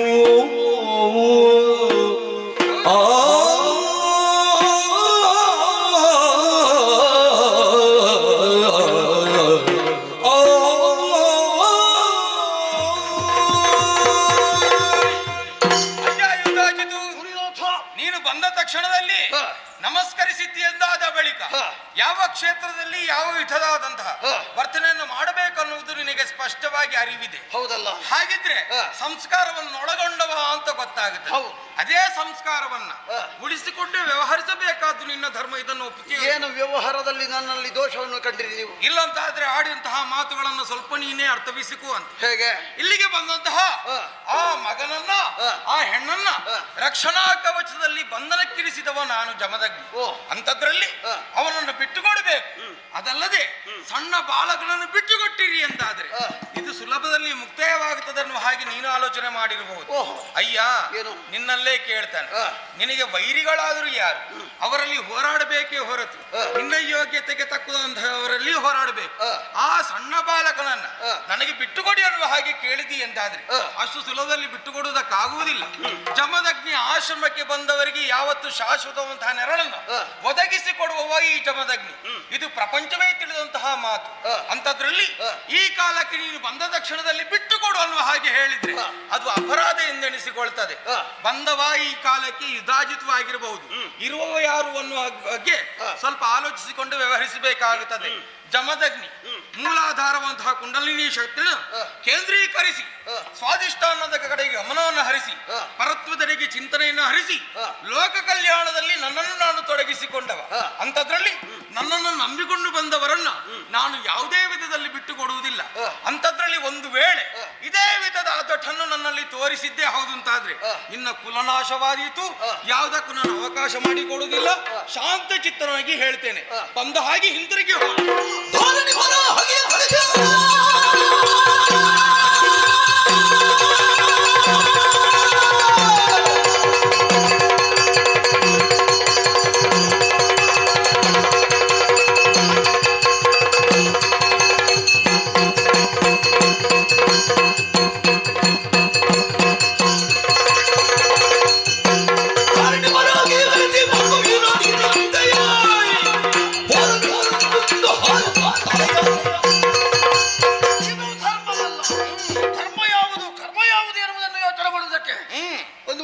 ಊರಿನ ಅರಸನಾಗಿದ್ದೇನೆ ಸ್ವಾಮಿ.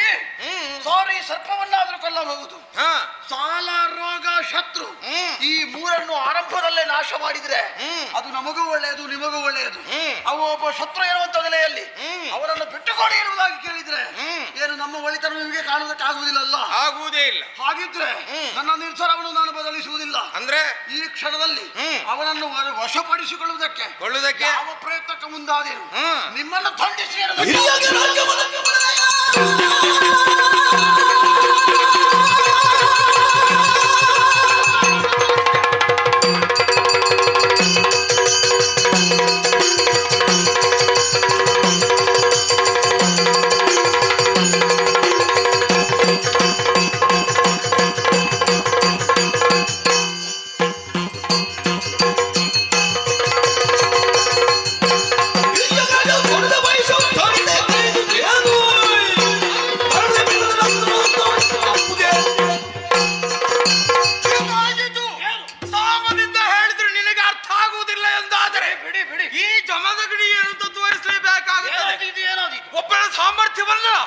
ಕೇವಲ ಮಾತಿನ ಮೂಲಕವಾಗಿ ಅದನ್ನು ಅಳತೆ ಮಾಡುವುದಕ್ಕೆ ಅಸಾಧ್ಯ. ಅದು ಗೊತ್ತುಂಟು ಅಂತ ಹೇಳಿದ್ದೇನೆ, ಹೌದಲ್ವಾ? ಏನು ನಾನು ಸಾಮಾನ್ಯದವನ್ನು ಹಾಗೆ ಆಲೋಚನೆ ಮಾಡಿ ಹೇಳಿದ್ರೆ ಅಂತಹ ದಂಡ ಪ್ರಯೋಗದಿಂದ ಏನನ್ನು ಬೇಕಾದ್ರೂ ಸಾಧಿಸಬಲ್ಲೆ. ಆದರೂ ಬದುಕುವಂತ ಅವಕಾಶವನ್ನು ನಿನಗೆ ಕೊಟ್ಟೆಂದಾದ್ರೆ ಇದನ್ನು ನೀನು ದುರುಪಯೋಗ ಪಡಿಸುತ್ತಾ ಇದ್ದೀಯ. ಗಣ್ಯವೇ ಅಲ್ಲ. ಜಮದಗ್ನಿಯ ಮುಂದೆ ಮಾತನಾಡುವುದು ಅರ್ಹತೆ ನಿನಗುಂಟೇನು? ಅದೆಲ್ಲ ಬಿಡು. ಆ ಮಗುವನ್ನು ಬಿಟ್ಟು ಕೊಡುವುದಿಲ್ಲ. ಇದು ನನ್ನವರೆಗೆ ಸೀಮಿತವಾದಂತಹ ಈ ಸ್ಥಳಕ್ಕೆ ಬಂದು ನನ್ನನ್ನೇ ಗದರಿಸಿ ಮಾತನಾಡ್ತೀಯ ಎಂದಾದ್ರೆ ನಿನ್ನನ್ನು ಶಿಕ್ಷಿಸ್ತೇನೆ.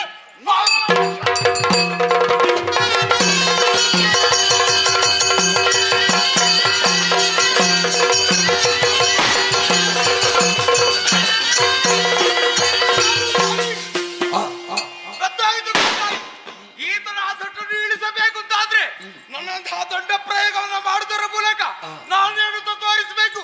ಪ್ರಯೋಗಿಸಿ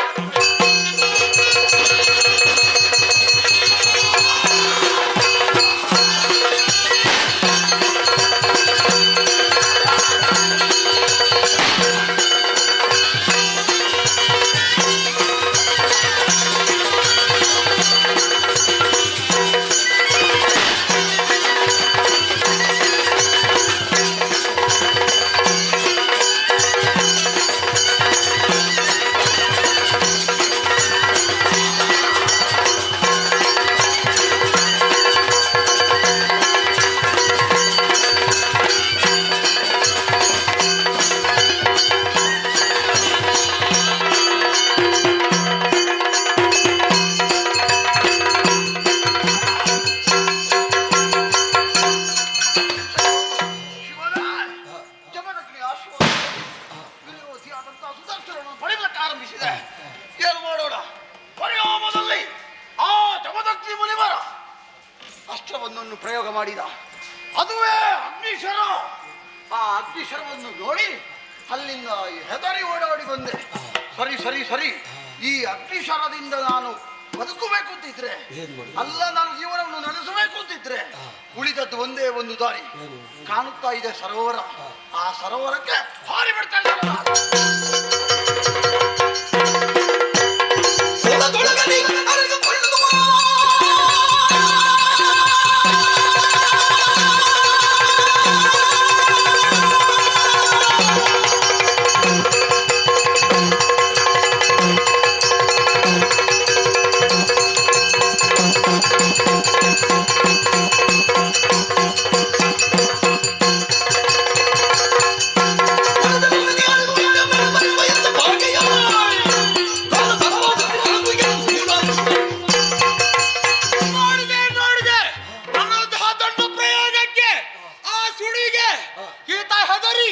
ಸರೋವರದಲ್ಲಿ ಅಡಿಗೆ ಕುಳಿತಿದ್ದಾನೆ. ಈತ ಎಲ್ಲಿ ಅಡಿಗೆ ಕುಳಿತರು ಕೂಡ ಈ ಜಮದಗ್ನಿ ಬಿಡುವವನೇ ಹೇಳಿ ಸಾಧ್ಯವಿಲ್ಲ, ಸಾಧ್ಯವಿಲ್ಲ. ಹಾಗಾಗಿ ಕಾಳ ಸರ್ಪವನ್ನು ಸೃಷ್ಟಿ ಮಾಡ್ತೇನೆ.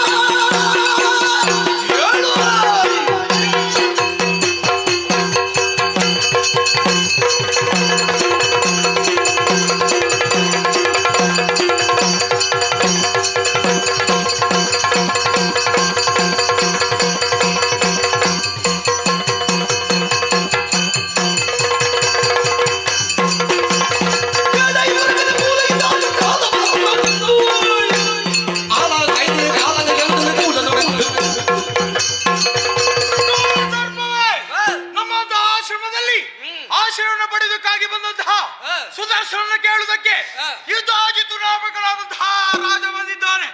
ಆತನ ವಿಚಾರಿಸಬೇಕು. ಅಷ್ಟೇ ಅಲ್ಲ, ಸರೋವರದಲ್ಲಿ ಅಡಗಿದ್ದ ನೀನು ದಂಡಿಸಬೇಕು ಅಂತ ಆದ್ರೆ ನೀನೇ ಆಗಬೇಕು ಅನ್ನುವಂತಹ ಉದ್ದೇಶದಿಂದ ನಿನ್ನನ್ನು ಸೃಷ್ಟಿ ಮಾಡಿದ್ದೇನೆ. ಹೋಗುವ ಉದ್ದೇಶದ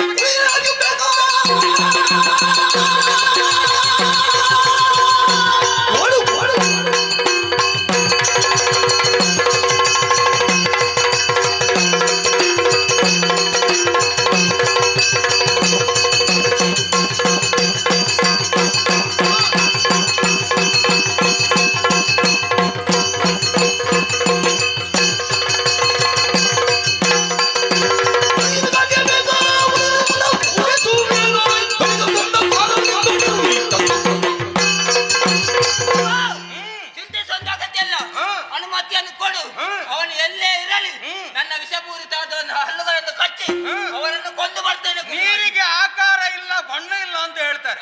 ಆ ಬಣ್ಣ ಗೊತ್ತಾಗಬೇಕು ಅಂತಾದ್ರೆ ನಿನ್ನ ವಿಷ ಅದರಲ್ಲಿ ಸೇರ್ಪಡೆ ಆಗಬೇಕು. ಮಾಡಬೇಡ.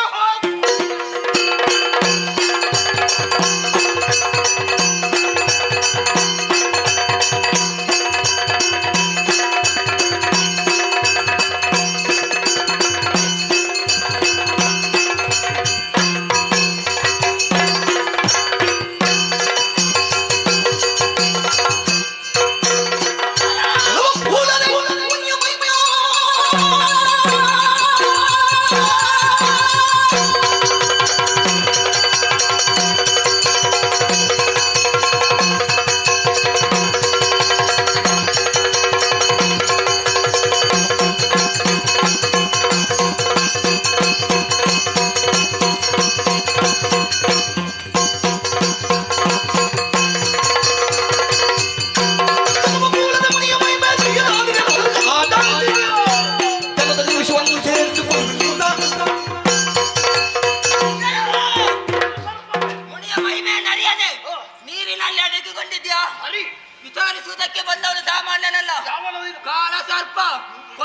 ಎಚ್ಚರ. ಬಿಂಕದ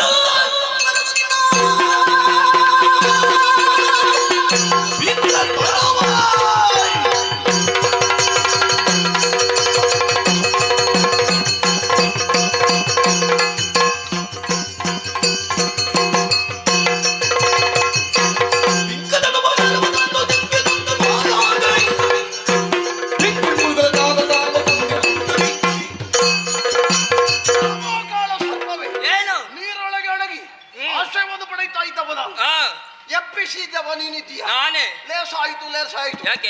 ಈ ಸಂದರ್ಭದಲ್ಲಿ ಆ. ನಿನ್ನ ಬಾಣವನ್ನು ಹಿಡಿದು ಆ. ಕಾಣುತ್ತಿರುವಂತ ಅದರ ಮೇಲೆ ಹೊಡಿ. ನೋಡಮ್ಮ.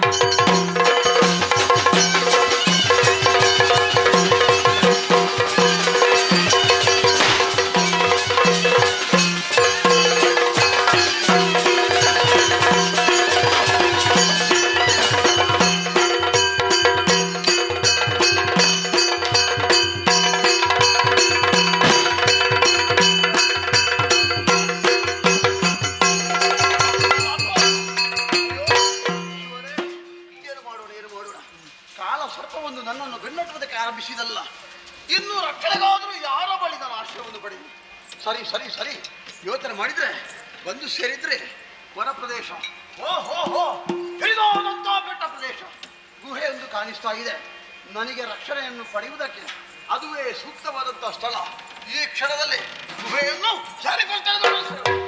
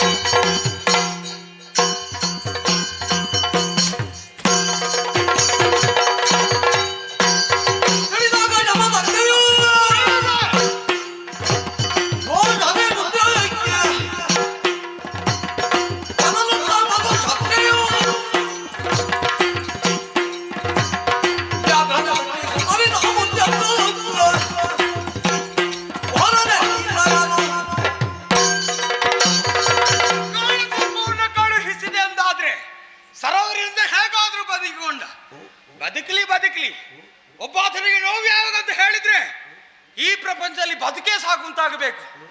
ಕಾಡಿನಲ್ಲಿ ತಿರುಗಾಟವನ್ನು ಮಾಡೋದಕ್ಕೆ ಹೊರಟಿದ್ದಾನೆ. ಮಾಡುವುದಬೇಕು ಅಂತಾದ್ರೆ ಅದನ್ನು ಸುಲಭದಲ್ಲಿ ಹೀಗೆ ಬಿಡಕೂಡದು ಅನ್ನುವಂತಹ ನಿಲುವಿಗೆ ಬದ್ಧನಾದವ ನಾನು. ತಡ ಮಾಡುವುದಿಲ್ಲ. ಈ ವಾತಾವರಣದಲ್ಲಿ ಎಲ್ಲಿಯೂ ಕೂಡ ಸುತ್ತಾಡದ ಹಾಗೆ ಮಾಡಬೇಕು ಅನ್ನುವ ಹಾಗೆ ನಾನು ನಿರ್ಧರಿಸಿಕೊಂಡೆ. ಆದ್ರೆ ಏನು ಮಾಡೋಣ, ಗುಹೆಯನ್ನು ಹಾಕಿದ್ದಾನೆ. ಗುಹೆಯಲ್ಲಿ ನಿಜವಾಗಿ ಇರಬೇಕಾದದ್ದು ಯಾವುದು ಅಂತ ಕೇಳಿದ್ರೆ ವ್ಯಾಘ್ರ ಬಿಟ್ಟು ಮನುಷ್ಯರಿಗೆ ಆಸ್ಪದವೇ ಇಲ್ಲ. ಅಂಥದ್ರಲ್ಲಿ ವ್ಯಾಘ್ರ ಹೋದ ಎಂದಾದ್ರೆ ಈತ ಅಲ್ಲಿಂದ ನಿಧಾನವಾಗಿ ಹೊರ ಬರ್ತಾನೆ. ತದನಂತರ ಅವನನ್ನು ದಂಡಿಸಬಹುದು. ನಿರ್ಣಯಕ್ಕೆ ಬದ್ಧನಾಗಿದ್ದೇನೆ. ವ್ಯಾಘ್ರನನ್ನು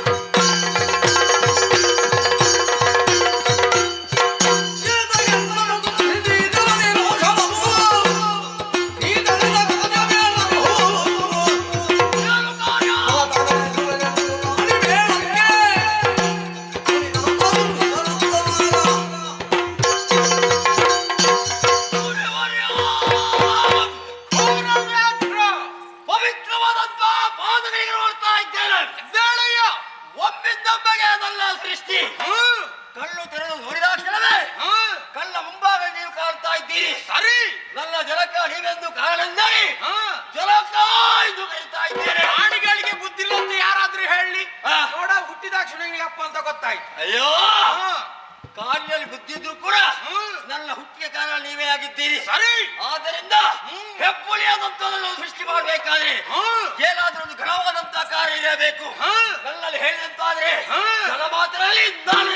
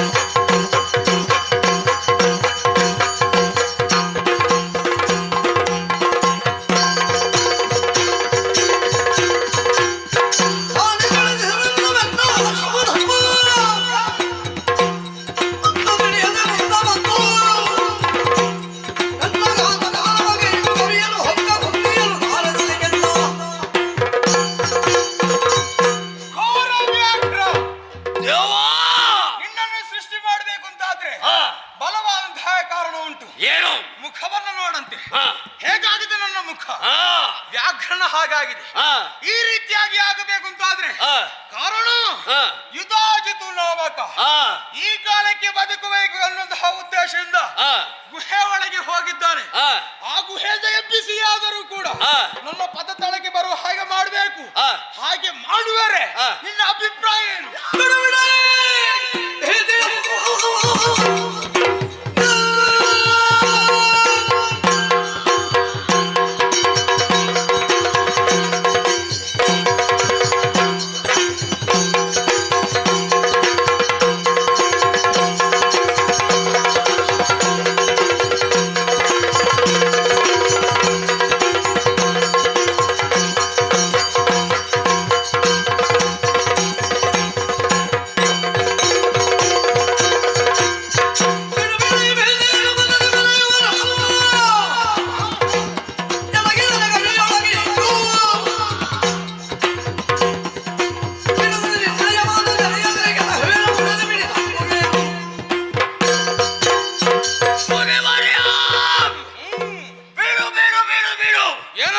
ನಿಮ್ಮ ಅಂತರಂಗದ ಭಾವನೆಯನ್ನು ಅರ್ಥ ಮಾಡಿಕೊಳ್ಳೆ.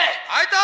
ನಿಮ್ಮನ್ನು ಹೀಯಾಳಿಸಿದ ಕೆಲಸ ಆದರೆ ಆತನಿಗೆ ಸರಿಯಾದಂತಹ ಶಿಕ್ಷಣ ಕೊಟ್ಟು ಯಾವ ಗುಹೆಯೊಳಗೆ ಇದ್ದಾலும் ಕೂಡ ಅವನಿಗೆ ನಾವು ಗುಹೆಯೊಳಗೆ ಜೀವಿಸುವವರು ನಾವಾಗಿದ್ದೇವೆ. ಸರಿ. ಈ ಸಮಯದಲ್ಲಿ ಗುಹೆಯೊಳಗೆ ನಾನು ಹೋಗ್ತೇನೆ. ಆತನ ದಾರ ಎಳೆದುಕೊಂಡು ಬಂದು ನಿಮ್ಮ ಪಾದ ಮೇಲೆ ನಾನು ಉಳಿಸ್ತೇನೆ. ಅಪ್ಪನಿಗೆ ಹುಟ್ಟಿದ ಮಗನ ಮಾತು ಅಂತ ಹೇಳಿದ್ರಿ. ಆಹಾ. ಹೋಗಿ ಬಾ.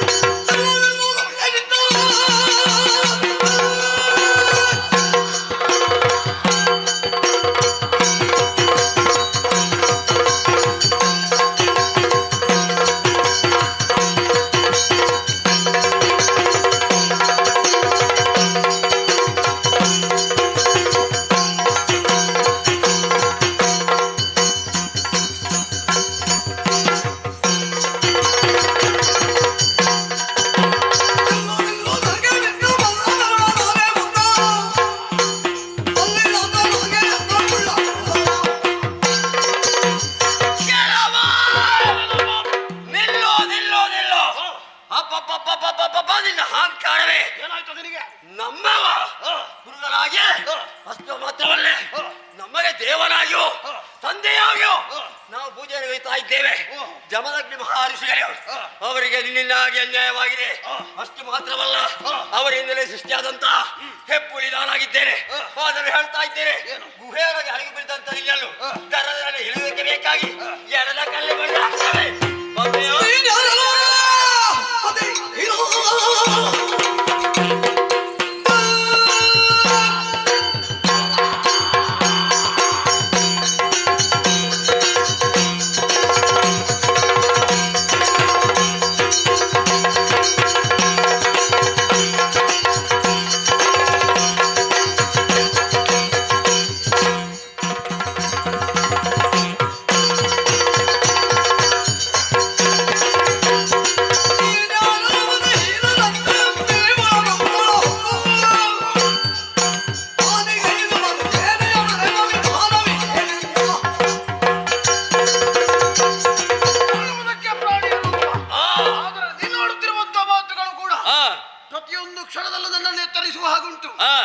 ಜಮದಗ್ನಿಯ ಸೃಷ್ಟಿಯಾದೀನು ಆ, ಗುಹೆಯನ್ನು ಸೇರಿಕೊಂಡು ಆ, ಆಶ್ರಯವನ್ನು ಪಡೆಯುತ್ತಾ ಇದ್ದೆ. ಆ, ಆ ಸಂದರ್ಭದಲ್ಲಿ ಆ. ಗರ್ಜನೆಯನ್ನು ಮಾಡುವುದರ ಮೂಲಕವಾಗಿ ಎಳದ ಕಾಲಲ್ಲಿ ಬೆಟ್ಟ ದೊಡ್ಡ ವಿಷಯವಲ್ಲ ನಿನಗೆ, ಆ, ನನಗೂ ವಿಷಯವಲ್ಲ. ಆ. ಆದರೆ ಹೋರಾಟಕ್ಕೆ ಮುಂದಾದ್ರೆ ಹ್ಮ್. ನಿನಗೊಂದು ಗಟ್ಟಿಯನ್ನು ಕಾಣಿಸ್ತಾರೆ. ಯಾರು ನೀನು?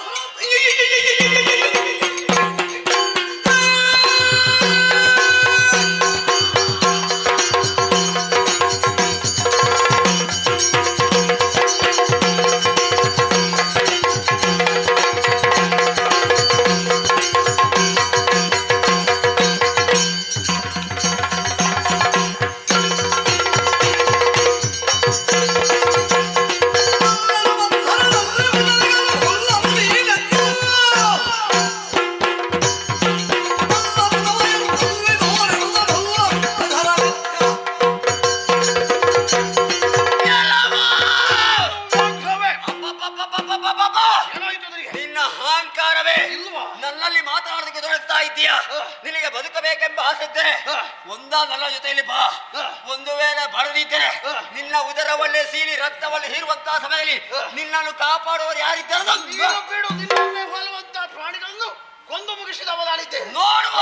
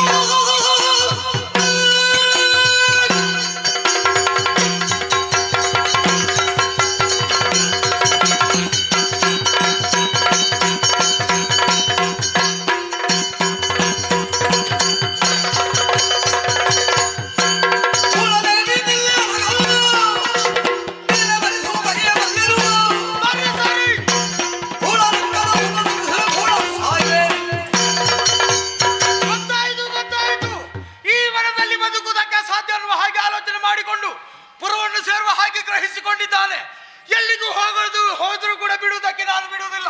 ಅಂತದ್ರಲ್ಲಿ ಆತ ಪುರವನ್ನ ಸೇರಕೂಡದನ್ನುವ ಹಾಗೆ ಆಲೋಚನೆ ನಾನು ಘೋರ ರಾಕ್ಷಸರನ್ನ ಈ ಕ್ಷಣದಲ್ಲಿ ಸೃಷ್ಟಿ ಮಾಡ್ತೇನೆ.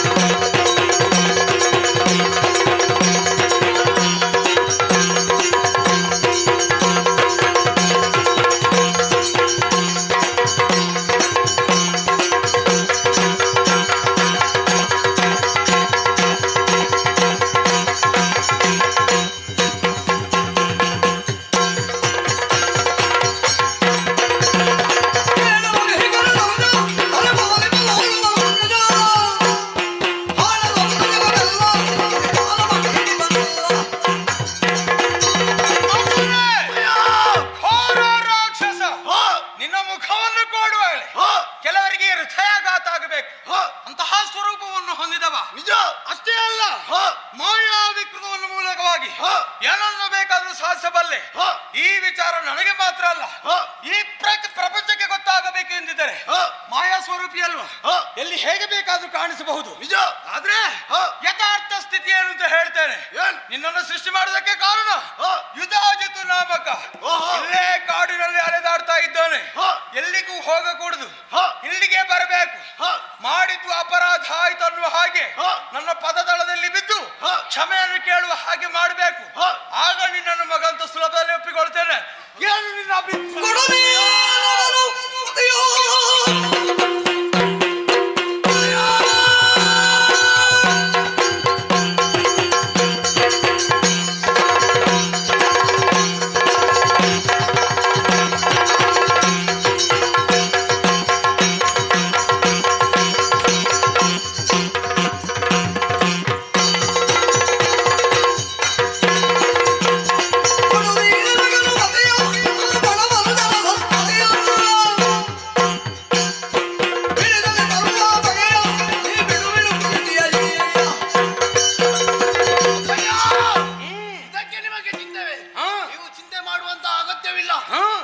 ಈವಾಗಲೇ ಪುರವನ್ನು ಸೇರುತ್ತೇನೆ.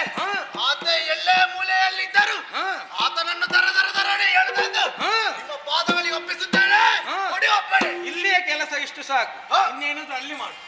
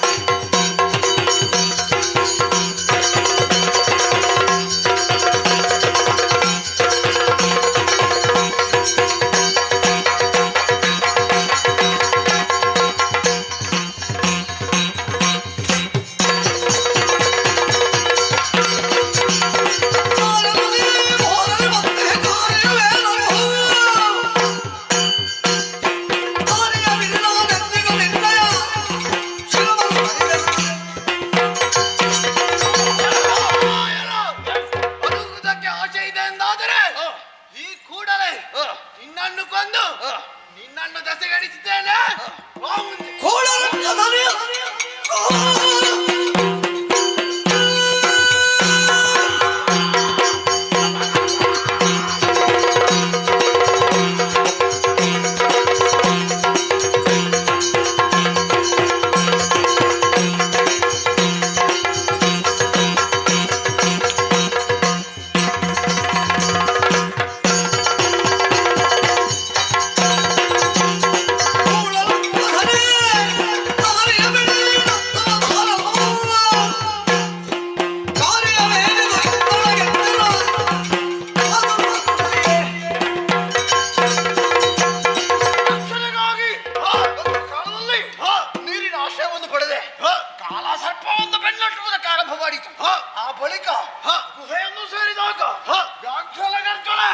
ಅಲ್ಲಿಂದಲೂ ತಲೆಮರೆಸಿಕೊಂಡೆ.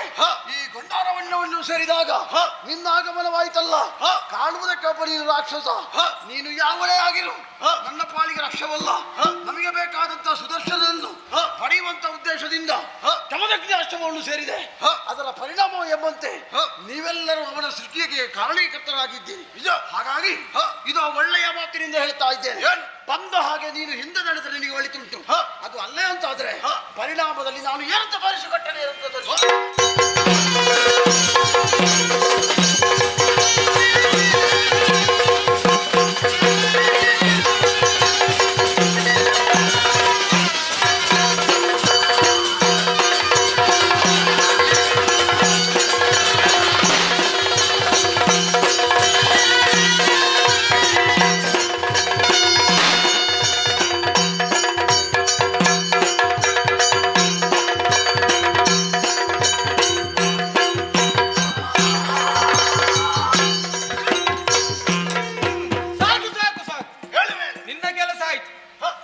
ನೀನು ಇಲ್ಲಿವರೆಗೆ ಕರೆಸಿದ್ಯಲ್ಲ, ಅಷ್ಟೇ ಬೇಕಾದ್ದು ನನಗೆ.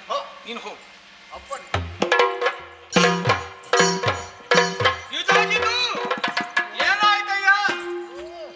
ರಕ್ಷಿಸಯ್ಯ, ಮೌನಿಪಾಲ ಶಿಕ್ಷಿಪೆಯಾಗಿನ್ನ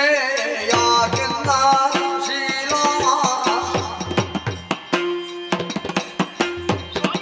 ರಕ್ಷಿಸಯ್ಯ ಮೌನಿಪಾಲ ಶಿಕ್ಷಿಪೆಯಾಗಿನ್ನ ಶೀಲ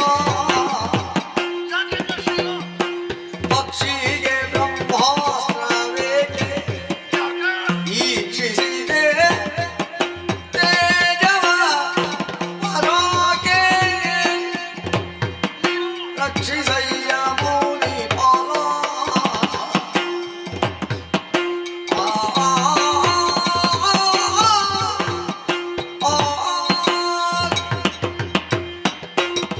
ಸ್ವಾಮಿ ಸ್ವಾಮಿ ಸ್ವಾಮಿ ಯುದ್ಧಾಜಿತು ಸಹಿಸಿಕೊಳ್ಳಬೇಕು. ಏನಾಯ್ತು? ಅಪರಾಧವನ್ನೇ ಎಸಗಿದವನ ತಿಳಿದು ಮಾಡಿತೋ ತಿಳಿಯದೆ ಮಾಡಿತೋ ಹ್ಮ್ ಆದರೂ ಪ್ರಮಾದ ಇರುವಂತ ನೆಲೆಯಲ್ಲಿ ಹ್ಮ್ ಕ್ಷಮಾಗುಣ ಸಂಪನ್ನರಾದಂತ ನೀವು ಹ್ಮ್ ಈ ಯುಧಾಜಿತನ ಮೇಲೆ ಕ್ಷಮೆಯನ್ನು ತೋರಬೇಕು. ಹ್ಮ್ ಸ್ವಾಮಿ, ಹ್ಮ್ ಗುಬ್ಬಚ್ಚಿಯ ಮೇಲೆ ಬ್ರಹ್ಮಾಸ್ತ್ರವನ್ನು ಪ್ರಯೋಗ ಮಾಡಿದ್ರೆ ಹ್ಮ್ ಆ ಬ್ರಹ್ಮಾಸ್ತ್ರದ ಯೋಗ್ಯತೆ ಏನು ಅಂತ ನಾವು ಹೇಳಬೇಕಾಗ್ತದೆ.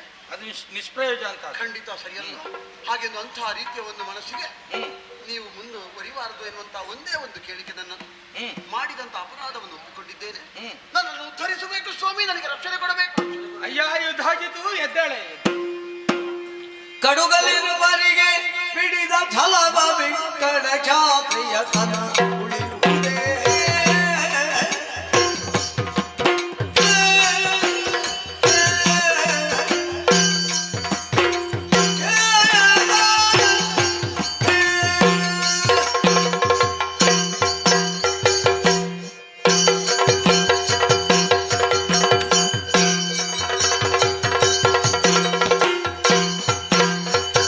ಕಡುಗಲಿರುವರಿಗೆ ಬಿಡಿದ ಛಲವ ಬಿಕ್ಕಡ ಖ್ಯಾತಿಯ ತನ ಉಳಿಯುವುದೇ ಒಡವೆಯ ಮರ ಬಿಕ್ಕಲು ಹಿಡಿದಲು ಫಲ ಒಡವೆಯ ಮರ ಬಿಕ್ಕಲು ಹಿಡಿದಲು ಫಲ ಪಡೆಯುವುದನ್ನು ತಿಳಿಸಲ್ಲರಿಗೆ ಕಡುಗಲಿರುವರಿಗೆ ಬಿಡಿದ ಛಲವ ಬಿಕ್ಕಡ ಖ್ಯಾತಿಯ ತನ ಉಳಿಯುವುದೇ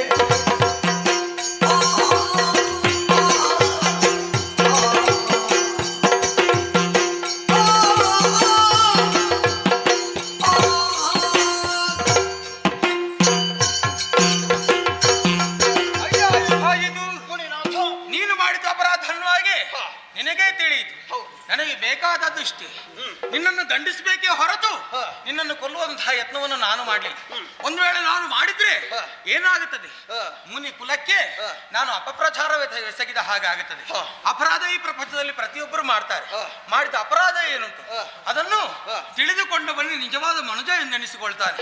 ಈ ಕಾಲಕ್ಕೆ ನೀನು ಮಾಡಿದ ಅಪರಾಧ ಅಂತ ನಿನಗೆ ಗೊತ್ತಾದದ್ದು ಮಾತ್ರವಲ್ಲ, ನನ್ನ ಪದದಳದಲ್ಲಿ ಬಿದ್ದು ಕ್ಷಮೆಯನ್ನು ಯಾಚಿಸುತ್ತಾ ಇದ್ದಿ. ಮಾಡಿದ ಪಾಪಕ್ಕೆ ನಾನು ಪ್ರಾಯಶ್ಚಿತ್ತವನ್ನು ಅನುಭವಿಸಿದೆ. ಹೌದಲ್ವಾ?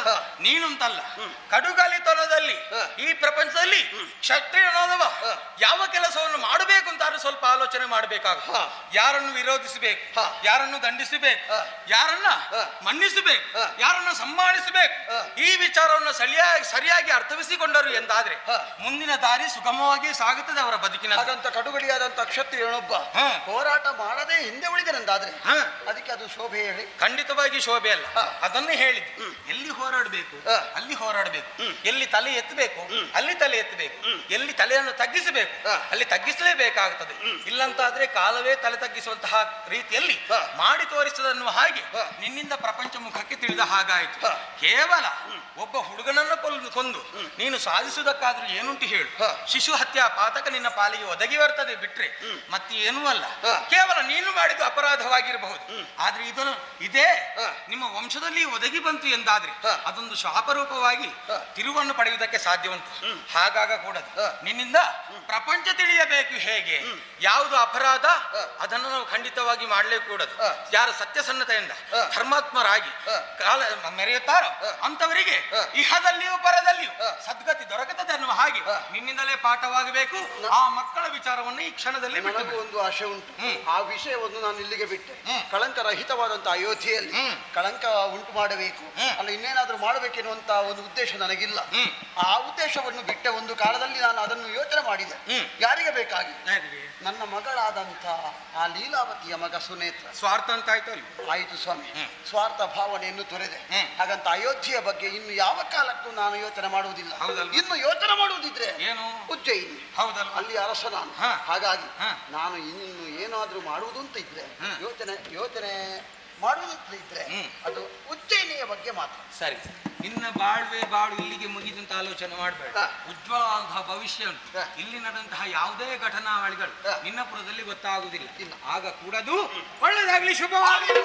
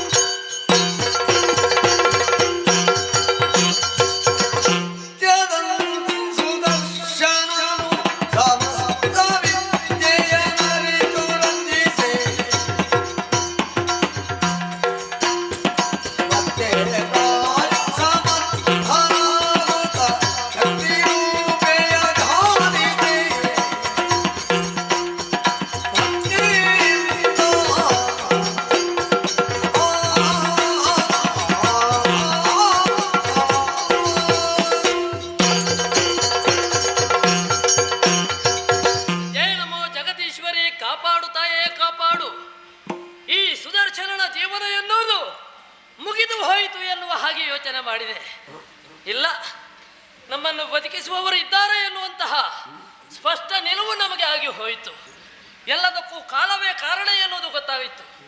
ಕಾಲವನ್ನು ಅಳೆಯುವುದು ತಿಳಿಯುವುದು ಯಾರಿಂದಲೂ ಸಾಧ್ಯವಾಗೋದು. ಬ್ರಹ್ಮಾಂಡವೇ ಕಾಲದ ಕೈಗೂ ಸಾಗಿ ಒದಗಿ ಬಂದಿದೆ ಎನ್ನುವುದು ಸ್ಪಷ್ಟವಾಗುತ್ತದೆ. ಅಯೋಧ್ಯೆಯಲ್ಲಿ ಬೆಳೆಯಬೇಕಾದವ ನಾನು ಈ ಕಾಡಿನಲ್ಲಿರಬೇಕಾದಂತಹ ಅನಿವಾರ್ಯತೆ ಬಂತಲ್ಲ. ಏನೇ ಇರಲಿ, ಕಾಡಿನಲ್ಲಿದ್ದರೂ ಕೂಡ ಸುಖದಿಂದ ಇರುವುದಕ್ಕಾಯಿತೆ ಇಲ್ಲ ಇಲ್ಲ. ಹಾಗಂತ ನಾವು ಬೇಸರ ಮಾಡುವುದಕ್ಕಿಲ್ಲ. ಕಷ್ಟ ಎನ್ನುವುದು ಮನುಷ್ಯರಿಗೆ ಬರ್ತದೆ, ಕಲ್ಲು ಮರಗಳಿಗೆ ಬರುವುದಕ್ಕೆ ಸಾಧ್ಯ ಇಲ್ಲ. ಕಷ್ಟವನ್ನು ಕೊಡಬೇಡ ದೇವರ ಎನ್ನುವ ಹಾಗೆ ದೇವರಲ್ಲಿ ಕೇಳಿಕೊಳ್ಳುವುದಲ್ಲ. ಬಂದಂತಹ ಕಷ್ಟವನ್ನು ಎದುರಿಸುವಂತಹ ಶಕ್ತಿಯನ್ನು ಅನುಗ್ರಹಿಸು ದೇವರ ಎನ್ನುವ ಹಾಗೆ ದೇವರಲ್ಲಿ ಸದಾಕಾಲ ಪ್ರಾರ್ಥನೆ ಮಾಡಬೇಕು. ನಮಗೆ ದೇವರಾಗಿ ಒದಗಿ ಬಂದವರು ಜಮದಗ್ನಿ ಮಹರ್ಷಿಗಳು. ಅವರಲ್ಲದಿದ್ದರೆ ನಾ ಇರ್ತಿರ್ಲಿಲ್ವೋ ಏನೋ. ಅವರು ನನ್ನನ್ನು ಕರೆದುಕೊಂಡು ಬಂದು ಈಗ ಬೇಕಾದಂತಹ ವಿದ್ಯೆಯನ್ನು ಕಲಿಸುತ್ತಾ ಇದ್ದಾರೆ. ಶಸ್ತ್ರವಿದ್ಯೆ ಹಾಗೂ ಶಾಸ್ತ್ರವಿದ್ಯೆ ಎರಡನ್ನೂ ಕರಗತ ಮಾಡಿಕೊಂಡವನಿದ್ದೇನೆ. ಮುಂದೊಂದು ದಿನ ಅಯೋಧ್ಯೆಯನ್ನು ಆಳಬೇಕಾದವ ನೀನಾಗಿದ್ದೆ. ಆದ್ದರಿಂದ ರಾಜಕೀಯವಾದಂತಹ ಸೂಕ್ಷ್ಮತೆ ಏನುಂಟು, ಧಾರ್ಮಿಕವಾದಂತಹ ಸೂಕ್ಷ್ಮತೆ ಏನುಂಟು, ನ್ಯಾಯ ಅನ್ಯಾಯದ ಶಾಸನ ಏನುಂಟು, ಎಲ್ಲದರ ಕುರಿತಾಗಿ ನನಗೆ ಪಾಠವನ್ನು ಮಾಡ್ತೇನೆ ಎನ್ನುವ ಹಾಗೆ ನನಗೆ ಪಾಠವನ್ನು ಮಾಡ್ತಾ ಇದ್ದಾರೆ. ಈಗಲೂ ಕಲಿಯುತ್ತಾ ಇದ್ದೇನೆ. ಸಂತೋಷವಾಯಿತು, ನನಗೆ ಸಂತೋಷವಾಯಿತು. ನಮ್ಮನ್ನು ರಕ್ಷಿಸುವವರಿದ್ದಾರೆ ಎನ್ನುವ ಹಾಗೆ ಪ್ರತಿನಿತ್ಯವೂ ಕೂಡ ಅವರದ್ದಾದಂತಹ ಸೇವೆಯನ್ನು ಮಾಡುವುದರ ಮೂಲಕವಾಗಿ ನನ್ನದಾದಂತಹ ಜೀವನವನ್ನು ಪಾವನ ಮಾಡಿಕೊಳ್ತಾ ಇದ್ದೇನೆ. ಮಾತ್ರವಲ್ಲ, ನಾವು ಆರಾಧಿಸಿಕೊಂಡು ಬಂದದ್ದು ಯಾರನ್ನು ಬಲ್ಲಿರ ಆ ಅಂಬಿಕೆಯನ್ನು.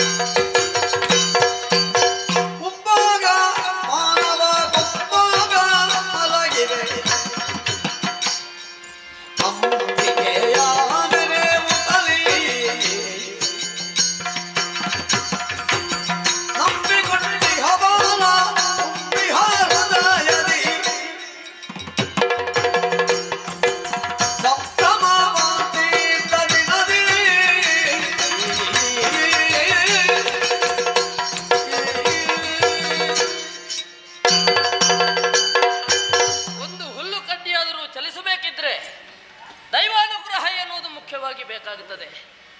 ನಮಗೆ ಸಣ್ಣದರಿಂದ ಬಂದಂತಹ ಸಂಸ್ಕಾರ ಇದು. ದೇವರನ್ನು ಆರಾಧಿಸಬೇಕೆನ್ನುವ ಹಾಗೆ ಜಗದಂಬಿಕೆಯಾದಂತಹ ಅಂಬಿಕೆಯನ್ನು ಸದಾ ಕಾಲ ನಾವು ಧ್ಯಾನಿಸುತ್ತಾ ಬರುವವರಿದ್ದೇವೆ. ನಮ್ಮ ಏಳಿಗೆಗೆ ಕಾರಣಲಾಗಿದ್ದಾಳೆ ಎನ್ನುವಂತಹ ನಂಬಿಕೆಯನ್ನು ನಾವು ಹೊಂದಿದವರಿದ್ದೇವೆ. ಇಲ್ಲದೆ ಹೋದರೆ ಜಮದಗ್ನಿಗಳನ್ನು ತೋರಿಸಿದ್ದ ಆ ಮಹಾತಾಯಿ ಯಾಕಾಗ್ಲಿಕ್ಕಿಲ್ಲ. ಆ ಕಾರಣದಿಂದಲಾಗಿ ಉಂಬಾಗ ತಿಂಬಾಗ ಮಲಗುವಾಗ ಅಂದ್ರೆ ಸದಾ ಕಾಲವು ಆಕೆಯ ಧ್ಯಾನವನ್ನೇ ಮಾಡ್ತಾ ಬರ್ತಾ ಇದ್ದೇವೆ ಎನ್ನುವುದೇ ಸ್ಪಷ್ಟ. ಸರಿ, ನಮಗೆ ಬೇಕಾದಂತಹ ಅನುಗ್ರಹವನ್ನು ಮಾಡಿದ್ದಾಳೆ ತಾಯಿ. ಯಾವುದೇ ಒಂದು ಕಷ್ಟ ಒದಗಿ ಬಂದದ್ದಾದರೆ ಅಮ್ಮ ಕಾಪಾಡು ಅಂತ ಹೇಳಿದ್ರೆ ಸಾಕು, ಪರೋಕ್ಷವಾಗಿ ನಮ್ಮನ್ನು ಬಂದು ಕಾಪಾಡ್ತಾಳೆ ಎನ್ನುವಂತಹ ವಿಶ್ವಾಸ ನಮಗೆ. ಆ ವಿಶ್ವಾಸದಿಂದಲೇ ಇನ್ನೂ ಕೂಡ ನಾವು ಮುಂದುವರಿಯುವವರಿದ್ದೇವೆ. ಇಂದಿನ ದಿನದಲ್ಲಿ ಜಮದಗ್ನಿ ಮಹರ್ಷಿಗಳ ಆಶ್ರಮದಲ್ಲಿ ವಿದ್ಯೆಯನ್ನು ಕಲಿತವ ನಾನು. ಹೌದಲ್ವೇ? ಸಂಜೆ ಆಗುತ್ತಾ ಬಂತು. ನೋಡ್ತಾ ಇದ್ದ ಹಾಗೆ ರಾತ್ರಿಯೂ ಹಾಗೆಯೇ ಹೋಯಿತು. ದಿನವಿಡೀ ನಡೆದಂತಹ ಆಯಾಸವನ್ನು ಪರಿಹರಿಸಬೇಕು ಅಥವಾ ನಾಳಿನ ಸೂರ್ಯೋದಯವನ್ನು ಉಲ್ಲಾಸದಿಂದ ಕಾಣಬೇಕಿದ್ರೆ ನಿದ್ದೆ ಅನ್ನೋದು ಮುಖ್ಯವಾಗಿ ಬೇಕಾಗುತ್ತದೆ. ಆದ್ದರಿಂದ ತಾಯಿಯನ್ನು ಧ್ಯಾನಿಸಿ ನಿದ್ರಾವಶನಾಗುತ್ತೇನೆ. ಇರಲೊಂದು ದಿನ ರಾತ್ರಿ ಭರದಿ ನಿದ್ರಿಸೇ ಬಂದು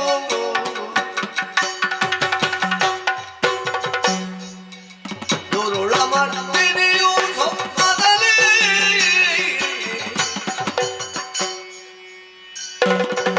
ಪರಮ ಸೌಖ್ಯದ ರೂಪ ತೋರಿದೆ ಬೇಡಿದಳು. ತರಳನ ಹರಿದು ಸತ್ತದಲ್ಲಿ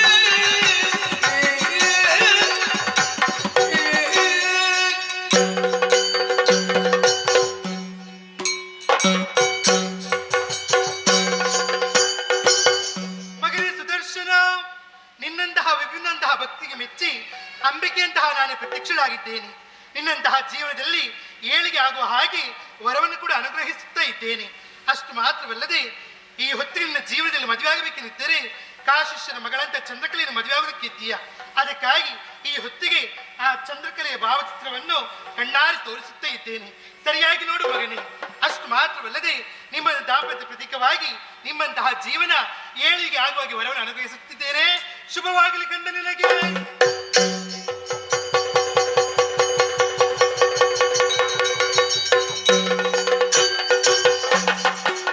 ಎದ್ದು ನೋಡಿದನಾಗ ನಿದ್ದೆಯ ತಾ ಬಿಟ್ಟು ಎದ್ದು ನೋಡಿದನಾಗ ನಿದ್ದೆಯ ತಾ ಬಿಟ್ಟು ಅಟ್ಟಾಗಿಯಾಗಿಹ ಕಂದೆಯ ಯಾರಿಗಳು ಕನ್ಯೆ? ಮುದ್ದು ರೂಪಕ್ಕೆ ಮೋಹ ಜೋಡಿಸಿ ಕಾಣ ಇಟ್ಟು ಬೇಸರದೋಳಿಂದ ಮುದ್ದು ರೂಪಕ್ಕೆ ಮೋಹ ಹತ್ತಿ ಜೋಡಿಸಿ ಕಾಣ ಇಟ್ಟು ಬೇಸರದೋಳಿಂದ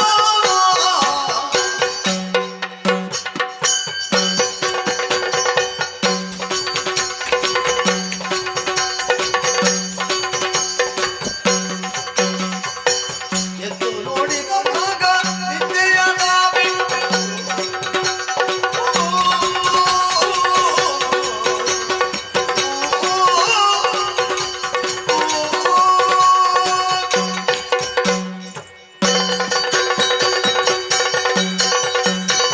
ಏನು ಆಶ್ಚರ್ಯವಿದೆ?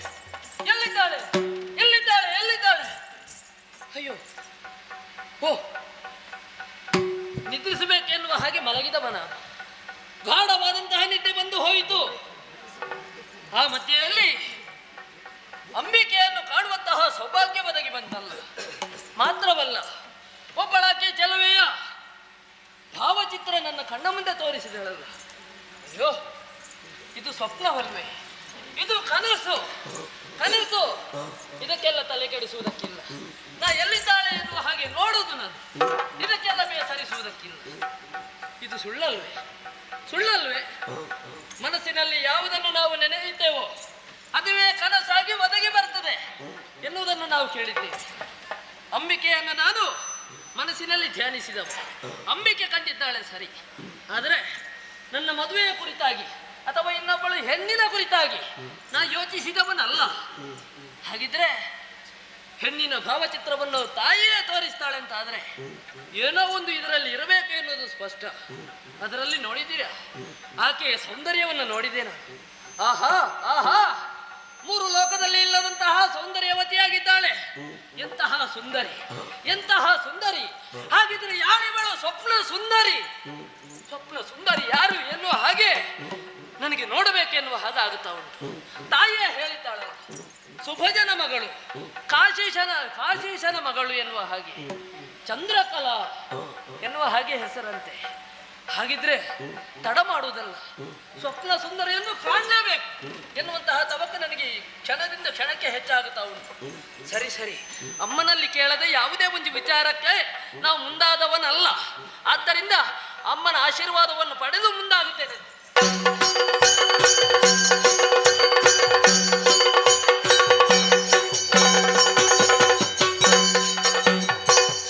ಒಂದು ದಿನ ಶಶಿಕಲೆಯು ಸಖಿಯನು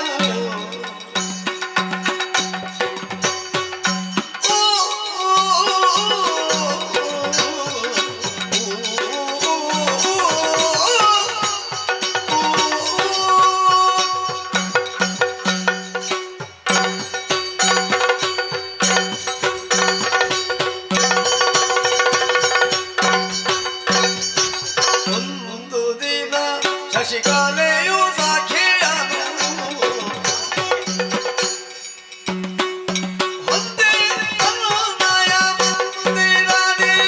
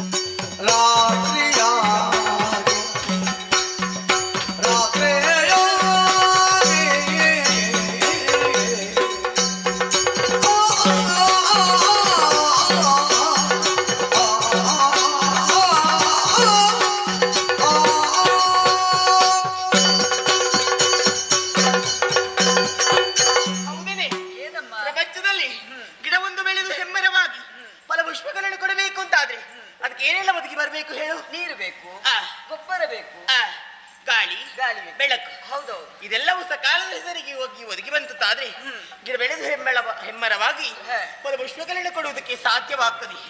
ಹಾಗೆ ಹೆಣ್ಣಿನ ಜೀವನದಲ್ಲಿಯೂ ಕೂಡ ವಿದ್ಯಾರ್ಥಿ ಸಂಸ್ಕಾರಗಳು ಒದಗಿ ಬಂತಾದ್ರೆ ಹೆಣ್ಣು ಪ್ರಪಂಚದಲ್ಲಿ ಶೋಭಾಯಮಾನವಾಗಿ ಬೆಳಗುವುದಕ್ಕೆ ಸಾಧ್ಯವಾಗ್ತದೆ. ಈ ವಿಷಯವನ್ನು ಆಲೋಚನೆ ಮಾಡಿದಾಗ ನಾನೆಂತಹ ಭಾಗ್ಯವಂತನು ನೋಡು. ಯೋಗ್ಯವಾದಂತಹ ಗುರುಮಠಿಗೆ ಕಳಿಸಿದ್ದಾರೆ. ಗುರುಗಳಿಂದ ವಿದ್ಯೆ, ತಾಯಿಯಿಂದ ಶೀಲದ ಪಾಠ, ತಂದೆಯಿಂದ ಸಂಸ್ಕಾರ, ಇವು ಮೂವರ ತ್ರಿವೇಣಿ ಸಂಗಮವು ಎಂಬಂತೆ ಸಾಗುತ್ತಾ ಇದೆ ಈ ಶಶಿಕಲೆಯ ಜೀವನ. ಹಾಗಂತ ನಾವಿರುವುದಾದ್ರೂ ಎಲ್ಲಿ ಹೇಳು? ಕಾಶೀಪುರ. ಇದನ್ನಾಳುವವರು ಯಾರು?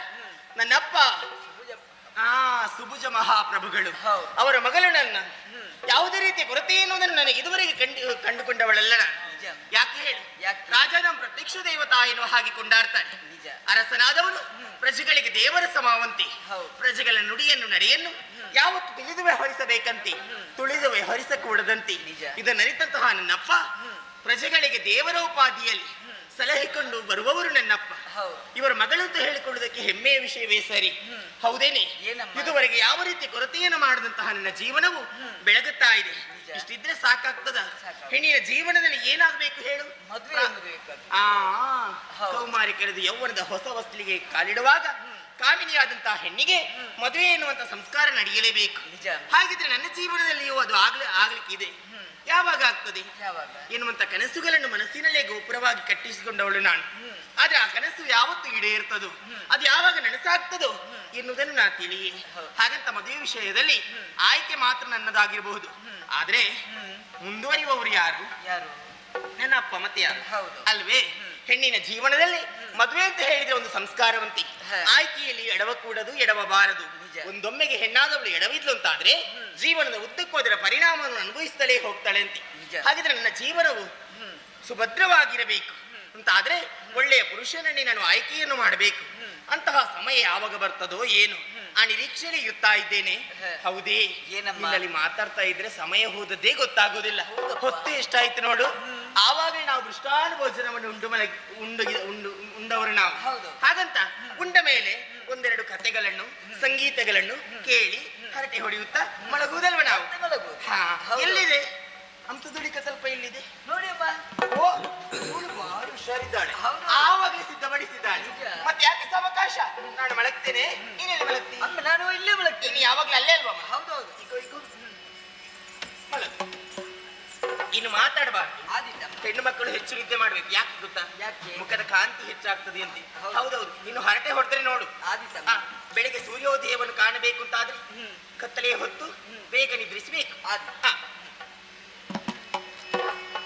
ಮರು ದಿವಸ ರಾತ್ರಿಯಲ್ಲಿ ಕಾಶಿ ಚತುರ್ಭುಜನ ಕುವರಿ ಚಂದ್ರಕಲೆಗೆ ಮಿತ್ರೆ ಶಶಿಮುಖಿಯೊಡನೆ ಸುಖದಿ ಪರ್ಯಂಕದೊಳ ಗೊರಗಿಕೊಂಡಿರಲು, ಸುಖದಿ ಪರ್ಯಂಕದೊಳಗೊರಗಿಕೊಂಡಿರಲು ಸ್ವಪ್ನದಲ್ಲಿ ಮೈದೋರಿ ದೇವಿಯಾಗ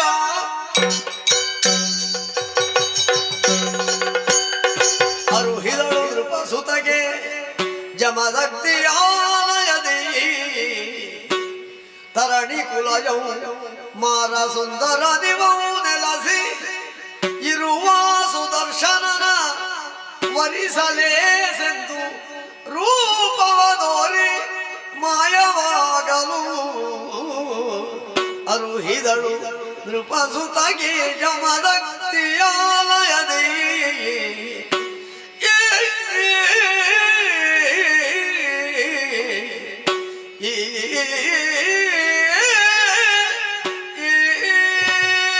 ಮಗಳೇ ಚಂದ್ರಕಲೆ, ಅಂಬಿಕೆಯಂತಹ ನನ್ನನ್ನು ಅನನ್ಯ ಶುದ್ಧ ಭಕ್ತಿಯಿಂದ ಪ್ರಾರ್ಥಿಸಿಕೊಂಡವಳು ನೀನು.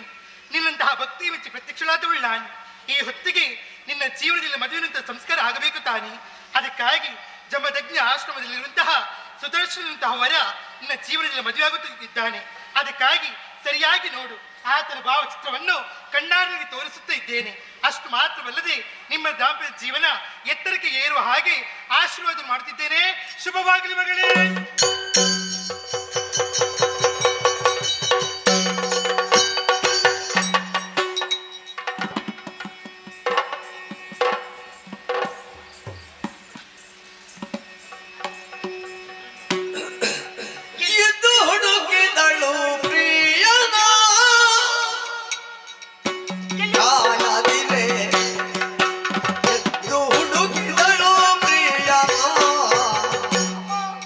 ಕಾಣ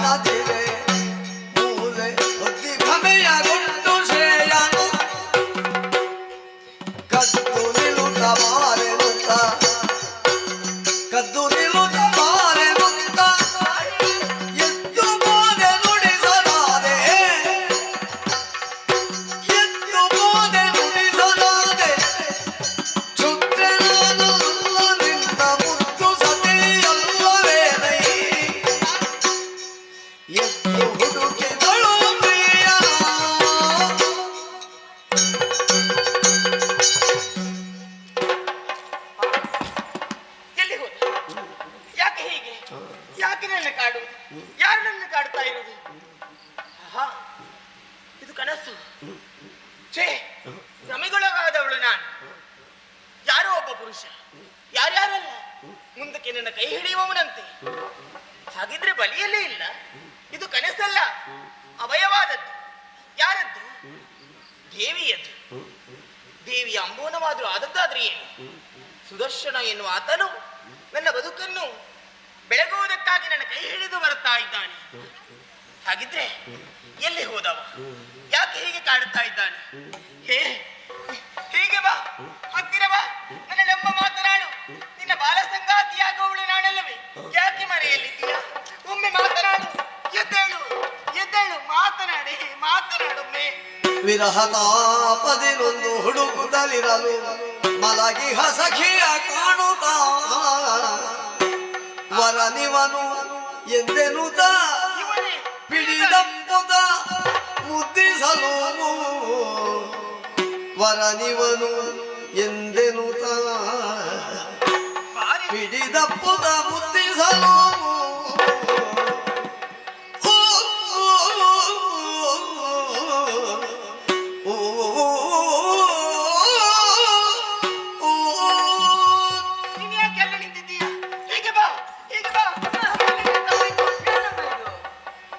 ಏನಾಯ್ತೆ ನೃಪಕುವರಿ ಮೌನವಿದೇನೆ ನಾನರೇನು ಹೊಸ ಪರಿ ನೀ ನಿನ್ನನು ಮುತ್ತಾಡಲು ಕಾರಣ ನೀ ನಿನ್ನನು ಮುತ್ತಾಡಲು ಕಾರಣ ಏನು ತಿಳುವಯ ಕಾಣತಳಾದೆಯ ಏನಕ್ಕೆ ನೃಪಕುಮಾರಿ ಮೌನವಿದೇನೆ ನಾನರೇನು ಹೊಸ ಪರಿ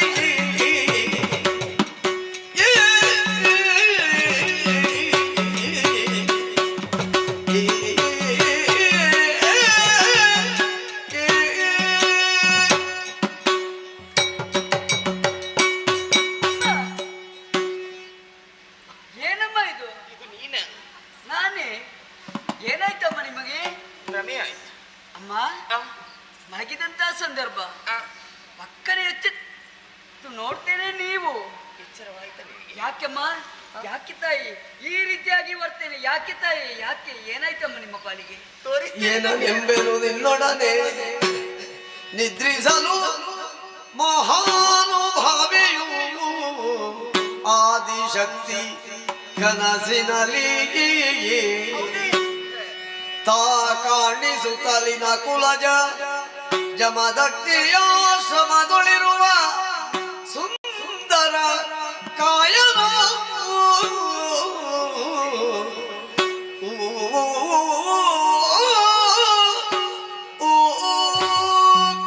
ಸಖಿ, ಅಮ್ಮ, ಬೇಸರವಾಯಿತು. ಬೇಸರವಾಗದೆ ನನ್ನ ವರ್ತನೆಯಿಂದ ನೊಂದುಕೊಂಡೆಯ? ನಿಜಮ್ಮ. ಬೇಸರಿಸಿಕೂಡದು ನೀನು. ಇದುವರೆಗೆ ಯಾವ ರೀತಿ ಈ ರೀತಿಯಾಗಿ ನಿನ್ನ ಜೊತೆ ವ್ಯವಹರಿಸಿದವರು ನಾನಲ್ಲ. ನಾವಿಬ್ಬರು ಮಾತುಕತೆಯನ್ನು ಮುಂದುವರಿಸಿ ಮಲಗಬೇಕು ಎನ್ನುವಂತಹ ಉದ್ದೇಶದಿಂದ ಮಲಗಿದವರಲ್ವೇ ನಾವು? ಹೌದು. ಇನ್ನೇನು ನಿದ್ರೆ ಬರಬೇಕು ಎನ್ನುವಷ್ಟರಲ್ಲಿ ಸಖಿ, ಏನಮ್ಮ? ನನಗೊಂದು ಕನಸು ಬಿತ್ತು. ಕನಸು? ಹೌದು. ಕನಸಿನಲ್ಲಿ ಹ. ನನ್ನ ಬಾಲ ಸಂಗಾತಿಯಾಗುವವನು ಕಂಡ ನನ್ನ ಕೈ ಹಿಡಿಯುವಂತಹ ಪುರುಷನೊಬ್ಬನನ್ನು ಕಂಡೆ ನಾನು. ಮಾತ್ರವಲ್ಲ, ದೇವಿಯು ಅಭಯವನ್ನು ಕೊಟ್ಟಿದ್ದಾನೆ. ಏನೆಂಬುದಾಗಿ? ನಿನ್ನ ಬದುಕನ್ನು ಬಂಗಾರ ಮಾಡ್ತಾನೆ. ಬಾಳು ಪ್ರಜ್ವಲಿಸುವುದಕ್ಕೆ ಪ್ರಾರಂಭವಾಗ್ತದೆ. ಈ ಪುರುಷನ ನೀನು ಕೈ ಹಿಡಿಬೇಕು. ಜಮದಗ್ನಿ ಆಶ್ರಮದಲ್ಲಿ ಆತನಿದ್ದಾನೆ, ಸುದರ್ಶನ ಎನ್ನುವ ಹಾಗೆ. ಹೆಸರನ್ನು ಸೂಚಿಸಿದ್ದಾನೆ. ಏನೆಂಬುದಾಗಿ? ಸುದರ್ಶನ ಎನ್ನುವ ಹಾಗೆ. ಹಾಗಾಗಿ ನೀನೊಂದು ಉಪಕಾರ ಮಾಡುವೆಯಾ? ಏನಮ್ಮ? ತೋರೆ ಸುಂದರ ಕಾಯನ ತೋರೆ ಸುಂದರ ಕಾಯನ ಎನ್ನ ಪ್ರಿಯನ ತೋರೆ ಸುಂದರ ಕಾಯನ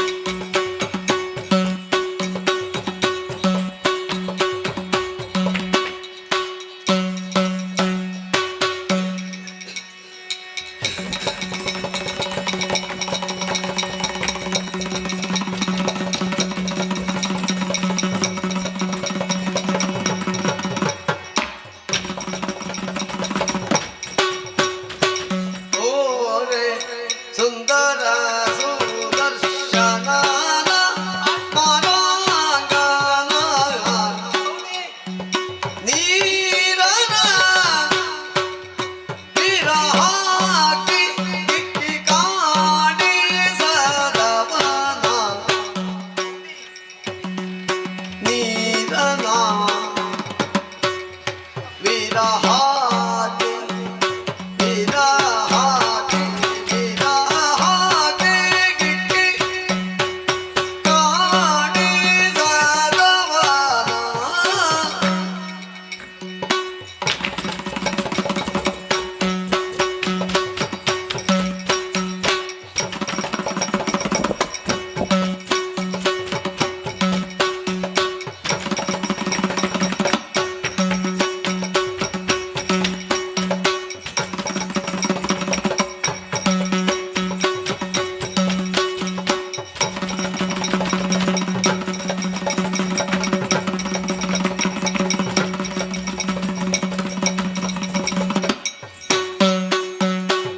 ದೇವಿ ತೋರಿಸಿದ ಪರಿಸುವೆ ನನ್ನ ದೇವ ಪ್ರಾಣೇಶ್ವರನ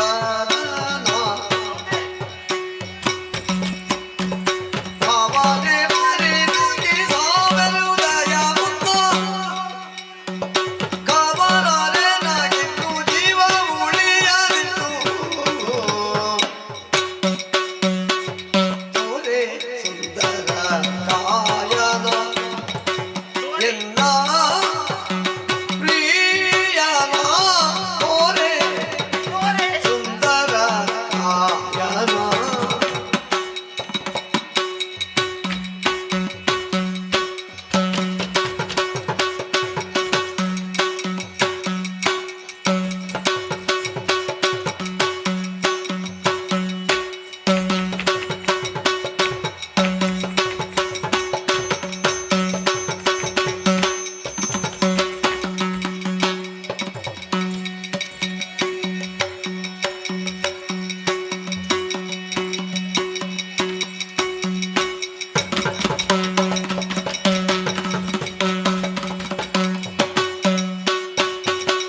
ಎನ್ನ ಪ್ರಿಯನ ತೋರೆ ಸುಂದರ ಕಾಯನ ಆ, ಆ,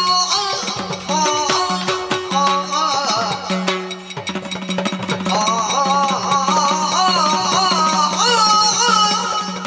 ಆ,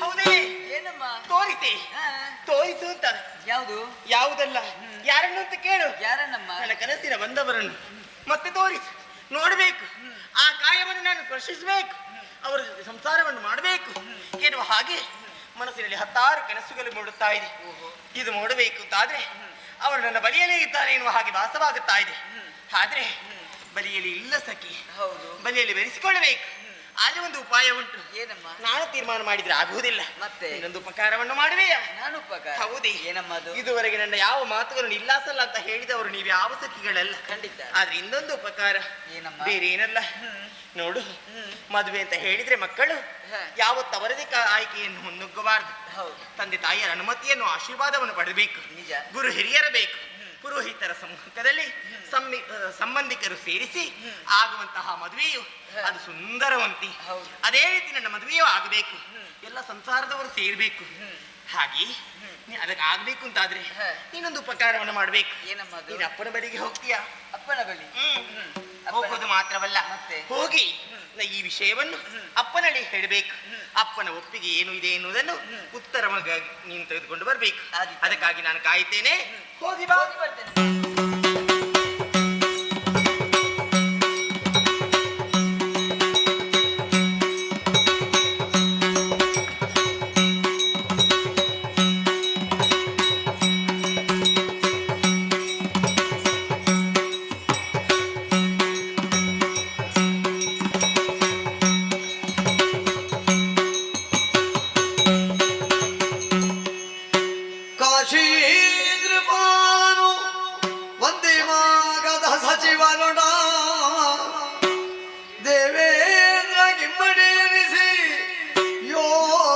ಓಲಗದಿಂದಿರಲು ದೇವೇಂದ್ರ ಗಿಮ್ಮಡಿರಿಸಿ ಓಲಗದಿಂದಿರಲು ಸಖಿಯೂ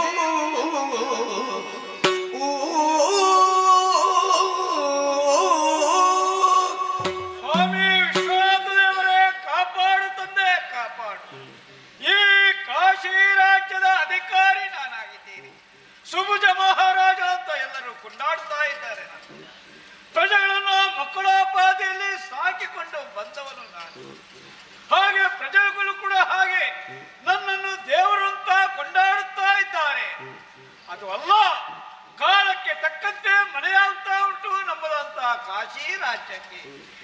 ಹೀಗೆ ಆಗುವುದಕ್ಕೆ ಬರುವಂತ ಕಾರಣ ಮತ್ತೇನಲ್ಲ, ನಾವು ಕಾಲಕ್ಕೆ ತಕ್ಕಂತೆ ಯಜ್ಞ ಯಾಗಾದಿಗಳನ್ನು ಮಾಡಿ ಪೂರೈಸಲಿದ್ದೇವೆ. ಇದರಿಂದ ದೇವತೆಗಳು ಸಂತುಷ್ಟರಾಗಿ ಕಾಲಕ್ಕೆ ತಕ್ಕಂತೆ ಮನೆಯನ್ನು ಸುರಿಸ್ತಾ ಇದ್ದಾರೆ.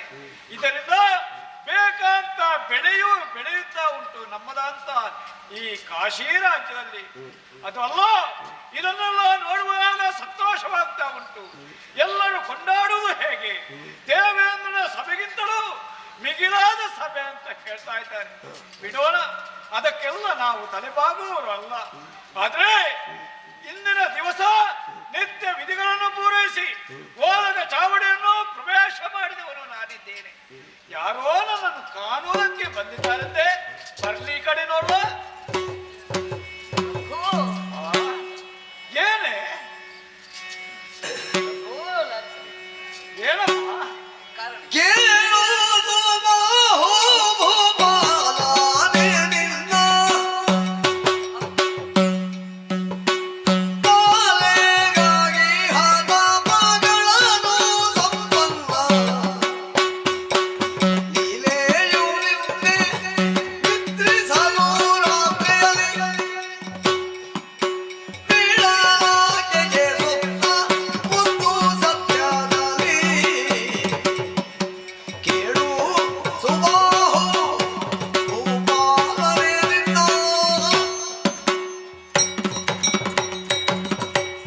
ಪ್ರಭು ಏನಮ್ಮ? ಪವಿತ್ರವಾದ ಪದಗಳಿಗೆ ವಂದಿಸಿಕೊಳ್ಳುತ್ತಾ ಎದ್ದೇಳು. ನಿಮ್ಮ ಮಗಳ ಜೊತೆಯಲ್ಲಿ ಇರುವವನು ನಾನು.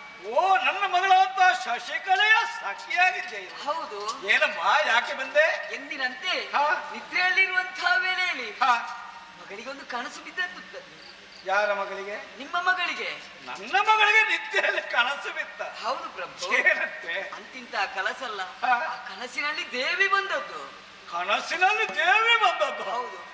ಏನಾಯ್ತು? ದೇವಿ ಬಂದಾಡಿದಂತಹ ಮಾತಾದ್ರು ಏನು? ಏನು? ನೀನು ಮದುವೆಯಾಗುತ್ತಿದ್ರೆ ಹಾ.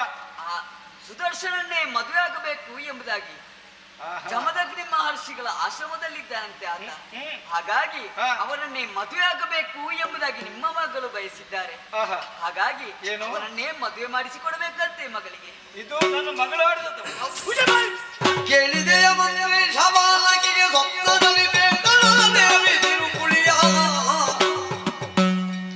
ಲೀಲೆಯು ವರಿಸಲಿಗೆ ಬೇಡಿದುದರಿಂದ ಭ್ರಮೆ ತಾಳಿ ಬಂದಿರದಿ ಕೇಳಿದೆಯ ಮಂತ್ರಿ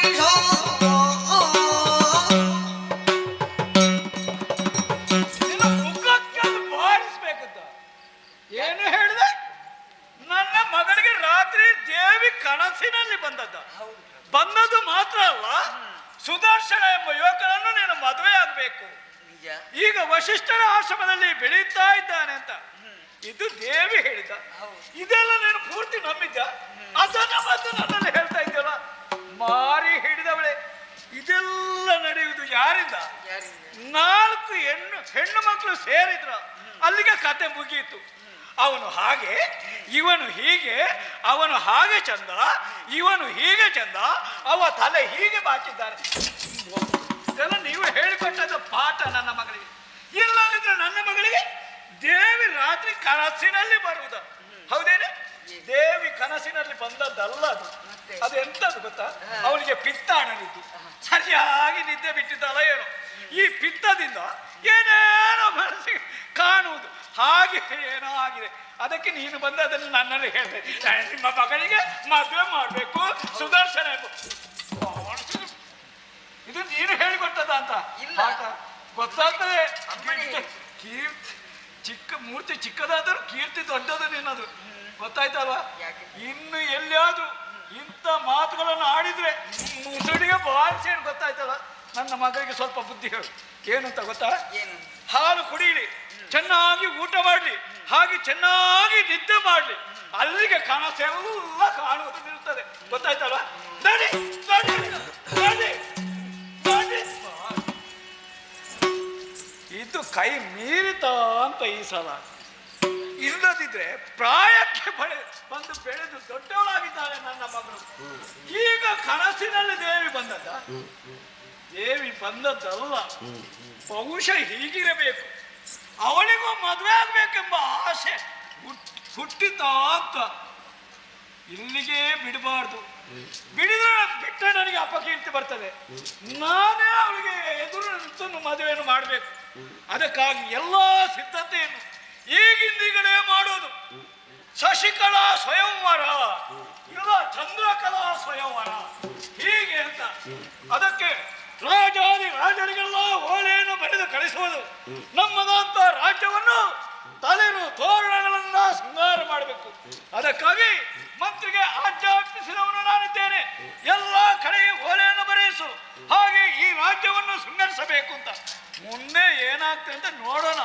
ಚಂದ್ರಕಲೆಗೆ ಸ್ವಯಂವರ ಏರ್ಪಾಡು ಮಾಡಿ.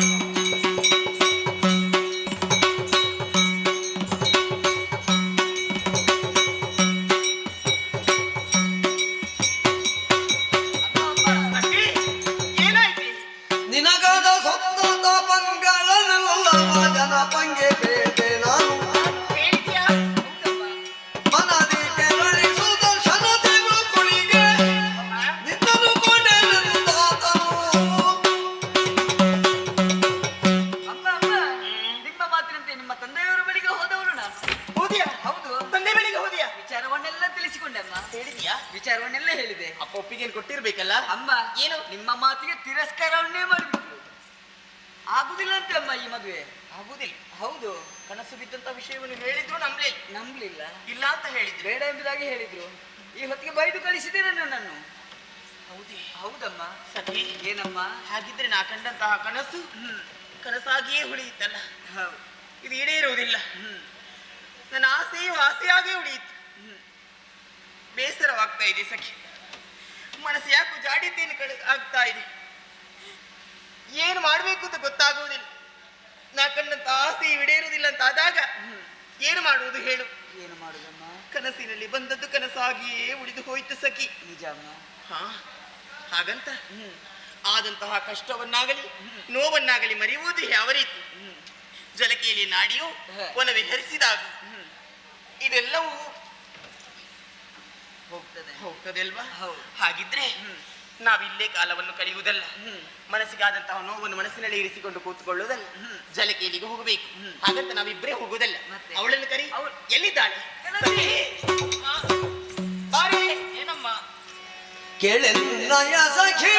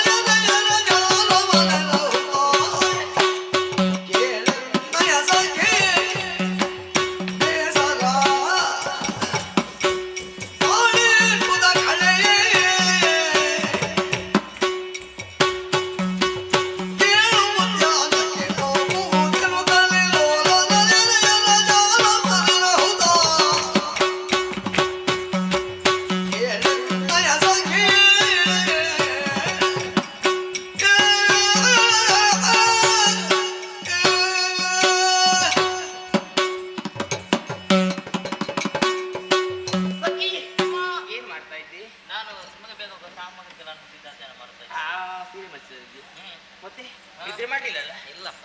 ಆವಾಗದಿಂದ ನಾವು ಕೂಗ್ತಾ ಇದ್ದೇವೆ, ಅವಳಿಗೆ ಕೇಳಿಸ್ತೇ ಇಲ್ಲ. ಕೇಳಿಸಿದೆ ಇಲ್ಲಿ ಇಟ್ಲು ಅವಳು. ಹೌದಾ? ಹೌದು. ಕಾಯ್ತಾ ಇದ್ಲು ಅಂತ ಹೌದು. ನನ್ನ ಕರೆಗಾಗಿ. ಯಾವಾಗ ಕರೀತಾರೆ? ಹೌದೇ, ಸಂತೋಷದಿಂದ ಕರೆಯುವುದಕ್ಕೆ ಬಲವಾದಂತ ಕಾರಣ ಉಂಟು. ಏನಮ್ಮ? ನೋಡಿದೀಯಾ, ಯಾವಾಗಲೂ ಮನಸ್ಸಿಗೆ ಬೇಸರವಾದಾಗ ಅದನ್ನು ಬಗೆಹರಿಸಿಕೊಳ್ಳುವಂತಹ ಉಪಾಯವಾದ್ರೆ ಯಾವ ರೀತಿ? ಉಪವನಕ್ಕೆ ಹೋಗುವುದು, ಹೂಗಳನ್ನು ಕೊಯ್ಯುವುದು, ಮಾಲೆಯನ್ನು ಮಾಡುವುದು, ಮುಡಿ ತುಂಬಾ ಮುಡಿದುಕೊಳ್ಳುವುದು. ಹೌದು. ಮಾತ್ರವಲ್ಲ, ಜಲಕೇಲಿಯನ್ನು ಆಡುವುದು, ಒಣ ವಿಹರಿಸುವುದು, ಇದು ನಮ್ಮ ರೂಢಿಯಲ್ವ? ಹೌದಮ್ಮ. ಹಾಗಿದ್ರೆ ಇಂದು ನೀನು ಬರ್ತೀಯನ್ನುವಂತ ನಂಬಿಕೆ ನನಗಿದೆ. ನಿನ್ನಲ್ಲಿ ಒಪ್ಪಿಗೆಯನ್ನು ಕೇಳುವುದಿಲ್ಲ, ಬರ್ತೀಯೇ ಇಲ್ವ? ನೀವು ಯಾವಾಗ ಹೇಳ್ತೀರಾ ಅಂತ ಕಾಯುತ್ತಾ ಇದ್ದೆ. ಹೌದಾ? ಮತ್ತೆ ಅವಕಾಶ ಮುಂದುವರಿಯುವ.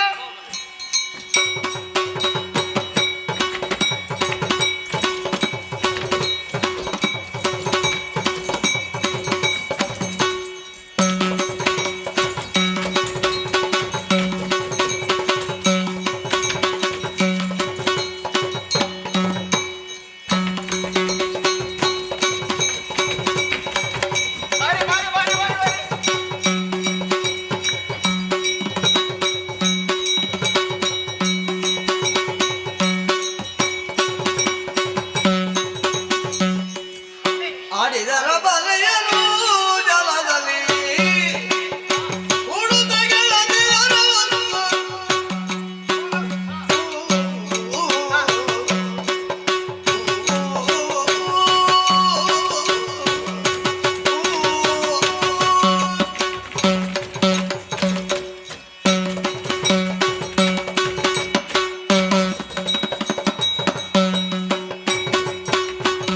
ಆಡಿದರ ಬಲೆಯನು ಜಲದಲ್ಲಿ ಉಡುತ ಗೆಳತಿಯರು ಜಲದಲ್ಲಿ ಉಡುತ ಗೆಳತಿಯರು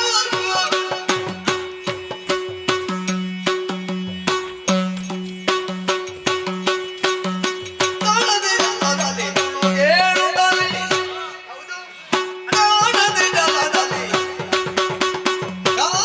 ಜಲದಲ್ಲಿ ಮುಳುಗೇಳುತ್ತಲೇ ಮುಳುಗೇಳುತ್ತಲೇ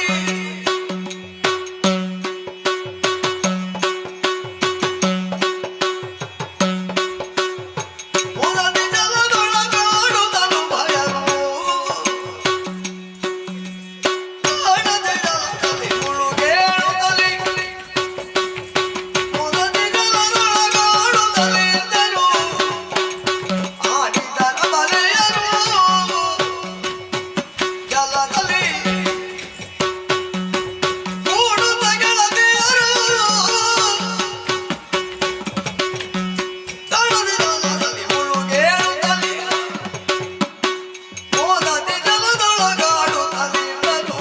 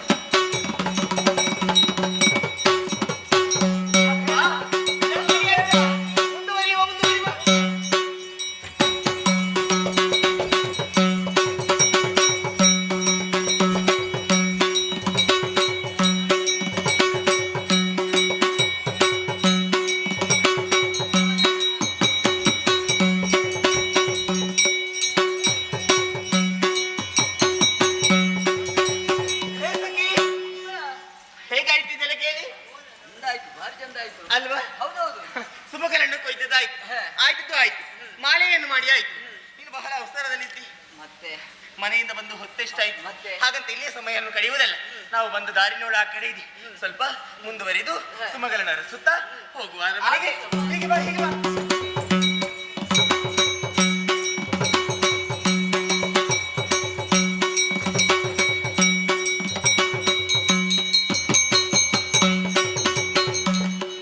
ಮೃದುದರ ತಿಲಕೆ ಒಮ್ಮೆನಿಟ್ಟು ನಗುತ್ತಾ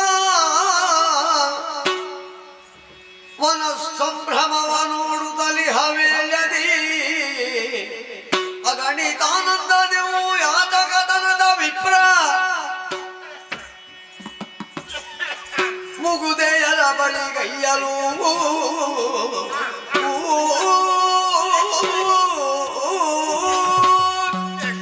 ಹೋಗುದಪ್ಪ ಎಷ್ಟು ಅಂತ ಅಲೆದಾಡುವುದು. ಅಯ್ಯೋ ಮೇಲ್ ನೋಡಿದ್ರೆ ರಣ ಬಿಸಿಲು ಆಯಾಸವು ಆಗ್ತಾ ಉಂಟು. ಓ ಅಲ್ಲಿ ಹರಿತಿರು ನದಿ ಕಾಣ್ತಾ ಉಂಟಲ್ಲ, ಅಲ್ಲಿಗಾದ್ರೂ ಸ್ವಲ್ಪ ಹೋಗ್ತೇನೆ. ಅಲ್ಲಿ ಯಾರೋ ಕಾಣ್ತಾ ಇದ್ದಾನೆ.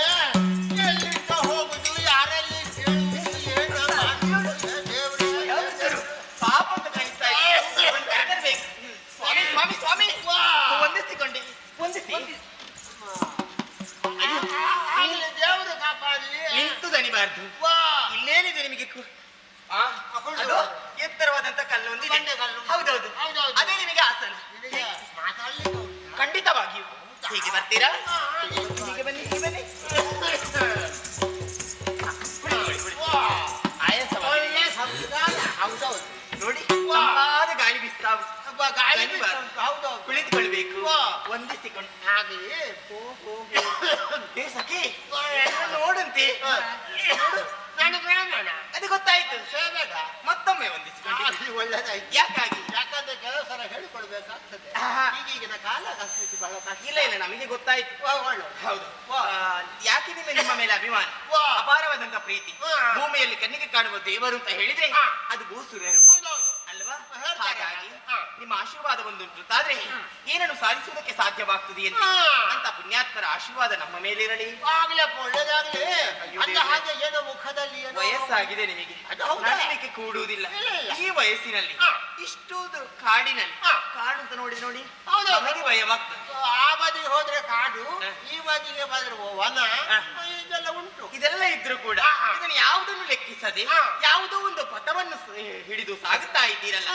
ಇದು ನೀವು ಯಾವ ಕಡೆ, ಎಲ್ಲಿಯವರು, ಎಲ್ಲಿಂದ ಬಂದದ್ದು, ಇನ್ನೆಲ್ಲಿಗೆ, ನಿಮ್ಮ ಹೆಸರೇನು, ಯಾಕೆ ಬಂದದ್ದು, ಏನಾಗಬೇಕಿತ್ತು, ಸಕಲ ವಿಷಯವನ್ನು ಹೇಳಬಹುದೇ ನಮ್ಮಲ್ಲಿ?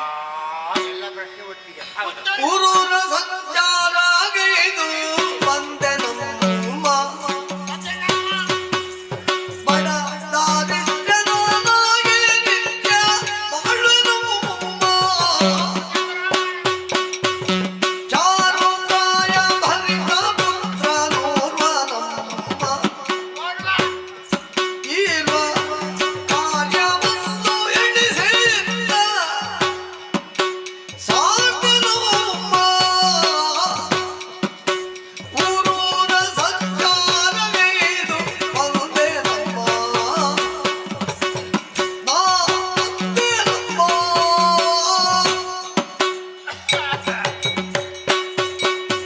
ಆನಂದ ರಾಜಕುಮಾರಿ ನಾನೇ ಹೌದಷ್ಟೇ.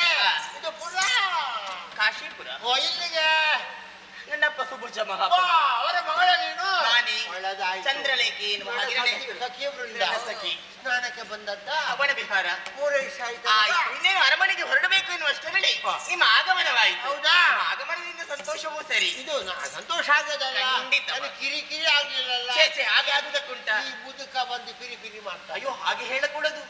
ಮುದುಕರಲ್ಲಿ ಯಾವತ್ತೂ ವಿನಯದಿಂದ ಮಾತನಾಡಬೇಕು. ಸಾರಿ ಹ. ಆಗ್ಲೇ ಸಂಸ್ಕಾರಕ್ಕೆ ಮೆಟ್ಟಿದೆ. ಹ. ಇನ್ನು ನನ್ನ ಪರಿಚಯ ಕೇಳ್ತಾ ಇದ್ದಲ್ಲ ಮಗ. ಬೇಕಲ್ಲ. ಎಂತದು ಕರ್ಮ. ಈಗ ನಾನು ಅರಮನೆಗೆ ಹೋಗ್ತೇನೆ. ಹ. ಅಪ್ಪನಲ್ಲಿ ಹೇಳ್ತೇನೆ, ವಾ. ಮನೆ ಕೇಳಿ ಹೇಗಾಯ್ತು, ಜಲ ಕೇಳಿ ಹೇಗಾಯ್ತು ಅಂತ ಕೇಳಿದಾಗ ಹ. ಹೀಗೆಲ್ಲ ಸಂತೋಷದಿಂದ ಆಯ್ತು. ಹ. ನನಗೊಬ್ರು ಸಿಕ್ಕಿದ್ರು. ಹ. ಅವರು ಎಲ್ಲಿ, ಅವರು ಹೇಗೆ, ಏನು, ಎತ್ತ ಅಂತ ನಾನು ಹೇಳ್ಬೇಕಾ ಬೇಡ? ಅದೌದಪ್ಪ. ಹ. ಆದ್ರೆ ಹೇಳುದಕ್ಕೆ ಎಂತದ್ದು ಕರ್ಮ. ಏನಾಯ್ತು? ಏನಾದ್ರೂ ಸ್ವಾರಸ್ಯ ಇದ್ರಲ್ವ ನನ್ನ ಜೀವನದಲ್ಲಿ. ಏನಾಯ್ತು? ಎಂತದ್ದು ಗೊತ್ತಿಲ್ಲ, ಏನಿಲ್ಲ. ನಾನೊಬ್ಬ ದಟ್ಟ ದರಿದ್ರ ಬ್ರಾಹ್ಮಣ. ಅಯ್ಯೋ ಶಿವ ಶಿವ, ವಾ. ಹಾಗೆ ಹೇಳಕೂಡದು. ಮತ್ತೆ? ನೀವು ಬಂದದ್ದೆಲ್ಲಿಗೆ? ಹ. ಕಾಶ್ಯಪುರಕ್ಕೆ. ಹೌದು. ಕಾಶಿ ವಿಶ್ವನಾಥನ ದರ್ಶನವನ್ನು ಮಾಡಿದೆ ಅಂತಾದ್ರೆ ಯಾರಾದ್ರೂ ಕೂಡ ಎತ್ತರವಾದ ಸ್ಥಾನವನ್ನು ಹೇರುವುದಕ್ಕೆ ಸಾಧ್ಯವಾಗ್ತದೆ. ಹೌದಾ? ಏನು ಮಾಡ್ಲಿಕ್ಕೆ ಆಗ್ತದೆ? ಅದೆಲ್ಲ ಸರಿ. ಕೆಲವೊಮ್ಮೆ ಹಾಗೆ ಇರ್ತದೆ. ಹ, ಹ, ಹ. ಹುಟ್ಟಿದಾಗಲೇ ಬಡವರಾಗಿರ್ತಾರೆ. ಹೌದೌದು. ಬಡತನ ಎಂಬುದು ಯಾವತ್ತೂ ಶಾಶ್ವತ ಏನು ಅಲ್ವಲ್ಲ. ಹೌದಪ್ಪ. ಇವತ್ತಲ್ಲ ನಾಳೆ ನೀವು ಶ್ರೀಮಂತರಾಗುವುದಕ್ಕೆ ಸಾಧ್ಯ ಉಂಟು. ಶ್ರೀಮಂತನಾಗುವುದೇ ಯಾಕಂದ್ರೆ ಕಾಡು ಹೋಯ್ತು, ಊರು ಹೋಯ್ತು ಅಂತ ಹಾಕಿದೆ. ಇರ್ಲಿ ಹಾಗಂತ ಹ. ನಾನು ಯಾಕೆ ಚಿಂತಿತನಾಗಿದ್ದೇನೆ ಗೊತ್ತುಂಟಾ? ಗೊತ್ತಿಲ್ಲ. ಈ ಊರೂರು ಅಲೆದಾಡಿಕೊಂಡು ಇಲ್ಲಿಗೆ ಯಾಕೆ ಬಂದೆ? ಯಾಕೆ ಬಂದೆ? ನನಗೊಬ್ಬ ಮಗನಿದ್ದಾನೆ. ಓ, ಮತ್ತೆ ಯಾಕೆ ನಿಮ್ಗೆ ನಿಮಗೆ ಚಿಂತೆ? ಈಗ ಹೆಣ್ಣು ಮಗು ಒಂದುಂಟು ಆದ್ರೆ ಸ್ವಲ್ಪ ಚಿಂತೆ ಮಾಡಬೇಕು ನೀವು. ವಯಸ್ಸಾಯ್ತು, ಹೆಣ್ಣು ಮಗಳೊಬ್ಬಳಿದ್ದಾಳೆ, ನಾನು ಮದುವೆ ಮಾಡ್ಬೇಕು, ನನಗೆ ಕೂಡ್ತದೋ ಇಲ್ವೋ ಎನ್ನುವ ಹಾಗೆ. ವಯಸ್ಸಿಗೆ ಬಂದಂತ ಮಗನಿರುವಾಗ ಚಿಂತೆ ಏನು ನಿಮಗೆ? ಇಲ್ಲಿ ಕೂಡ ಹಾಗೆ ಈ ಬಡತನ ಎಂಬುದು ಬಿಂಬಿಡದೆ ಇರುವ ಕಾರಣ ನನ್ನ ಮಗನಿಗೆ ಮದುವೆ ಮಾಡಬೇಕು ಅಂತ ಹೊರಟಿದ್ದೇನೆ. ಹೆಣ್ಣು ಕೊಡುವವರಿದ್ದಾರಪ್ಪ, ಹಾಗಂತ ಸುಮ್ಮನೆ ಆಗ್ತದ? ಮದುವೆ ಆದ್ರೆ ಖರ್ಚು ವೆಚ್ಚ ಇಲ್ವಾ? ಖರ್ಚು ವೆಚ್ಚಕ್ಕೆ ನನ್ನಲ್ಲೇ ಉಂಟಾ? ಹಾಗೆ ಯಾರಾದ್ರೂ ಸಿಕ್ಕ್ಯಾರೋ, ಯಾರಾದ್ರೂ ದಾನ ಮಾಡ್ಯಾರೋ ಅಂತ ಹೊರಟು ಬಂದಿದ್ದೇನೆ. ಹಾಗೆ ಈಗ ಕಾಶಿ ಅಂತ ಹೇಳಿದ್ದೆ ಅಲ್ವಾ, ನೋಡೋಣ. ಕಾಶಿ ವಿಶ್ವನಾಥನ ದಯ ಇದ್ರೆ ಒಂದು ಪ್ರಯೋಜನ ಆದಿತ್ತು. ದಾರಿ ಬಿಟ್ಟು ನಾನು ಹೊರಟು ತಡಿಬೇಕು. ಶಶಿಕಲೆ ಬೇಡಳು ಸಾಯ್ತು ನೀ ಬಂದು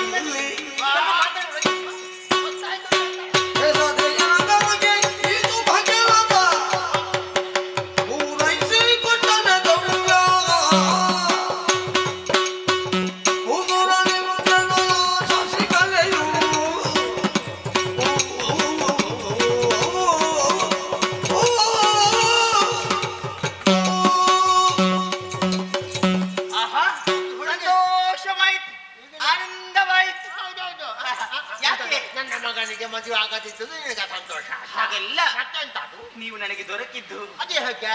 ವೈದ್ಯ ಬಯಸಿದ್ದು ಹಾಲನ್ನು, ವೈದ್ಯ ಹೇಳುದು ಹಾಲನ್ನು, ರೋಗಿ ಬಯಸಿದ್ದು ಹಾಲನ್ನು ಹುಡುಕುತ್ತಿರುವಂತಹ ಬಳ್ಳಿ ಬಂದು ಕಾಲಿಗೆ ಎಡವಿದ ಹಾಗಾಯ್ತಲ್ಲ. ನನಗೆ ಅರ್ಥ ಆಗ್ಲಿಲ್ಲ. ನಿಮಗೆ ಅರ್ಥ ಆಗ್ಲಿಕ್ಕಿಲ್ಲ. ನನಗೆ ಸಂತೋಷವಾದದ್ದು ಅದಕ್ಕೆ. ಯಾಕೆ? ನೀವೀಗ ಏನು ಹೇಳಿದ್ದು? ನನ್ನ ನಾಳೆ ಮಗನಿಗೆ ಮದುವೆ ಆಗಬೇಕು. ನಾಳೆ ನೀವು ಇನ್ನೊಂದು ಕಡೆಯಲ್ಲಿ ಇದ್ರಿ, ಹೌದು. ನಾಳೆ ಮತ್ತೊಂದು ಕಡೆಯಲ್ಲಿ, ಇವತ್ತಿಲ್ಲಿ, ಹೋಗುದು. ನಿನ್ನೆ ಮತ್ತೊಂದು ಕಡೆಯಲ್ಲಿ. ನಮಗೆ ಯಾರು ಕೊಟ್ಟರೆ ಮಾತ್ರ ಇಲ್ಲದ್ರಿಂದ ಒಳ್ಳೇದಾಯ್ತು. ಈಗ ನಿನ್ನೆ ಎಲ್ಲಿತ್ತು? ನಿನ್ನೆ ವಾಲ್ಲು ಬೇರೆ ಕಡೆ ಇದ್ದೇನೆ. ಇವತ್ತು ಇಲ್ಲಿದ್ದೇನೆ. ನಾಳೆ ಮತ್ತೊಂದು ಕಡೆ. ಮತ್ತೊಂದು ಕಡೆಗೆ ಹೋಗುವಾಗ ನನಗೊಂದು ಉಪಕಾರವನ್ನು ಮಾಡಬೇಕು ನೀವು. ಎಲ್ಲೆಲ್ಲಿ ಹೋಗುದು ಬೇಡರಿ. ನಾನು ಹೇಳಿದ ಕಡೆಗೆ ನೀವು ಹೋದ್ರಿ ಅಂತಾದ್ರೆ ನಿಮಗೆ ಎಷ್ಟು ಬೇಕು, ಯಾವುದ್ರಲ್ಲಿ ಬೇಕು, ಹೇಗೆ ಬೇಕು, ಇದು ಯಾವುದ್ರಲ್ಲಿ ಬೇಕು ಅಂತ ಹೇಳಿದ್ರಿ ಅಂತದ್ದು ಇದು ಕೊಡ್ಬೇಕು. ಯಾವುದ್ರಲ್ಲಿ ಹಾಗ ಅಂತ ಯೋಗ್ಯತವಂತ ನನ್ನಪ್ಪ. ಈಗ ಅರ್ಥ ಆಯ್ತು ನನಗೆ. ನನ್ನಿಂದ ನಿನಗೆ ಏನೋ ಒಂದು ಕೆಲಸ ಆಗಬೇಕು. ಖಂಡಿತವಾಗಿ. ಅದು ಏನು ಕೆಲಸ? ಆ ಕೆಲಸ ಮಾಡಿ ನನಗೇನು ಲಾಭ, ನನಗೇನಾದ್ರೂ ಪ್ರಯೋಜನ? ಖಂಡಿತವಾಗಿ ನಿಮಗೆ ಪ್ರಯೋಜನ ಉಂಟು. ನೀವು ಇನ್ನೂ ಚಿಂತಿಸುವಂತ ಅವಶ್ಯಕತೆ ಇಲ್ಲ. ಇನ್ನು ನೀವು ಅಲ್ಲ, ನಾನು ಇಲ್ಲೇ ಇದ್ದೇನೆ. ಅಲ್ಲ, ಇಲ್ಲಿಂದ ಮಗದೊಂದು ಕಡೆಗೆ ಅಲ್ಲಿಗೆ ಹೋಗಬೇಕು. ತಿರುಗಾಟವನ್ನು ಇವತ್ತಿಗೆ ನಿಲ್ಲಿ. ಸರಿ, ಮುಗಿಸೋಣ. ಯಾಕೆ? ನಾನು ಸಿಕ್ಕಿದ್ದೇನಲ್ಲ.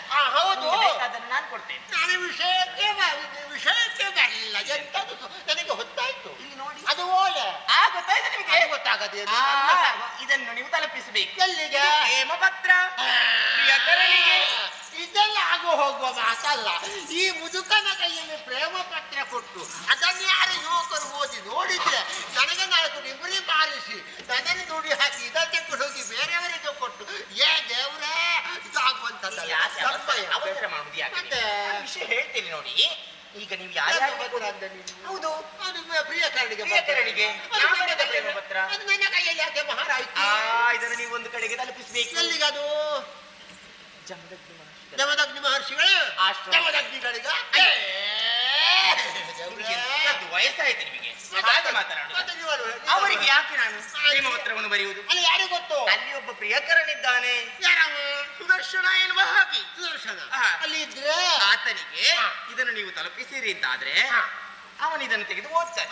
ವಾಚಿಸಿದ ನಂತರ ಇದರಲ್ಲಿ ಏನು ಬರ್ತಿದೆ ಅವನಿಗೆ ಗೊತ್ತಾಗ್ತಾನೆ. ಇಷ್ಟು ವಿಷಯವನ್ನು ನೀವು ಮಾಡಿದ್ರಿ ಅಂತಾದ್ರೆ ನಿಮಗೆ ಬೇಕಾದಂತಹ ದ್ರವ್ಯಗಳನ್ನು ನಾನು ಕೊಡ್ತೇನೆ. ವಿಷಯ ಹೀಗೆ. ನಿನ್ನ ಪ್ರಿಯಕರನಿಗೆ ಈ ಓಲೆಯನ್ನು ತಲುಪಿಸಿದ್ರೆ ನನ್ನ ಮಗನಿಗಾಗುವಂತ ಮದುವೆ ವೆಚ್ಚದ ದ್ರವ್ಯವನ್ನ ನೀನು ಕೊಡ್ತೀನಿ. ಖಂಡಿತ. ಏನು ಉಲ್ಲಾಸ ನೋಡಿ. ಹೀಗೆ ಬಾಯಿ.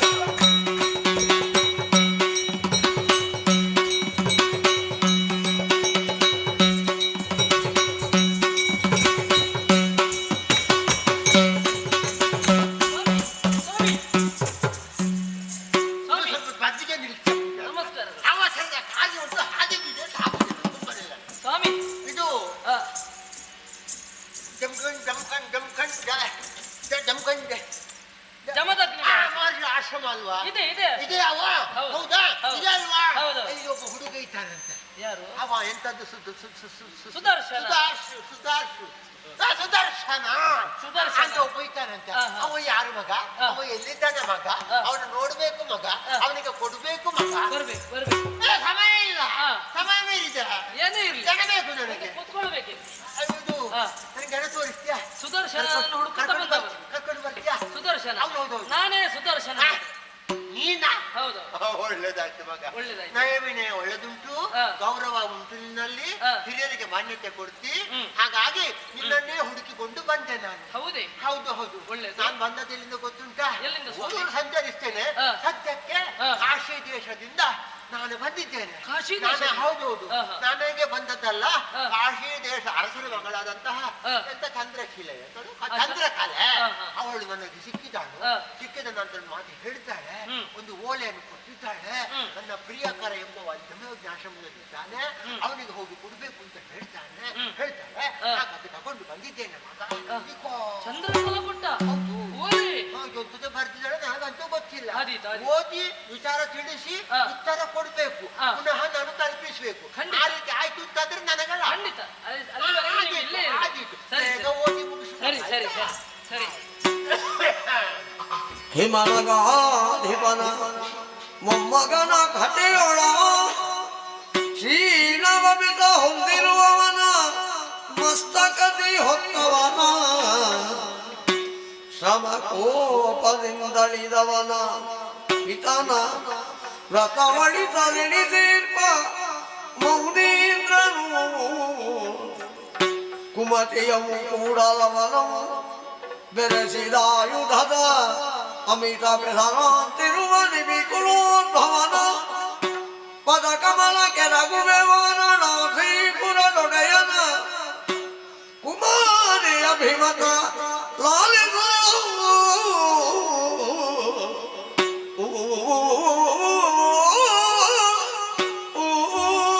ಮೊದಲಾಗಿ ಸ್ವಸ್ತಿ ಶ್ರೀ ಎನ್ನುವ ಹಾಗೆ ಬರೆಯಲ್ಪಟ್ಟಿದೆ. ತದನಂತರದಲ್ಲಿ ಹಿಮನಗಾಧಿಪ ಪರ್ವತರಾಜನ ಮೊಮ್ಮಗ ಗಣಪತಿ, ಅವನ ಶಾಪಕ್ಕೊಳಗಾದವ ಚಂದ್ರನನ್ನು ಶಿರದಲ್ಲಿ ಹೊತ್ತವ ಪರಮೇಶ್ವರನ ಮೂರನೇ ಕಣ್ಣಿಗೆ ಬಲಿಯಾದವ ಮನ್ಮಥನ ಅಪ್ಪ ಶ್ರೀಹರಿಯ ವ್ರತಾಚರಣೆಯನ್ನು ಮಾಡಿದವ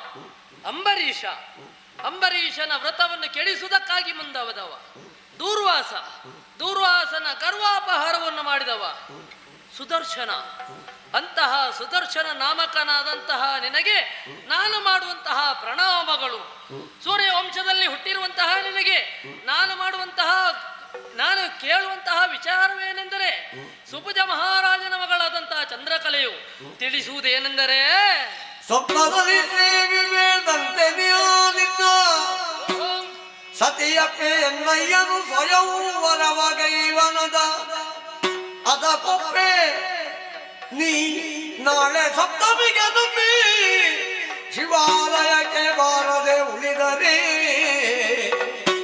ಕ್ಷಿಪ್ರದಲ್ಲಿ ಜೀವನ ತೊರೆವೆ ಖಂಡಿತವದಕ್ಕೆ ತಪ್ಪದಿಂದನು ವರಿಸಿ ಕರೆದೊಯ್ಯು ಎನ್ನುತ್ತಿರಲು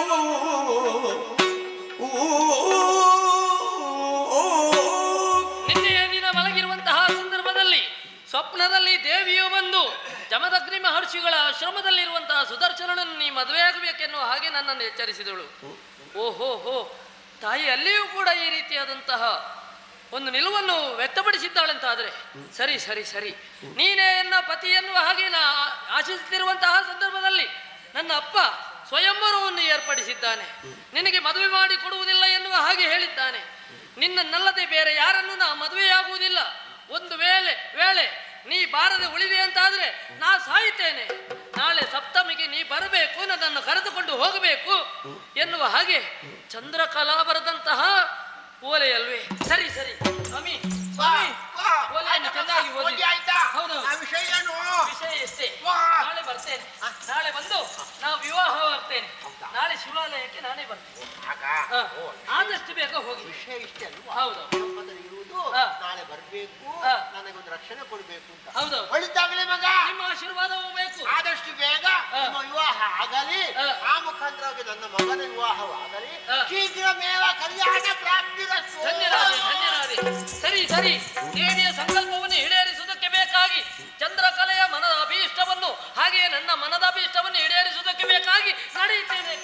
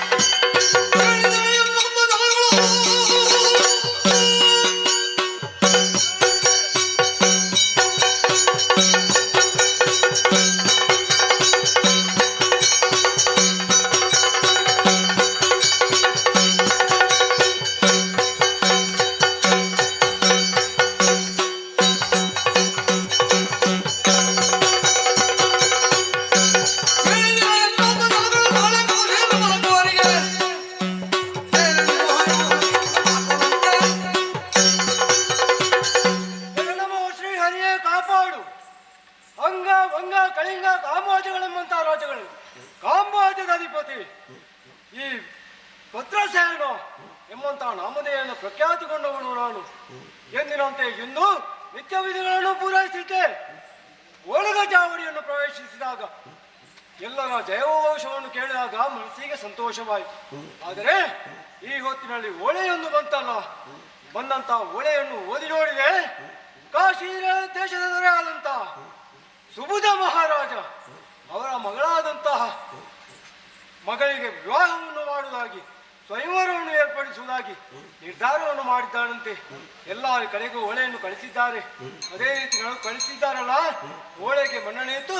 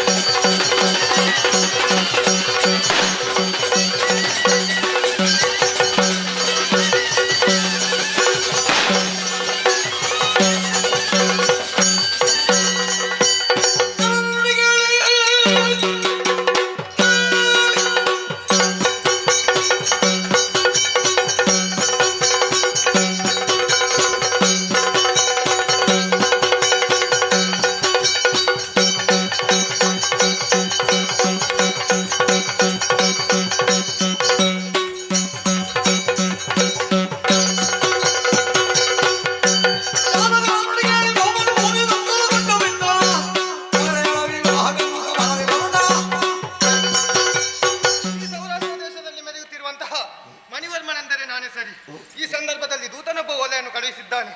ಕಾಶಿರಾಜನ ಮಗಳಿಗೆ ಸ್ವಯಂವರವನ್ನು ಏರ್ಪಡಿಸಿದ್ದಾರಂತೆ. ಹಾಗಾಗಿ ತಡ ಮಾಡುವುದು ಸರಿಯಲ್ಲ, ಆದಷ್ಟು ಬೇಗ ತಿಳಿದು.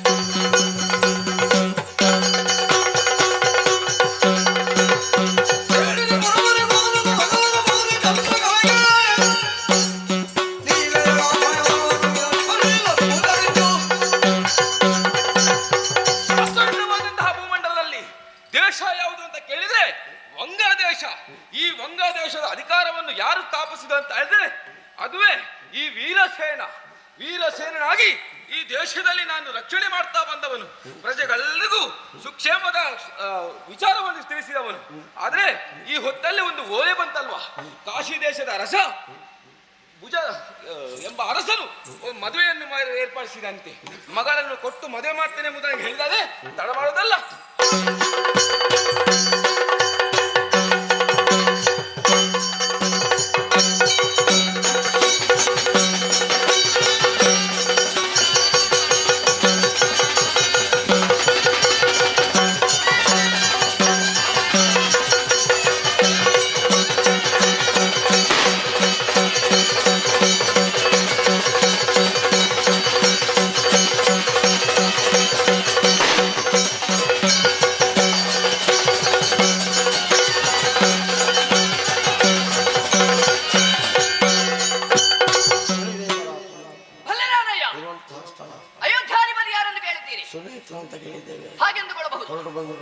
ಅನೇಕ ವಿಧ ಆಲಿಸಬೇಕು.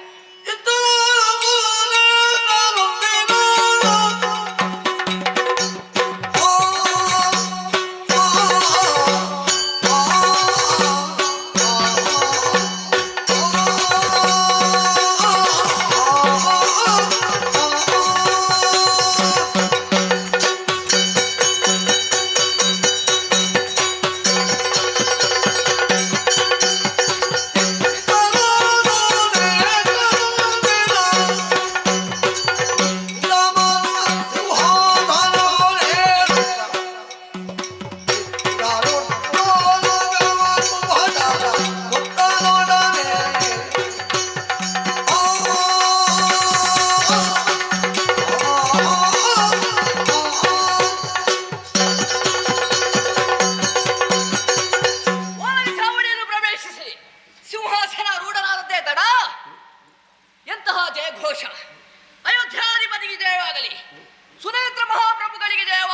ಹಾಗೆ ಸ್ವಾಮಿ, ಯೋಗ ಭಾಗ್ಯ ಎನ್ನುವುದು ಯಾರಿಗೆ ಯಾರಿಂದ ಒದಗಿ ಬರ್ತದೆ ಎಂಬುದನ್ನು ಹೇಳುವುದಕ್ಕೆ ಅಸಾಧ್ಯ.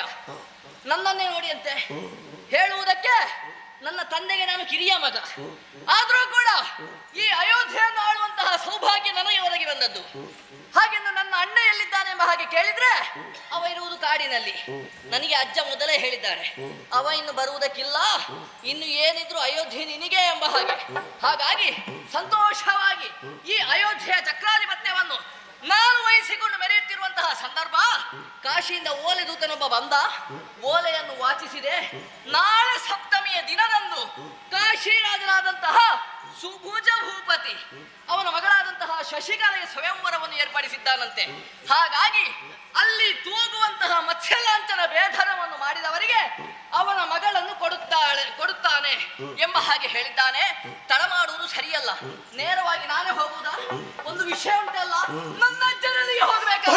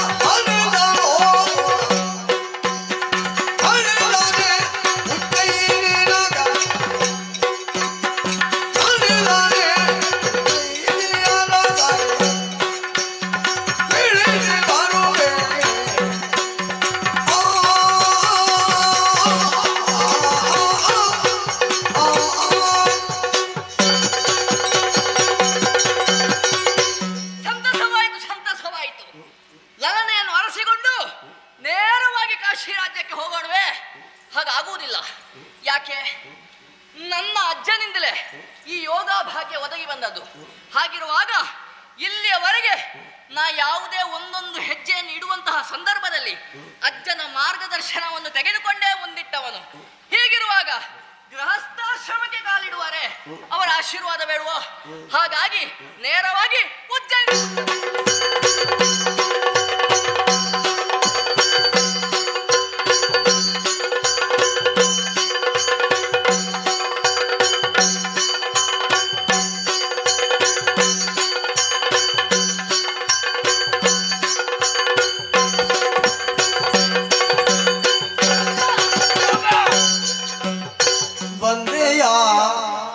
ಕುಲವೃದ್ಧಿ ಚಂದ್ರಮಾ ಬಂದೆಯ ಕುಲವೃದ್ಧಿ ಚಂದ್ರಮಾ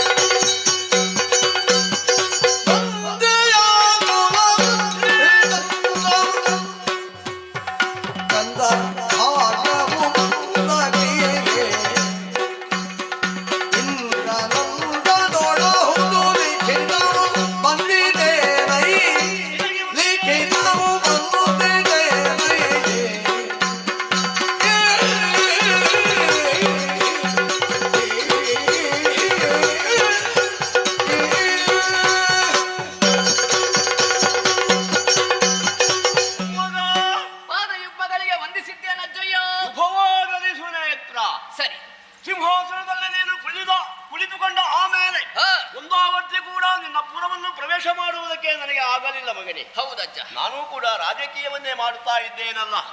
ಉಜ್ಜಯಿನಿಯ ಅರಸನಾಗಿ ಇಷ್ಟರವರೆಗೆ ಪಾಲನೆಯನ್ನು ಮಾಡಿಕೊಂಡು ಬಂದವ. ಪ್ರಜೆಗಳೆಲ್ಲ ಸಂತೋಷದಲ್ಲಿಯೇ ಇದ್ದಾರೆ. ಅರಸರ ಕರ್ತವ್ಯ ಏನೆಂಬುದು ನನಗೂ ಗೊತ್ತಿಲ್ವೇ ಹೇಳಿ ಎಂಬಂತಹ ಸಂತೋಷ ನನಗೆ ಆದರೂ ಕೂಡ ಮನಸ್ಸಿನಲ್ಲಿ ಒಂದು ಖೇದ ಏನಜ್ಜ? ಯಾವತ್ತೂ ಕೂಡ ದೂರ ಆದದ್ದೇ ಇಲ್ಲ. ನಾನಿದ್ದೇನೆ, ಏನೆಂದು ಹೇಳಿ. ನಿನ್ನ ಉಜ್ವಲ ಭವಿಷ್ಯತ್ತಿಗೆ ತಡೆಗೋಡೆಯಾಗಿ ನಿಂತಹ ಸುದರ್ಶನ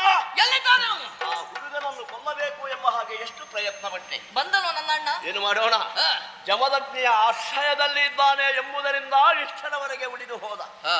ಆದರೂ ಅಯೋಧ್ಯೆಯ ಸಿಂಹಾಸನದಲ್ಲಿ ನಿನ್ನನ್ನು ಕುಳ್ಳಿರಿಸಿದ್ದೇನೆ ಎಂಬಂತಹ ಆ ಸಂತೋಷ ನನಗಾಗುತ್ತಾ ಇದೆ. ಸರಿ. ಇದ್ದಕ್ಕಿದ್ದ ಹಾಗೆ ಯಾರೋ ಒಬ್ಬ ಬಂದ, ಒಂದು ಓಲೆಯನ್ನು ಕೊಟ್ಟ. ಕಾಶಿ ದೇಶದ ಅರಸ ಸುಭುಜನ ಮಗಳನ್ನು ವಿವಾಹ ಮಾಡಿಕೊಡುತ್ತಾರಂತೆ. ಅದರಲ್ಲಿ ಒಂದು ಪಣ ಉಂಟಂತೆ. ಯಾರು ಯುದ್ಧದಲ್ಲಿ ಗೆಲ್ಲುತ್ತಾರೋ ಅಂಥವನಿಗೆ ಮಗಳನ್ನು ಕೊಟ್ಟು ಮದುವೆಯನ್ನು ಮಾಡುತ್ತೇನೆ ಎಂಬಂತಹ ಪಣ. ಅದಕ್ಕಾಗಿ ನಾನು ಆಲೋಚನೆ ಮಾಡಿದ್ದು, ಏನು, ಈಗಲೇ ಹೋಗಬೇಕು, ಪಣವನ್ನು ಜಯಿಸಬೇಕು, ನನ್ನ ಮೊಮ್ಮಗನಿಗೆ ಆ ಹುಡುಗಿಯನ್ನು ಮದುವೆ ಮಾಡಿಸಬೇಕು ಎಂಬಂತಹ ಉದ್ದೇಶವನ್ನಿಟ್ಟುಕೊಂಡೆ. ಆ ಸಂದರ್ಭದಲ್ಲಿಯೇ ನೀನು ಓಡೋಡಿಕೊಂಡು ಬಂದೆಯಲ್ಲ, ಮನಸ್ಸಿಗೆ ಬಹಳ ಆನಂದವಾಯ್ತು. ಹೌದಾ ಮಗು? ಏನಜ್ಜ?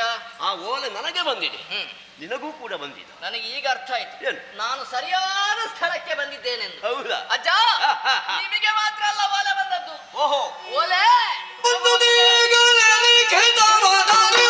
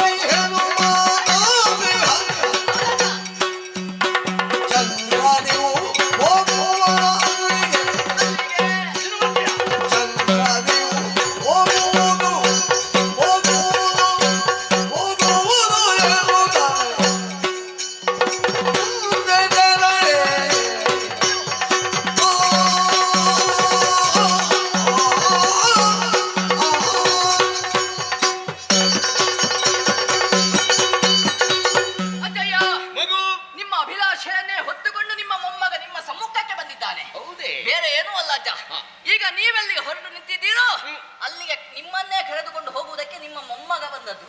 ನಿನಗೆ ಹೇಳಿಕೆ ಉಂಟು. ಮತ್ತೆ ನಾನು ಒಂದು ಅಯೋಧ್ಯೆಯ ಅಧಿಪತಿ, ಹಾಗಿರುವಾಗ ನನ್ನಲ್ಲಿಗೆ ಓಲೆ ಬರುವುದಿಲ್ವೇ ಹೇಳಿ? ಬಂದಿದೆ. ಓಲೆಯನ್ನು ವಾಚಿಸಿದೆ.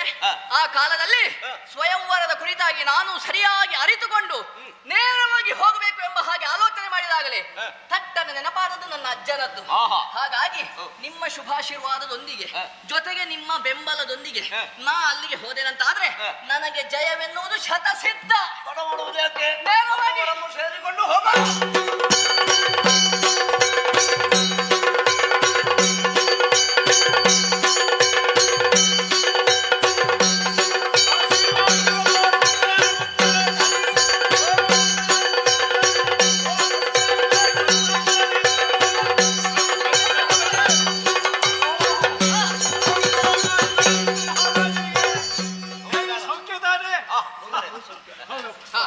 ಇದು ಅಯೋಧ್ಯೆಯ ಅಧಿಪತಿ ಸುರೇಂದ್ರ. ಸುರೇಂದ್ರ ದೊಡ್ಡವನಾಗಿದ್ದಾರೆ. ರಾಜರು ಎಲ್ಲ ಬಂದಿದ್ದಾರೆ. ಮೀಸೆ ಬರಲಿಲ್ಲ. ಮೀಸೆ ಇಲ್ಲದಿದ್ರು ಮದುವೆ ಆಗುವ ಯೋಗ್ಯತೆ ಉಂಟು. ನಮಸ್ಕಾರ ನಮಸ್ಕಾರ. ನಮ್ಮ ಮಿತ್ರರು ಕೂಡ ಇದ್ದಾರೆ. ನಿಮಗೆ ಎಲ್ಲ ಬಿಡದಿಯನ್ನು ಮಾಡಿದ್ದೇನೆ. ಬೇಕಾದಂತ ವ್ಯವಸ್ಥೆ ಉಂಟು. ನಾಳೆಯ ದಿವಸ ಸ್ವಯಂವರ ಏರ್ಪಾಡಾಗಿದೆ. ಮುಹೂರ್ತಕ್ಕೆ ಸರಿಯಾಗಿ ಆಗಬೇಕು, ತಡ ಆಗಬಾರದು. ಇಲ್ಲ, ತಡ ಆಗುದಿಲ್ಲ. ಆದಷ್ಟು ಬೇಗನೆ ಮುಗಿಸುವ.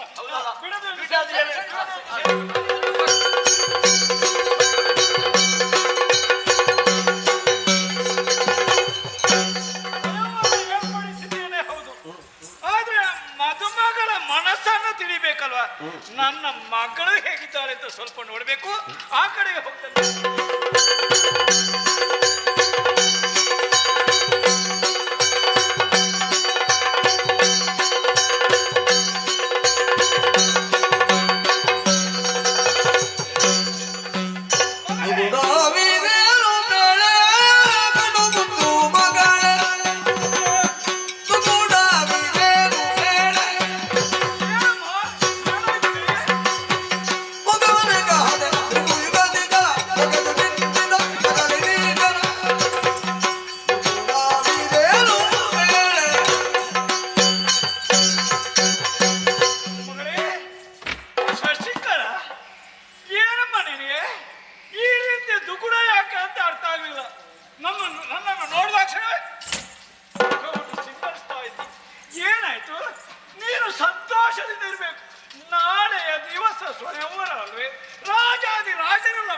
ಇದ್ದಾರೆ, ಎಂತೆಂಥ ರೂಪದವರೆಲ್ಲ ಇದ್ದಾರೆ. ಹೌದಮ್ಮ, ಅದನ್ನೆಲ್ಲ ಕಂಡು ಸಂತೋಷದಿಂದ ಇರಬೇಕು.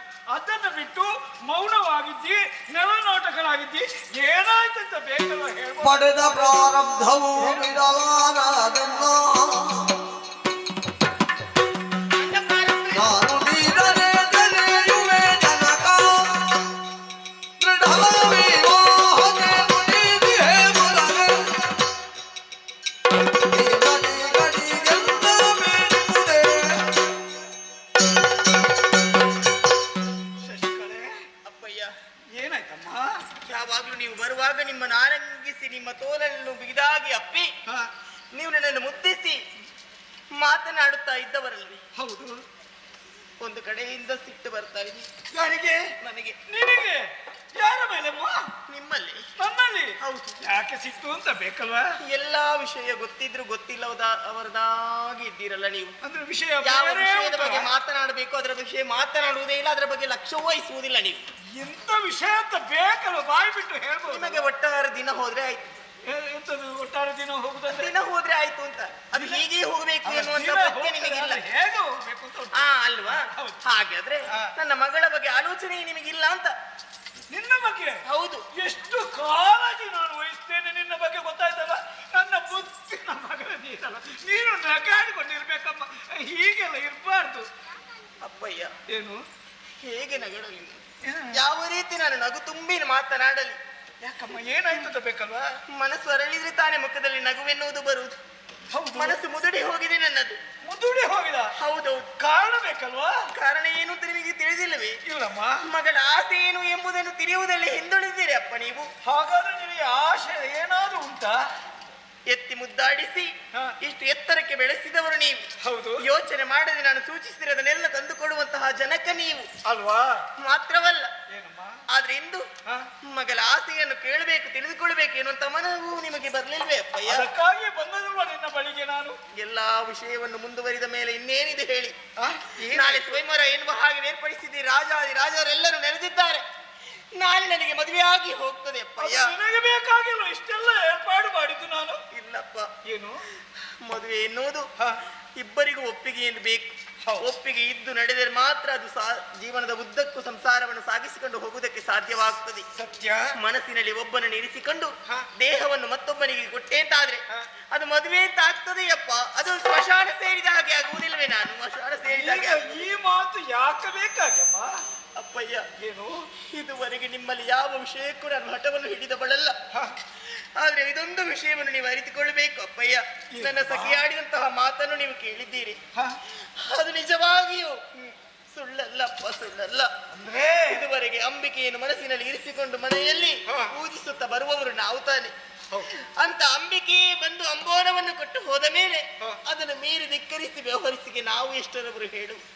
ಹಾಗಿರುವಾಗ ಆ ಸುದರ್ಶನಿಗೆ ನನ್ನನ್ನು ಕೊಟ್ಟು ಮದುವೆ ಮಾಡಪ್ಪ, ಮದುವೆ ಮಾಡು.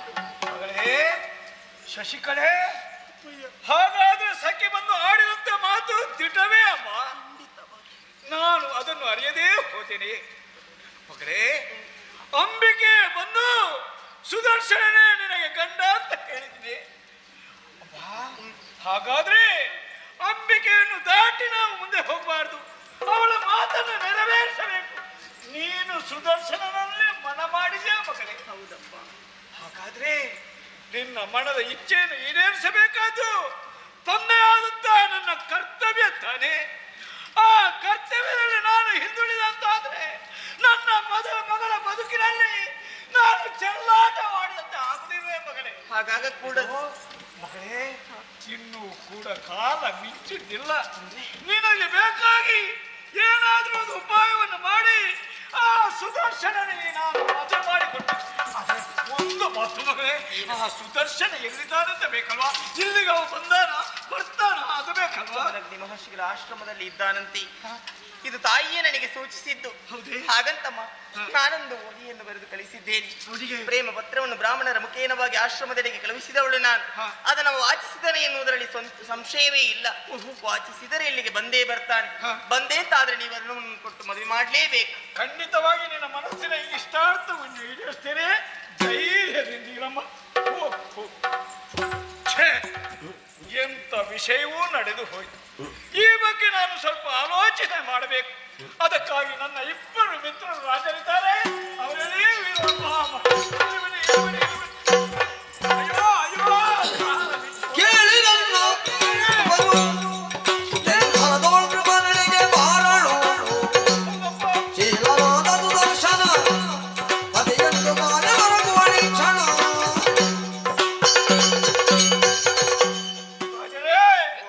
ನನ್ನ ಆಪ್ತ ಮಿತ್ರರಾಗಿದ್ದೀರಿ ನೀವು.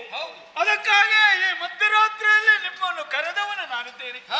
ವಿಷಯ ಮತ್ತೇನಲ್ಲ, ಇದೋ ನನ್ನ ಮಗಳಂತ ಶಶಿಗಳಿಗೆ ಸುದರ್ಶನನ ಜೊತೆಯಲ್ಲಿ ಮದುವೆ ಮಾಡಬೇಕೆಂಬುದಾಗಿ ಅಂಬಿಕೆ ಕನಸಿನಲ್ಲಿ ಬಂದು ಆಡಿದ್ದಾರಂತೆ. ಹಾಗಾದ್ರೆ ಈಗ ಸುದರ್ಶನನಿಗೆ ಮದುವೆ ಮಾಡಿಕೊಡಬೇಕೆಂಬುದಾಗಿ ನನ್ನ ಮಗಳು ಹಠ ಹಿಡಿದು ಬಿಟ್ಟಿದ್ದಾರೆ. ಹಾಗಾದ್ರೆ ರಾಜರೆಲ್ಲರೂ ಬಂದಿದ್ದಾರೆ. ಅವರಿಗೆ ನಾನು ಏನು ಉತ್ತರವನ್ನು ಕೊಡಬೇಕು, ಮುಂದಿನ ಕಥೆ ಏನು ಅಂತ ಹೇಳ್ತೀರಾ?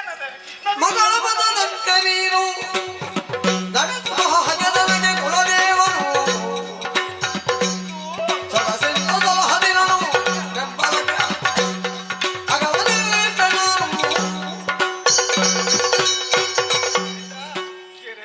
ಈ ಕುರಿತಾಗಿ ಚಿಂತೆ ಮಾಡುವಂತ ಅವಶ್ಯಕತೆ ಇಲ್ಲ. ಏನು? ನಿನ್ನ ಮಗಳು ಯಾರನ್ನು ಪ್ರೀತಿಸುತ್ತಾರೋ ಅವನಿಗೆ ಮದುವೆ ಮಾಡಿಸಿಕೊಡು. ಮಾತ್ರವಲ್ಲ, ದೇವಿಯ ಕನಸಿನಲ್ಲಿ ಬಂದು ಹೇಳಿದ್ದಾಳಲ್ಲ, ಹಾಗಾಗಿ ಸುದರ್ಶನನ ಜೊತೆ ಇವತ್ತೇ ಮದುವೆ ಮಾಡಿಸು ನೀನು. ಮಿತ್ರ, ಇನ್ನು ಮುಂದೆ ಕಾಲ ವಿಳಂಬ ಮಾಡುದು ಸರಿಯಲ್ಲ. ಆದಷ್ಟು ಬೇಗ ನಿಮ್ಮ ಮಗಳನ್ನು ಸುದರ್ಶನ ಕೊಟ್ಟು ಮದುವೆ ಮಾಡಿಸೋಣ. ನೀವು ಹೇಳಿದ ಮೇಲೆ ನನಗೆ ಧೈರ್ಯ ಬಂತು. ಇನ್ನು ತಡ ಮಾಡುವುದು ಸರಿಯಲ್ಲ. ಆ ಸುದರ್ಶನ ಬರ್ಬೇಕು. ಎಲ್ಲಿ ನನ್ನ ಮಗಳೇ? ಯಾರಪ್ಪ ನೀನು? ಸುದರ್ಶನ ಎಂದ್ರೆ ನಾನು. ನೀನೇ ಸುದರ್ಶನ? ಹೌದು. ತಾವು ನಾನು ಶಶಿಕಲೆಯ ತಂದೆ ಸುಭುಜ ಮಹಾರಾಜ. ಧನ್ಯನಾದ. ಕಾಶಿರಾಜನ ದೊರೆ. ಸರಿ. ಸುದರ್ಶನ, ಓ. ನಿನ್ನ ಮೇಲೆ ನನ್ನ ಮಗಳು ಮನಸ್ಸು ಮಾಡಿದ್ದಾಳೆ. ಸರಿ. ಅವಳನ್ನು ನಿನಗೆ ಕೊಟ್ಟು ಮದುವೆ ಮಾಡಬೇಕು ಅಂತ ದೇವಿಯೇ ಆಡಿದ್ದಾಳೆ ಕನಸಿನಲ್ಲಿ. ಹಾಗಾದ್ರೆ ನನ್ನ ಮಗಳು ನಿನಗೆ ಒಪ್ಪಿಗೆಯಾ? ಖಂಡಿತ, ದೇವಿ ಹೇಳಿದ ಮೇಲೆ ನಾನು ಅದಕ್ಕಾಗಿಯೇ ಬಂದದ್ದು. ಹೌದಾ? ಹೌದು. ಹಾಗಾದ್ರೆ ತಡ ಮಾಡುದು ಯಾಕೆ? ಎಲ್ಲಿ ಮಗಳು? ಮಗಳನ್ನು ಶಶಿಕಲೆ, ಏನಾಯ್ತು? ವಿಷಯ ಅಂತದ್ದು ನೀನು ಮೊದಲು ನೋಡಿದ್ದೆ ಅವರನ್ನು? ಯಾರು? ನಾನು ಕನಸಿನಲ್ಲಿ ನೋಡಿದ್ದೇನೆ. ಹೌದಾ? ಈಗ ನಿಜ ಜೀವನದಲ್ಲಿ ಒಮ್ಮೆ ನೋಡ್ತೀಯಾ? ಎಲ್ಲಿದ್ದಾನೆ? ಒಮ್ಮೆ ನೀನು ಹೀಗೆ ಮುಖ ಮಾಡು. ಸ್ವಪ್ನ ಸುಂದರಿ. ಇವನು ಸ್ವಪ್ನ ಸುಂದರ. ಎಂತದು? ಸ್ವಪ್ನ ಸುಂದರ? ನಾಗಣ್ಣ ಸ್ವಪ್ನದಲ್ಲಿ ಸುಂದರ. ಆ ಎರಡು ಒಂದೇ. ಸ್ವಪ್ನ ಸುಂದರಿ ಒಂದು, ಸ್ವಪ್ನ ಸುಂದರನು ಒಂದೇ. ಹಾಗಾದ್ರೆ ತಡ ಮಾಡುದಲ್ಲ, ಬೆಳಗಾದ್ರೊಳಗೆ ಮದುವೆ ಆಗ್ಬೇಕು ನಿಮಗೆ. ಮಾತಾಡುವುದು ಈಗ ಅದು ಸಂಪ್ರದಾಯ ಅಲ್ಲ ಮಾತಾಡುದು. ಆಯ್ತಪ್ಪ. ಈಗ ಹಿಡ್ಕೊ ಮಾರೆ. ಈಗ ನೀನು ಕೂಡ ಹಿಡ್ಕೊ, ಆಯ್ತಾ? ನೀವು ಬಾರಿ ಅವಸರದಲ್ಲಿದ್ದೇನೆ, ಅವಸರ ಮಾಡ. ಈಗ ಯಾಕೆಂತ ಗೊತ್ತಾಯ್ತಾ? ಸರಿ. ಅಮ್ಮ ನೀನು ಹಾಕಮ್ಮ, ನೀನು ಬಗ್ಗಬೇಡ.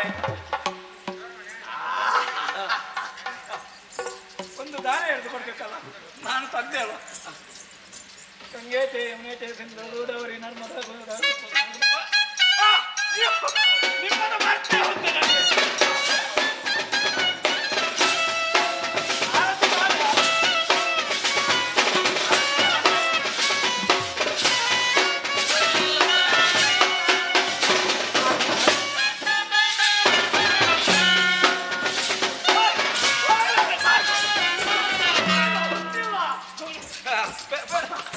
ಸುದರ್ಶನ, ಒಂದು ವಿಷಯ.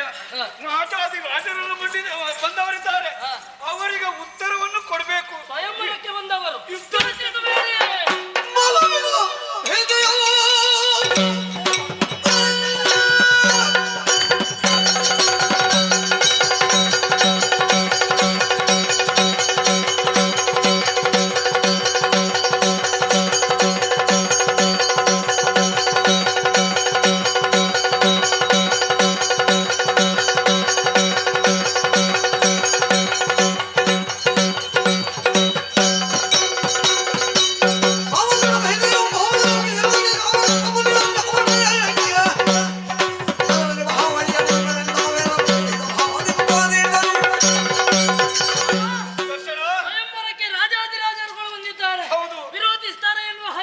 ಖಂಡಿತವಾಗಿ ವಿರೋಧಿಸ್ತಾರೆ. ಖಂಡಿತ ಯೋಚಿಸಬೇಡಿ.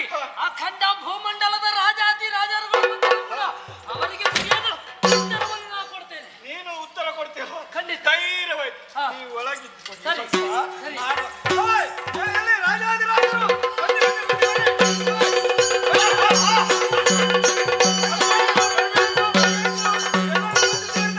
ಪಣ ಎಲ್ಲಿ ಪಣ? ಹಣ ಉಂಟು. ಮುಹೂರ್ತ ಈಗಲೇ ಸ್ವಲ್ಪ ತಡಿ. ಇದು ಕಾಣುವುದಿಲ್ಲ, ಎಲ್ಲುಂಟು? ಎಂತದು? ಪಕ್ಷಿ ಲಂಚ. ಕಾಣಲಿಕ್ಕೆ ಏನು ಇಲ್ಲ. ಹೋಗುವಂತಹದ್ದು. ಇನ್ನು ಕಾಣಲಿಕ್ಕೆ ಏನೂ ಇಲ್ಲ. ಹೇಗೆ? ಯಾಕೆಂತಲ್ಲ, ನೀವು ಚೆನ್ನಾಗಿ ಊಟ ಮಾಡಿದ್ದೀರಾ? ಅಲ್ಲಿ ಬೇಕಾದ ವ್ಯವಸ್ಥೆ ಇತ್ತಾ? ಊಟ ಮಾಡ್ಲಿಕ್ಕೆ ಯಾರು ಗೊತ್ತುಂಟು? ಊಟ ಮಾಡ್ಲಿಕ್ಕೆ ಯಾರು ಗೊತ್ತುಂಟು? ಇಲ್ಲಿ ಯಾರಾದ್ರೂ ಒಬ್ಬರು ಮದುವೆ ಆದ್ರೆ ಮದುವೆಯ ಊಟ ಬೇರೆಯವರು ನಮ್ಮ ಬಿಡಾರದಲ್ಲಿ ಬೇಕಾದ ವ್ಯವಸ್ಥೆಯನ್ನು ಮಾಡಿದೆ. ಅದು ವ್ಯವಸ್ಥೆ ಇರಲಿ. ಇದು ಈಗ ಆಗುವುದಾಗಬೇಕಲ್ಲ. ಹೆಣ್ಣು ಮಹಾರಾಜರೇ, ಮತ್ತೇನು ವಿಷಯ ಅಲ್ಲ. ವಿಷಯ ಹೇಳಿಕೆ ಮರೆತು ಹೋಯ್ತು. ಇದು ಪ್ರಾಯ ದೋಷ. ಅದು ಮರವೇ. ಬಿಡೋಣ. ಇದು ಈಗ ಶಶಿಗಳಿಗೆ ಸ್ವಯಂವರ ಇಟ್ಟದಲ್ಲ, ಆದ್ರೆ ಮದುವೆ ನಡೆದೋಯ್ತಲ್ವ? ಹೇಗೆ? ಅದು ಹೇಗೆ? ಸುದರ್ಶನ ಬಂದ, ಅವಳನ್ನು ಮದುವೆ ಆದ.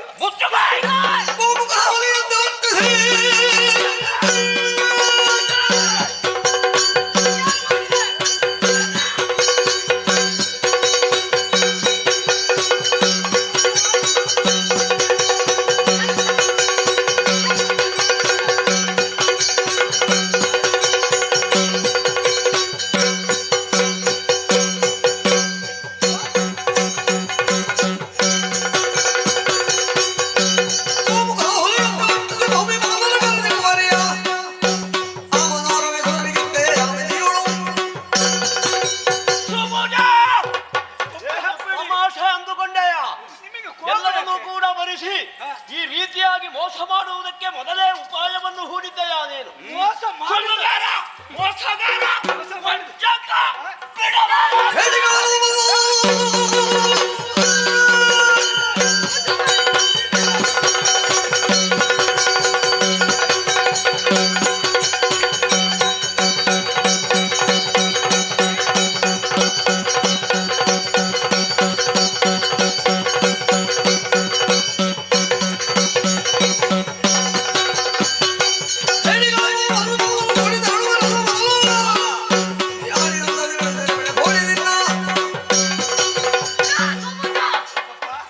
ನೀನು ಸ್ವಲ್ಪ ಸಮಾಧಾನ ತಂದುಕೊಳ್ಳಿ. ಸಮಾಧಾನ? ನೀನು ಯುವಕಲ್ವಾ? ಹೌದು. ಮೂಗಿನ ತುದಿಯಲ್ಲಿ ನಿನಗೆ ಕೋಪವ ಅಂತ. ಮೂಗಿನ ತುದಿಯಲ್ಲಿ ಕೋಪ ಅಲ್ಲ. ವಿಷಯ ಏನಂತ ಗೊತ್ತಾಗಲಿಲ್ಲ. ಏನು ವಿಷಯ ಗೊತ್ತಾಗಲಿಲ್ಲ. ವಿಷಯ ಅವಳಿಗೆ ಮದುವೆ ಆಗಿ ಹೋಯ್ತು, ಇನ್ನು ಏನು ಮಾಡುದು?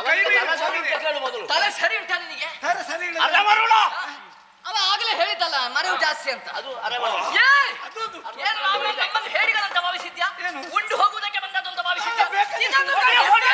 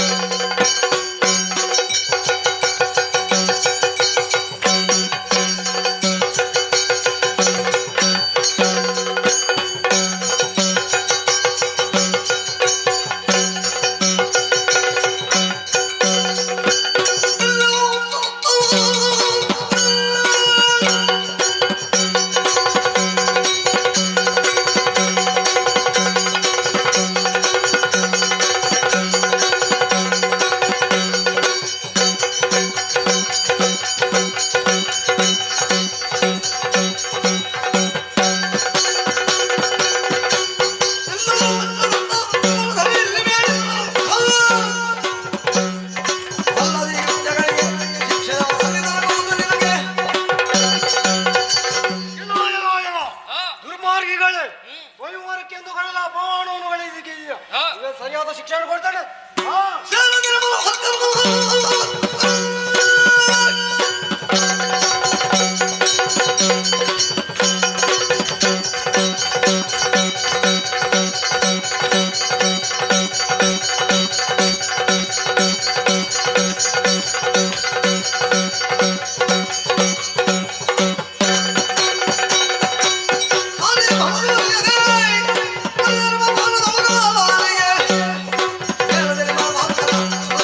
Hallelujah.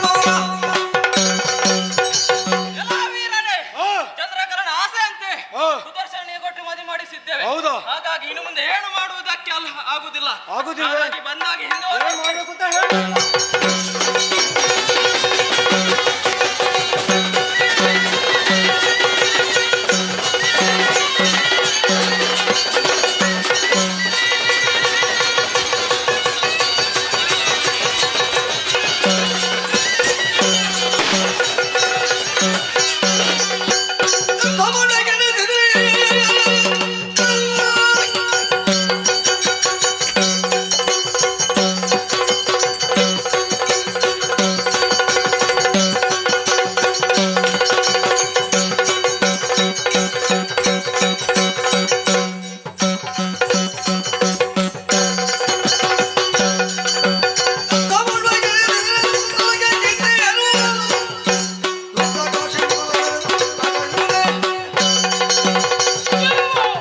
ನಮ್ಮನ್ನು ಮದುವೆಗೆ ಬರೆಸಿ ಈಗ ಅಪಮಾನ ಮಾಡ್ತಾ ಇದ್ದೀರಲ್ಲ, ನಿಮ್ಮನ್ನು ಸುಮ್ಮನೆ ಬಿಡುವುದಿಲ್ಲ.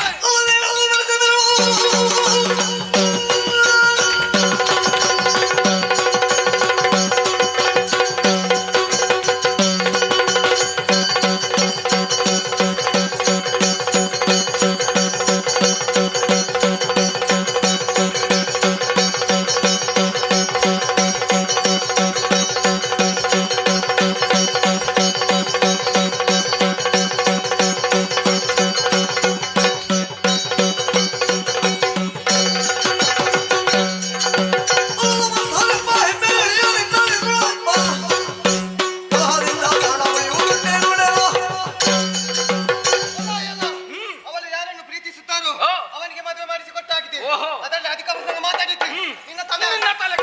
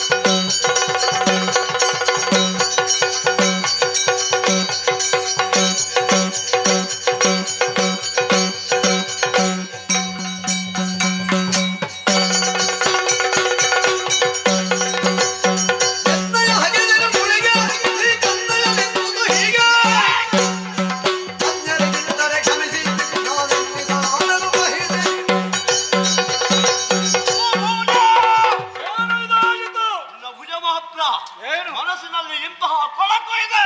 ಇದನ್ನು ಈ ಸಂದರ್ಭದಲ್ಲಿ ನಾನು ತಿಳಿದುಕೊಂಡಿದ್ದೇನೆ. ಓಹೋ. ನಿನ್ನ ತಲೆಯನ್ನು ಕಡಿದು ನಿನ್ನ ಮಗಳನ್ನು ಸೆಳೆಕೊಂಡು ಮಾತ್ರ.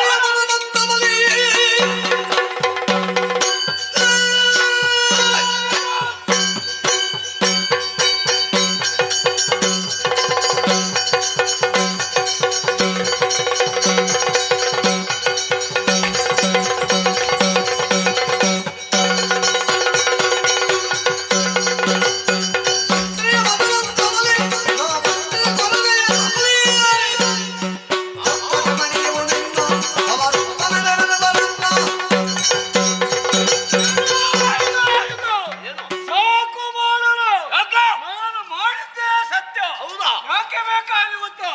ಮಗನ ಆಶೆಯನ್ನು ತೀರಿಸಬೇಕಾದ ತಂದೆಯಾದವನ ಕರ್ತವ್ಯವಾಗಿದೆ. ಮೊದಲು ನಿನಗೆ ಗೊತ್ತಿರಲಿಲ್ಲ? ಅವನಿಗೆ ಮೊದಲೇ ಅವನಲ್ಲಿ ಮನಸ್ಸಿತ್ತು. ಮಾತ್ರವಲ್ಲ, ದೇವಿಯ ಕನಸಿನಲ್ಲಿ ಬಂದು ಆಡಿದಂತ ಮಾತು, ನಿನಗೆ ಸುದರ್ಶನನೇ ಗಂಡನಾಗ್ತಂತ. ಆ ಮಾತನ್ನು ತಪ್ಪಿಸೋಕೆ ಯಾರಿಂದಲೂ ಸಾಧ್ಯವಿಲ್ಲ. ಅದನ್ನು ಕೇಳುವುದಕ್ಕೆ ಬಂದ್ರೆ ತಲೆ ಹೆಣ್ಣು ಬೇಡ, ನಿನ್ನ ಬೆನ್ನಿಗೆ ಬರುತ್ತೇವೆ.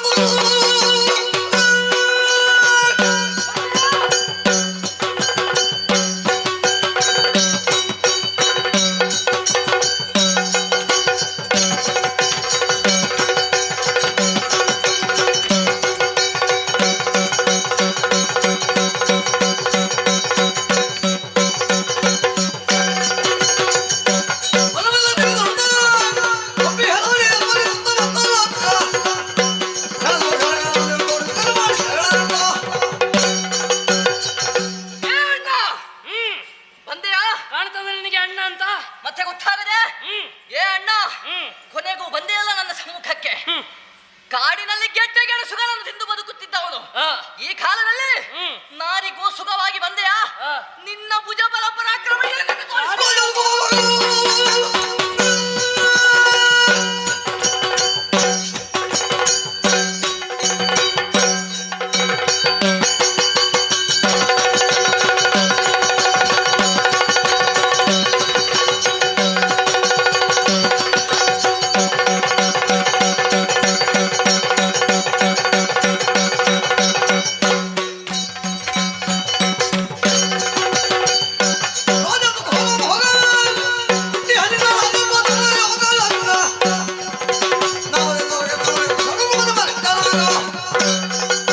ಅಯೋಧ್ಯೆಯಲ್ಲಿ ರಾಜನಾಗಿ ಮುಂದುವರಿದೆಯಾ ನಿನ್ನ ಯೋಗ ಇಂದಿಗೆ ಮುಗಿಯಿತು ಎನ್ನುವ ಹಾಗೆ ಯೋಚನೆ ಮಾಡು.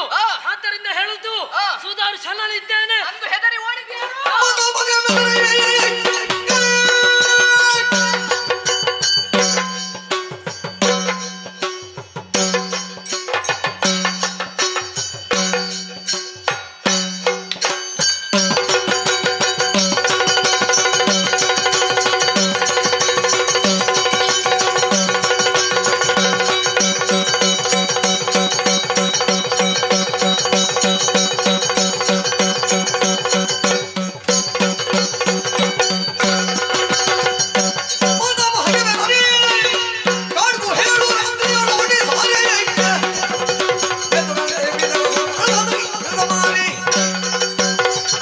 ಈಗ ನಿನಗೆಲ್ಲ ನೆನಪುವಂತಲ್ಲ.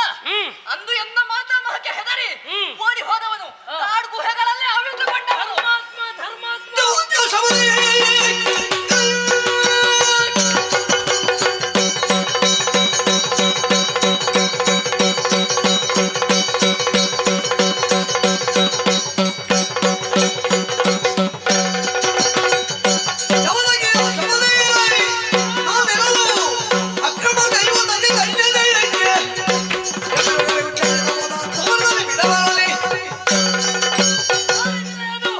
ಜಮದಗ್ನಿ ಮಹರ್ಷಿಗಳಂತಹ ಮಹಾತ್ಮರಿಂದ ವಿದ್ಯೆಯನ್ನು ಪಡೆದವನಿದ್ದೇನೆ. ಅಕ್ರಮಕ್ಕೆ ಅವಕಾಶ ಇಲ್ಲ.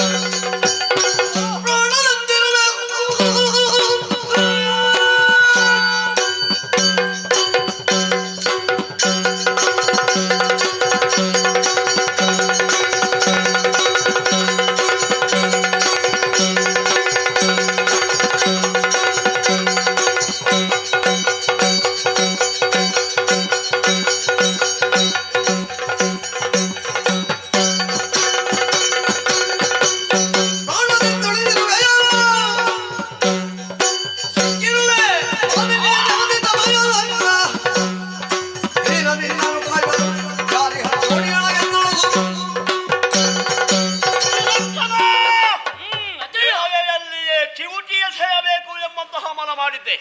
ಏನು ಮಾಡೋಣ? ದೇವರ ದಯ ಉಂಟು. ಜಮದಗ್ನಿ ರಕ್ಷಿಸಿದ ಈ ಸಂದರ್ಭದಲ್ಲಿ ನಿನ್ನನ್ನು ರಕ್ಷಣೆ ಮಾಡುವವರು ಯಾರಿದ್ದಾರೆ? ಬಂದೆ ಎಲ್ಲ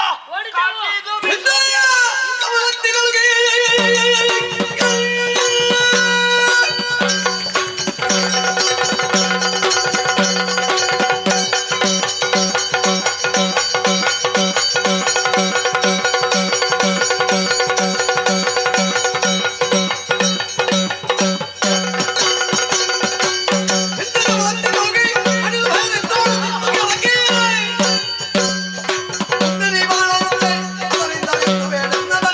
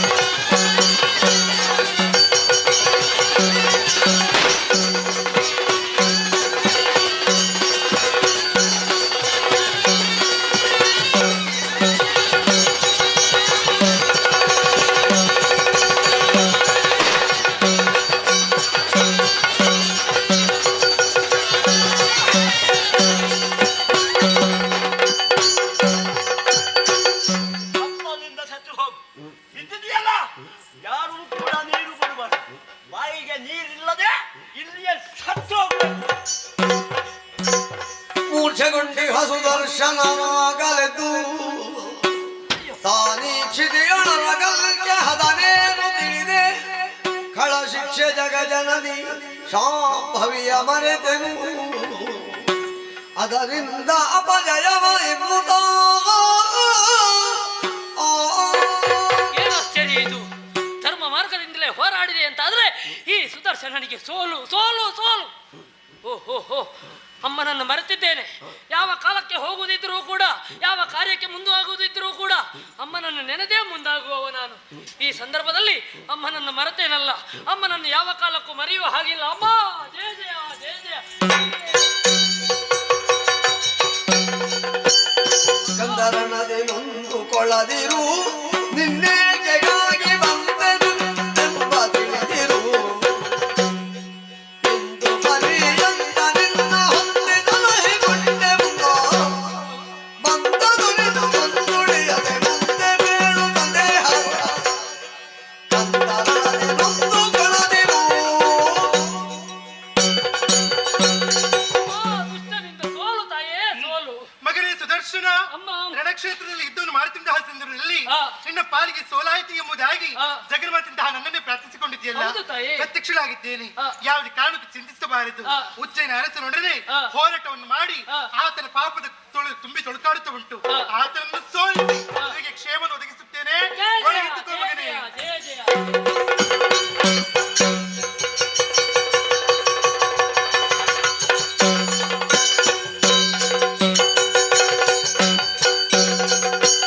ಸಿದ್ಧ ಹಿಗ್ಗದ ಒಂದು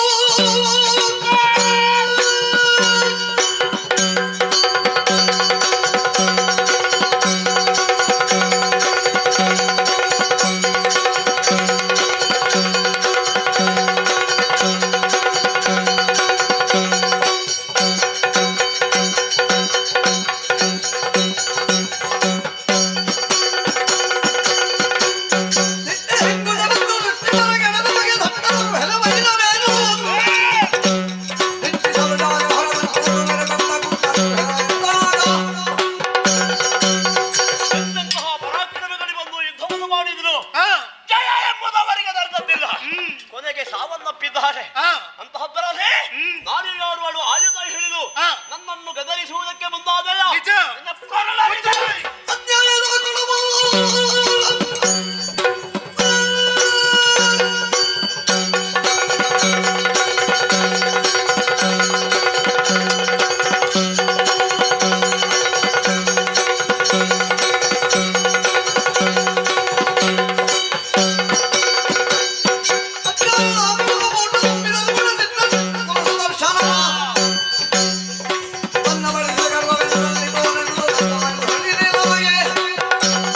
ಬಂದೆಯ ಪಾಠಕ್ಕೆ ನಿನ್ನ ದಾರಿ ನಿರೀಕ್ಷಿಸಿದವಳು ನಾನು. ಅದರ ಕೆಲಸ ಮಾಡ್ತಿದ್ದೆಲ್ಲ ಶಕ್ತಿ ಸ್ಥಾಪಿಸಿದೆ ಎಂದಾದ್ರೆ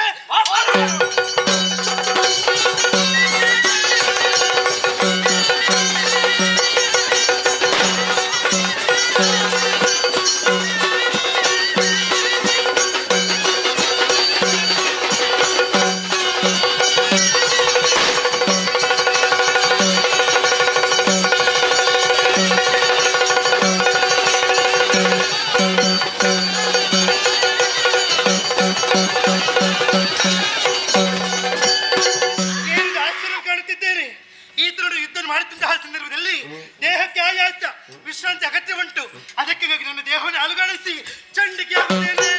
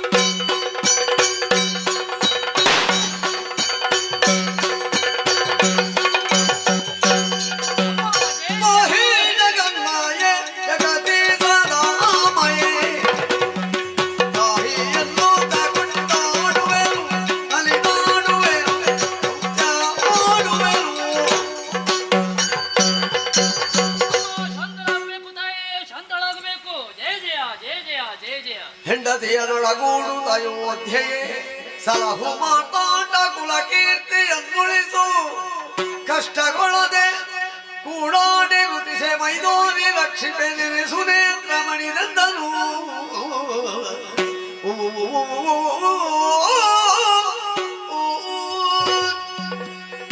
ಮಕ್ಕಳೇ, ಈ ಹೊತ್ತು ನಿಮಗೆ ಒದಗಿರುವಂತಹ ಕಷ್ಟವನ್ನು ಪರಿಹರಿಸಿಕೊಟ್ಟವಳು ನಾನು.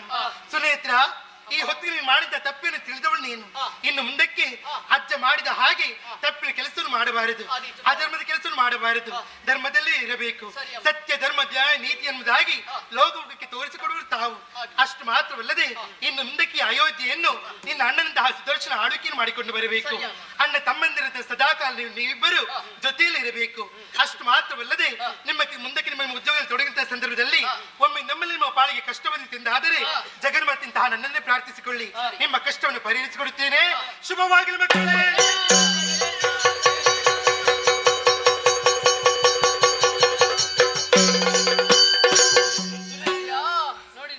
ಜ್ಯೇಷ್ಠ ನಿಂಗೆ ರಘುತ ಸುನೇತ್ರನು ಕಷ್ಟಗೊಳಿಸಿದ ನಾರಾಜ್ಯದ ಪಟ್ಟ ಮಾಡಿದೆ ನಿನ್ನರ ಸೆಯ ಬಯಸೆ ದುರಗೈದೆ ಜ್ಯೇಷ್ಠ ನಿಂಗೆ ರಘುತ ಸುನೇತ್ರನು.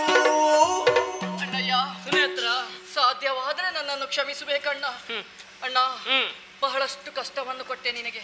ಅಷ್ಟು ಮಾತ್ರವಲ್ಲ, ನೀ ಏರ್ಬೇಕಾದ ಪಟ್ಟವನ್ನು ನಾ ಏರಿ ಇಲ್ಲಿಯವರೆಗೆ ರಾಜ್ಯ ಭಾರವನ್ನು ಮಾಡಿದೆ. ನೀನೇ ಏರಿ ನೀನು ಸುಖದಿಂದ ಇರು, ನಾ ಇಲ್ಲೇ ಇರ್ತೇನೆ. ಅಣ್ಣ, ಇಲ್ಲ ಅಣ್ಣ, ಜ್ಞಾನೋದಯವಾಗಿದೆ ಈ ನಿನ್ನ ತಮ್ಮನಿಗೆ.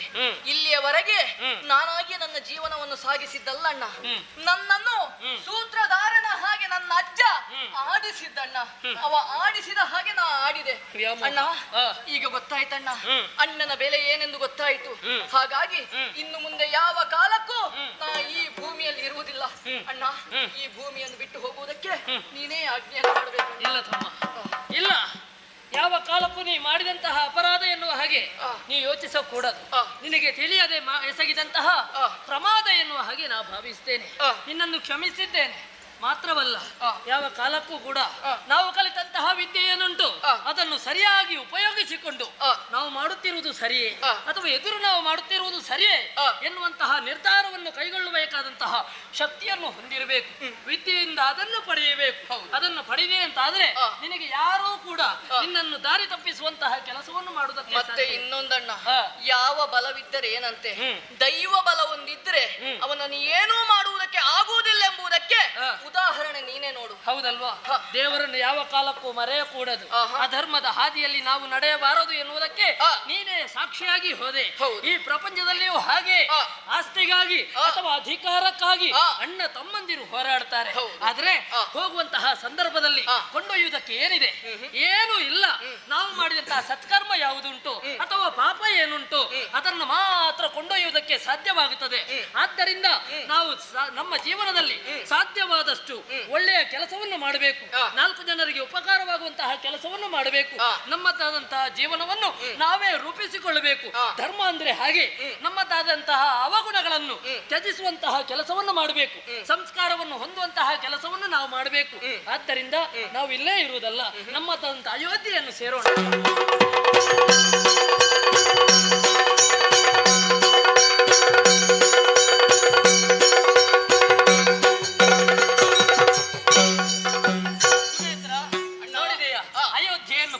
ಮಾಡಿದ್ದೆ ತದ ನಮ್ಮ ಪ್ರಜೆಗಳು ನೋಡು ಅವರ ಕಣ್ಣಲ್ಲಿರುವಂತಹ ತೇಜಸ್ಸಿನ ಬರುವಿಕೆಯ ನಿರೀಕ್ಷೆಯಲ್ಲೇ ಇದ್ರೋ ಏನೋ. ಹೌದಲ್ವಾ? ಬಂದ ತಕ್ಷಣವೇ ಎಲ್ಲರೂ ಜಯಘೋಷವನ್ನು ಕೂಗುತ್ತಾ ಇದ್ದಾರೆ. ನಾವು ಒಂದು ರೀತಿಯ ಸುದರ್ಶನವನ್ನು ಕೊಟ್ಟೆ. ನೀನು ಇನ್ನು ಮುಂದೆ ಅವರಿಗೆಲ್ಲ ಸುನೇತ್ರನಾಗಿ ಒದಗಿ ಬರಬೇಕು. ಖಂಡಿತ. ಆದ್ದರಿಂದ ಎಲ್ಲರ ಸಮಕ್ಷಮದಲ್ಲಿ ಪಟ್ಟವನ್ನು ಏರಿಕೊಳ್ತೇವೆ. ಜಯವಾಗಲಿ, ಮಂಗಳವಾಗಲಿ, ಮಂಗಳವಾಗಲಿ. ಧರ್ಮವನ್ನು ಯಾರು ಕಾಪಾಡ್ತಾರೋ ಅವರನ್ನು ಧರ್ಮ ಕಾಪಾಡುತ್ತದೆ ಎನ್ನುವುದಕ್ಕೆ ಬೇಕಾಗಿ ನೋಡಿದ್ಯಾ ಇದೇ ಕತೆ ಸಾಕ್ಷಿಯಾಗುತ್ತದೆ. ಸ್ವಪ್ನ ಸುಂದರಿ ಅಥವಾ ಚಂದ್ರಕಲಾ ಸ್ವಯಂವರ ಎನ್ನುವಂತಹ ಈ ಕಥಾಭಾಗವನ್ನು ಯಾರು ಆಡ್ತಾರೆ, ಯಾರು ನೋಡ್ತಾರೆ, ಯಾರು ಆಡಿಸ್ತಾರೆ ಅಂತವರಿಗೆ ಸಕಲ ಸನ್ಮಂಗಲದಾಯಕನಾಗಿರುವಂತಹ ಶ್ರೀ ಮಹಾಗಣಪತಿ ದೇವರು, ಹಾಗೆಯೇ ಕಟೀಲು ಶ್ರೀ ದುರ್ಗಾ ಪರಮೇಶ್ವರಿ ದೇವರು, ಸ್ಥಳದಲ್ಲಿ ವಾಸವಾಗಿರುವಂತಹ ದೈವ ದೇವರುಗಳು ಆಯುಷ್ಯ ಆರೋಗ್ಯ ಭಾಗ್ಯವನ್ನು ಕರುಣಿಸಲೆಂದು ಈ ಕಥೆಗೆ ಮಂಗಳವನ್ನು ಹಾಡುವುದಕ್ಕೆ ಸಭ್ಯರಿಂದ ಅಪ್ಪಣೆಯನ್ನು ಬೇಡ್ತಾ ಇದ್ದೇವೆ. ಭದ್ರಂ ಶುಭಂ ಮಂಗಳಂ. ಬಿಡಿಗಡಗುವ ಕಕ್ಕಬಡ ನಡುವಿನ ಕುಟೀನು ನದನೆ ನುಡಿ ಬೆಳಗಿನ ಕರುಣದ ನುಡಿಗೆ ನುಡಿಗೆನೋ ಕಲಕದ ಮನದಿಯರ ರಾತ್ರಿಯ ಬೆಳಗಿದನು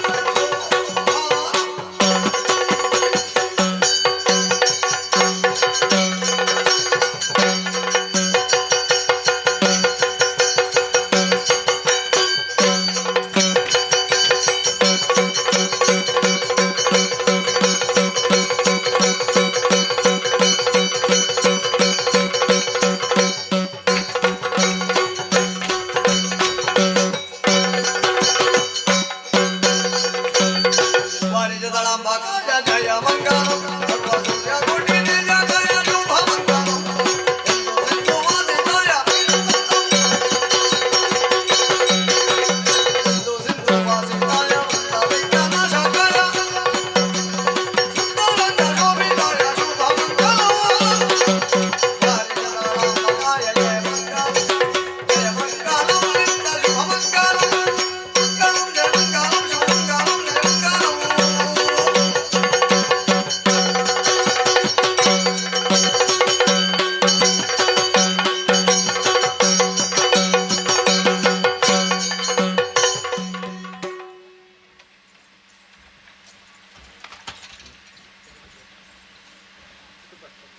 ಬಲೆ ಬಲೆ ಹಿರಿಯದು ಊರುತ್ತಿಲ್ಲ ಮಾತಾಡಿ ಬಲೆ ತೆಂಕು ಬಲೆ ಕವರ್ ತೆಂಕು ಮಾರಬಾರ್ದು ತೆಂಕು ಮೋರಬಾರ್ದು ಬಲೆ ಒಂತೆ ಮುಳ್ಕೊಂಡು ಬಲೆ ಕೈದರೆ ಬಲೆ ಬಲೆ ಒಂತೆ ಮುಳ್ಕೊಂಡು ಬೆನ್ನ ತುಂಬ